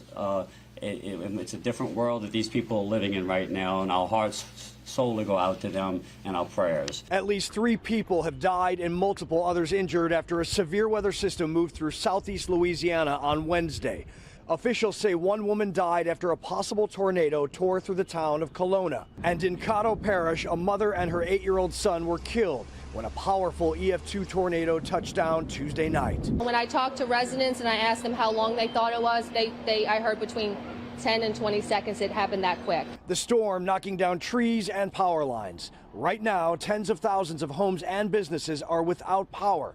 New video from here in Araby, Louisiana shows the damage to one local coffee company. We're just pleading with people to please stay in and resist the urge to see what's happening out there. Those impacted will now start the process of rebuilding and assessing their damages. The area is very dangerous. There's exposed lights, poles are down. It's not the area our people, our first responders, still need to do their work.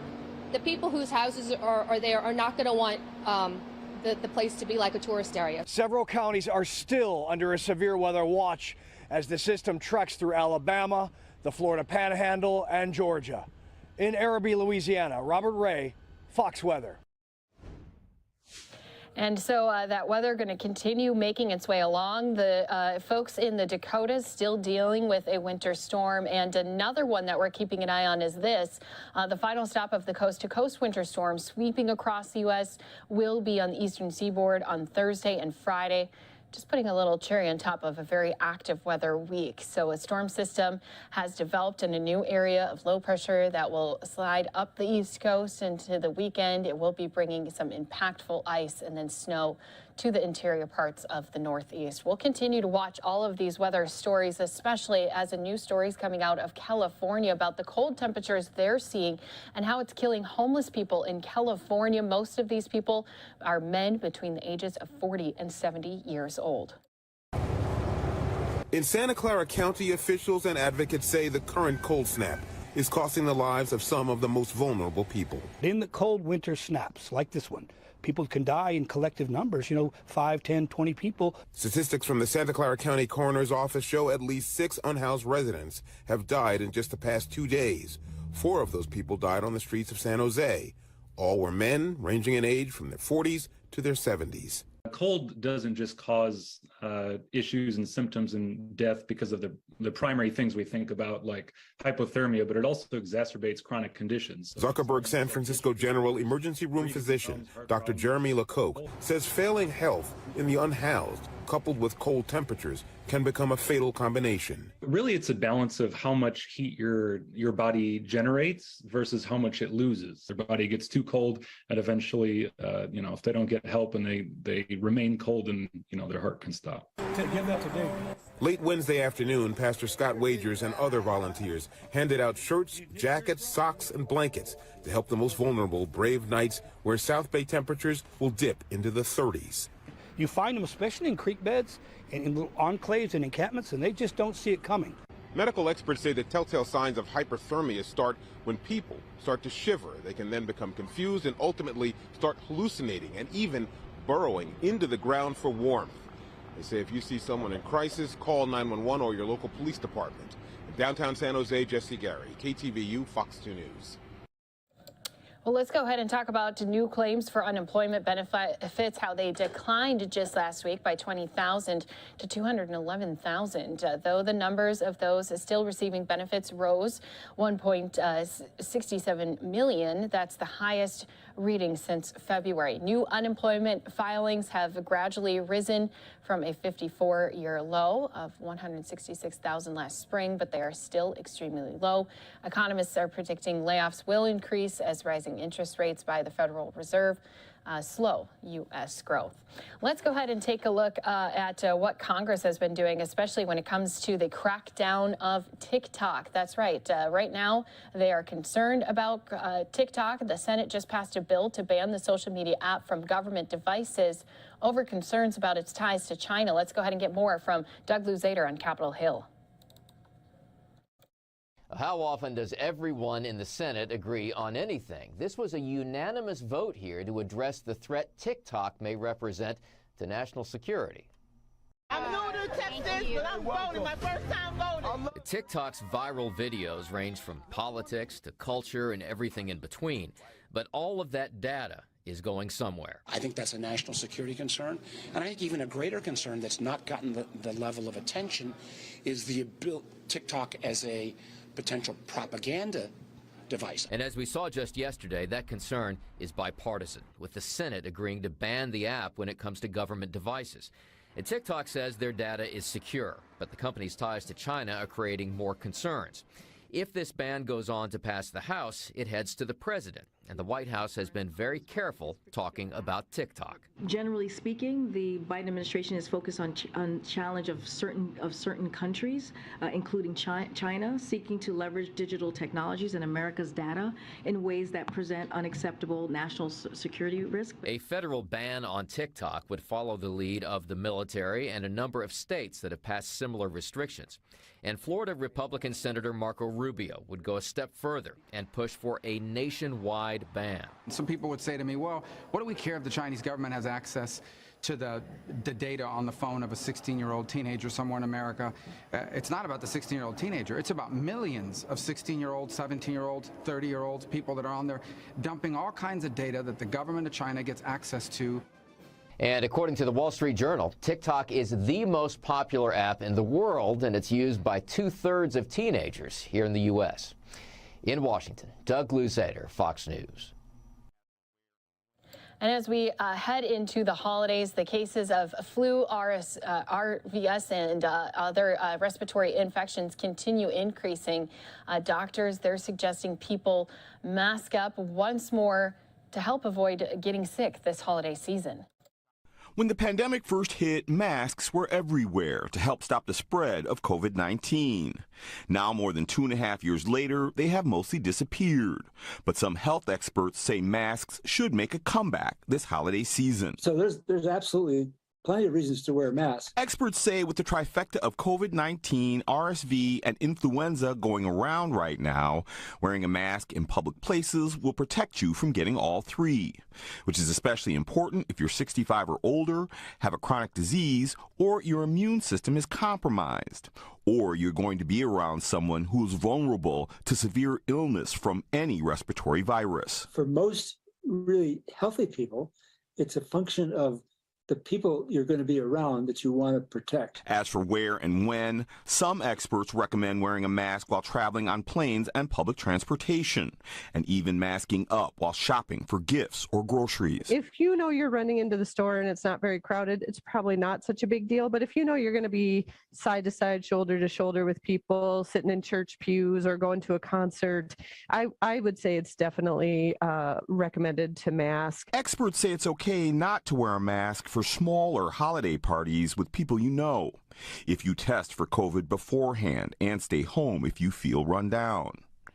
And if you're worried about being the only person wearing a mask in a public place, I would say my health is more important than my concerns about other people judging me because of my mask. Maury Glover, Fox 9. And again, that's a look at just some of the top stories we're following right here for you on Live Now from Fox. I want to give you a look at a couple different live feeds we have coming in here to our desk, especially since we've been listening in and out of this hearing on Capitol Hill.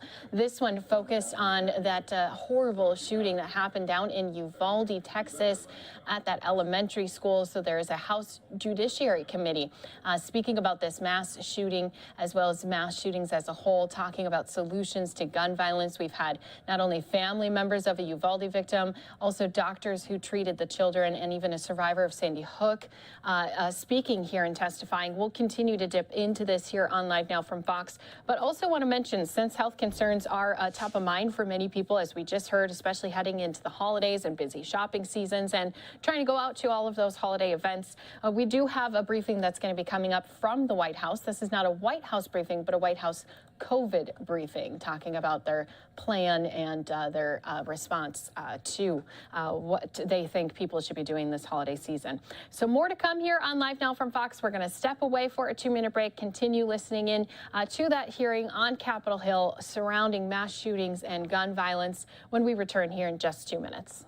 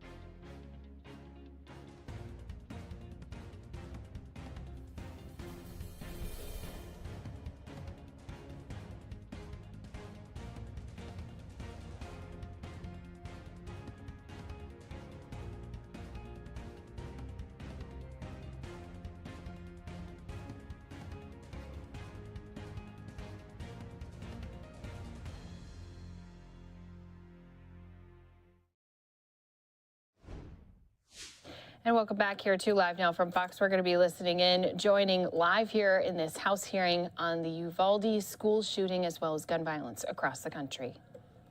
At that point, the thing is, at that point, judges have a broad range of options. They could say, look, I'm concerned. If you go and see a psychiatric expert after a week or 2 weeks, we will evaluate. They could take away the person's guns. Or in the ultimate thing, because about 99% of these cases are used for suicide concerns with red flag laws, you could involuntarily commit the person. The problem with red flag laws is no psychiatric experts, no mental health care experts are involved in the process. The only thing that the judge sees is a written complaint by maybe one person that's there. If you really believe somebody's suicidal, or you really believe somebody's a danger to themselves or others, just simply taking away their guns is not a serious solution to the problem there. If somebody's really suicidal, you're telling me there are not other ways that somebody can go and commit suicide? But the way these laws are set up is they want you to think if you only take away a person's guns, problem solved. There's no problem at that point. You know, people can drive a car into a crowded sidewalk that's there and go and kill people if they're really a danger to other people. So before I yield back, just to clear that up, there are laws on the books in all 50 states that allow involuntary commitment and the taking of guns. But the difference between those laws is there's due process and the person receives treatment, whereas red flag laws, you just take the person's gun and leave them without treatment, and there's no due process. I yield back. I could analyze this discourse, but I simply say 5150, red flag laws that I happen to support, but none counter the idea that the person is alive. When someone is shot with a gun, a child, an assault weapon, they're dead, and they can't be brought back. I'm happy to yield to the gentlelady from Georgia. Thank you, Madam Chair, and I'm happy to reel us back into what is really important today. And I want to say thank you to every one of our witnesses here, especially those that have been affected by the scourge of gun violence, our family members, our victims. Thank you, thank you, thank you. And for our expert witnesses who've been doing this work for so long, I too am a gun violence survivor. And that is the reason why I sit here today before you, because I know how important it is that we change the entire culture that every community in this country is suffering under with the extremism of gun violence in America. And sadly, today we are here to address the tragedy in Uvalde. We are here to address the 19 children and 2 teachers murdered by an 18-year-old with 2 assault weapons and 2,000 rounds of ammunition. Yesterday, we commemorated the 10th anniversary of the massacre at Sandy Hook, a decade to the day since 20 first graders and 6 teachers were murdered by a 20-year-old who fired over 150 bullets from his Bushmaster in under 5 minutes. In Sandy Hook, 15 children in Lauren Russo's classroom were murdered. One, a 6-year-old girl, she played dead among the other bodies, and she was the only one to survive. Covered in blood, the first thing that she said to her mother was, "Mommy, I'm okay, but all my friends are dead." In Uvalde, an 11-year-old, Mia Cerillo, saw her friend shot next to her. She smeared the blood of her friend all over herself and played dead on the floor. In that decade, the decade that passed between these 2 murders of our children, no substantial gun safety legislation was ever signed into law. After first graders were murdered in Sandy Hook, it took a decade and the murder of 4th graders in Uvalde before we finally were able to pass substantial legislation that helps to protect our children and to keep our families safe. I promise you, this is only the beginning. It's imperative that our efforts to build on these gun safety policies continue, and we cannot afford to wait another decade. another 5 years, another 2 years. We cannot afford 10 more years. We cannot not allow another Uvalde, another Parkland, nor another Sandy Hook. America is crying out, demanding that Congress act and that we act now. Dr. Guerrero, you are a pediatrician who treated many of the children in Uvalde. In the past, you've described both what you saw, what you heard, the damage those guns and bullets caused to children from just mere feet away. Parents, you describe screaming, crying, and begging for their children. As someone who has retold the tragedy of losing my own son to gun violence, I recognize that this is not an easy thing to relive over and over again. But could you please share with the American public, as what I have expressed before, your words, and they were refuted by my Republican colleagues, but can you please share with us, describe the scene inside the hospital during the aftermath of that terrible day? So as I arrived to the hospital, there were multiple parents outside, some of which recognized me, and immediately started screaming their children's names, asking for me to find them. As I walked into the hallway of the hospital, chaos ensued. There was blood on the floor, children that were bloodied sitting in chairs in the hallways. One of them was Mia Cerrillo, who spoke with us at the last committee meeting. And just utter chaos and just pandemonium. It almost seemed like a movie that really didn't exist. By this point, I was just trying to help the parents outside find their victim children, and this is when I was brought to see these two children that I spoke of earlier that were deceased. And as the day progressed, we just were told to wait for 14, 15 more kids that were coming, of course, that never came. And in our hearts, we knew that they had passed and that they had been killed on this day. Until this day, the community still suffers. We're in pain. We're not healed in any way or any way or fashion. But we know that we'll continue to fight. So this never happens to anyone ever again. Thank you so very much for your courage, each and every one of you, the family members. My heart goes out to you because I understand exactly where you are and how you feel. And I promise you that I and my colleagues here on this committee, Democrats, will do everything that we can to protect and serve you going forward. And I yield back. I thank the gentlelady, and now I'm privileged to yield to the ranking member of the subcommittee, Mr. Biggs of Arizona.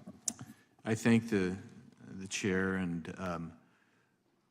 one of the witnesses today talked about, and this is kind of what the focus has been about, is on who pulled the trigger, and then where did that gun come from. But if you're really going to get to the resolution of a societal problem that is tragic and horrific, it seems to me that you'd want to answer, at least try answering the question, is why did that person undertake to pull the trigger in the first place? Of course, my colleagues across the aisle referred to that question as, and theories that might pertain to that as being, I think they used the words idiotic and ridiculous. Well, it makes it tough to have a bipartisan solution when ad hominem attacks are is what you're hiding behind. I don't think that's really what any of us should be hiding behind. Chief Holt mentioned in his written and oral testimony that we should be focusing on, and I can pull it out here. I want to say, because I thought it was pretty prescient, comprehensive, non-judgmental, pragmatic, evidence-based approach. We're going to have a bipartisan solution. It seems to me that's where you would go. You would do it that way. But that isn't what typically happens in Congress, unfortunately. For those of you who've not dealt with Congress before, you probably didn't realize that. But that's really, unfortunately, the reality. So I want to go to Mr. Brewer. And I want you to tell me if you've explored and if you've tried to address the underlying causes of violence in society and even the root causes of violence of mass shooters? Every day. Every day. Thank you, Mr. Biggs. Every day I face this. And when you talk about violence, you talk about young kids in communities that have a little bit rougher than others and are faced with these type of situations. And I do it all the time. I go into the juveniles, I also go into the prisons. And so to talk to a kid or a man and ask, why did you pull the trigger? Why did you do a drive-by shooting? You start to really uncover the things that were going on in their lives. And in my programs, over 85% of those men happen not to have a father in their lives. And so it could be idiocy, whatever you want to call it, but that's not what the Word of God says. The Word of God says, defend the fatherless and the widow. And if we don't do that, then our land will be hit with a curse. We're experiencing that curse. My brother next to me touched my Bible and said that Jesus was a man of action and not prayer. Jesus prayed, there's over 25 different verses in the Bible of Jesus praying. He was a praying man all the time. And so to think that you can go into these communities and actually affect the individuals that are pulling the trigger without getting to the spiritual battle that we're facing in our nation, that's idiocy, because that doesn't align with the Word of God. None of us in here are smart enough to come up with any solutions. And if we think we are, we need to reevaluate that. Our solutions come from the Word of God. And if we don't want to get back and humble ourselves before God and actually look at our kids in the eye and make sure that they are sound with strong parents and mentors, every kid is not going to have a mom and dad. But the ones that don't, they still deserve mentors. They still deserve direction. So why are we not in this panel right now talking about real solutions to help the children that are suffering in our communities? We have the money, the programs are there. But when we look at Chicago just this weekend, 21 kids shot at each other. That wasn't with an AR-15 or any type of assault weapon. Thank you, Mr. Brewer. I'm going to yield my last minute to Burgess Owens, gentleman from Utah. We have two topics here, my friends. One is the Second Amendment rights, and that's going to be a discussion for years to come. The other one is how do we take care of our kids today? I want you guys to keep this in mind. I'm going to read this one more time, because if our goal is to make sure our kids are safe, then we can talk about all the other issues that adults can deal with. How about this? Secure Our Students Act. Using billions of dollars of unused and already allocated funds from the American Rescue Plan that each district, Uvalde, Draper, Leon, and Tallahassee, each district would have what they need, their customized need: hard infrastructure, innovative software, or security personnel. Why would anyone vote against that? Take care of our kids. Let's get that done with first. So every fall we take our kids to school, we know they're gonna be okay. Let's have this debate for years to come. We want to about Second Amendments. Our children should be first and not be used as hostages, my friends. And that's what's happening right now today.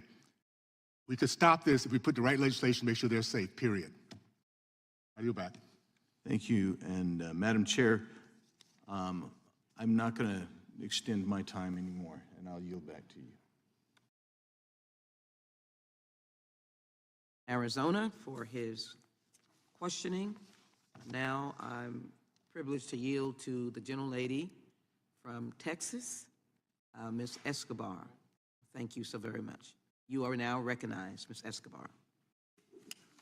Madam Chair, I want to express my deep gratitude to you for your leadership on this subcommittee and for bringing this issue forward and for making sure that we are doing everything possible to keep our communities and our children safe, and that we address the horrible epidemic of gun violence in our country. I want to thank our witnesses and extend my heartfelt condolences to those who have unfortunately had to experience mass shootings, who have lost family members to gun violence, and who are deeply traumatized by what has happened. I want you to know how much I admire your courage and your willingness to come forward. I imagine it must be very difficult to relive your trauma over and over again. And so thank you for doing this and speaking to the American people. On August 3rd, 2019, House members here is speaking to all of these individuals who are testifying in this hearing, not only on the Uvalde incident, but on the gun violence that we continue to see happening across the United States. Live Now from Fox is going to continue to keep an eye on this hearing. We'll pop in and out of it here throughout the rest of the afternoon. But after this 2-minute break, we'll take you back out to another live event. This time, the White House press briefing, including Dr. Jha, who's going to be speaking on COVID-19 this season. We'll be bringing it to you from the top, coming up in just 2 minutes.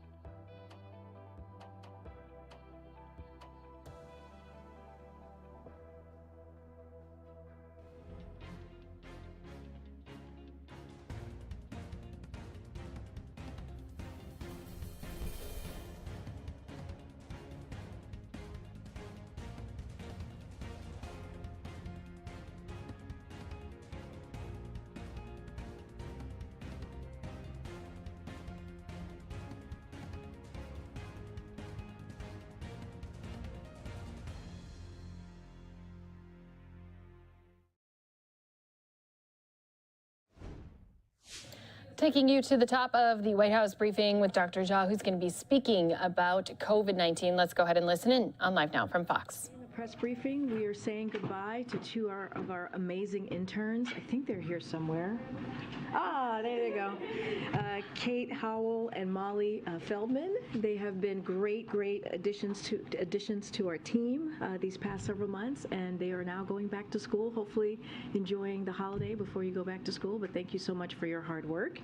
And today we have a familiar face with us to talk about how the president's winter preparedness plan on COVID-19 increases as COVID-19 increases as the holiday as we head into the holidays. And so Dr. Jha is here to talk about this plan and take some questions as well. Dr. Jha? Great. Thank you, KJP. Good afternoon, everyone. Good to be with all of you again. As expected, we're seeing COVID rising across the country this winter. And while COVID isn't the disruptive force it once was, we are focused on ensuring that the U.S. is prepared for this winter, no matter what the virus throws at us. As you know, we have the tools, we have the infrastructure, and we have the know-how to manage this moment. And that means protecting people, preventing hospitalizations and deaths. And the key is this: we don't want this winter to look like last winter or the winter before. And our winter COVID-19 preparedness plan helps us do just that. So how do we do that?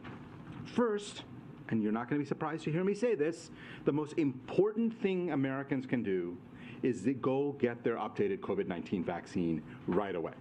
Now, you heard this from Dr. Fauci just before Thanksgiving. You heard this from me. And I will repeat again, the updated COVID-19 vaccine is your best protection against the version of COVID we're fighting right now. Second, a critical component of our winter plan is making it even easier for Americans to access the tools that will protect them this holiday season: vaccines, tests, and treatments. So let's talk about tests. Today, we're opening up covidtest.gov for a limited time this winter to give Americans another easy option to access testing when there's a greater need, as there is right now. Starting today, each U.S. household can order up to 4 at-home tests free from covidtest.gov, with tests starting to ship as early as next week, the week of December 19th.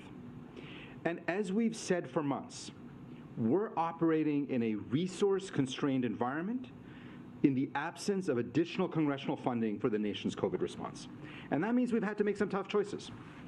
Like in the summer, we were forced to suspend the covidtest.gov program so we could preserve our tests.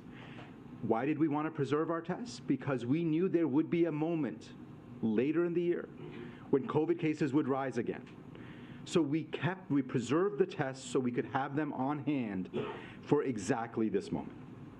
And if we don't get more funding, we won't be able to send more tests out to the American people. Next, we're standing ready to support states and communities with medical personnel, supplies, and other resources, as the President has been committed to doing since the first day he took office. Today, Secretary Becerra is sending out a letter to all governors underscoring that our partnership with state and local leaders has been essential to fighting this virus. But the Secretary also made clear we need them to step up right now to get ahead of this increase in COVID that we are seeing across the country. And he outlined all of the federal supports available to set up more vaccination sites, more pop-up clinics to get more shots in arms, to expand test-to-treatment programs, including new test-to-treat programs, sites that the federal government can help with, to make key supplies like at-home tests widely available, and things that the federal government can do to support hospitals and health systems as needs arise. Because the bottom line is this: we're all in this together. Fourth, we are accelerating our efforts to protect the highest risk Americans, building on the considerable steps we have taken. Now, I want to remind everybody that more than 90% of COVID deaths in the U.S. have occurred in people 50 years of age or older. And in recent months, we've seen COVID deaths really concentrated among those 65 and above. And while we've seen many older Americans step up and get the updated COVID vaccine, there's still too many older Americans who have not gotten their immunity updated, who have not gotten themselves protected. Under half of nursing home residents have gotten their updated COVID vaccine. So we are working very closely with leadership of nursing homes across America, and we have asked them to step up to do more. We've developed a winter playbook for nursing homes and long-term care facilities to help them take action, to make it easier to get vaccines on site in nursing homes, to make sure that treatments are available on site in nursing homes, to improve indoor air quality, another strategy that can make a really big difference. And we are reaching out to governors where nursing home vaccination rates are low to offer personalized support. Now, before taking your questions, let me close with this. We don't want this winter to look like last winter or the winter before. And it doesn't have to. What's different is that we have an updated vaccine that targets a version of the virus we're fighting. But we need people to get that vaccine. It's free and widely available. What's different this winter compared to last winter is we have highly effective treatments that are widely available if people get sick. But obviously we need doctors to prescribe them. We need people to get them. This winter, we can keep people safe. We can prevent hospitalizations and deaths. We can minimize disruptions. The administration has been planning for this moment. We are doing our part. We're prepared. But the bottom line is we need other leaders to step up as well. Governors, mayors, people who have been terrific partners throughout this entire pandemic. But here's what I know. If every American does their part, if every American goes out and gets an updated vaccine, if every American gets treated who's eligible for treatment, we can have a very different winter ahead. And that is a goal of this effort. So with that, let me stop, take questions, and KJP, I'll turn it back to you. Thank you. Dr. Jha, moving out from the U.S. borders for just a second, certainly one of the risks that faces this nation is additional spread from a big outbreak in China. Can you give us a sense of whether the U.S. government was aware or made aware in advance that Paxlovid would be made available in China? And can you give us any sense of what talks are happening behind the scenes, to help get Western vaccines and medicines to that country? Yeah, so on the specific question of Paxlovid, the U.S. government was not involved in any way, and it was, so really refer you to Pfizer, but we were not involved in that in any way, shape, or form. On the broader question you're raising, Jeff, what I would say is this, and since the beginning of this administration, the president has been very clear that we think it's really important for the world to benefit from the fruits of American scientific innovation. We have been the largest donor of vaccines in the world, almost 700 million doses, many bilateral, many through COVAX. And the president's been very clear.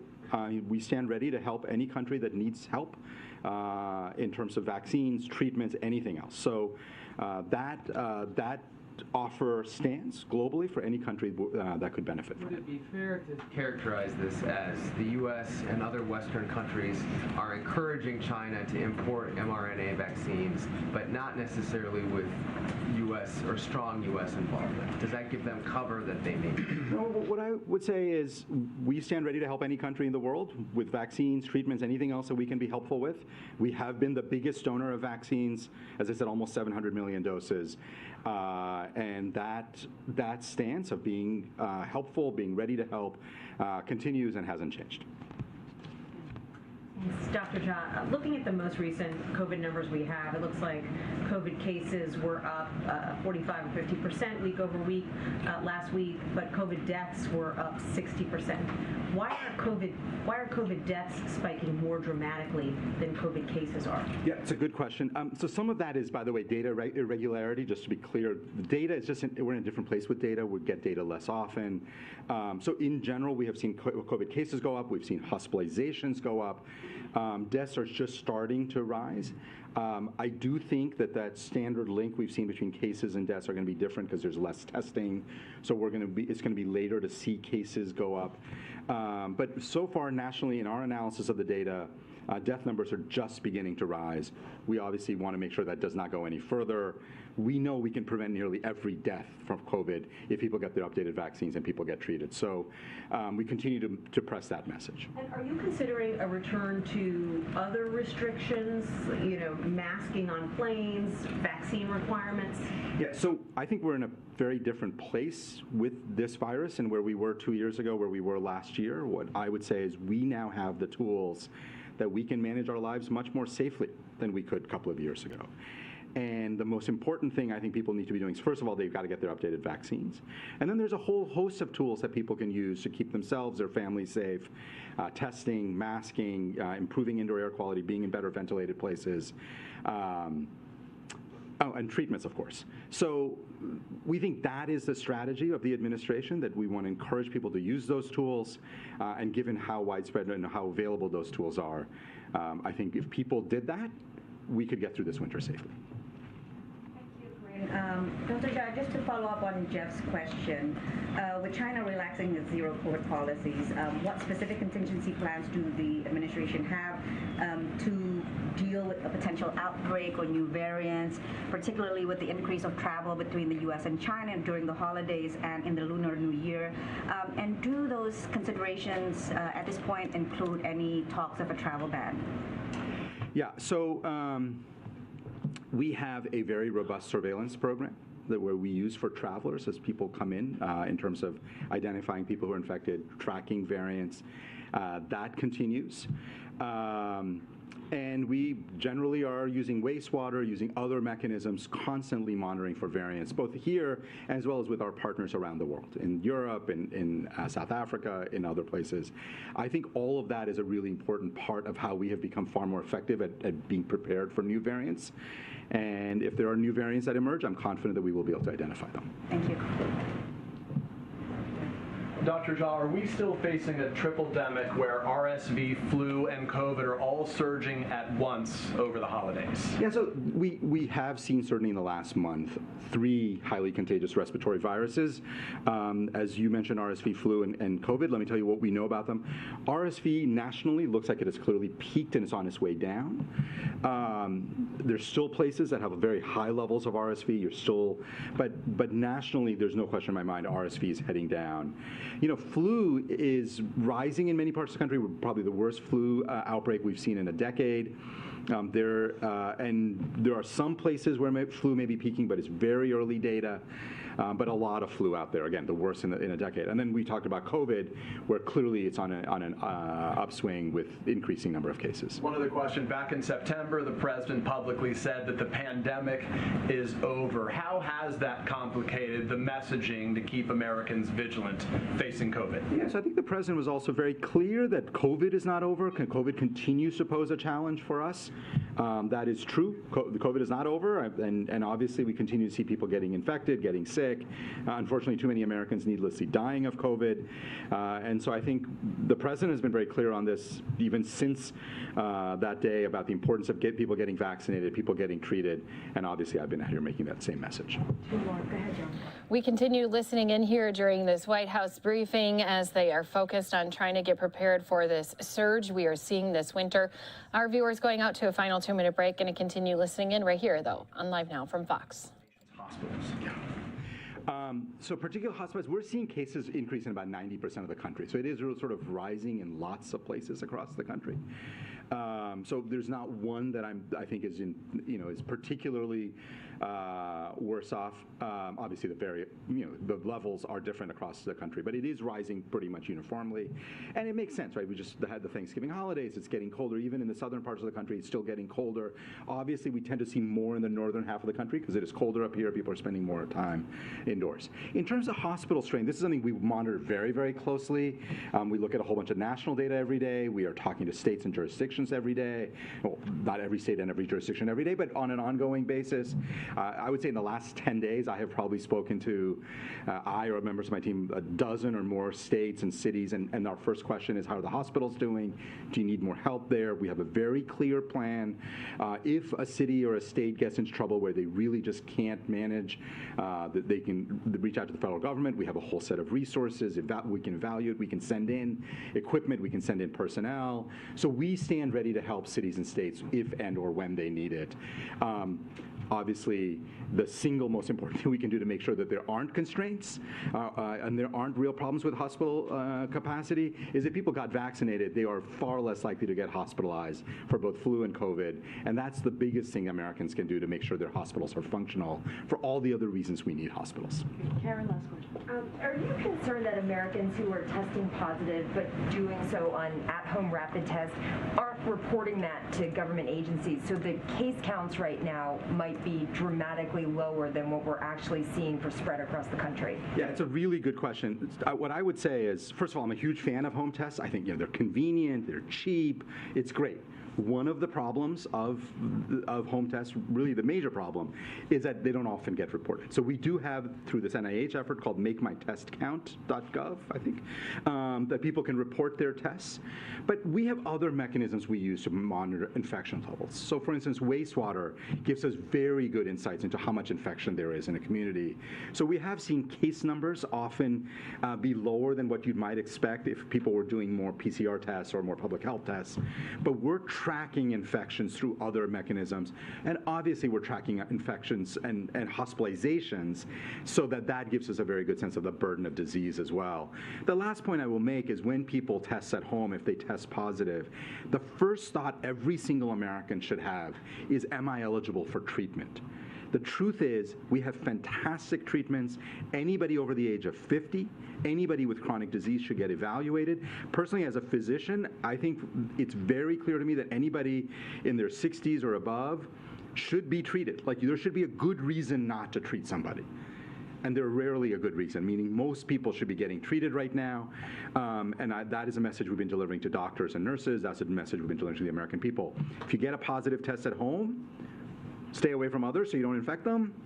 and get evaluated to get treated.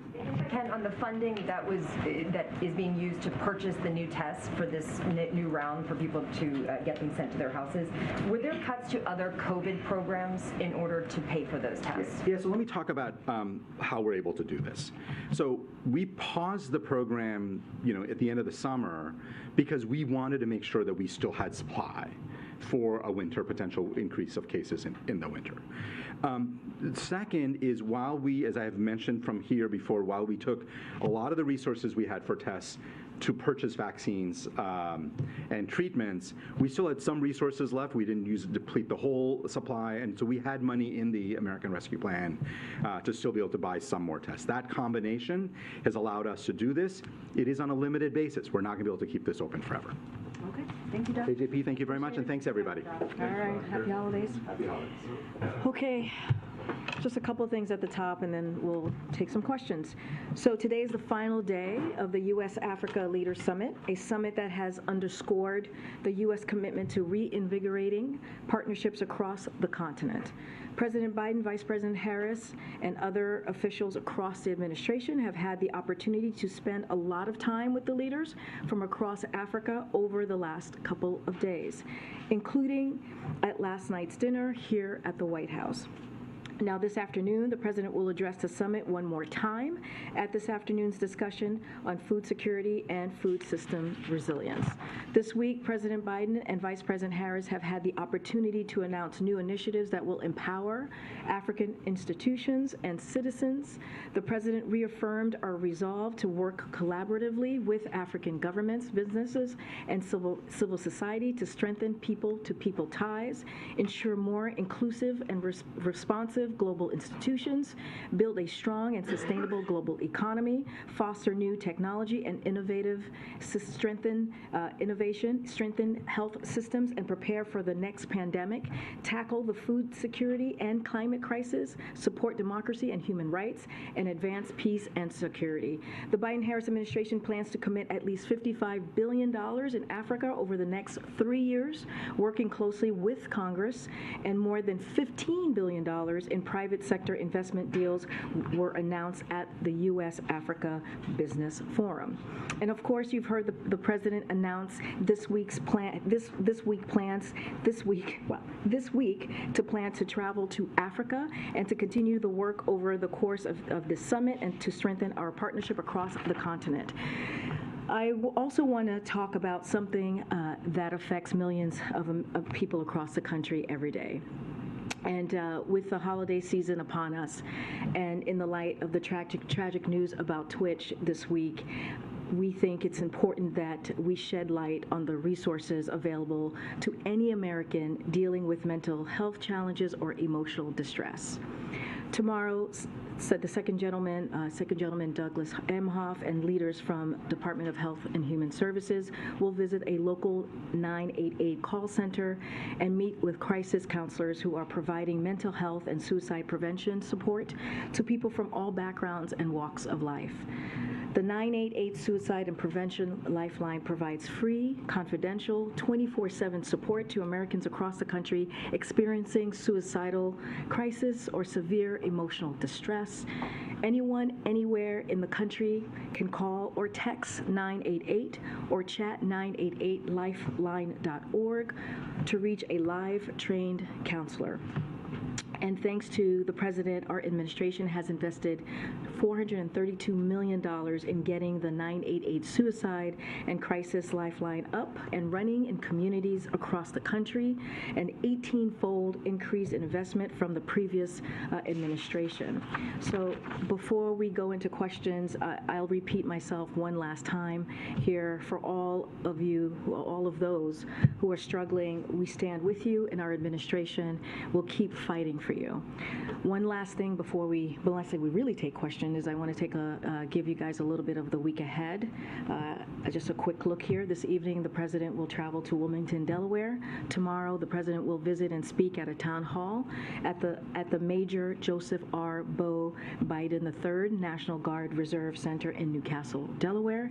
This is a capstone on the Department of Veterans Affairs PACT Act Week of Action with over 90 events and counting held across the country to encourage veterans to sign up for health care, get screened for toxic exposure, and submit a claim if they are experiencing a toxic exposure-related condition.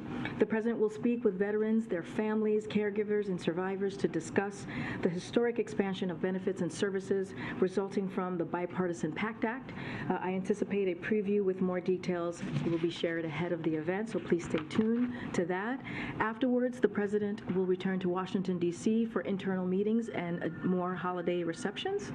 Friday evening, the President will return to Wilmington, Delaware, where he will remain over the weekend. On Monday, the President will return to Washington, D.C., and in the evening, he and the First Lady will host a Hanukkah holiday reception in the Grand Foyer right here in the White House, in the residence, to be more precise. We'll have more to share on next week's guidance in the coming days, but we can also confirm today that next weekend the President and First Lady will celebrate Christmas at the White House. And with that, Zeke, you want to kick us off? Thanks, Corinne. Just a bit of housekeeping to start off with. I was hoping you could shed some light on the apparent radio miscommunication that kept the White House press pool, with separate press pools from the President's motorcade when it returned to the White House today. Yes. Give me 1 second because I do have something to share on that. So there was no emergency, just to be clear, or a security situation. And it appears that there was a radio miscommunication upon departure. Vans picked up the White House staff and press that were left at the convention center. So also White House staff were also left as well. And we waited to start the press briefing until everyone returned to the White House. We share an appreciation for how important it is for the press pool to travel with the President, and this remains a priority for our entire team. We sincerely apologize for the confusion and inconvenience, and just to reiterate, we also sadly left White House staff as well at the convention center. So it was not just the press, so just wanted to make that clear again, but with all seriousness, we do apologize for that. The President, in his remarks earlier, alluded to a trip to Africa himself. Do you have details on when he might go and where he might go? And I know that Jake spoke to this when he was here on Monday as well. Look, I don't have anything to share at this time. What I can say is, and this is basically what Jake said on Monday, is that the Vice President and a number of cabinet officials, they're all looking forward to visiting the African continent in 2023. Just don't have anything to preview at this time. And then, I'm sorry, I'm back on COVID. This is something that Dr. Jha talked a lot about, the importance of Americans getting vaccinated. The latest CDC data shows that only about 14% of Americans have actually gotten the updated vaccines. Does the President believe that he or his administration bears some responsibility for not being able to convince the vast majority of Americans to get these updated shots that we heard from Dr. Jha are so important? Well, let's not forget, Zeke, when the President walked into the administration, he put forth a comprehensive COVID vaccination plan that did not exist before he stepped into the administration. That helped get more than 200 million Americans across the country fully vaccinated, and also made sure that there was equity at the center of his plan. Look, we're in a different phase, as you've heard us say, in this pandemic, and we are going to encourage people to get that new vaccine. We have the tools. We have the tools that we know work when it comes to COVID, when it comes to this pandemic, and we're going to continue to let folks know to utilize those tools.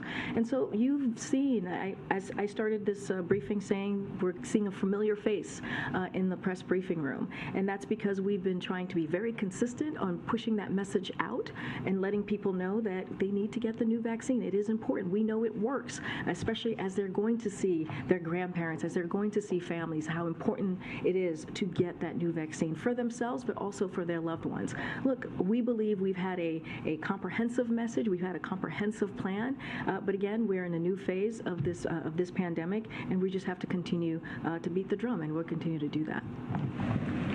Thanks, Green. On immigration, we've talked to so many Border Patrol agents and leaders who are just really worried and anxious about the possibility of Title 42 ending next week.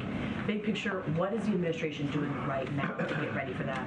So a couple of things that I want to lay out, and I kind of laid this out before, but reiterate it here is that we're doing the work. We're going to do this in a safe and humane way, and we will have more to share on the proposed preparedness next week before the December 21st date. But look, we also need Congress to act. It is important that they deliver the resources we requested for the border security and management. They need to pass the comprehensive immigration reform that we have put forth. On day one, the President put forth a comprehensive reform plan that dealt with protecting for dreamers, cutting down the asylum buildup that we have been seeing, especially because of what the last administration did, and they completely gutted the system. And we know that this has been a multi-decade-long problem. We need to modernize the system, and this is something that the President has put forth, and we are looking for Congress to act. We are asking Congress to act. And so, but in the meantime, what we have been able to do is the President, as I've mentioned before, has secured historic funding. We have 23,000 border security agents at the border, and that is the most amount that we've ever had, and that's because of what the President has been able to do. And we have worked to launch a historic anti-smuggling operations that are taking thousands of smugglers off the streets. But look, the reality is we need Congress to take action. We need to do this in a bipartisan way, as we have done, as the President has been able to do more than 200 times during his administration. There's been some reporting out there that the administration is considering changes to the asylum policy, potentially making it so that only someone can only apply for asylum if they've already been denied from another country like Mexico. Is that true? Is the administration considering any changes to policy? So look, I know there's a lot of rumors out there about that, a lot of speculation. I don't have anything to announce at this time or from here at this time. What I would encourage people to do is to read the Department of Homeland Security. They put forth a 6-point plan on how they're going to move forward with dealing with the post December 21st deadline when Title 42 indeed lifts, but don't have anything more to announce about any new plans from here. Thanks, Corinne. DHS warned in a memo obtained by CNN this week that the end of Title 42 will, quote, likely increase migration flows immediately into the U.S. So I'm wondering, how many migrants are you expecting to try and cross into the U.S. through the southern border next week? And is the administration prepared for this anticipated surge? So look, we have an intensive all-of-government effort underway to prepare. As I was stating earlier when I was being asked a question by Mary, we'll have more to share ahead of the December 21st deadline. But in the meantime, DHS is surging resources to the border. As you've seen, as you're probably seeing in El Paso, I talked a little bit about this on Monday, where over the last 72 hours, they've moved thousands of individuals out of the city. They're doubling down on the anti-smuggling operations that the President launched months ago.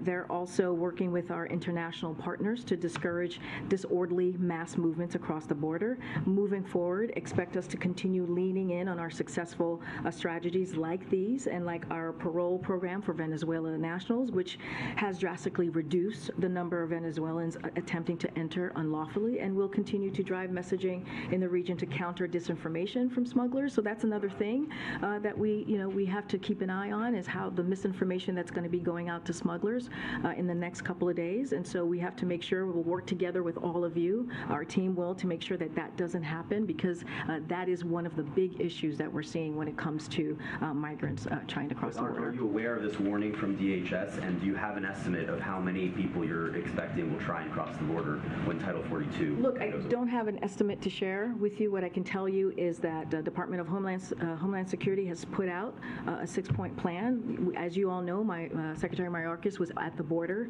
just recently to talk about this plan, put out a statement, and so we are focused. We are focused and we are prepared. We will have more to share in the next coming days on this piece. But again, we have done the work from this administration by securing securing record funding, and we are asking Congress to act. We are not asking for political stunts. We continue to see political stunts from many Republicans out there, and that's not how we're going to fix this issue. They want to secure the border. We've been doing that work on our own, and we're asking them to, hey, you know what? There's an immigration reform plan that the president put out on the first day. They should work with us and do this in a bipartisan way. And then in terms of the funding negotiations on Capitol Hill, we've seen this administration, this president, at times play a more hands-on role, a more hands-off role in some negotiations, depending on the situation. What's the case with these negotiations? How involved has the president been? Which particular negotiations are you talking about? The spending bill. The omnibus bill more broadly. So look, we're encouraged by the bipartisanship that we're currently seeing to the progress that we're seeing in Congress from leaders and the progress that they're making. So it's a key step on the path to a full-year government funding bill that delivers for the American people. We're optimistic that members of both parties can build on this progress and produce a funding bill that can pass the House and Senate signed into law by the president. But to your question, though, look, the president has been very engaged. He's been talking to congressional members. He had the Big Four here not too long ago, and this was in the readout. This was the government funding was the main priority that they discussed. And we have our team here. We have Shalonda Young from OMB. I've mentioned this before, who's the director, who has been playing point on this, who knows how to work across the aisle and do things in a bipartisan way. And she is leading that effort along with our Office of Leg Affairs, who have had multiple calls, multiple meetings in getting this done. Look, this was done in a bipartisan way last year, and we believe it can be done in a bipartisan way this year as well. Are you confident this one-week stopgap will pass?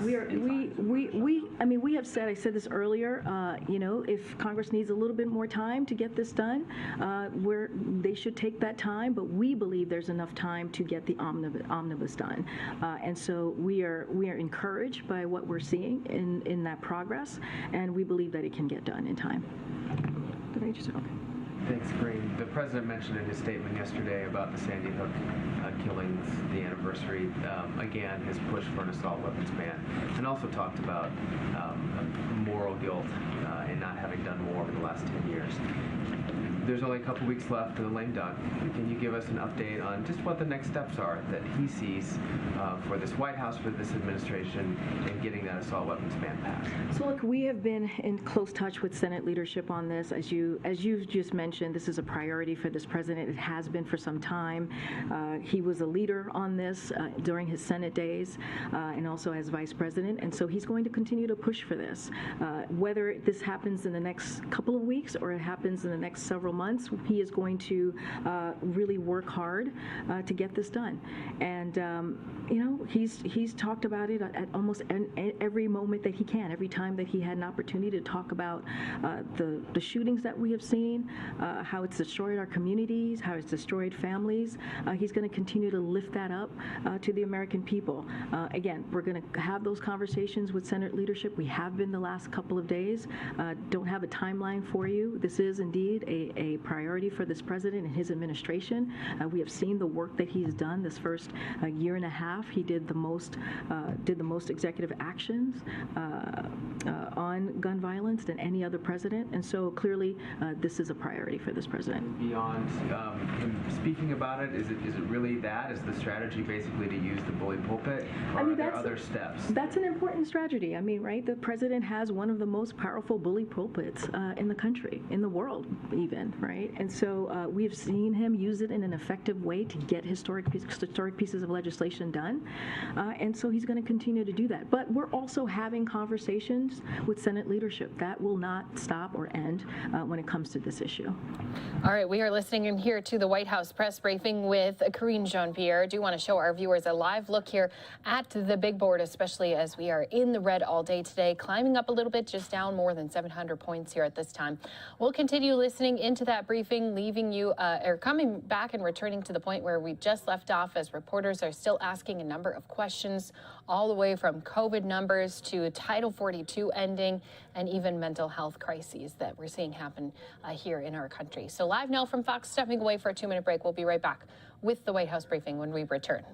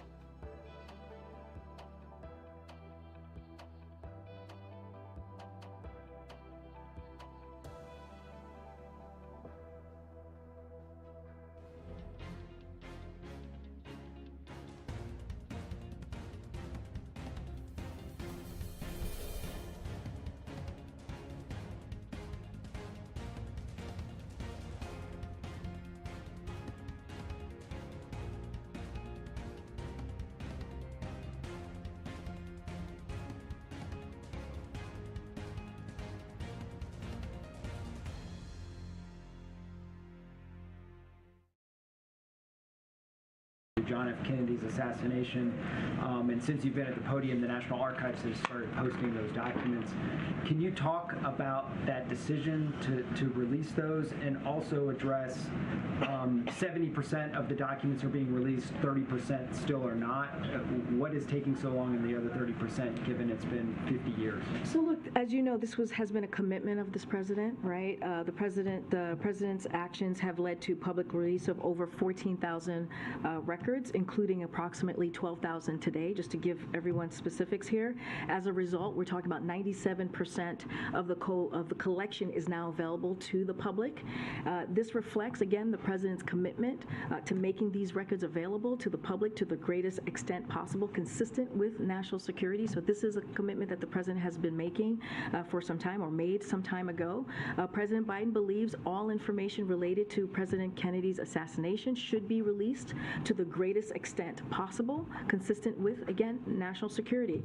That's why he directed the acting archivist to conduct a supplementary 6-month review of a subset of the remaining redacted records to ensure they are disclosed to the greatest extent possible. He also directed all remaining redacted information to be disclosed to the public when the basis for the continued restriction of that information no longer outweighs the public interest. So obviously there's a national security component here, but he is committed to getting that information out, and right now we're seeing more than 97% of the collection that's out there for folks to review.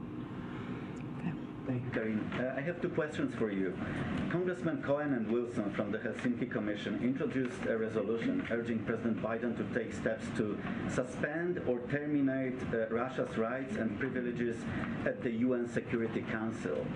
Does the president support this effort? What steps he can take? Is this goal achievable? Yes, we do support that effort. Can you say the question one more time? I just want to make sure. The resolution says that the president asks the president, urges the president to take steps to suspend or terminate Russia's rights in the UN Security Council. UN Security Council, got it. So, look, Russia's conduct in Ukraine is a violation of the UN Charter and is an affront to the core mandate of the Security Council, and we see it as outrageous. It is outrageous for a permanent member of the UN Security Council to be violating the Charter and waging such a brutal war on Ukraine, including by trying to inflict such widespread human suffering and targeting critical infrastructure. So we successfully led a vote in the UN General Assembly to suspend Russia from the UN Human Rights Council, and we have worked to prevent Russia from taking leadership positions elsewhere in the UN system. So we've been very consistent on this. If there were a path to suspend Russia from the UN Security Council, we would pursue it immediately. Unfortunately, we don't see the UN rules changing, and so we are focused on continuing to take actions to isolate Russia, including in international organizations, and hold Russia accountable, including through sanctions and enforcement actions we announced today, as you saw. I have a follow-up on Patriots for Ukraine also.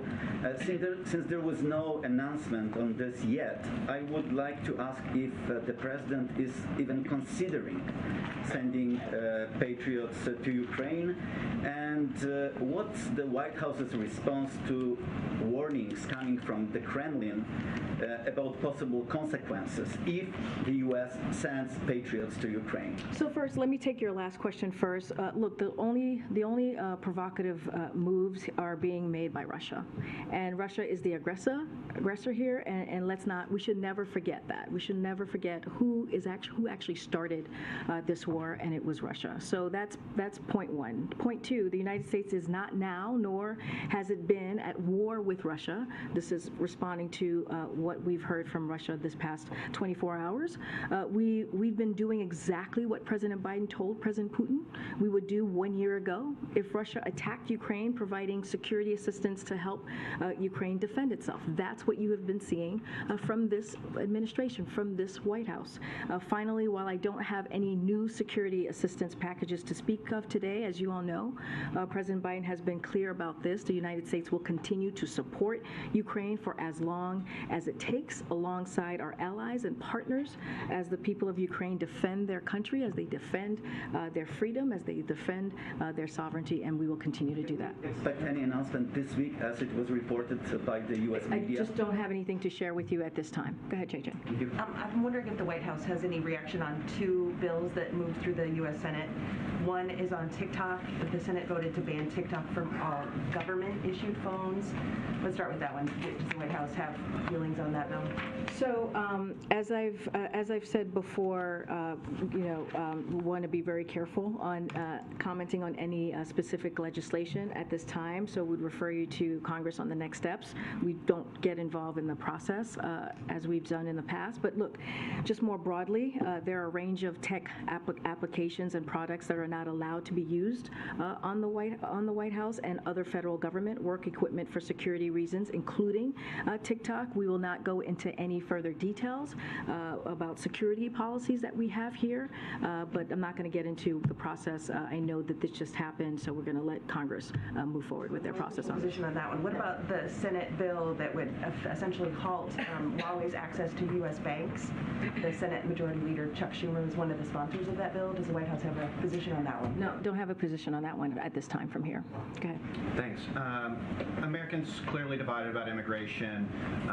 From the White House perspective, though, should Americans be supportive or concerned with the end of Title 42, which obviously stops most migrants from being able to apply for asylum? What Americans should know is that the president has done the work to deal with what we're seeing at the border since day one. What Americans should know is that the president put forth an immigration reform policy to make sure that we're dealing with a broken system, to make sure that we're able to protect dreamers, to make sure that we deal with the backlog that we're seeing with asylum seekers, to fix the gutted system that has been around for some time, but certainly was gutted by the last administration.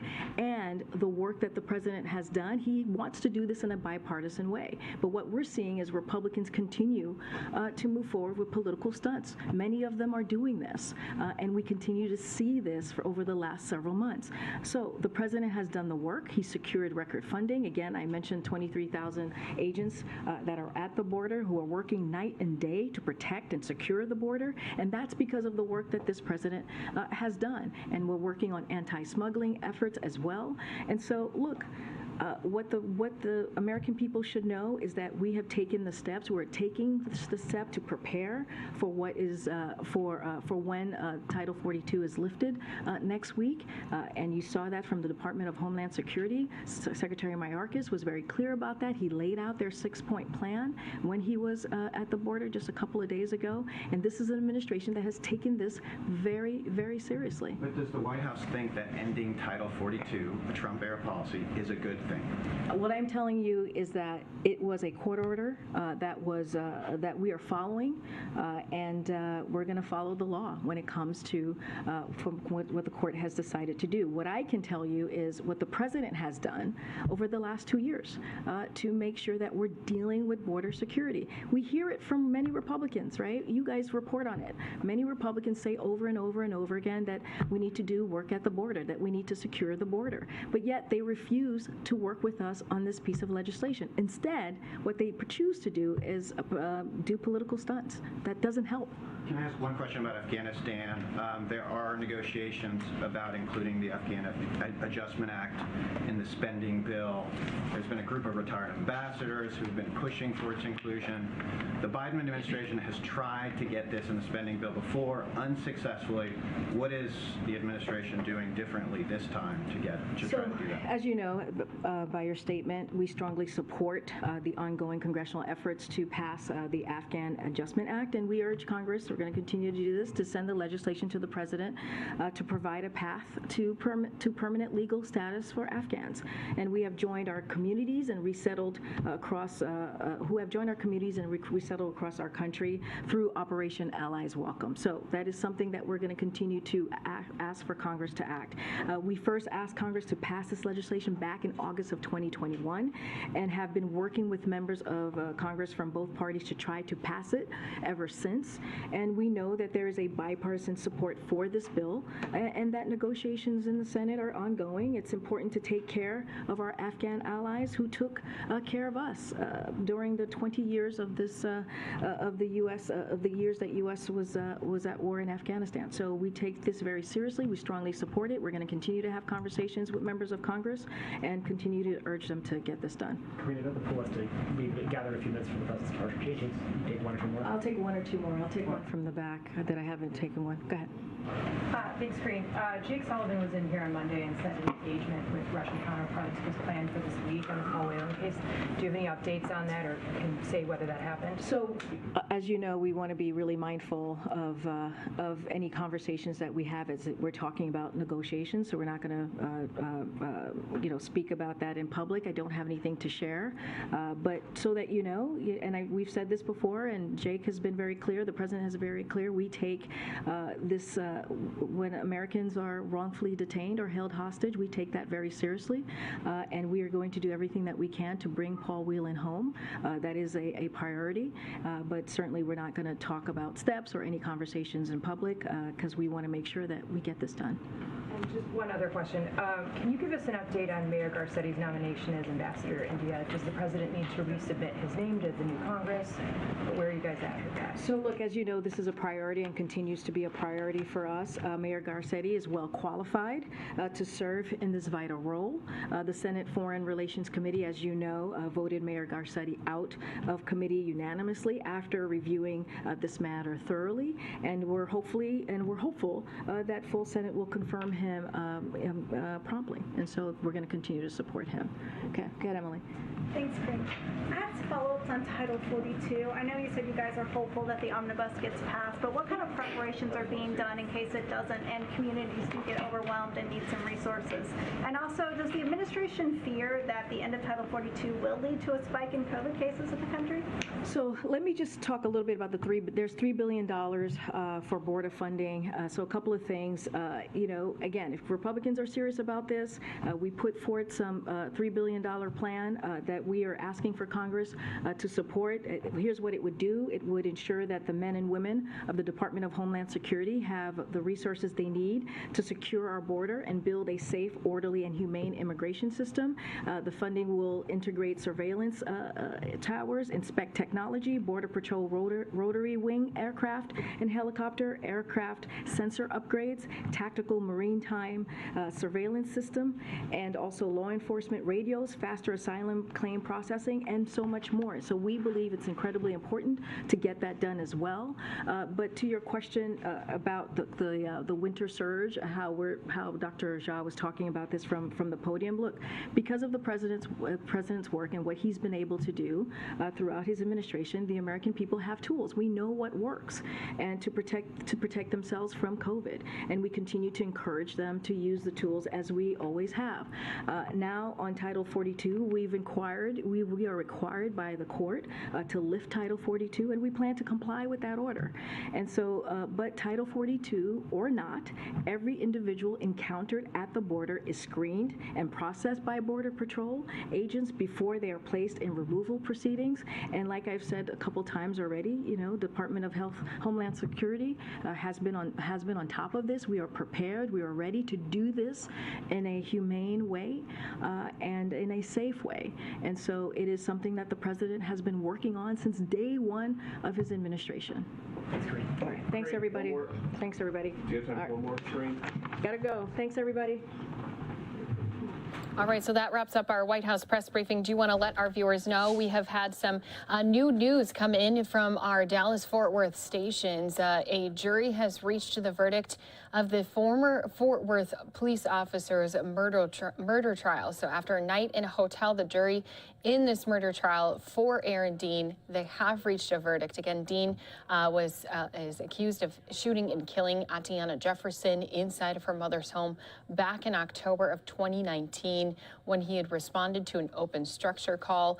On Monday, the judge had told jurors there are three options: either not guilty, guilty of murder, or guilty of manslaughter. So any decision must be unanimous by all of these jurors.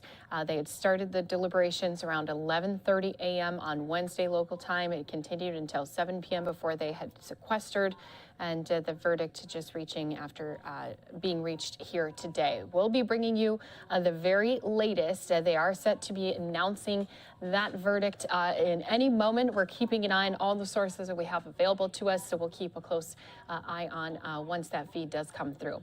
Live now from Fox, stepping away for a 2-minute break. More to come in just a moment.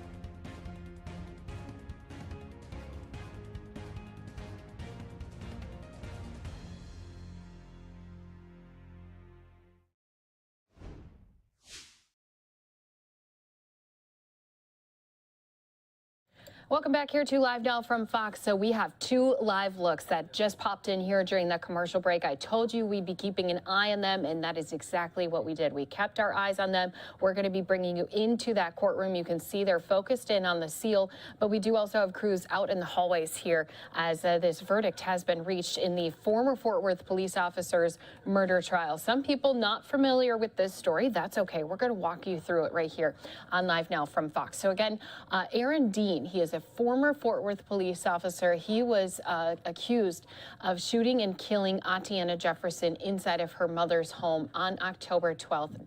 2019.